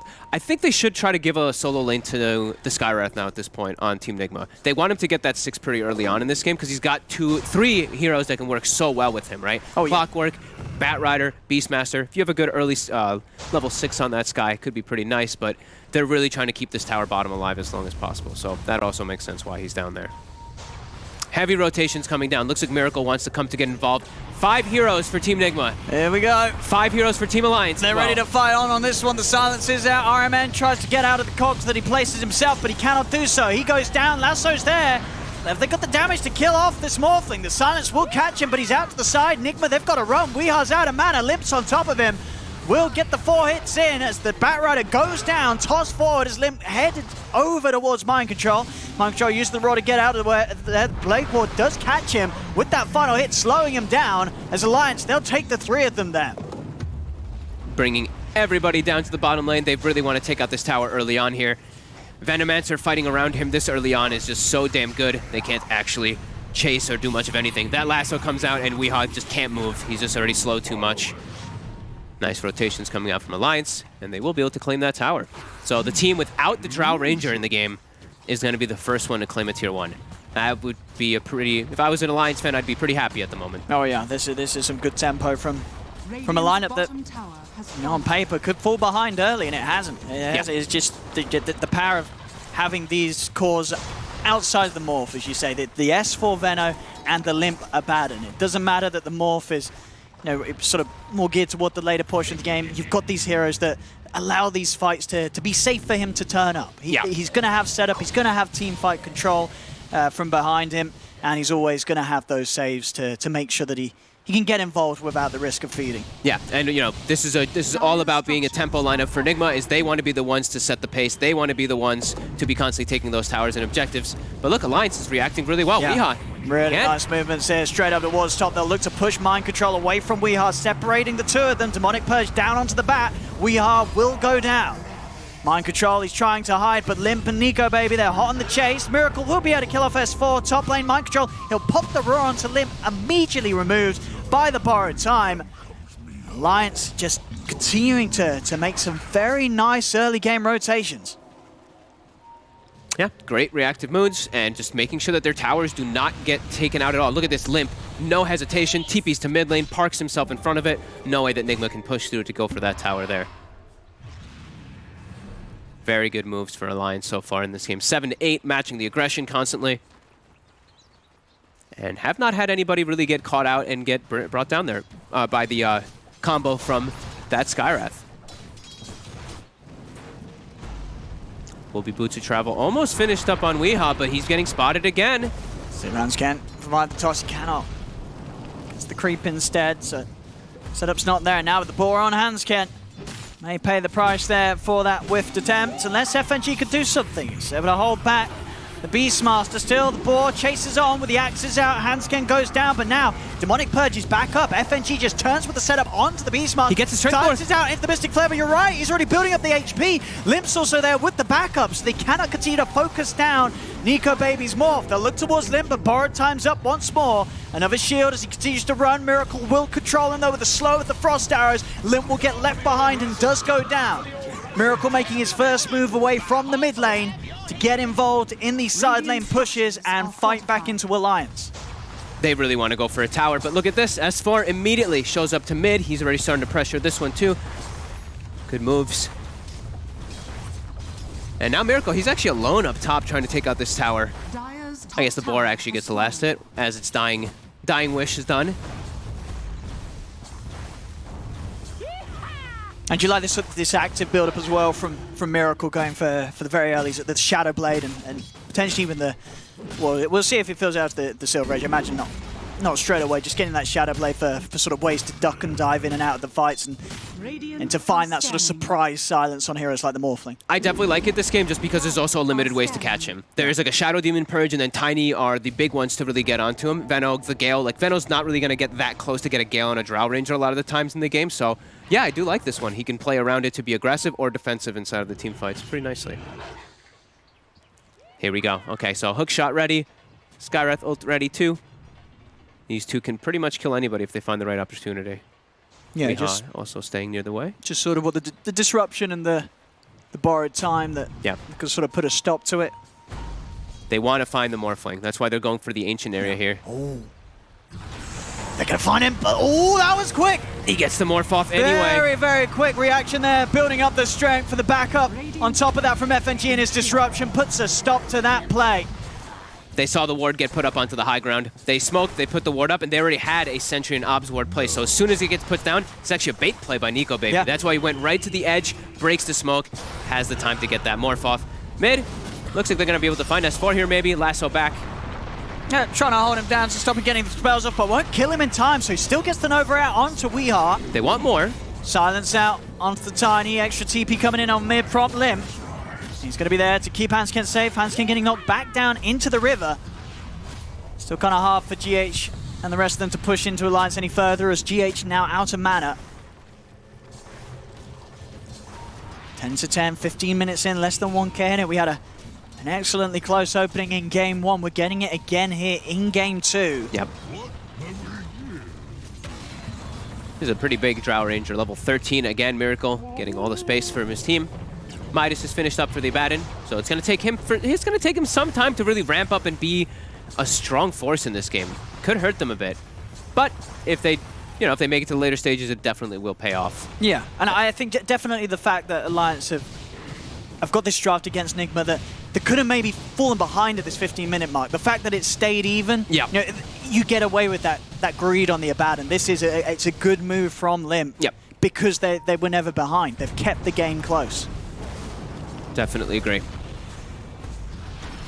Looking to try to go for mid here, but quick setup onto the Disruptor. Oh, I suppose it's pushed up onto the high Shadow ground. Demon takes it out for G. We'll see if they can maybe still find more, though. They get the lasso out onto S4.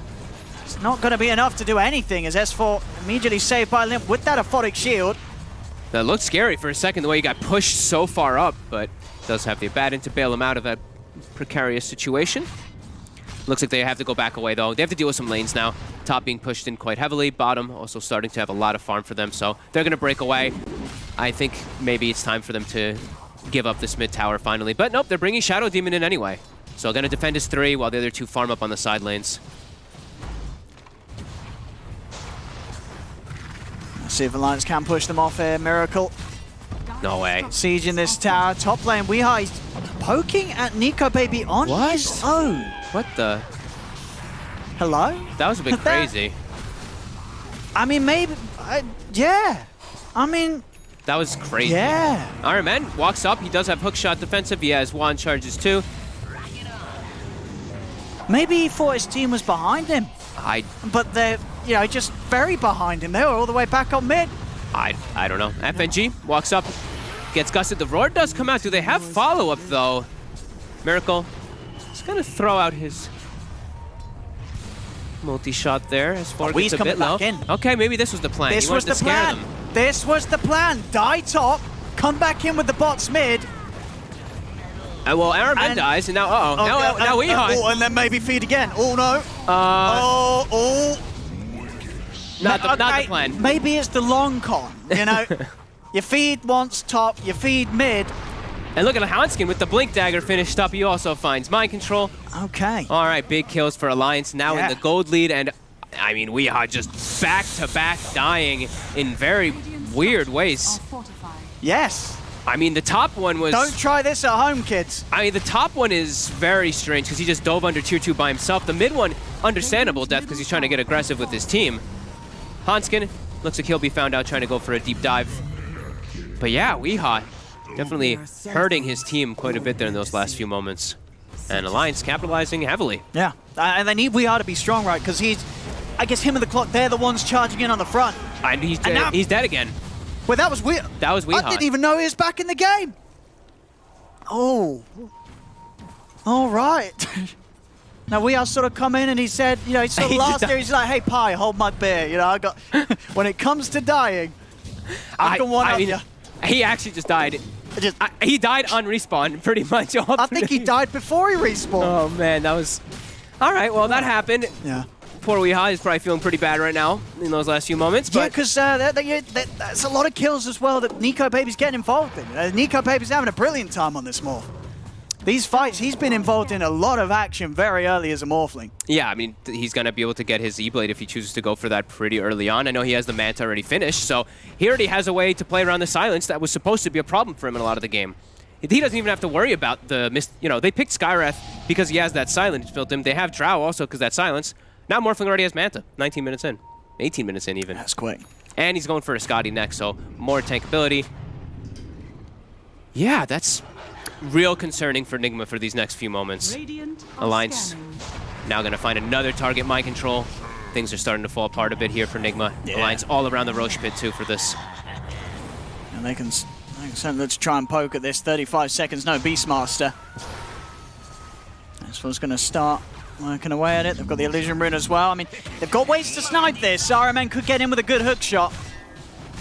And it's not particularly a super quick Roche, so timings are there for Nigma to make a surprise move. Long wraparound for Miracle looking for the supports. He'll be able to find FNG pretty quick here. But the save's going to be there with the shield. And then there's Hanskin's right there, and Miracle's just dead. He's going to go down, or is he? He is. Nico Baby turns into the form of the Drow Ranger, uses the multi-shot against him. They're starting to crumble here, Nigma, big time. I think the game may have just completely fallen out of control for them. This morph's getting ahead. I think they had to be in a position where they were just way further. They weren't even ahead at all in this game. They had to be ahead in this game with their draft, and it just hasn't happened. Alliance they're in just such a good favor to win this game now. 4K gold lead with an Aegis on a Morphling versus a tempo-based lineup where they just did fine throughout the entire early game. Nigma really falling apart here. Everyone's starting to just die all over. Yeah, Nico Baby is just in. Yeah, godlike 21 minutes in. You give this man this sort of a start, and he's just going to ride the wave quite literally here as this morph. 9-1-4. Nico Baby really in the zone. We saw in that first game, you know, as hard as it was, in a game where Miracle's Arc Warden was so far ahead, even in that game, you know, Nico Baby was getting so much done with the momentum he was building up on the Clinks. This time around, he's getting that momentum and he's in the top spot. There isn't that carry that's, you know, sort of silently farming elsewhere, staying a few thousands and thousands of gold ahead of him. He's in that lead position now. He has another full big item here coming out. He shows his face down bottom, but shows his face just to give Nico Baby another kill, I guess. Let's get messy. Tried to get a kill, but unable to. Now Weehaw also. Or GH also might be in some trouble. Hanskin, he's got the blink available in a second. And now RMN. He's got haste. Oh. Yes, very speedy. And he will live, but definitely they've lost complete control here, Nigma. Yeah, they drafted themselves a draft that kind of wants to play with very little mistakes, and I feel like they've made so many mistakes with this tempo draft. Like Alliance is in, it's a 6K gold lead, but it's going to start feeling way more in the next few moments. You have to imagine they're just going to start running away with this game. Yeah. Absolutely terrifying right now. Starting to take over the triangle of Team Nigma, and overall just able to play a lot more aggressively because of how farmed NicoBaby is. Scotty finished on top. He's got a lot of defensive aspects coming up from behind him, from the Shadow Demon, from the Abaddon. And now it's all about just throw everything onto NicoBaby. Like, Limp doesn't even have to go for any type of other scaling stuff anymore. He can just go like his Lotus Orbs and anything to just make sure NicoBaby survives. Lotus, Lincoln's, whatever his preference is to be.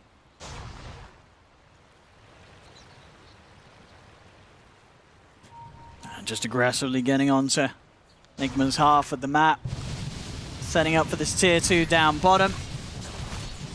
Still being able to play with this Aegis, and for as long as that Aegis is in the game, very hard for Nigma really to fight into that Aegis. They've got to sort of let it be and look elsewhere, try and just find farm themselves, get Miracle, at least keep him in a position where he may be able to sort of sit on the high ground and fire back with a multi-shot, but it's not going to be easy. Any time that NicoBaby sees an opportunity to just zip straight in, get on top of the Drow, it's going to be hard for Miracle to hold.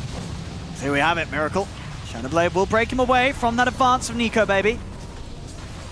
Quick little Manta, able to get away very easily. Tower getting brought down pretty quickly here, and NicoBaby's actually just going in. He is. Goes straight away for it. I mean, he's getting pulled pretty far now. Oh, this is close to the fountain. In fact, he's touching. Does have that Aegis. Oh, he pushes Miracle, though. A lot of HP. Turns over towards Miracle. Miracle is dead. There's already been one buyback. That's 2 buybacks that Nigma's having to use. And they still weren't able to kill NicoBaby the once. He's still got that second life. Turns back over towards Iron Man. Miracle, he's brought back for this. The silence will catch them off. But Miracle, he's falling low. Hansken and the Morph beating into him. It's a dieback from Miracle's Drow. As NicoBaby just playing right towards the fountain. Goes in onto GH. Loses his first life, but he doesn't care. Aegis was probably going to expire anyway pretty soon. It's 2 diebacks for Nigma. NicoBaby just destroying them in front of the fountain. Triple kill for him. I mean, they've still got tier 2s in 2 lanes, so they're probably going to play on. But this game has just, it's crumbled. They're going to end it. It's crumbled. I think they can just go for the tier 4s here. There's 45 seconds, no Drow. No way that Nigma can try to have any time here to come back. And that's it. You'd imagine it would be the other way around at 25 minutes with a Drow Beastmaster lineup, but... You said, hey, this game finished in 25 minutes. Here are the 2 drafts who did it. Yeah. You're not pointing at the Morph lineup, but the way Alliance played it, and of course, as we said, sort of the mismoves from Nigma, it did hurt them. They kept it even early on, Nigma. It wasn't good enough. Being even against this Morph lineup, a mistake's going to cost you everything. And we saw it here. It crumbled. NicoBaby just blew it all away in incredible style as this Morphling. We've seen him do it before, one of his signature heroes. He does it here yet again, and he just looks phenomenal with the backup and the lineup around it. It was an excellent draft to keep this Morph fighting fit. Yeah, they kept him very well protected, made sure he had a good game. I feel like for Team Nigma's draft, it's one of those where I like to talk about you can't make these type of mistakes. You make 1 mistake, okay, cool. 2 mistakes, game is already starting to fall completely out of control. 3 mistakes, game is over. It's already completely out of hand. Morphling has the item to pretty much counter your lineup at the 17-minute mark. Manta was done. Yeah. Skywrath's game is over at that point. Batrider's game is super difficult. Everybody's game becomes so damn hard at that point, and you can just see what ends up happening. Absolutely. But there we go, ladies and gentlemen. This series continuing, with the fire that we saw in Game 1. This time a little bit more fast-paced and in favor of Alliances. They'll get this game too. It now stands 1-1 between Alliance and Nigma. Now let's break it down just a little bit. I think Fog brought up a really good place to start, and it's just when you look at the way that the draft worked on the side of Nigma, you can't be making mistakes, or you will just find yourself in a position where it's impossible to get back. There are some drafts that you really have to snowball out of control, and 1 or 2 teamfights, if you misuse your spells or make a couple of mistakes, if you don't even take a tower on time, your draft just falls apart. I'm not necessarily sure that this draft faced against anything else than Morphling is like that, but Morphling is just one of those heroes that played by NicoBaby as well. If he gets his timings right, his Manta completely negates Skyrat, not only as a hero, but as what he built. Like, his Athos is useless when it comes to picking off anyone, not only because of Morphling and his Manta, but because of the Shadow Demon on top of that, who's been just saving everyone across the map. So, yeah, they did make a couple of mistakes. They adjusted to the lanes, I think, well, with the Drow going mid versus Abaddon. That didn't look too hard for Miracle, but overall, Nico Baby with the Morphling just took it away, took it home. Which is effectively what I was hoping for after game one. Like, Morphling is a hero that can be played very farm intensive, but Nico Baby was just like, whatever, I'll fight, it's fine. Like, even the way that Alliance were defending that mid-tier 1 tower, they were fighting tooth and nail for that. The Venomancer was constantly just living there. They didn't even really care about that tower that much. They just wanted to waste as much time for Nigma as possible because they needed the Drow. The Drow has to show up to every single push. So if you're wasting her time, then that just gives Nico Baby all the license in the world to just sit in another lane, do whatever he wants.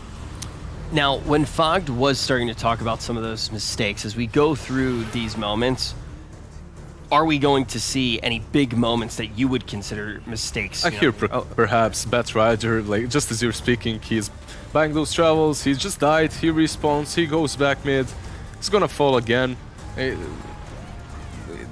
Even if he doesn't really do anything here because it's so hard for him to initiate versus Abaddon, and then on top of that, the Venomancer. If he gets that less off, a Photic Shield is gonna come into play and you won't kill anyone. If he doesn't get it off, you're scouted by the snakes, you're poison galed, it's so difficult to play for him pre-BKB.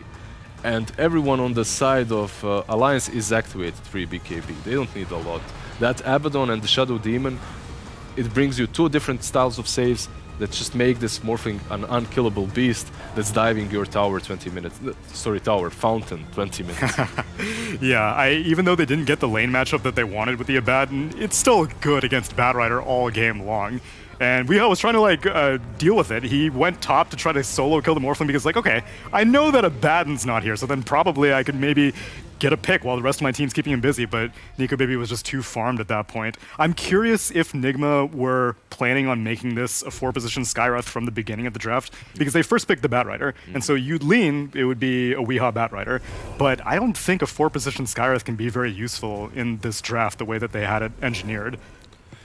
You could argue that the Skyrat with the silence, with the instant burst is good versus the Morphling, but that's in a very specific game in which Skyrat has good laning stage, good amount of farm, and most importantly, the Morphling doesn't have an Abaddon and Shadow Demon. Yeah. Just one click and save him. You know, you use one spell and the Skyrat just wasted all his mana and his ultimate for nothing. So, like he said, maybe they were planning on perhaps demoting the Batrider and playing Skyrat as mid. Maybe that was the case, because I know for a fact that we does love that position 2 Skyrat mage. Well, we go back to that draft as well, and we start moving through it, and all of a sudden it was like, okay, what's happening here? It's like, they have a plan. They have a plan. Did you ever feel like you did truly see that plan, Tsunami? For Nigma or for... For Nigma. Yeah, their plan, I think, came together with the last pick. They were like, okay, so we have the Beastmaster. Now we can start to engineer a little bit of a push strategy, because their first 3 heroes were not pushing at all. But the way that they saw the Morphling, they're like, well, we kind of have to go a little bit faster than we were hoping for. So it seemed like they were trying to salvage the plan. I think that if you were planning on a push strategy from the beginning, you would not pick a Skywrath. Yep. As cute as the kill box combination can be with, you know, Lasso someone, Mystic Flare, Cog someone, Mystic Flare. Roar someone, Mystic Flare. Right. I think you need a little bit more than that, than just, because it was a 2-hero synergy that was Alliance's downfall in game 1. They were like, okay, whatever, Klink's Enchantress, we could probably win a game off this. It did not work. And for Nigma, I think they needed a full 5-hero strategy to be able to beat Nico Baby's best hero, in my opinion. So there's a little bit of an audible based off of what they saw. We'll have to see what does happen in this next draft. But when we talk about Alliance as well, and what we do expect to see from them, you very much thought that we were going to make it all the way to this game 3. Of course. You did say that. The thing is, though, is we never actually talked about who you thought would come out on top. Last time that we did have this series, it was Nigma who did come out on top. As you've mentioned, ancient history at this point. What do you think now before we get into the draft? Obviously, it's going to change everything, but we got 2 games, a small sample size. Who do you think's winning this one? The jury's still out. If you're not going to let me look at the draft, then I'm still going to go Nigma, because They won the series previously, and I have no doubts about RMN. A lot of people were very, very skeptical about RMN taking the place of Kuroki. How would you not be skeptical about that? He's literally doing the Seb, right? Going from coach, suddenly playing better, possibly than the player that was in that role before, man. If you're Kuroki, I don't think you're worried at all. I think that the boys are in good hands. The boys are in good hands. He's fine, and he knows that he has a spot there back. I think he knows that he has a spot safe. I mean, we don't know the injury. We don't know who caused the injury even. Who knows? If you had to injure, I like where this question is going. I'm already on board. Okay, the talent announcement is coming up soon. Okay. You know that you're not on it. You got to injure one person. You know you're next on the list. The tournament organizer already hit you up. Who would you hurt? It's an interesting question. Kyle. Even if I don't get his job, it's probably going to be Kyle. I'm just going to say this. One of my ex-teammates, we had... One of my ex-teammates was about to qualify for TI. And the other one texts me, if God just offered me to break my leg so that he doesn't go, I just accept it. There's some bad blood here between the teams and players that have played against each other and with one another. But between talent, I think we're one big family, as you might have noticed already. How would you hurt Kyle? How would you hurt him? Give me the gory details. I'm trying to be gracious here. I'm going to go into his room. We're all living. Oh no, he's living separately. That's perfect. No witnesses, right? So he's already shared his location. Sucker. Gotta always make sure that geolocation's off. In the dead of night, which he should be asleep in maybe 7.5 hours or so. Is he working the first? I think he's working the first. Yeah. Yeah, he is. And I don't want to. I mean, I want to have an alibi, so I can't really reveal all of my details. You're here right now. What if it happened right now? Ooh, I like your thinking, Rich. I mean, not that I would ever employ someone to do my dirty work for me. I do all my own stunts, so sorry. Me too. Do you really? Me too. Yeah, I do. We'll talk about that a little bit later. We got Dota to talk about very soon. We're going to be getting into that second game. Now, it does seem like so far the odds from EGB.com have very much been in favor of Nigma. I think a lot of that is going to be based off of the history, obviously. But what have we seen so far from Alliance on the day with what we have in this current meta as well? Yesterday and today, the way that they played and they've drafted, I think they have a solid grasp of the meta and what's supposed to be picked, what they need to do to win the games. But it also, from these last two drafts, looks like Nigma have their complete book, and they have read it and studied it, and they know exactly what Alliance is picking, and they're drafting against that. Yeah, maybe this second draft didn't really work out, but I think that Nigma have them figured out.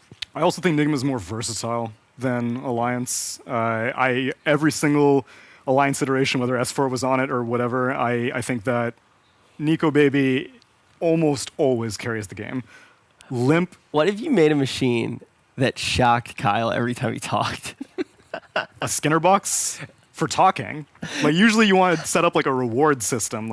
Every time he's wrong. That would be pretty much pretty much it. Yeah. Kyle's actually wrong very rarely. That's the thing that people don't realize. The thing is Kyle only knows completely useless facts.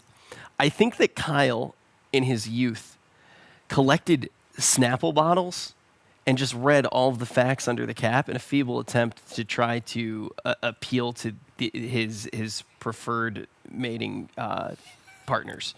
And you listen to him on a panel, and he's like, it's not actually hang up the towel, it's throw in the towel. And it's like, wait. And then it's 6 hours of him just reciting poetry. It's phenomenal to watch. And it's enjoyable. I think that humans have a limited amount of brain capacity to actually save information. I think Kyle has just saved his. Maybe he just opens one of those facts you didn't know subreddits or something, reads one every day, and then hit us with it. I jammed up my brain with a bunch of semi-relevant Dota knowledge. Rich, I can only imagine what's going on in that beautiful brain of yours. It's surely you've spent your youth in educating yourself in more productive ways, right? I'll tell you after the panel exactly what I'm thinking right now. But you know what I'm thinking in this exact moment? Tell me, Rich. I think that we're going to have a really good third game on our hands. Yeah, I'm changing this. Turns out it was Dota knowledge all along. Yeah, it was. Wow. No, I have the only thing I have in my head is fight or flight response, and I'm flighting right now. Sure, we can rumble. I mean, I don't have these muscles, but we've already decided he's the boss of the gym. But who's going to be the boss of this series? Is it going to be Alliance or is it going to be Nigma? We've already seen quite a bit out of these two teams, and I feel like the draft definitely is going to be important. Do you agree? Do you think that this is going to be one of the times where we really are looking at the draft, or do you think there have been any kind of cracks in execution? I think one of the things that these two teams have both tried to do and failed at is drafting these cute combos that are kind of out there and try to make that work. Like in the first game, you had Alliance with the Enchantress plus Clinks, which is really a broken combo, but you can't use it if it's completely countered by the Miracle Arc Warden in the first game. Correct me if I'm wrong. I feel like it's I feel like Nigma does this as a team quite a bit, especially early in tournaments. Like when they have a lot of flexibility, even you go all the way back, like I guess it was probably, 6 or 7 months ago. Time's been kind of weird. Bukoval? But Bukoval, they were doing like the weirdest crap at the beginning of the tournament. And it was like, what are they doing? And then by the end, they kind of settle into themselves. I feel like they're a team that's confident enough that they're like, yeah, we can do some freaky shit to start things off. And usually you wait a little bit to try the freaky shit, but they dive right into it. And do you think that that's a little bit of what we might see here from this team? Do you think that they're gonna go for those plays, kind of dip their toe into the deep end of the pool and see what they can do in this meta? That's why I think RMN is a perfectly adequate substitute for Kuroki, because as the coach, they know the players and they know what they're capable of. So it's more experimentation in the early stages of the tournament, because even though there have been quite a few games, this patch is still relatively fresh. And from what I hear, a lot of teams have not been scrimming, which is kind of weird for an August Dota that teams are like... First time in 10 years. Yeah, I mean, they're just like, there's no TI, so what am I going to do? So they haven't been doing very much. So where else are you really going to find this data if not in the early stages of a tournament before playoffs start and before the stakes are high? So yeah, I'm with you. But I think that this is going to be one of their very few tier 1 opponents, like we said, that they'll face this early on in a tournament. So you still have to show them respect. Yeah, it is one of those things where I don't necessarily think it's a lack of respect, but it's just valuing what you can learn inside of the tournament, right? I think that's always a weird balance. Is obviously the best opponent is always going to be the best practice, right? So it's kind of that weird tightrope that you do have to walk at a certain point. If they find something that just looks incredibly strong against an opponent like Alliance, all of a sudden the group looks so much easier. Yeah, but for something like Bukovel, for example, I think Nigma knew that they were better than the majority of their opponents because they were coming out of Europe, which is the most competitive region in whenever the DPC was still going on. And so them being able to experiment a little bit more, I think, because there's kind of two approaches that you can take. You can be like, oh, well, should I try to learn what Alliance is good and bad at? Or should I try to learn what our team is good and bad at? Do you remember when you were all wired up with Kuro during that interview and what he said? He was literally, we're still searching for our true self, like our true strategy, our true mix that will work, our draft. I don't think they were necessarily experimenting because they could. Back in Bukoval, I think it was a necessity for them because they were pretty bad. Like nothing was working out for them. They were losing constantly. It wasn't even just that they were playing bad. Like they definitely seemed like they were kind of in a rough spot as a team, right? I think that's actually a very good point. I think it's very easy to look back on, history and just remember it wrong. I think that it's very easy to be like, oh yeah, always a great team. Totally, it's out of their hands, but they're still in control, right? No. And sometimes, it's not actually in their control, and maybe they were reacting to something like that. I think that's a really good point and something to think about. So as we do see them potentially experimenting here, I think we're definitely looking at things in a very different vein. And I think it's really this series is enjoyable for me, not just because it's such a good caliber of teams and the teams with a little bit of history going up against each other, but it's because both of these teams have just had interesting journeys in recent months. Obviously, time has moved in a weird fashion, so those months have seemed like years at times and days at others. But when you look at everything with Nigma, obviously very interesting. But when you look at everything with Alliance, and I already mentioned as somebody who has a soft spot for S4, like that is a very fun team to get to watch their progress as well. Yeah, him and FNG, I think, have been. I have a soft spot for FNG because FNG has always come so close to qualifications or being on such and such teams. Like I think of all the players that come to mind, of ones that have like come within just a hair's length of greatness, FNG is one of the ones who come to my mind the most. And so I'm really happy to see him being enabled on a team like this and being able to be partnered up with such a big brain like S4 TI winning players. So I think that's been the most enjoyable part for me on seeing him on Alliance. If nothing else, if they don't take him as a stable member, they're making CIS stronger, aren't they? Like they're making FNG, who was already a great captain, into an even better one because he's had so much exposure to S4 and what this guy is doing. So he's gonna go back to CIS and make some powerhouse team. They're in shambles right now anyway, so they might need some help if they don't take him, which I would be really surprised if that happens. S4 told me a secret LSTI that only I know. Really? Mm-hmm. Wait, he spoke to you? That's impressive. He rarely ever speaks to non-TI winners, so... We were on very even playing field. It was at that point in the night. And I'm the only person who knows the origin of his name. And he actually told me not to share it with anyone. Does he not love Audi vehicles? That would have been my guess. I can't say anything. Oh.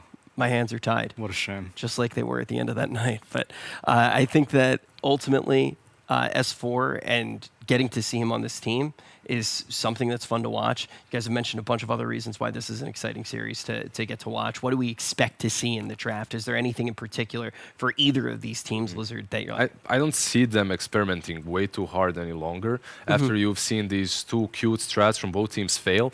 On one side, like we mentioned, Enchantress and Clinks. On the other, then you had this Skyrat combo with Clock, with Beastmaster, with Lasso, with Batrider, that is. I don't see anything like that happening. I just see this normal drafts coming back into play, in which you're, again, 4 Protect 1, but no big cute plays, just pure synergy. I think that these teams, you said maybe Enigma is experimenting, but I don't think they are. Like, if you look at these drafts, they're completely shutting down Alliance and what they like to draft, what they like to pick, and counter-drafting that.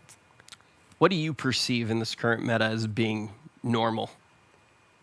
Doom first pick. That seems very common. Venom. It really comes down to heroes. I think there are many strategies that are perfectly viable. We saw 4 Protect 1 be perfectly viable for Nigma in Game 1. We're seeing...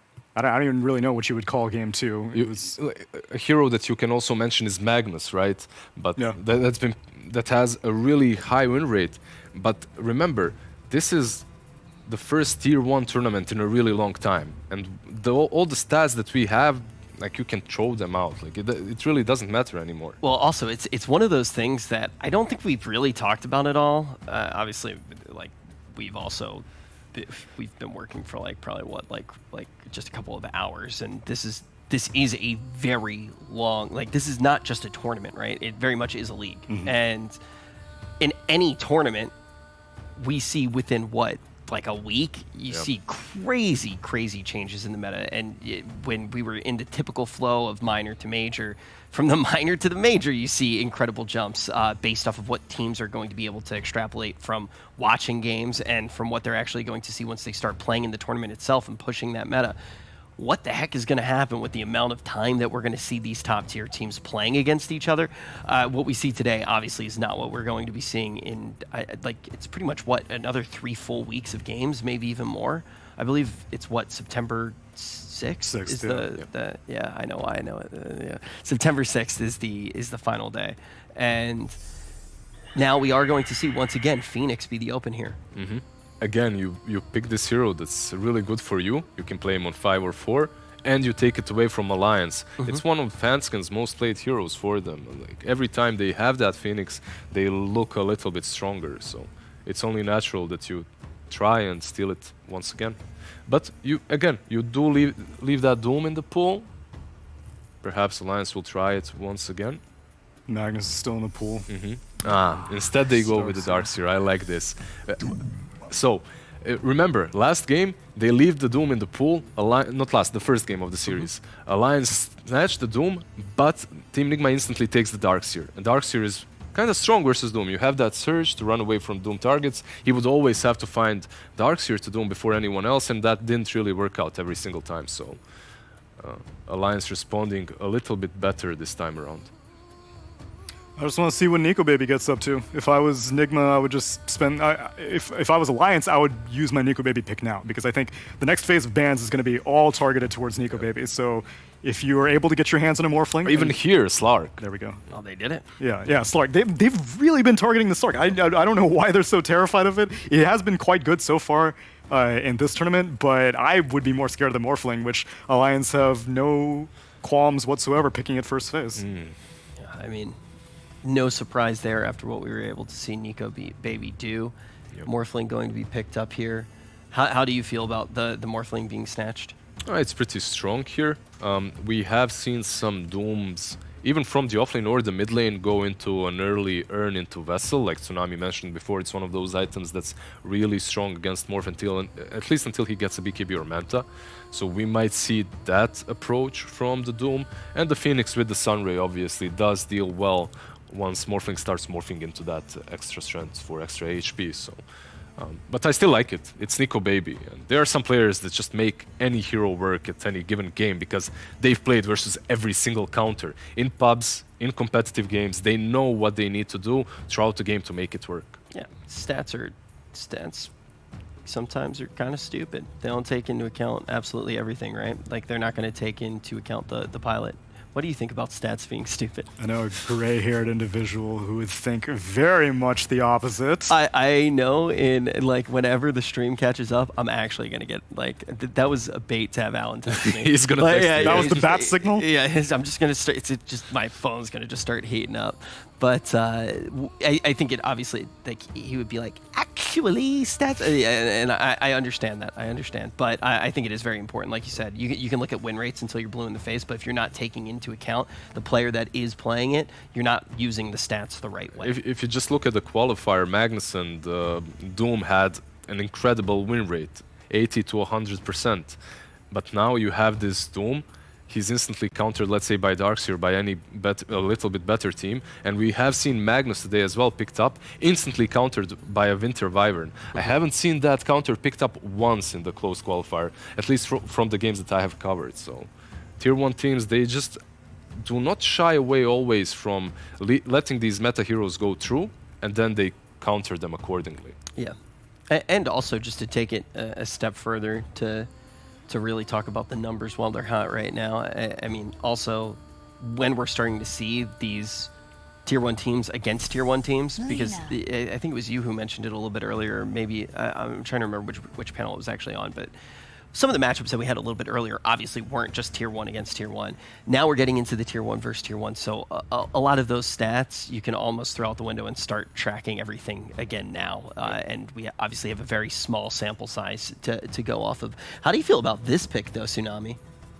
I was hoping that Alliance would lean the same way that they did in Game 1, where they draft more save-oriented.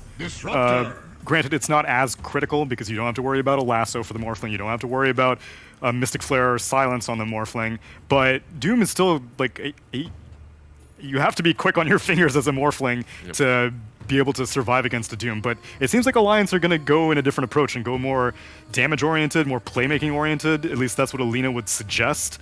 I am...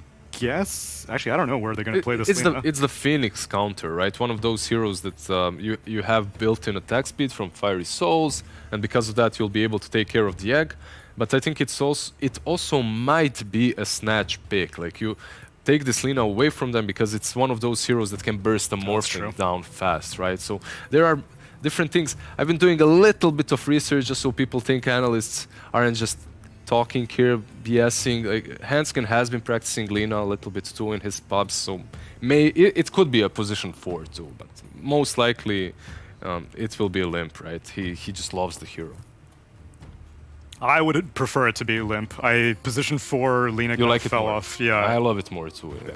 And because it doesn't even seem that matchup dependent. For a long time, Lina was very, very matchup dependent in the mid lane. Now it seems like you can get away with it against most mid laners. I don't know. The only problem I have with her is like it's this squishy hero that has a very weird power spike, in which if you aren't really snowballing, at one point, any hero that can get on top of you just blows you up. Like you're dead. So it can work. Tier 1 teams definitely do make Lina work quite often, but recently it hasn't been great. And look, they just go with the Spectre. That's the counter that a slight counter that I mentioned a little bit earlier. Now you have the ultimate win condition. You go for that Skadi later on, the Morphling will not be able to deal with that. So you have a hero that's good versus Morphling. Lina can be a little bit problematic, but you can draft with other heroes against that. Do you mean that in a fashion that was similar to the last game at all, where you expect Nigma to have that sort of pressure on them to get that plan online without making mistakes? I wouldn't say that this when you have the win condition, the ultimate win condition, you don't care way too much about making some small mistakes in the early to mid game. Of course you do, but you're playing on that Spectre, right? Eventually he will carry you the game. So you're pretty much saying play it kind of safe. Just make play sure it you're safe. crossing your T's, you're dotting your I's, go for the Scotty, win the game. Pretty much. Okay. The margin is thinner, though. I think in Game 1 with that Arc Warden was definitively going to be the best hero in the game no matter what. Here, there are more peaks and valleys between Spectre's power spikes and Morphling's power spikes, where it's not like a linear thing where once you pass 40 minutes, Spectre's just de facto better. It'll depend heavily on initiation for this game. Any game against a Morphling, if you're able to initiate cleanly, then you can just win the fight like that. Whereas for Alliance, they need to be a little bit more delicate with their initiation. They're not going to be able to get any Vipers banned out, so not be able to get any surprise breaks. I wonder if that's why they've been banning Slark so much, is because they've been wanting to pick Spectre, and they just don't like that matchup. And Team Nigma is lacking stuns heavily. Like, their catch is terrible. You have your Glimpse, you have your Doom, and perhaps Infernal Blade, but that's it. You don't have any of these instant reliable catches that will allow you to get on top of this Morphling and destroy him. It doesn't look like an easy game to execute. They need a mid laner that will fill those roles. Okay. Yeah, something like a Storm perhaps could be pretty sick for them, right? But it like for Nigma Storm, do they play it a lot? Do you want someone who can have a disable when they initiate kind of thing? Yeah. Okay. But it's Nigma, right? It's not really their ballpark. I mean, I know we will begrudgingly play DK every once in a while, but I don't really know if that's the best solution right now. What do you think the best solution might be? Something to burst Morphling. So I thought that something like a Queen of Pain would be okay, but it doesn't really disable. You jump in, maybe you have an Orchid, hopefully, but if you don't, then you just have to hope you can get a clean Sonic Wave on the Morphling. There you go. That's it, right? Like, you don't really carry as much burst, but it's still your hero that will be able to get there early on, use those shackle shots to initiate. I honestly think if it's any other team than Team Nigma, it's 90% Storm Spirit pick here. I just think that they value the Wind Ranger more. Remember, even in Bukoval, when they just started pretty much playing, well, not really, but they had that bad period with Wii, and they were just picking Wind Ranger in Walker for him. So it's... And winning. Yeah, and winning. It's true. All right, we talked about some of the things that needed to be shored up, that Wind Ranger was able to clean up for. How do we feel about that? Already mentioned by you, Tsunami. How do you feel about this rounding out our draft? So initially I was hoping for a core Lina, but I do think that she would struggle against a Wind Ranger, and so they transitioned the mid lane to a DK instead. So it's going to be a Hanskin, Lina, and a Limp DK. Yep. Which I think is not going to have any issues whatsoever versus a Wind Ranger. Now the question is, which one would have been better against a Spectre? Would it have been a core Lina or a core DK? How popular is Silver Edge on DK these days? You can build it. You can go for Silver Edge, right? Okay. But most likely what we'll see is some Blink Dagger. It's all right. Yeah, so anything to initiate, really, is the most important thing, which a DK will be able to offer better than a Lina. Lina, at best, is a Yule's initiator, but DK can really get into the meat of a fight. If you look at Limp, like, he has, I think, 66% win rate with Viper, followed 60% on DK.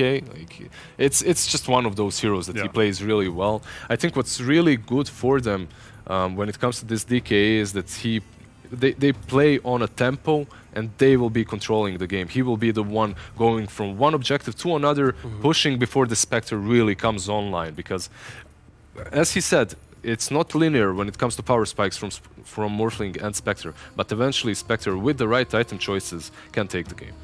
Interesting thing to note when you do actually take a look at the odds provided by EGB.com, we're all of a sudden in a scenario where it has gotten much, much closer. And with that, it's time for us to get a little bit closer to our casters, jump into this matchup. And the first thing that I really want to be asking them is how they feel about Olymp DK. Yeah, what do you reckon, Bob? Limp on the Dragon Knight, you know, it's a good, solid sort of old school hero for him. Do you sort of favour his odds here against Nigma? Are we going to see him be sort of the lead in these plays that they're going to have to make against this Nigma lineup? Oh, it's a hard lockdown. It's a hero that doesn't really care about the laning phase either, right? Like he's going to be versus Wind Ranger, doesn't care. He's going to farm just fine. He's their tower pressure and their tempo setting, and he's a space maker. Nothing better than a space maker for a Nico Baby Morphling, right? Sure. So, I mean, it looks pretty good on paper. Yeah, and if anything, though, with this space that you're making, considering how Nico Baby played in Game 2, he's probably going to get involved in that space making as well. You know, this man, if he sees a chance to get involved early, he's going to be joining the fights as well. Yeah, most definitely. It looks like it's I mean, like I said, it looks like a very well-rounded lineup. The one thing I am concerned about, I guess you could say, is if it gets to a later stage, they have very fragile supports. Lina Bane, Spectre gets to a point where he clicks ultimate, these heroes are dead. Yep. Right? So that is one of my biggest fears, that they could get into a point where they're playing with 3 core heroes, which could be very strong, but their 2 supports might just disappear. So yeah, we'll see how it all plays out. Looking at Team Nigma's draft, theirs looks real strong. I think their catch was a bit lackluster. That's why I didn't really like that Wind Ranger. Kind of evens things up to be able to give them that as well. 30 seconds. Do you think this game is, in comparison to Game 2, harder for Nico Baby's Morphling to perform? God, I feel like the last game was harder, but he just got handed so much that it makes it weird. Like last game he was playing versus Double Silence, and it didn't feel like he was even concerned because he had a Manta. He had a Manta by the time they even came to the point where he had it. As well, of and course, he had a Batten Shields, and he had a Shadow Demon to protect him. So this one I feel like could be a little bit more difficult just because of that. He doesn't have saves besides the Bane mini sleep. And the Surge. Okay, and the Surge, I guess. Kind of nice, getting him away, you know. As long as it comes after the Doom, because if the Doom comes out beforehand, as the Surge is on, S4's a professional player. He's going to be waiting for the Doom to come out. Yeah. Oh, look at this. All right, so immediately trying to do some mind games. Doom. They're expecting DK was mid, so they're going to put the Doom mid versus that matchup, but it's actually going to be a Morphling mid. Oh, so, surprise. So look Nico at this. Baby's happy with this one, right? This is a matchup where 1v1 he free farms as a Morph on his own? Yeah, he'll free farm. Thing is, you won't be able to, like, Doom is going to free farm too, right? Okay. So, I mean, Doom's always Doom's going to get farm. I mean, very strong in the mid lane, of course, where we see a lot of players like to do this. It's, you know, you get him in a matchup where he's not going to get harassed too heavy. He's going to be fine. Bottom lane, FNG. Nice little shackle there coming out. Good damage onto FNG. But I do think that they got the lanes that they wanted on the side of Alliance, right? They have the DK versus the Wind Ranger, which they wanted. They have the Morphling in a matchup where he's not pressured, because if he was bottom, Wind Ranger plus Phoenix, it's not so fun. Like, you're just constantly going to be getting harassed. So I do think that they're happy with their lane setups here on the side of Alliance. Yeah, no, this has been a solid setup from Alliance in those lanes. I mean, the top lane as well. I mean, would you also consider a decent matchup for Alliance, or is this one a little different? No, it looks great. Yeah, it's a very strong, aggressive lane with the Darkseer plus the Lina. Sure, Lina can't utilize the Ion Shells well, but he can trade better versus RMN. Like, he just has stun availability and a better range attack. So RMN won't be able to secure the farm for Miracle too well. If it was a Warlock, then I'd be like, oh, you know, Warlock Spectre, it's fantastic. You don't care at all about Darkseer or that Lina harassment as much, but it's a disruptor to try to go for the catch later on. So, scarier lane for Miracle. We do see on that first few waves, though, mid, Mind Control getting a hefty lead in the CS, just having that good old hard-hitting punch. Yeah, it's like 870 base damage or something, you know, casual. Versus that Morph, but Nico Baby now gets level 3. That's where he starts to be able to play around his shift and have that really high base damage as well. 83 right now when he's full shifted. Playing around those denies and last hits. Mind Control missing that one. Also missing that one, too. 2 back-to-back. Yeah, feeling the heat when we have the camera on him, you know, suddenly we start to see. There we go. the mistakes to be made.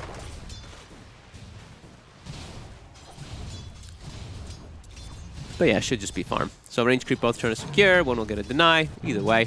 Limp, bottom. Hits level 3. Harassment's going to be pretty hard to actually put onto him now. Lane's not in a great position for him, though, so they're going to be likely to try to pull it back. Okay. I mean, I don't think this is going to be one of those games where we have just constant kills all over the place. It might take a little bit longer to ramp up in comparison, because we have some pretty passive side lanes. A DK in one lane. And then we have Darkseer up top versus a Spectre. So those lanes, very unlikely to get any kills on those cores. Maybe supports get out of position. Mid, unlikely to have kills too. So this one might be a little boring in the beginning. Might just be a little bit just CS war. Yeah, neither side able to make moves on this mid lane, do you feel? Like sort of come around that sort of first power in spawn? They don't want to break the lanes, really. I mean, we at the 4-minute mark, we'll probably see like a Phoenix rotate. We'll probably see GH make a move to try to check out that rune, but yeah, it's just unlikely for them to really make those type of rotations until level 6s come out. When Doom hits 6, that's when we're probably going to see a big move come out from Nigma, because they could catch the Morphling off guard. Top lane. Continuing to see, as you say, just Hansken getting the better trades in the support versus support harass. Yeah, let's see if anyone is even going to go for the rune, because I don't know if Doom doesn't even go bottom, right? Do they even care about the runes? So it might just be passive lanes. Something we have not seen in this series just yet. These two teams just actually playing it calm. That's a nice one. Okay, that one you care about a little bit. For the 1v1, that's certainly going to feel pretty good for Nico, baby. It's going to allow him to get in some of those denies against the Doom. Hansken. He might actually go down here. Stuns out, but as you say, he goes down. S4's going to come charging in with the Surge.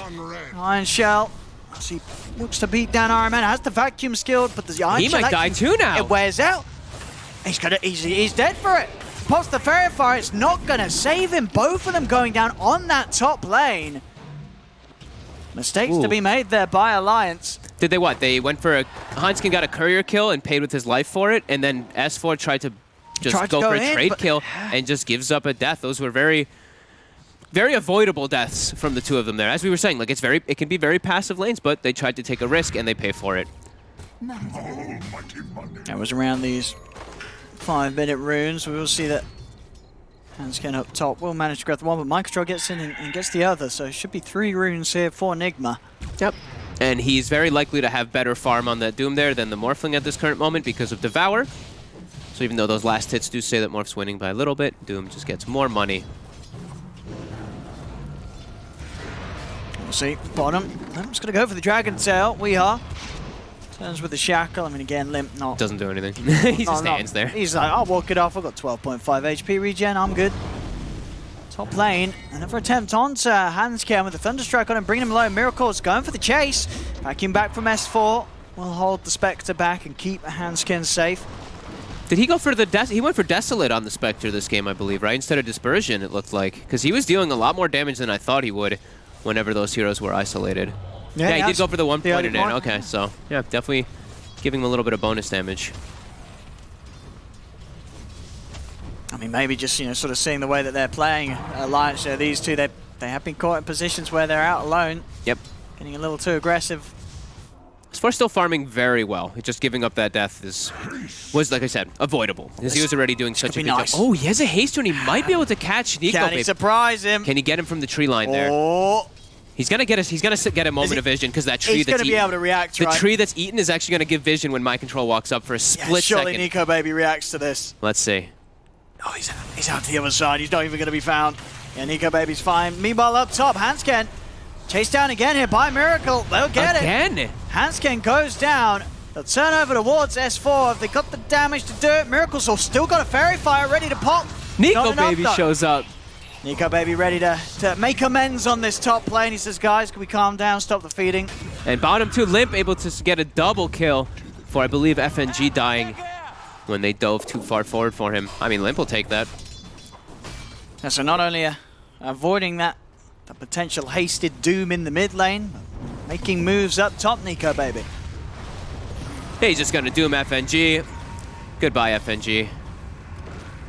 Take Pretty the little free kill. Yeah. They're even going to commit the haunt. Miracle wants the last right. hit. Oh, he can't get it. He's going to jump back up toward there. And may just find S4 with it. Thunderstrike. Not going to be quite enough. S4 will live. No. Obviously, with Miracle coming over towards the mid, I don't know if he may have actually got that kill on S4 if he stuck up top rather than jumping over to the mid, or... I think... Actually, yeah, that's true. I think he was just trying to save his TP. I think that's the whole reason he was trying to haunt in this one, because he didn't TP, he just haunted and jumped back to lane. Sure. So, okay, yeah. I think it was just a benefit that didn't maybe... see the chance to go straight top. Yeah. So yeah, a few kills sort of out of the blue there as both teams kick it up a notch. Yep. Support's dying quite a bit already here on the side of Alliances. I feel like we kind of assumed they would. They're very fragile heroes, and they're going to stay fragile for the majority of this game if they are at this start here. I think the big thing I'm seeing, though, is the fact that they did get that lane set up, and they have got Nico, baby, good start. Strong, free farm in the lane, makes a move, gets a kill. He's level 8, highest on the board right now. You know, this is... it's a good start for them all, and we saw what Nico Baby was able to do with a strong beginning on this hero in Game 2. I think you've definitely got to worry if you're Nigma about this morph getting such a solid opening. Ooh, Limp, they actually get the stun. Power shot not full damage. Sunray damage won't be enough to bring him down either.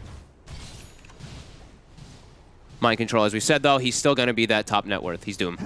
Max Devour, or actually not the Max Devour just yet. He's actually going for more damage build points now. 3 points into his Scorched Earth. And he has the drum finished up, so he's going to be a pretty scary monster moving around the map right now if he would like to join his side lanes. Bottom. Again, looking for Limp. Gonna get close this time with the Sunray, still not quite enough. FNG, the Nightmare to put a stop to it. We'll take it off him there. We are giving the opportunity for GH to dive to safety. Top lane, Hansken. Again? Uh-oh, Hansken. He's getting punished super hard now. S4 as well. He's trapped in the field. I mean, can he run? No, Surge, couple of seconds. It's not going to be soon enough. Oh, Miracle. This is not good. Oh, it's not. I think Miracle, I think, is he 5-1-2, 4-1-2? That's a lot of kills for this Spectre to be involved in it just 9 minutes. They'll be able to get Weeha down. He actually gets the win run off. And he's going to live. Mind controls. Okay, he's not going to live. Brain Sap puts an end to him. Mind control will be able to maybe find the trade onto FNG. He's trying to run this down with the Scorched Earth, but the Dragon Tail stun doesn't matter. The Scorched Earth burns FNG down. Mid lane, Static Storm out from RMN. Oh, what a reaction. Nico Baby turns. Gets out of the silence. He builds up enough strength. It was a good attempt there from RMN to close off the escape, but Nico Baby was prepared. He was so fast with his turn there, not getting caught in the kinetic. Very nicely done. And that was a very early level 6 on the Disruptor too, right? It's 9 minutes 30. You don't expect that always at this time. Miracle. Wall's down. He's dead. Is he? He's got the dagger in 2. He's trying to cut his way, the vacuum. And they got him. That's why I canceled the TP. He knew S4 had vacuum available, so. Exactly. For those watching, that we're probably typing TP lol. TP lol, yeah. He was... I see you out there. And now Nico Baby can go for this tower. Hits tier 2, knowing there's no Disrupt ulti. Weeha. You just poke at S4 a little bit here. Okay. I mean, Miracle dying there. They finally do get him, but he got way more out of the lane than I expected. And bottom, oh, a great grip. My control is so far. And Nico Baby will say, thanks for that one. Set up there from FNG. Getting Nico Baby involved in a further kill. Oh, and he gets to turn into a Doom, so he gets to devour a creep for more money. Oh, that's great for the farm. Yummy. It's top S4. Ooh. Teasing around with Weeha. GH back to the lane down bottom. We'll see if he can slow down this push from Limp and Nico Baby. We'll start to get the creeps up, but the ping's being made. They want to try and push this one down. Popping the glyph even to do so. Top, they're looking to make an aggressive play. Oh, S4. He's trying to run. He's trying to go charging in. Nice vacuum into the Light Strike Array will do it. Miracle goes in with the Haunt though in response. Takes out S4. Bottom, they're burning FNG. He will die to that Sunray as they were getting aggressive. They did finish up the tower. Some trade kills all over the place. 1K gold lead right now for Nigma. And I actually did not expect to see this many kills in this game, to be totally honest with you. It was a slow sort of opening, but these last 5 minutes... I would never expect a Spectre to have like 6 kills or something in this early game. That's I don't think Miracle did until sort of S4 and Hansken said, hey man, here you go. Yeah. Definitely hemorrhaging a lot of kills up there, having that Spectre have a accelerated start. Still ahead of the Morphling, which is quite a surprise. So I think for Nigma, they have to be pretty happy with that start. Even though their Windrunner's a little bit behind, Miracle is really all that their game plan is about. This big 4 Protect 1, and Midas is done. 12 minutes, very solid over the treads and double Wraith Band. And Wand. Yeah. It's very solid for sure. Very, very, very strong opening itemization at this early on in the game. Yeah, it looks like he's going for... Probably in his head, he's probably going for like the super late game, right? Because they do have the Doom. It's going to be a Doom versus a Morphling, and it is a 4 Protect 1 from both sides. So he probably wants to go for this like insane type of scaling because of that. But he also does have to watch out for Wall. That's always something I do like to point out too, is Wall is one of those tools, especially versus heroes like Spectre, that can just go crazy on Illusion in the fights. Okay. Looks like we could have a long one on our hands here. That would be a nice way to end the series. We've had some 2 very action-packed great games so far. And again, already game 3. I mean, it just, there's something about these 2 teams it feels very balanced, you know, where we do see these openings, these... Oh, they do have the ward. FNG, he's prepared for this. They're going to spot the Midas now, too. It's right next to the tower. There's a lot of TPs coming in. Can they burst him? Actually burst in with the Laguna Blade? They're going to be able to do so. The grip as well onto the Disruptor. FNG has that control. The Doom. Set up for a safety on Morph. Morph will go down for this. We are coming in from the side, looking for the Shackle, gets it in onto FNG, but S4 drops down the wall. Vacuum catches We Are a Mind Control. Dive 4 from GH, trying to push Alliance away, but the Light Strike array from Hanscan clips onto Mind Control. Mind Control, he's trying to run, but S4 is chasing him down. Scorched Earth is up, and Mind Control will speed his way out of there with the phase drums. As Nigma lose 3, do manage to bring down Nico Baby, at least with them in that fight. Great spell usage there by FNG. Just holding his Fiend's Grip, not using it onto that Spectre. Gets the Disruptor before he gets a single spell off, which allows him to get all that. Now Limp may be able to find GH as well here, too. I think so. GH out of options. Nice aggressive moves by Alliance. Probably also realizing that there's a Midas now on that Spectre, too. So maybe this is where they try to ramp up the pace. Limp has a Blink Dagger, too, so they can actually make a lot of very aggressive moves. Nico Baby does get caught this time, though. From that low ground. Gets doomed up and there's a quick power shot to die. Yeah, this game in contrast to what we saw from him building game 2, just going for the good old school shotgun build on the Morph. And look how aggressively they're stancing. I feel like they have to know that it's like, okay, Spectre's got Midas. He's not really going to be doing a whole lot. We just have to worry about everybody else now for the time being. Let's just play super aggro. Let Nico Baby do his thing. Oh, that would be the dream catch. Oh, look at this. There it is. Limps in with the jump. Do they have the burst? There's the Nightmare setup, but RMN pops down the Static Storm, creates the space for Miracle to be able to back away, puts a stop from Alliance's advances. They turn over towards Limp. S4 with the vacuum into the Light Strike. Laguna drop down as well on a Mind Control. Do they have enough burst to kill him off? They don't. Mind Control. He just starts charging in on this. Oh my God, he's alive. Away. He's going to be able to live. He's set up for them to kill off FNG. The wall gets dropped by S4. Glints back onto Hansken. Hansken taken out by the Thunderstrike. We are surrounded by S4 on Limp. He will fall 2 for 2. Oh man, what a good Static Storm by RMN. Honestly, saving Miracle probably in that situation there and allowing them actually to do a trade. Not too bad. Yeah, they were just around to be prepared for that. It did look like a great opportunity. You know, you cannot blame Alliance for going straight for that. They see Miracle in the mid lane. They go for that one. A little too far away from the tier 2, but the sort of trap in itself was set. Nigma were semi-ready for that sort of play to come out and able to keep it even. Yeah, you can see Alliance, they're trying to take advantage. If they did point out the Midas, 90% of the chance they did, these guys. And also, Doom and the Egg was also still pretty much on cooldown, so nice aggressive moves. Nigma able to respond. Alliance should definitely still keep their aggressive posture, though. As FNG, he's walking up very far. He just charges in. I don't think Weehaw saw him for a second there. And he charges out. I mean, he's going to get away with it. They're just running into the 4 of them, and this sort of chaos is paying off. Limp goes in with the stun. Mind Control will turn with the Doom down. Egg is down. DK. He's going to try and turn and take down the Egg. They're going to be able to do it. The Supernova gets popped. They're taking it out. The Static Storm, though. He catches the Morphling. Again, RMN with these ults, clipping them out. The DK cannot escape. He dies during the Doom. And Weehaw denied the Egg. He did. He denied the Egg. All right. So they don't even get anything out of it. They don't get any kills. They don't get anything. And they committed on top of that egg completely. RMN gets a Dream Static Storm. Ghost Scepter comes out for Morphling, so he doesn't die right away, but then a Power Shot takes away all his HP, and he denies the egg. I'll be honest, I didn't even realize you could do. I've got to start doing that to my teammates in pubs. I actually didn't know you could do that either. Can you? I mean, I guess I didn't even. He just did. He just did. He denied the egg. All right. Yeah. Well, that's their Doom and their egg fight with the Static Storm as well on top. And it works out perfectly for them. I feel like we've just opened up a can of worms. Everyone's going to kill in their eggs. pubs. They're Kill going to the see egg. their teammate just about to survive. They're like, nah, denied. I wonder that now, last it's hit like, is did going he to come from an ally. And now you're thinking, it's like, did he misclick it? Or was he intentionally trying to deny the egg? Maybe it would have gone off. No, it was like, it was going to die, but did he misclick it to get the deny? I mean, either way, he got the deny. Big fight for Nigma. Yeah, they lose nothing. They get 3 kills. Yep. Alliance now, those ultimates are on cooldown for Nigma. It's probably time to look to make another play here. Their bottom lane is not in a great position, though, so they're going to look to push that one out. And yeah, it looks like they're actually going to just chill out and get a little bit of farm here, which will buy time for Nigma to get their ultis back up.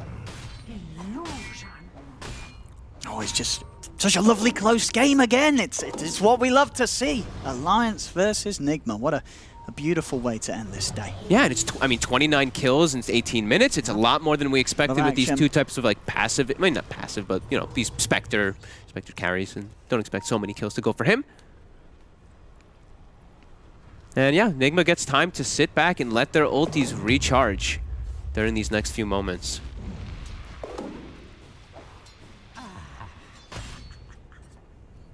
So GH.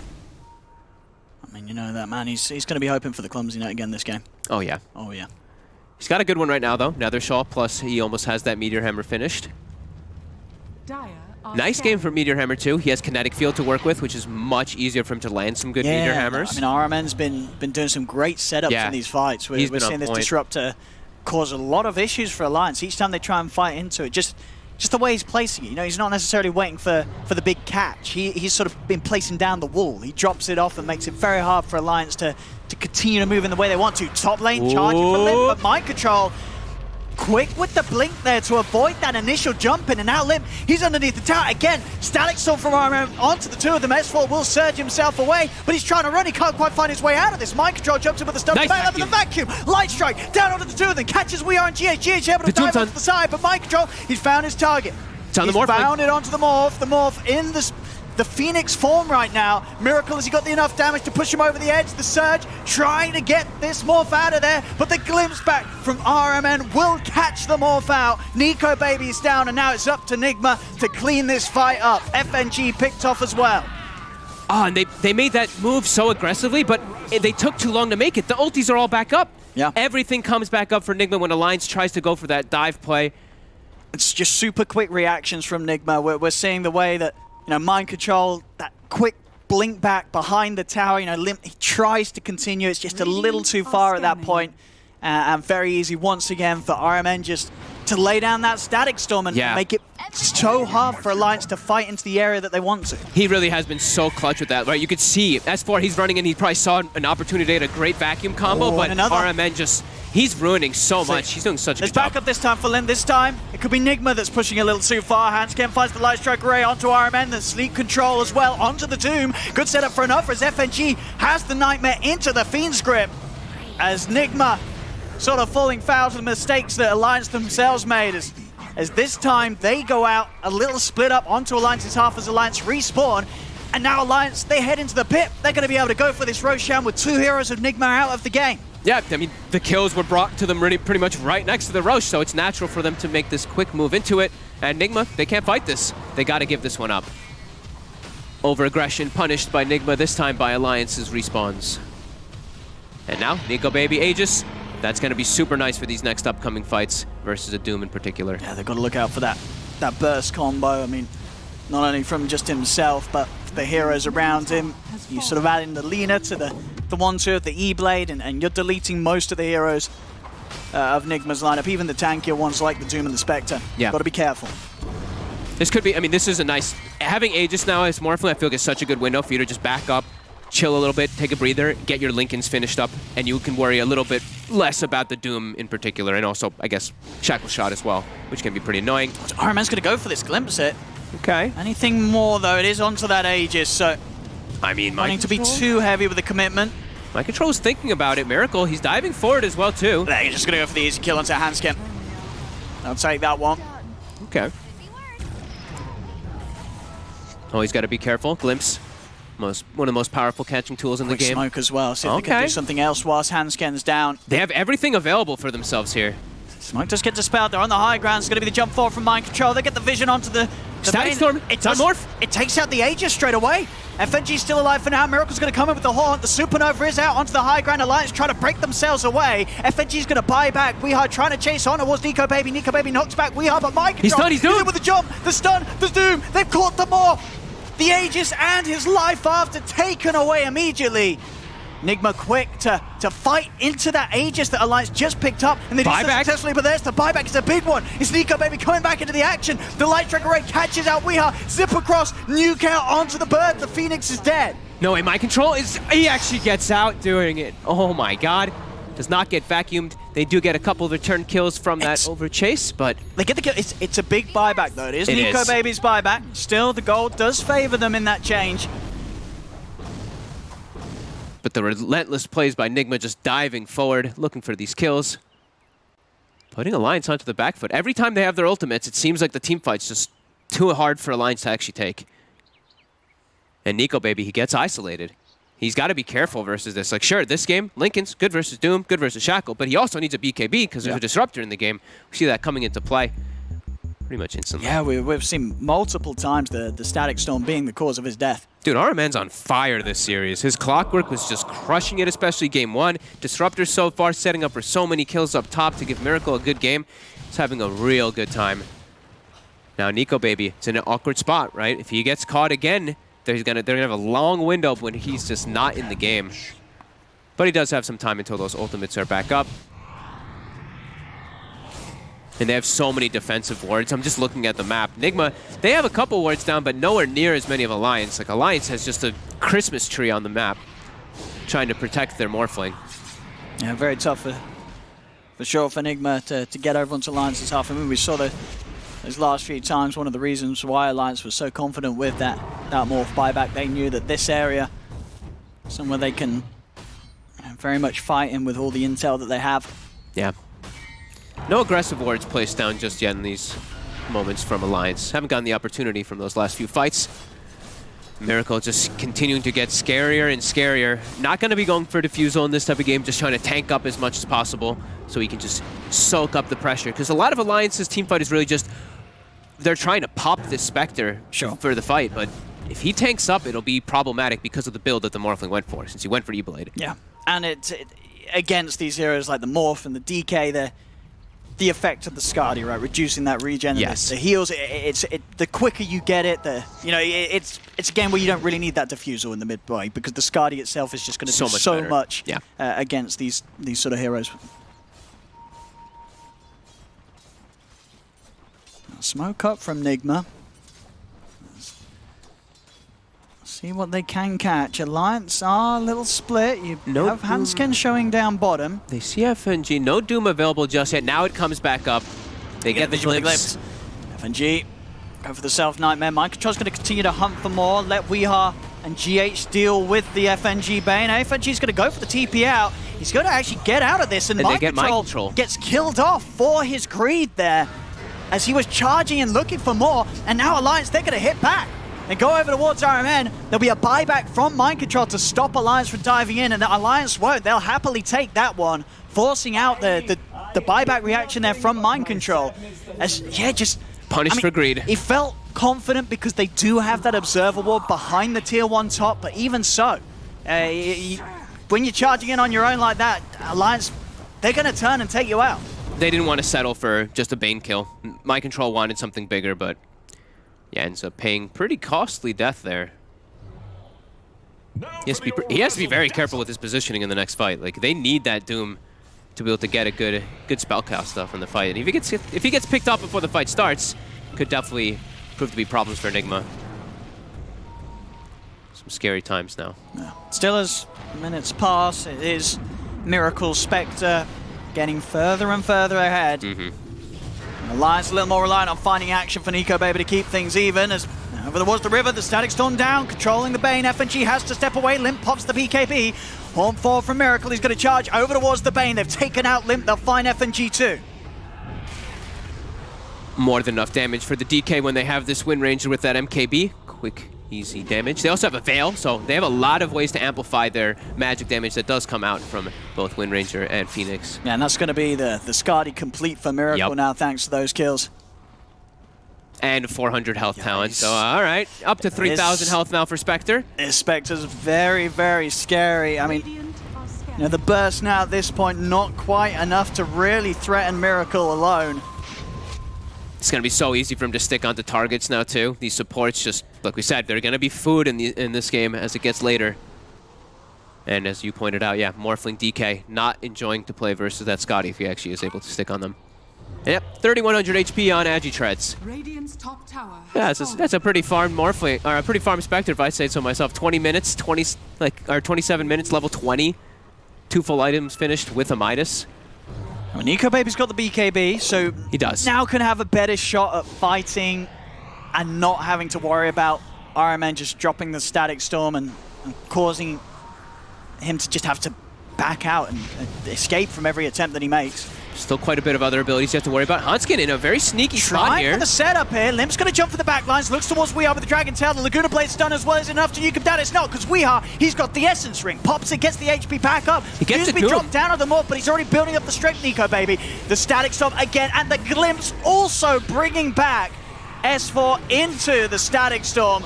It's 2 dead on Alliance. Limp now surrounded by the 4 of them. Nigma turn over towards the Dragon Knight. We are chasing him down with the focus fire. They'll take down a third. I'm sure they lose GH, but they don't care. Every single fight right now just looking easier and easier for Nigma to overrun.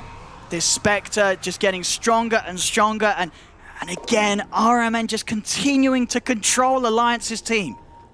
Yeah, I think he's my MVP of the series. I'm sorry, Miracle. Even though you're 11-3 and 14 or something, you know, RMN is... I mean, he's actually just ruining these team fights for Alliance. Over and over again, always finding the right opportunity of targets. Hanskin, he's being spotted out here. RMN at the ready with the glimpse. Oh, there it is.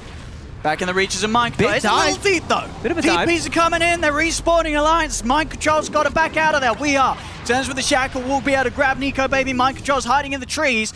See if this works out. Hanskin's hunting with the Dragon Slave. Miracle, he's on the side. He's ready to come over and help out. Pops the horn. He's in onto FNG. FNG trying to survive here with the sleep. The vacuum walls down onto Miracle, but Miracle being healed up by GH. Miracle's fine. The burst onto Weehaw, though, will take him out. The Wind Ranger falls. BKB comes to an end for Nico Baby, but they've got the light Miracle onto Miracle. The 5 of them looking for him, but again, RMM's Static Storm stops them from pushing for further. Miracle goes for the retreat up to the cliff, and a TP out will save him. Nico Baby's going to try and chase down RMN on his own. Finish off this kill. RMN will not manage to make it out there. He's gonna know there's a ward there now, though. That's a cool spot to TP. Points out where they do have vision up on the high ground really quickly, and he does probably save the Spectre there. The Glimmer plus that Static Storm on top just to get Miracle out. Well worth it. Yeah, for sure. I mean, Miracle was surrounded by the full 5-man of Alliance. They had to do something, and they did. They get him out. They do still lose 2, so Alliance with a solid hit back at Nigma. Can they get anything out of it, though? Can they try to look for some more here? 30 seconds. 30 seconds for Roshan. Nigma will have the full lineup back when it's ready. GH hiding up top. Limp's on the hunt. Maybe they can try to catch him here. Limp's checking the tree lines. Not going to quite find him. No. They get the sentry down, and yeah, there's that ward, as we were talking about before. RMN points that one out. 30 minutes. Bounty runes. And oh, Miracle. That's a nice rune to find. Since he does have that dagger talent, we'll be able to spam it much easier. That's the other thing the Skadi does provide you. It's such a good item in this game because he's spamming daggers. It's really good versus Morphling and DK, and yeah, it just tanks him up too. It's just got like this triple benefit for him this game. So I think we're quick to make a move because he's also going to have the opportunity to pop the Haunt while the Arcane rune is still on. So and could go for that efficiency here. Yep, and they have their Doom, they have their Phoenix Egg, they've got everything at the ready again. But it's a smoke on smoke action. Let's see who gets the better initiation. When Alliance are on the high ground, They're waiting. There's the jump. Mind Control looks for Limp. Limp actually jumps in deeper. He jumps over the Doom, looking towards the backlines, finds the stun onto Iron Man, and with the Laguna, they've done it. They've taken away the Destructor, but Mind Control gets the Doom down onto the Morph. He's got a decent amount of HP built up. Nico Baby, he tries to run. Vacuum Wall onto the two of them. Mind Control still chasing on forward. Another stun catches S4. It catches out Nico Baby. There's a buyback from Limp. S4 burning to the Sun Rays. GH, he gets denied. Two of them. The deny is there onto Nico Baby, but it's still Nico Baby out for 100. Mind Control jumps in onto Limp. Limp's got to be careful. He brought back for this one. FNG goes for the grip on the Weeha, but the Meteor Hammer for GH goes crashing down, cancels the channeling. The Nightmare onto the Doom. Limp looking over towards Miracle. The E-Blade onto Weeha. Weeha's trying to run. Nico Baby turns to the Spectre. That Handscape Dragon Slave finishes him off. They've got the Doom controlled as well. Alliance surround him. They take down Mind Control. All right, requires another buyback from Nico Baby and from Limp. It's a costly one. They do at least get some kills. But Roshan's up. But Roche is up, exactly. Here we go. Every time though, like Nico Baby, he's getting doomed, and that one he turned back around. That one he got doomed, he got surged. He may have been able to run away, but he actually turned and started hitting back in that one, probably wanting to die so he could buy back and get the fight, so he could actually be involved. So yeah, exactly. Like as you say, even taking as long as it did to actually bring him down during the Doom, and coming back in and hitting back hard and getting this Roche. Nigma, they're not going to be able to do anything about this. This will go the way of Alliance. Yeah. Alliance needs this though, right? Those double buybacks, they hurt quite a bit. This will at least counteract that here.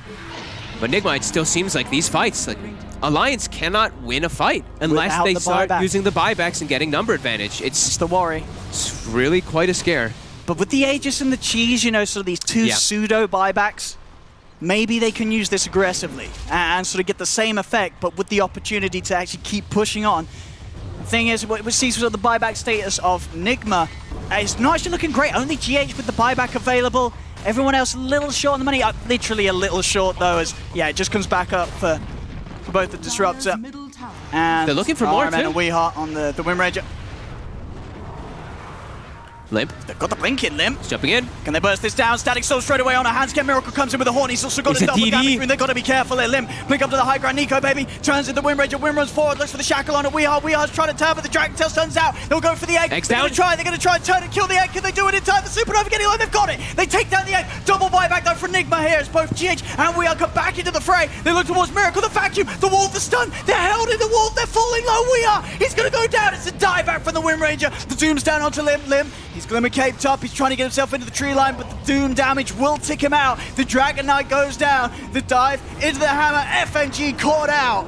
Nigma's turn this time to hit back with their buybacks and push Alliance away. And that was the Aegis to Cheese, them diving forward, going for these kills, and they keep getting these kills, but it's not onto the Spectre. Miracle just able to hold his ground. I don't think they expected Haunt to be back up that early. As you mentioned earlier, he got the Haunt off during the Arcane Rune, so it's up earlier at that time, and then everything else comes up in unison from Nigma right afterwards. Alliance really trying to press forward the issue there with the Aegis and Cheese, but they just can't bring down Miracle. He's the problem. Almost level 25 now, too. And the way they did it as well with the Arcane Rune, one of those things that was just, it was impossible to read because he did it at the very end of the rune. So when he's coming into the fight, you're not even seeing the buff on him. It's already gone by the time he's jumping in. Yeah, I mean, if they did... Can't read it. Yeah, if they did try to keep a timer, it got totally messed up there from that move. But he's such a problem. I don't know how they're going to be able to bring him down. The rest of the heroes, they definitely can, but he's just holding his ground in the middle of everything there. Getting further and further ahead. 6K. Oh my god. Between him and Nico Baby, starting to fall a little bit behind the Spectre. He's about to hit 25 as well, and now they also have GH hitting level 20, one of the craziest talents in the game, period for me. Sunray during Supernova. You cannot cancel the Sunray unless you kill the Supernova. It's such an insane concept to me. So now they're really starting to hit a pretty big critical mass on Team Nigma. And Alliance, I mean, the Morphling is strong, but everybody else is really starting to fall behind quite heavily. Yeah, a lot of weight on Nico Baby's shoulders. Look at this. The Doom actually took the Ancient Eating Talent. I very rarely see Dooms take that one. And I think he has the Frenzy right now at the moment for that insane attack speed that he can throw onto somebody, if I'm not mistaken. Yeah, we'll see if we see him chuck it onto the old Spectre in these fights. Yep. That's top. Alliance actually getting away with taking the tier 2. Nigma, no interest in turning up for this one. Wonder if he... do they have any... I mean, they do still have a lot of different ways to break Linken's from distance. They have Disruptor Glimpse and a couple other ways, so... But yeah, BKB and Linken's, he's got the both ways to protect himself versus those heavy-hitting spells. And there's the Frenzy. Okay, yeah, so you see that crazy attack speed bonus onto Miracle. He's going to try to be putting him onto the team fights. Alliance have got to play it very careful right now. Yeah. They have kept the game in this sort of just 7k lead for Nigma for a while. They managed to not let it slip any further. But they're having to fight so hard each time to just sort of hold on and make sure that the fights don't go too terrible for them. Yep.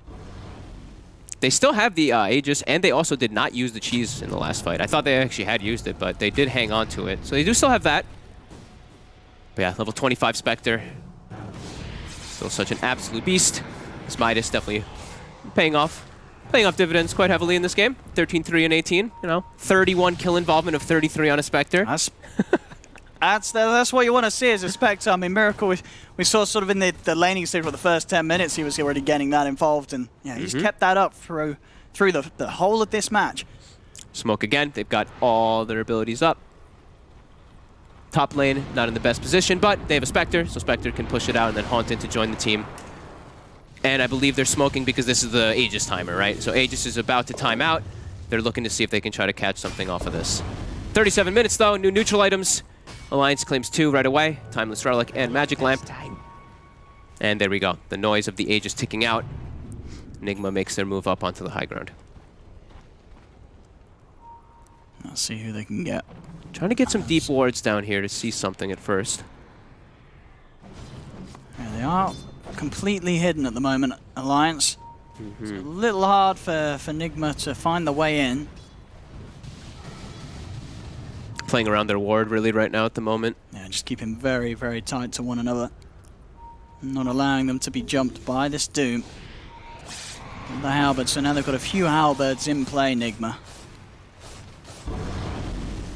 A Miracle can play so fearless in this game. Like, he can just walk up. What does anything about this Spectre? I mean, Lim, nice little blink there. The Frenzy, look at this attack speed. Oh, he's gone.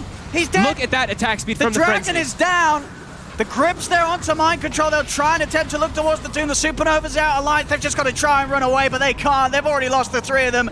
Hansken and Nico Baby trying to desperately escape this, but Hansken, the BKB's already been used. He'll turn the glimpse back. They catch the Morphling. Another grab from RMN. Secures a dead Nico Baby for nearly 2 minutes. His buyback still on cooldown for 30 seconds, and even then, he's 200 gold short of it. Oh, man. I've never seen anybody actually use the Doom thing, but that is it's a really good opportunity when you're playing versus like a DK. You see how fast he's look how fast he's attacking. He just shreds right through him in no time. Miracle just putting the game on his shoulders, really. His team as well. Oh yeah, the way they've set the fights up has certainly been a sight to see. High ground push they go for Nigma. And it's such a hard game for Nico Baby. There's just so many things he has to worry about. Just these glimpses, these static storms, these Dooms. They're trying to bait them with the courier there, looks a little bit. Oh, he's trying to drop his items so that he has less gold, like he owns less gold so he has less buyback, right? I've seen a lot of players do that. Does that work? Yeah. Does he need the items to be destroyed? I think he does, yeah. Okay, item gets destroyed. Does he have buyback yet? Not quite. 77 away. He was close, though. I've seen a couple players doing that now recently. After like someone did it in like one of those big pro games. Yeah, Still not it happens all the time in my pubs. Oh, yeah. I don't think they're trying to do it for the same reasons. Abyssal Blade finished. Miracle level 26. Repair kit's out. But he shreds right through it there with that Frenzy. 25 seconds. Oh! That hammer, though! No! Oh, he jumped straight into it! Oh, no. GH just reading the mind of S4. Oh, poor S4. That pointy mind of the Darkseer, GH saw straight into it. Oh, man. Right down to the core of his cranium. He just wanted to get he just wanted an illusion of the Spectre. That's all he wanted. Oh, GH thwarts that immediately. And Alliance just watches their base get decimated. I mean, what can they do? 21k down. A Spectre that has completely taken over. 36 out of 38. Yeah. pretty good game for a Spectre to get all those kills in the laning phase. And now they're picking up a lot of luxury items as we see coming out. Disruptor Aghanims, Illusionist Cape picked up there for the Spectre off of the neutral creeps. Yeah, pretty impossible now for Alliance, as it has felt for the last couple moments. Well, let's see if he's queuing up the rapier on the morph. Maybe something like that. But even then, that rapier won't do anything. No. A little bit of Unfortunately, damage. not for Nico, baby. Nah, not in this one. Too many fights that just went south. Yeah, Nigma looking very solid with the whole draft, the whole Hey, they're just lineup. going They in. got him. Goodbye. He's got buyback, or has he actually? Is he still short on the gold? He is. He bought up. He bought something. invested in that Satanic, so he's gone. He is out of here. He's already getting himself ready for bed.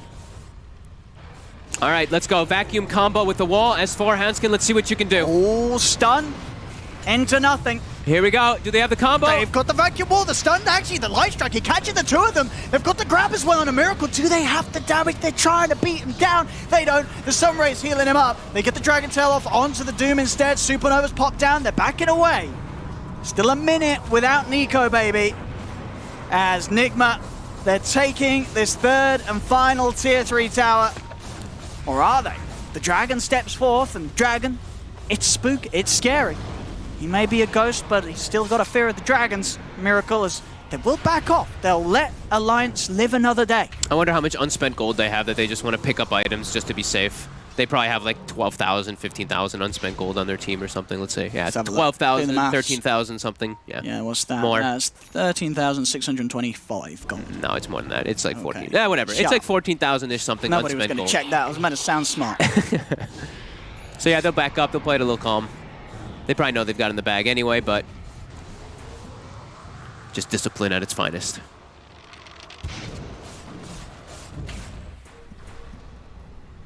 And just putting salt into the wound, really, into Alliance, really. If you're winning a game, you wanna win it in the painful, the most painful way possible for your opponents.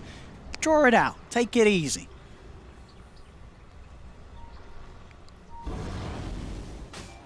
They're doing exactly that. They're backing right off. Keeping Illusionist Cape inside of the pit so they can scout when it pops. There it is. BKB now bought as well. Refresher Shard onto the Roshan.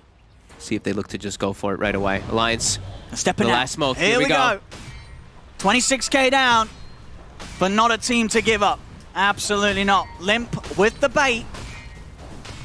See if they fall for it. This juicy Dragon Knight in the mid.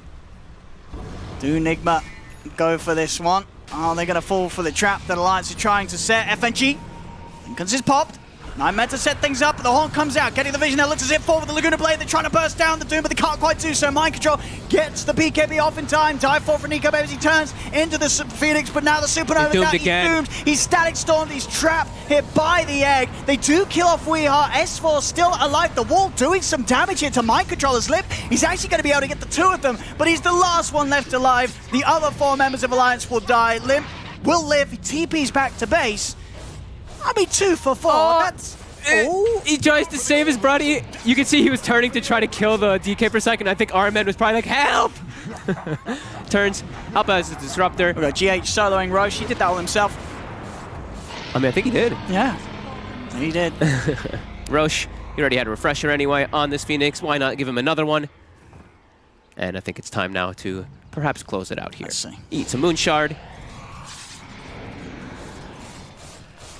And what we got? Buyback? Not there again for Nico Baby. Just a little short on the gold. It's there for Hansken and S4 if they want to party once more. Fortification 2. An extra bit of time being bought for more to come back into it. Limp's got the halberd complete. Extra little way to slow down the damage from this Spectre. And here we go. Hammer out, Miracle in. They had the repair kit too, keeping the melee rack safe for now. Okay, they're gonna put him to sleep for a long time. Wake him up. Disarm him for a long time. All right. Because he's enfeebled. Stun. He's enfeebled, so the enfeebled status resist debuff thingy thing. So, Extra duration on these disables. Oh, the vacuum, the combo. Oh, the 3-man light strike. They've taken one out. Fiend's grip. The egg's There's the down. egg. Can they kill the egg? Hit the egg. Hit Lean the is egg. hitting They're it. hitting the egg. They've got it. They the got egg's it. out. Miracle. He's dead as well, but he has an Aegis. Okay, He's okay. ready for round 2. But our Alliance, they may be ready for round 2 as well. They look towards They Miracle. got the stuns on him. The wall is down. The illusion is out. They're controlling the Spectre. More stuns. He cannot run. More stuns. They're holding him out. He's dead. Dude, they don't have buyback. They don't have buyback. RMN, Ag, Static Storm. We are dead as well. We hot. He says, I can do this too. That's 3 of them dead. They don't have buyback on Miracle. They do have buyback on GH. Miracle's 1800 shot on the buyback. Oh. They're hunting for RMN. They found him. He used his buyback and ran back into this fight. They've got him. They're holding. Alliance, they're keeping the game going. The top racks are defended. 4 heroes dead on Nigma. Just as you say, sort of bringing the resistance down, the chain disable that they can do. The vacuum light strike arrays, we're seeing them hitting these sort of 3-man combos each time with these holds. Kill the catapult, S4 is like, please help me. Punch harder. Where's that damage talent when you need it? Come on, drop. You should be backpacking his craggy coat during that. Come on, S4 for the attack Oh, speed. that's true. That's efficiency loss right there. They will be able to clear it out, though. 30 There's that seconds. rapier I'm talking about. And he's queued it up. He's got it. I mean, they're going to on need the shopping some list. in the shop. Not got it. Yeah. All right. I mean, it's one small step. They're holding on, Alliance. And in a fairly safe position, at least regarding buybacks, not necessarily the general state of the game. The 3 buybacks available. S4, he goes all in. 600 gold away himself from his own buyback. He has the full Aghanims. So watch out for these walls. And get close to the rapier gold, Nico baby. Not too far off, just a couple of thousand away. Would mean his buyback's on hold, but who cares? You don't need buyback where Nico baby's going. They're going to get a decent amount of towers, but everybody is respawning. We see Ninja Gear up on the Doom, so he has a good way to sneak into the fight still. And he also, they might pass him off the Refresher Shard, right? If they don't want to have it on GH. So there is opportunities for double Dooms. Oh, mind Let's see control. what he's going. He does not have the Refresher Shard, but he has a Halberd to break that Lincoln's easy. Leading in. He's on the hunt. Here comes the Doom. Who's he gonna find? Nico, baby. Ooh. Careful, careful, careful. He's gonna be okay. Another Axe coming out for the Alliance lineup as Handscan picks up his. That extra ramp up to the burst that they can throw out. I'm looking forward to I actually have not gotten to see a Darkseer Ags, I don't think, since it was changed really much. It's like, what, 12-second vacuum cooldown and your wall is really long or something, right? Yeah. So, I mean, maybe they can get multiple vacuum stun combos with it. I mean, maybe. That's been what's keeping them in it.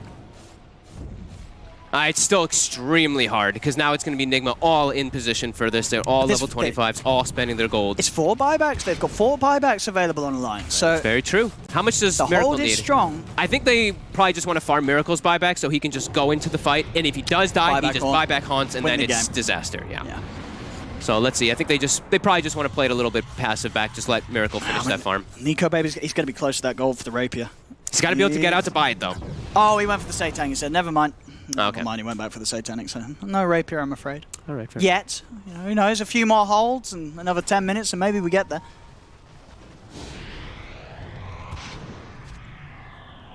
Three eggs that they're going to have to worry about in the fight, though, if they don't kill the initial. That is a refresher and a refresher on the Phoenix. Oh, yeah. So, still quite a lot they got to deal with, and yeah, this is almost going to be the buyback here for Miracle. Yeah, they're just waiting for that to finish. Stalling it out. 50 minutes will hit as well. Going to be able to pick up some more bounty runes, some more gold. And they're still chilling, just keeping the lines trapped in their base. I imagine Nico baby as well would like to hold on to his buyback before he does invest in that Satanic. Having that second life, second round for the high ground defenses. As we've seen, it has been the buybacks from Alliance. They've been very good at allowing them to fight back in a game where they've been behind. They've been very quick at getting straight back in. No hesitation from the heroes that the team really relies on to get straight back into the fights. All right, is it up yet? 10 gold. Come on, Miracle. Get 10 gold. And there we go. Okay, he's got the buyback ready. It is go time now for Team Nigma. Oh. Miracle lead the charge. Go time for Limp. Limp's going to try and jump in. GH has got the Aegis, though. He's in onto the high ground with the Supernova. Already FNG has been taken out. Buys back straight away. The Doom's down onto S4. S4 in a whole lot of trouble. Hex out onto Limp. Limp, he's dragged back. He's in the midst of all of them. He's falling low. Nico Baby charges in with a BKB waveform. Looking towards Weeheart, but he cannot finish him off. GH puts the refresher. The second Eon Disc proc, keeping him safe. They're surrounding Nico Baby. Second egg. S4 buys back. Here for round 2 as the Darkseer. Nico Baby out of waveform into the trees. He'll live for now. Limp going over towards this Disruptor. The Fiend script from FNG does control him. They killed off GH's egg. They've killed off the Disruptor. They will hold yet again, Alliance. This time, costing them the 2 buybacks of FNG and S4. Miracle had to use the Haunt early, so he played a little bit more careful because he didn't have like the buyback. Oh my god! Whoa. There's somebody, let's get the siege creeps. Oh god, the catapults. All right, well, game almost descended to creeps. Gotta watch out for them creeps. Yeah, GH puts himself a little bit too aggressively with his second egg. He goes all the way deep on top of Alina, who could pretty much almost solo kill the egg by herself if she's not getting focus fired by a bunch of other heroes. So they are able to focus that one down. Oh, I think I just saw... Did I just see something beautiful from Nico Baby? I think he just sold the components of the Satanic. Oh, he did. He's getting the rapier. Broadsword. He took back that recipe. He got the refund. And he's picked up the much shinier item. The rapier is there for Nico Baby. I mean, I don't know. If they can come back in this game, I am going to be bowing at these guys. This is going to be wild. Hold on to your seat, boys and girls. So much gold, though. Mind Control has a full refresher if you'd like to purchase it. They're still accumulating quite a bit here. And if a fight does occur like that in the top lane again, the Ancient will die to creeps. Yes, watch out for they've got to watch for the creeps. Somebody's got to be on the creep duty.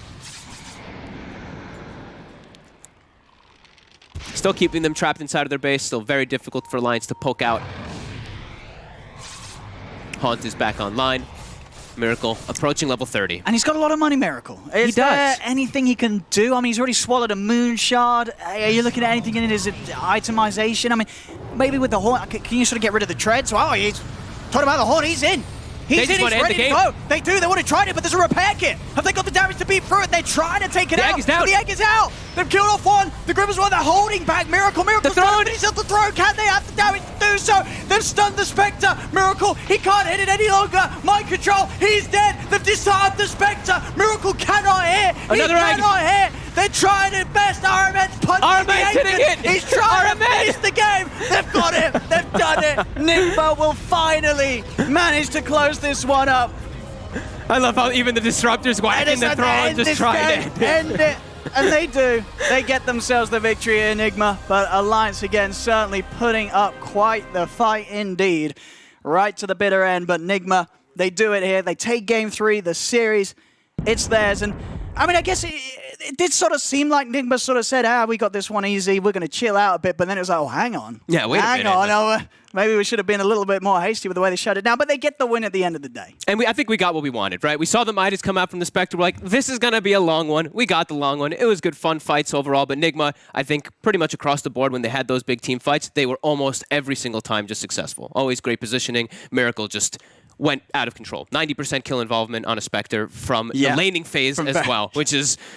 Yeah, usually pretty tough to come back from if you're in Alliance's position. So pretty good fun fights coming out from them, though. Yeah, no, for sure. I mean, I think the people at home will agree. An excellent series to end the night on here. Beautiful plays from both sides. They're right to the end of this one, but at the end of the day, it will be Nigma coming out on top. 2-1. The series will be theirs as they take out Alliance in this best of 3.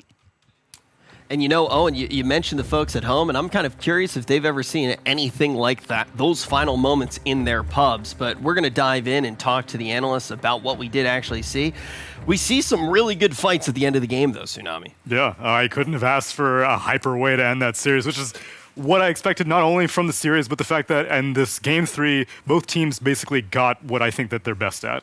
Nigma got 4 Protect 1 with the Spectre, and Alliance got Nico Baby Morphling. And so this was the true test to see which team doing what they wanted could come out on top. That's why it was such a nail-biter at the end. But as we saw, as Dota Pit proved, Nigma just eke it out ever so slightly in a full game series. Yeah, we started heading down here to the studio when Miracle was heading to the high ground for the first time. Yeah. Well, not for the first time, but the top lane high ground for the first time. Yeah, and Morphling was dead for like 2 minutes. Yeah, and then they control him for like 30 seconds straight. They kill him, they kill off Wii. Both of them don't have buyback. It's a nail biter. Suddenly you don't even know if it's their game anymore. Anything can happen. But man, one guy I really have to commend, obviously, others have mentioned in Roman, our man, he's been on point. Like, if your coach plays like he plays, like, I don't know, like he can definitely be on any top tier team right now as a position 5. His plays are just exceptional. From the clockwork to the disruptor in this game, just always on point. Let's look at some of those exceptional plays as we do see how we got here in this final series of the day as well. And Tsunami, I do just really like the point that you brought up too. This is one of those games that's especially fun to watch because you see both teams get a lot of the tools that they like to use. Yeah, even I thought at most you could make an excuse, well, such and such didn't read the lane properly. Like in game 2, they set the Abaddon mid, but both the games where the lanes were kind of a little bit weird, both teams read them. They sent the Abaddon mid, and Nigma was like, okay, we'll send the Drow Ranger mid. They get the upper hand there. Here, we saw the DK and the Wind Ranger laning in the bottom lane, and they had the right reads on each other the entire way through. They try to adjust the lanes, right? You try to dodge a little bit, but the other team just responds to that. Like, is we happy that he's playing versus a DK on the side lane? Not necessarily, but you are still getting that Doom on the mid lane, and Doom, as of recent, has been played quite a lot on mid, and he does bring a lot to this game. Because, like we mentioned, when you play versus Morphling, you don't necessarily need a Vessel anymore. You need a Skadi on someone, and you need the Shivas. Skadi purchased by Spectre, Shivas purchased by the Doom. Suddenly the Morphling isn't nearly as strong as he could be. And I'm obligated to say this because I made the joke about stats, so I got a DM from Nahaz. Morph is 37 in 22 in games that end before 40 minutes on this patch. He's only 18 and 27 in games that go past the 40-minute mark. Well, we were saying that Spectre would be the ultimate late game hero, and as Lizard and I had mentioned, like, it is not definitive which hero between Morphling and Spectre would be coming out on top on a minute-to-minute basis, because even just one item here and there can be a huge spike. And we were seeing near the end that maybe this Satanic might be a difference for a Morphling. He ends up selling it, tries to opt for the Rapier. Like, that could make a big difference. We saw how close it is for this throne to go down. It's a matter of pixels between these two heroes. We're just talking about small advantages. We aren't saying that, okay, Spectre with the Skadi will most certainly win a game versus Morphling. No, it's a small advantage. That HP reduction that was added to the Skadi obviously makes it a little bit harder for Morphling to deal with the Spectre. Not only that, she gets a ton of HP, ton of armor, and the dispersion as well. So he's literally hitting himself when he goes on that Spectre. That instantly eliminates her as a target for him. So he needs to search something else, either the Phoenix, who has an egg, or a Disruptor, who has a Glimmer Cape and is always positioned well. So it really comes down to who plays these team fights better, but the small advantage, obviously, to the team that has Shivas and Skadi versus the Morphling. Well, we've gotten to talk about it quite a bit, but I'm very curious to hear how everybody is feeling who just played in the series. And luckily, we get to talk to Mind Control right now. Mind Control, very excited to get to talk to you. It's been a little while since I think I've actually gotten to talk to you. I think it was all the way back at the Bukovel Minor, maybe even. How are you feeling after that series? Feel great. I mean, it was tough series, 2-1, and the last game was close.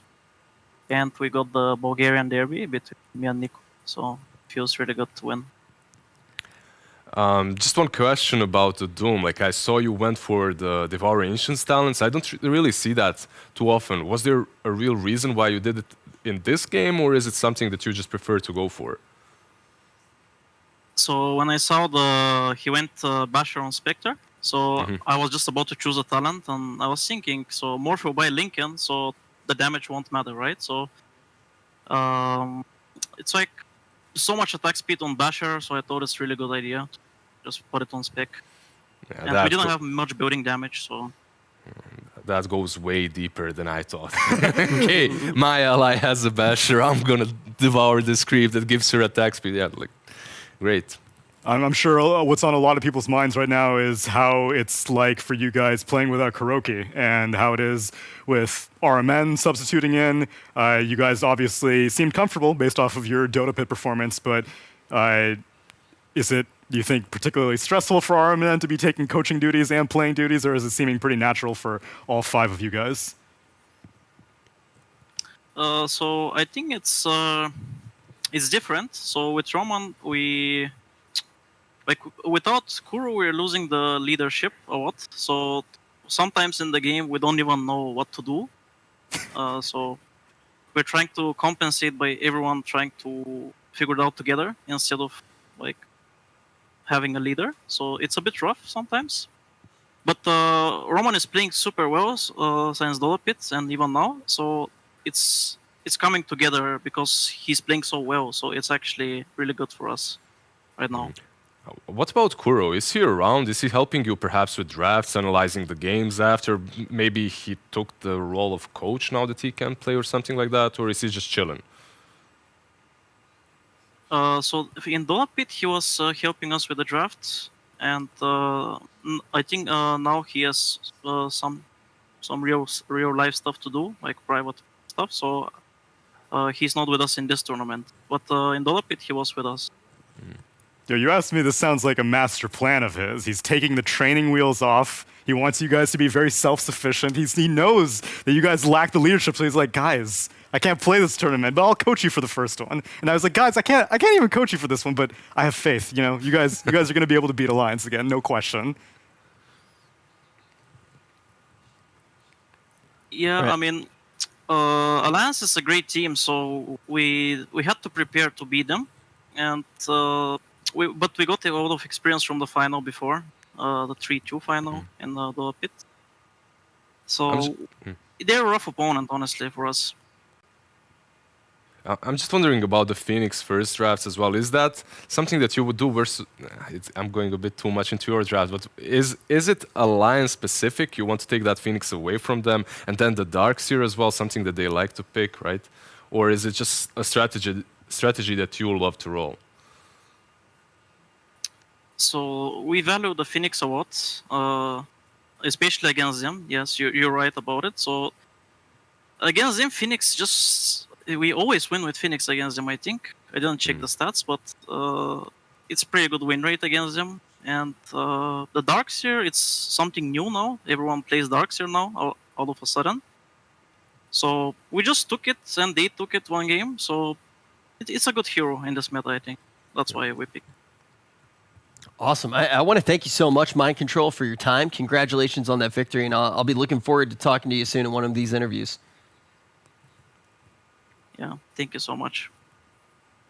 Thank you. And now we get to talk about everything that we just heard, because, I mean, right now I think one of the most interesting things is hearing about how they're actually trying to adapt to in-game leadership. Yeah, you would never really consider Kuro to be, like, he's a very soft-spoken guy outside of Dota, but his true side showed, like, he definitely knows what his players are capable of. He knows how to lead them in an organized fashion, and we've begun to look at them in 2 true sites, and so I can definitely see that it would be an adjustment period for a team like this to not have that in-game leader, because even the other players are also not that vocal. GH, Mind Control, Miracle. You can see by the way that RMN is playing that he's perhaps not making way too many calls. You can't be on point with every single spell constantly throughout the game and also be controlling and puppeteering your teammates. So it's hard. Like I think as a team that has been under Kuroki's control, they can kind of slide off of that and just continue playing the same way. But at some point, like, you need a shot caller. You need your real team leader.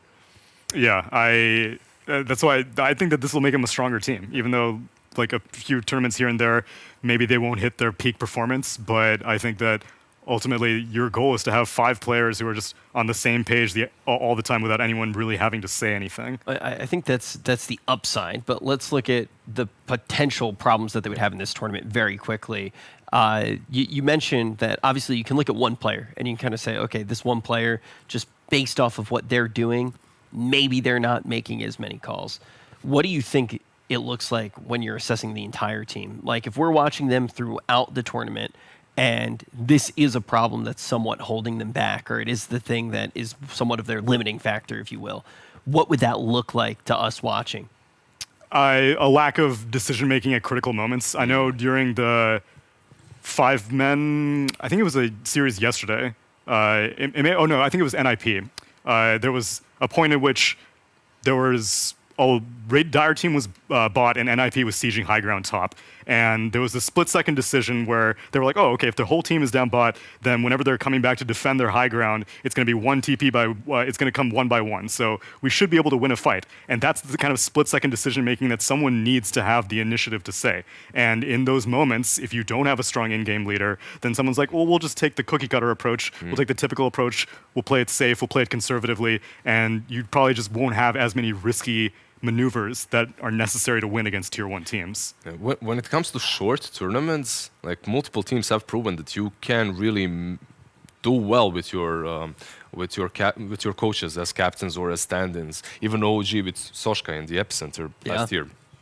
But the thing is, this is a league. This isn't a short tournament, and I think you need that strong voice, that team leader that will be able to shake things up and perhaps if you're in the down low, if you're losing a bit, bring you back up, right? And that's what Kuro, remember in Bukoval, he was like, okay, I still believe in the boys. We might have lost a bit, but we're here for long term. We're finding ourselves. They need that voice that's going to calm them down if games go poorly.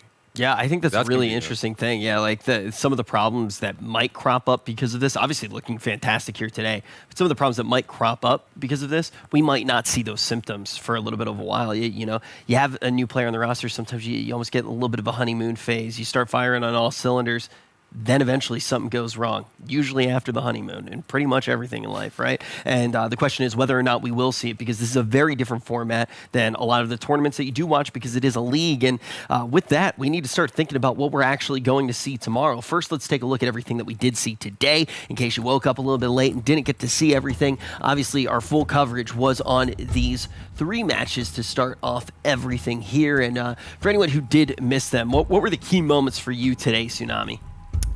Series 1, I would say both NIP and Viking GG, who were kind of on the cusp of being tier 2, proved to be tier 1.5, if not tier 1, based off the caliber of play that they had. EG showing up with their... they haven't played at all with this roster, right? This was their first time, especially with GPK for sure. The CISCG roster first time. Yeah. Oh, you're adopting them, Lizard? Is that what it is? I'm not adopting them, but the whole region is apparently. Yeah, so unsurprisingly, they come out on top versus 5 men, but 5 men had a good showing yesterday, so we still have yet to see where they really fall. And then the blowout match that we ended the day with, Nigma versus Alliance, 100% delivered for me. Happy to see both teams. I think both teams should be satisfied with their performances, just Nigma a little bit more. Yeah, I think the real question too for a lot of us, you know, obviously with 5 men, somebody had to come out on top in that series. It's hard to pick, but we will have to see with this team a little bit later on what they are able to do in the tournament. Yesterday in particular, a lot of people saw a lot out of this stack, but today was really hard for 5 men. But tomorrow we have a great set of matches as well. We're going to be kicking things off with OG versus NIP. Then we're going to move into Team Secret versus Team Liquid. We're going to wrap things up with Virtus Pro against Navi. So how do you guys feel about these matchups today? If you could only watch one, Lizard, which one would you be tuning in for? A Secret Liquid for sure tomorrow. Today, that is. Like that matchup will be the most skilled, I would say, the most hyped, and I believe most viewers will tune in for that. Obviously, the other two are also pretty strong. Navi and Virtus Pro pretty much battling it out for the kings of the CIS. Yeah, you say that most viewers are going to tune in for the Secret Liquid match, but you tune into the Russian stream for series number 3, VP versus Navi. It's going to be like 100K there for sure. All right, how about you, Neil? I'm leaning Secret because I want Secret to fall. Secret has been too dominant for too long. They take some tournaments off rather than, you know, getting into the fires of more competition. And so I want to see, do they still have it? Have teams caught up to them in their downtime, or are they still just as unbreakable as ever before? All right, plenty to look forward to tomorrow. Today has been an absolute blast. It's felt great to be back with all of you guys, and it's been absolutely wonderful, as always, getting to kick things off with WePlay, and I could not be more excited for not only tomorrow, but everything that's going to happen in this league. Everybody get some good rest, because we got plenty of Dota coming up tomorrow.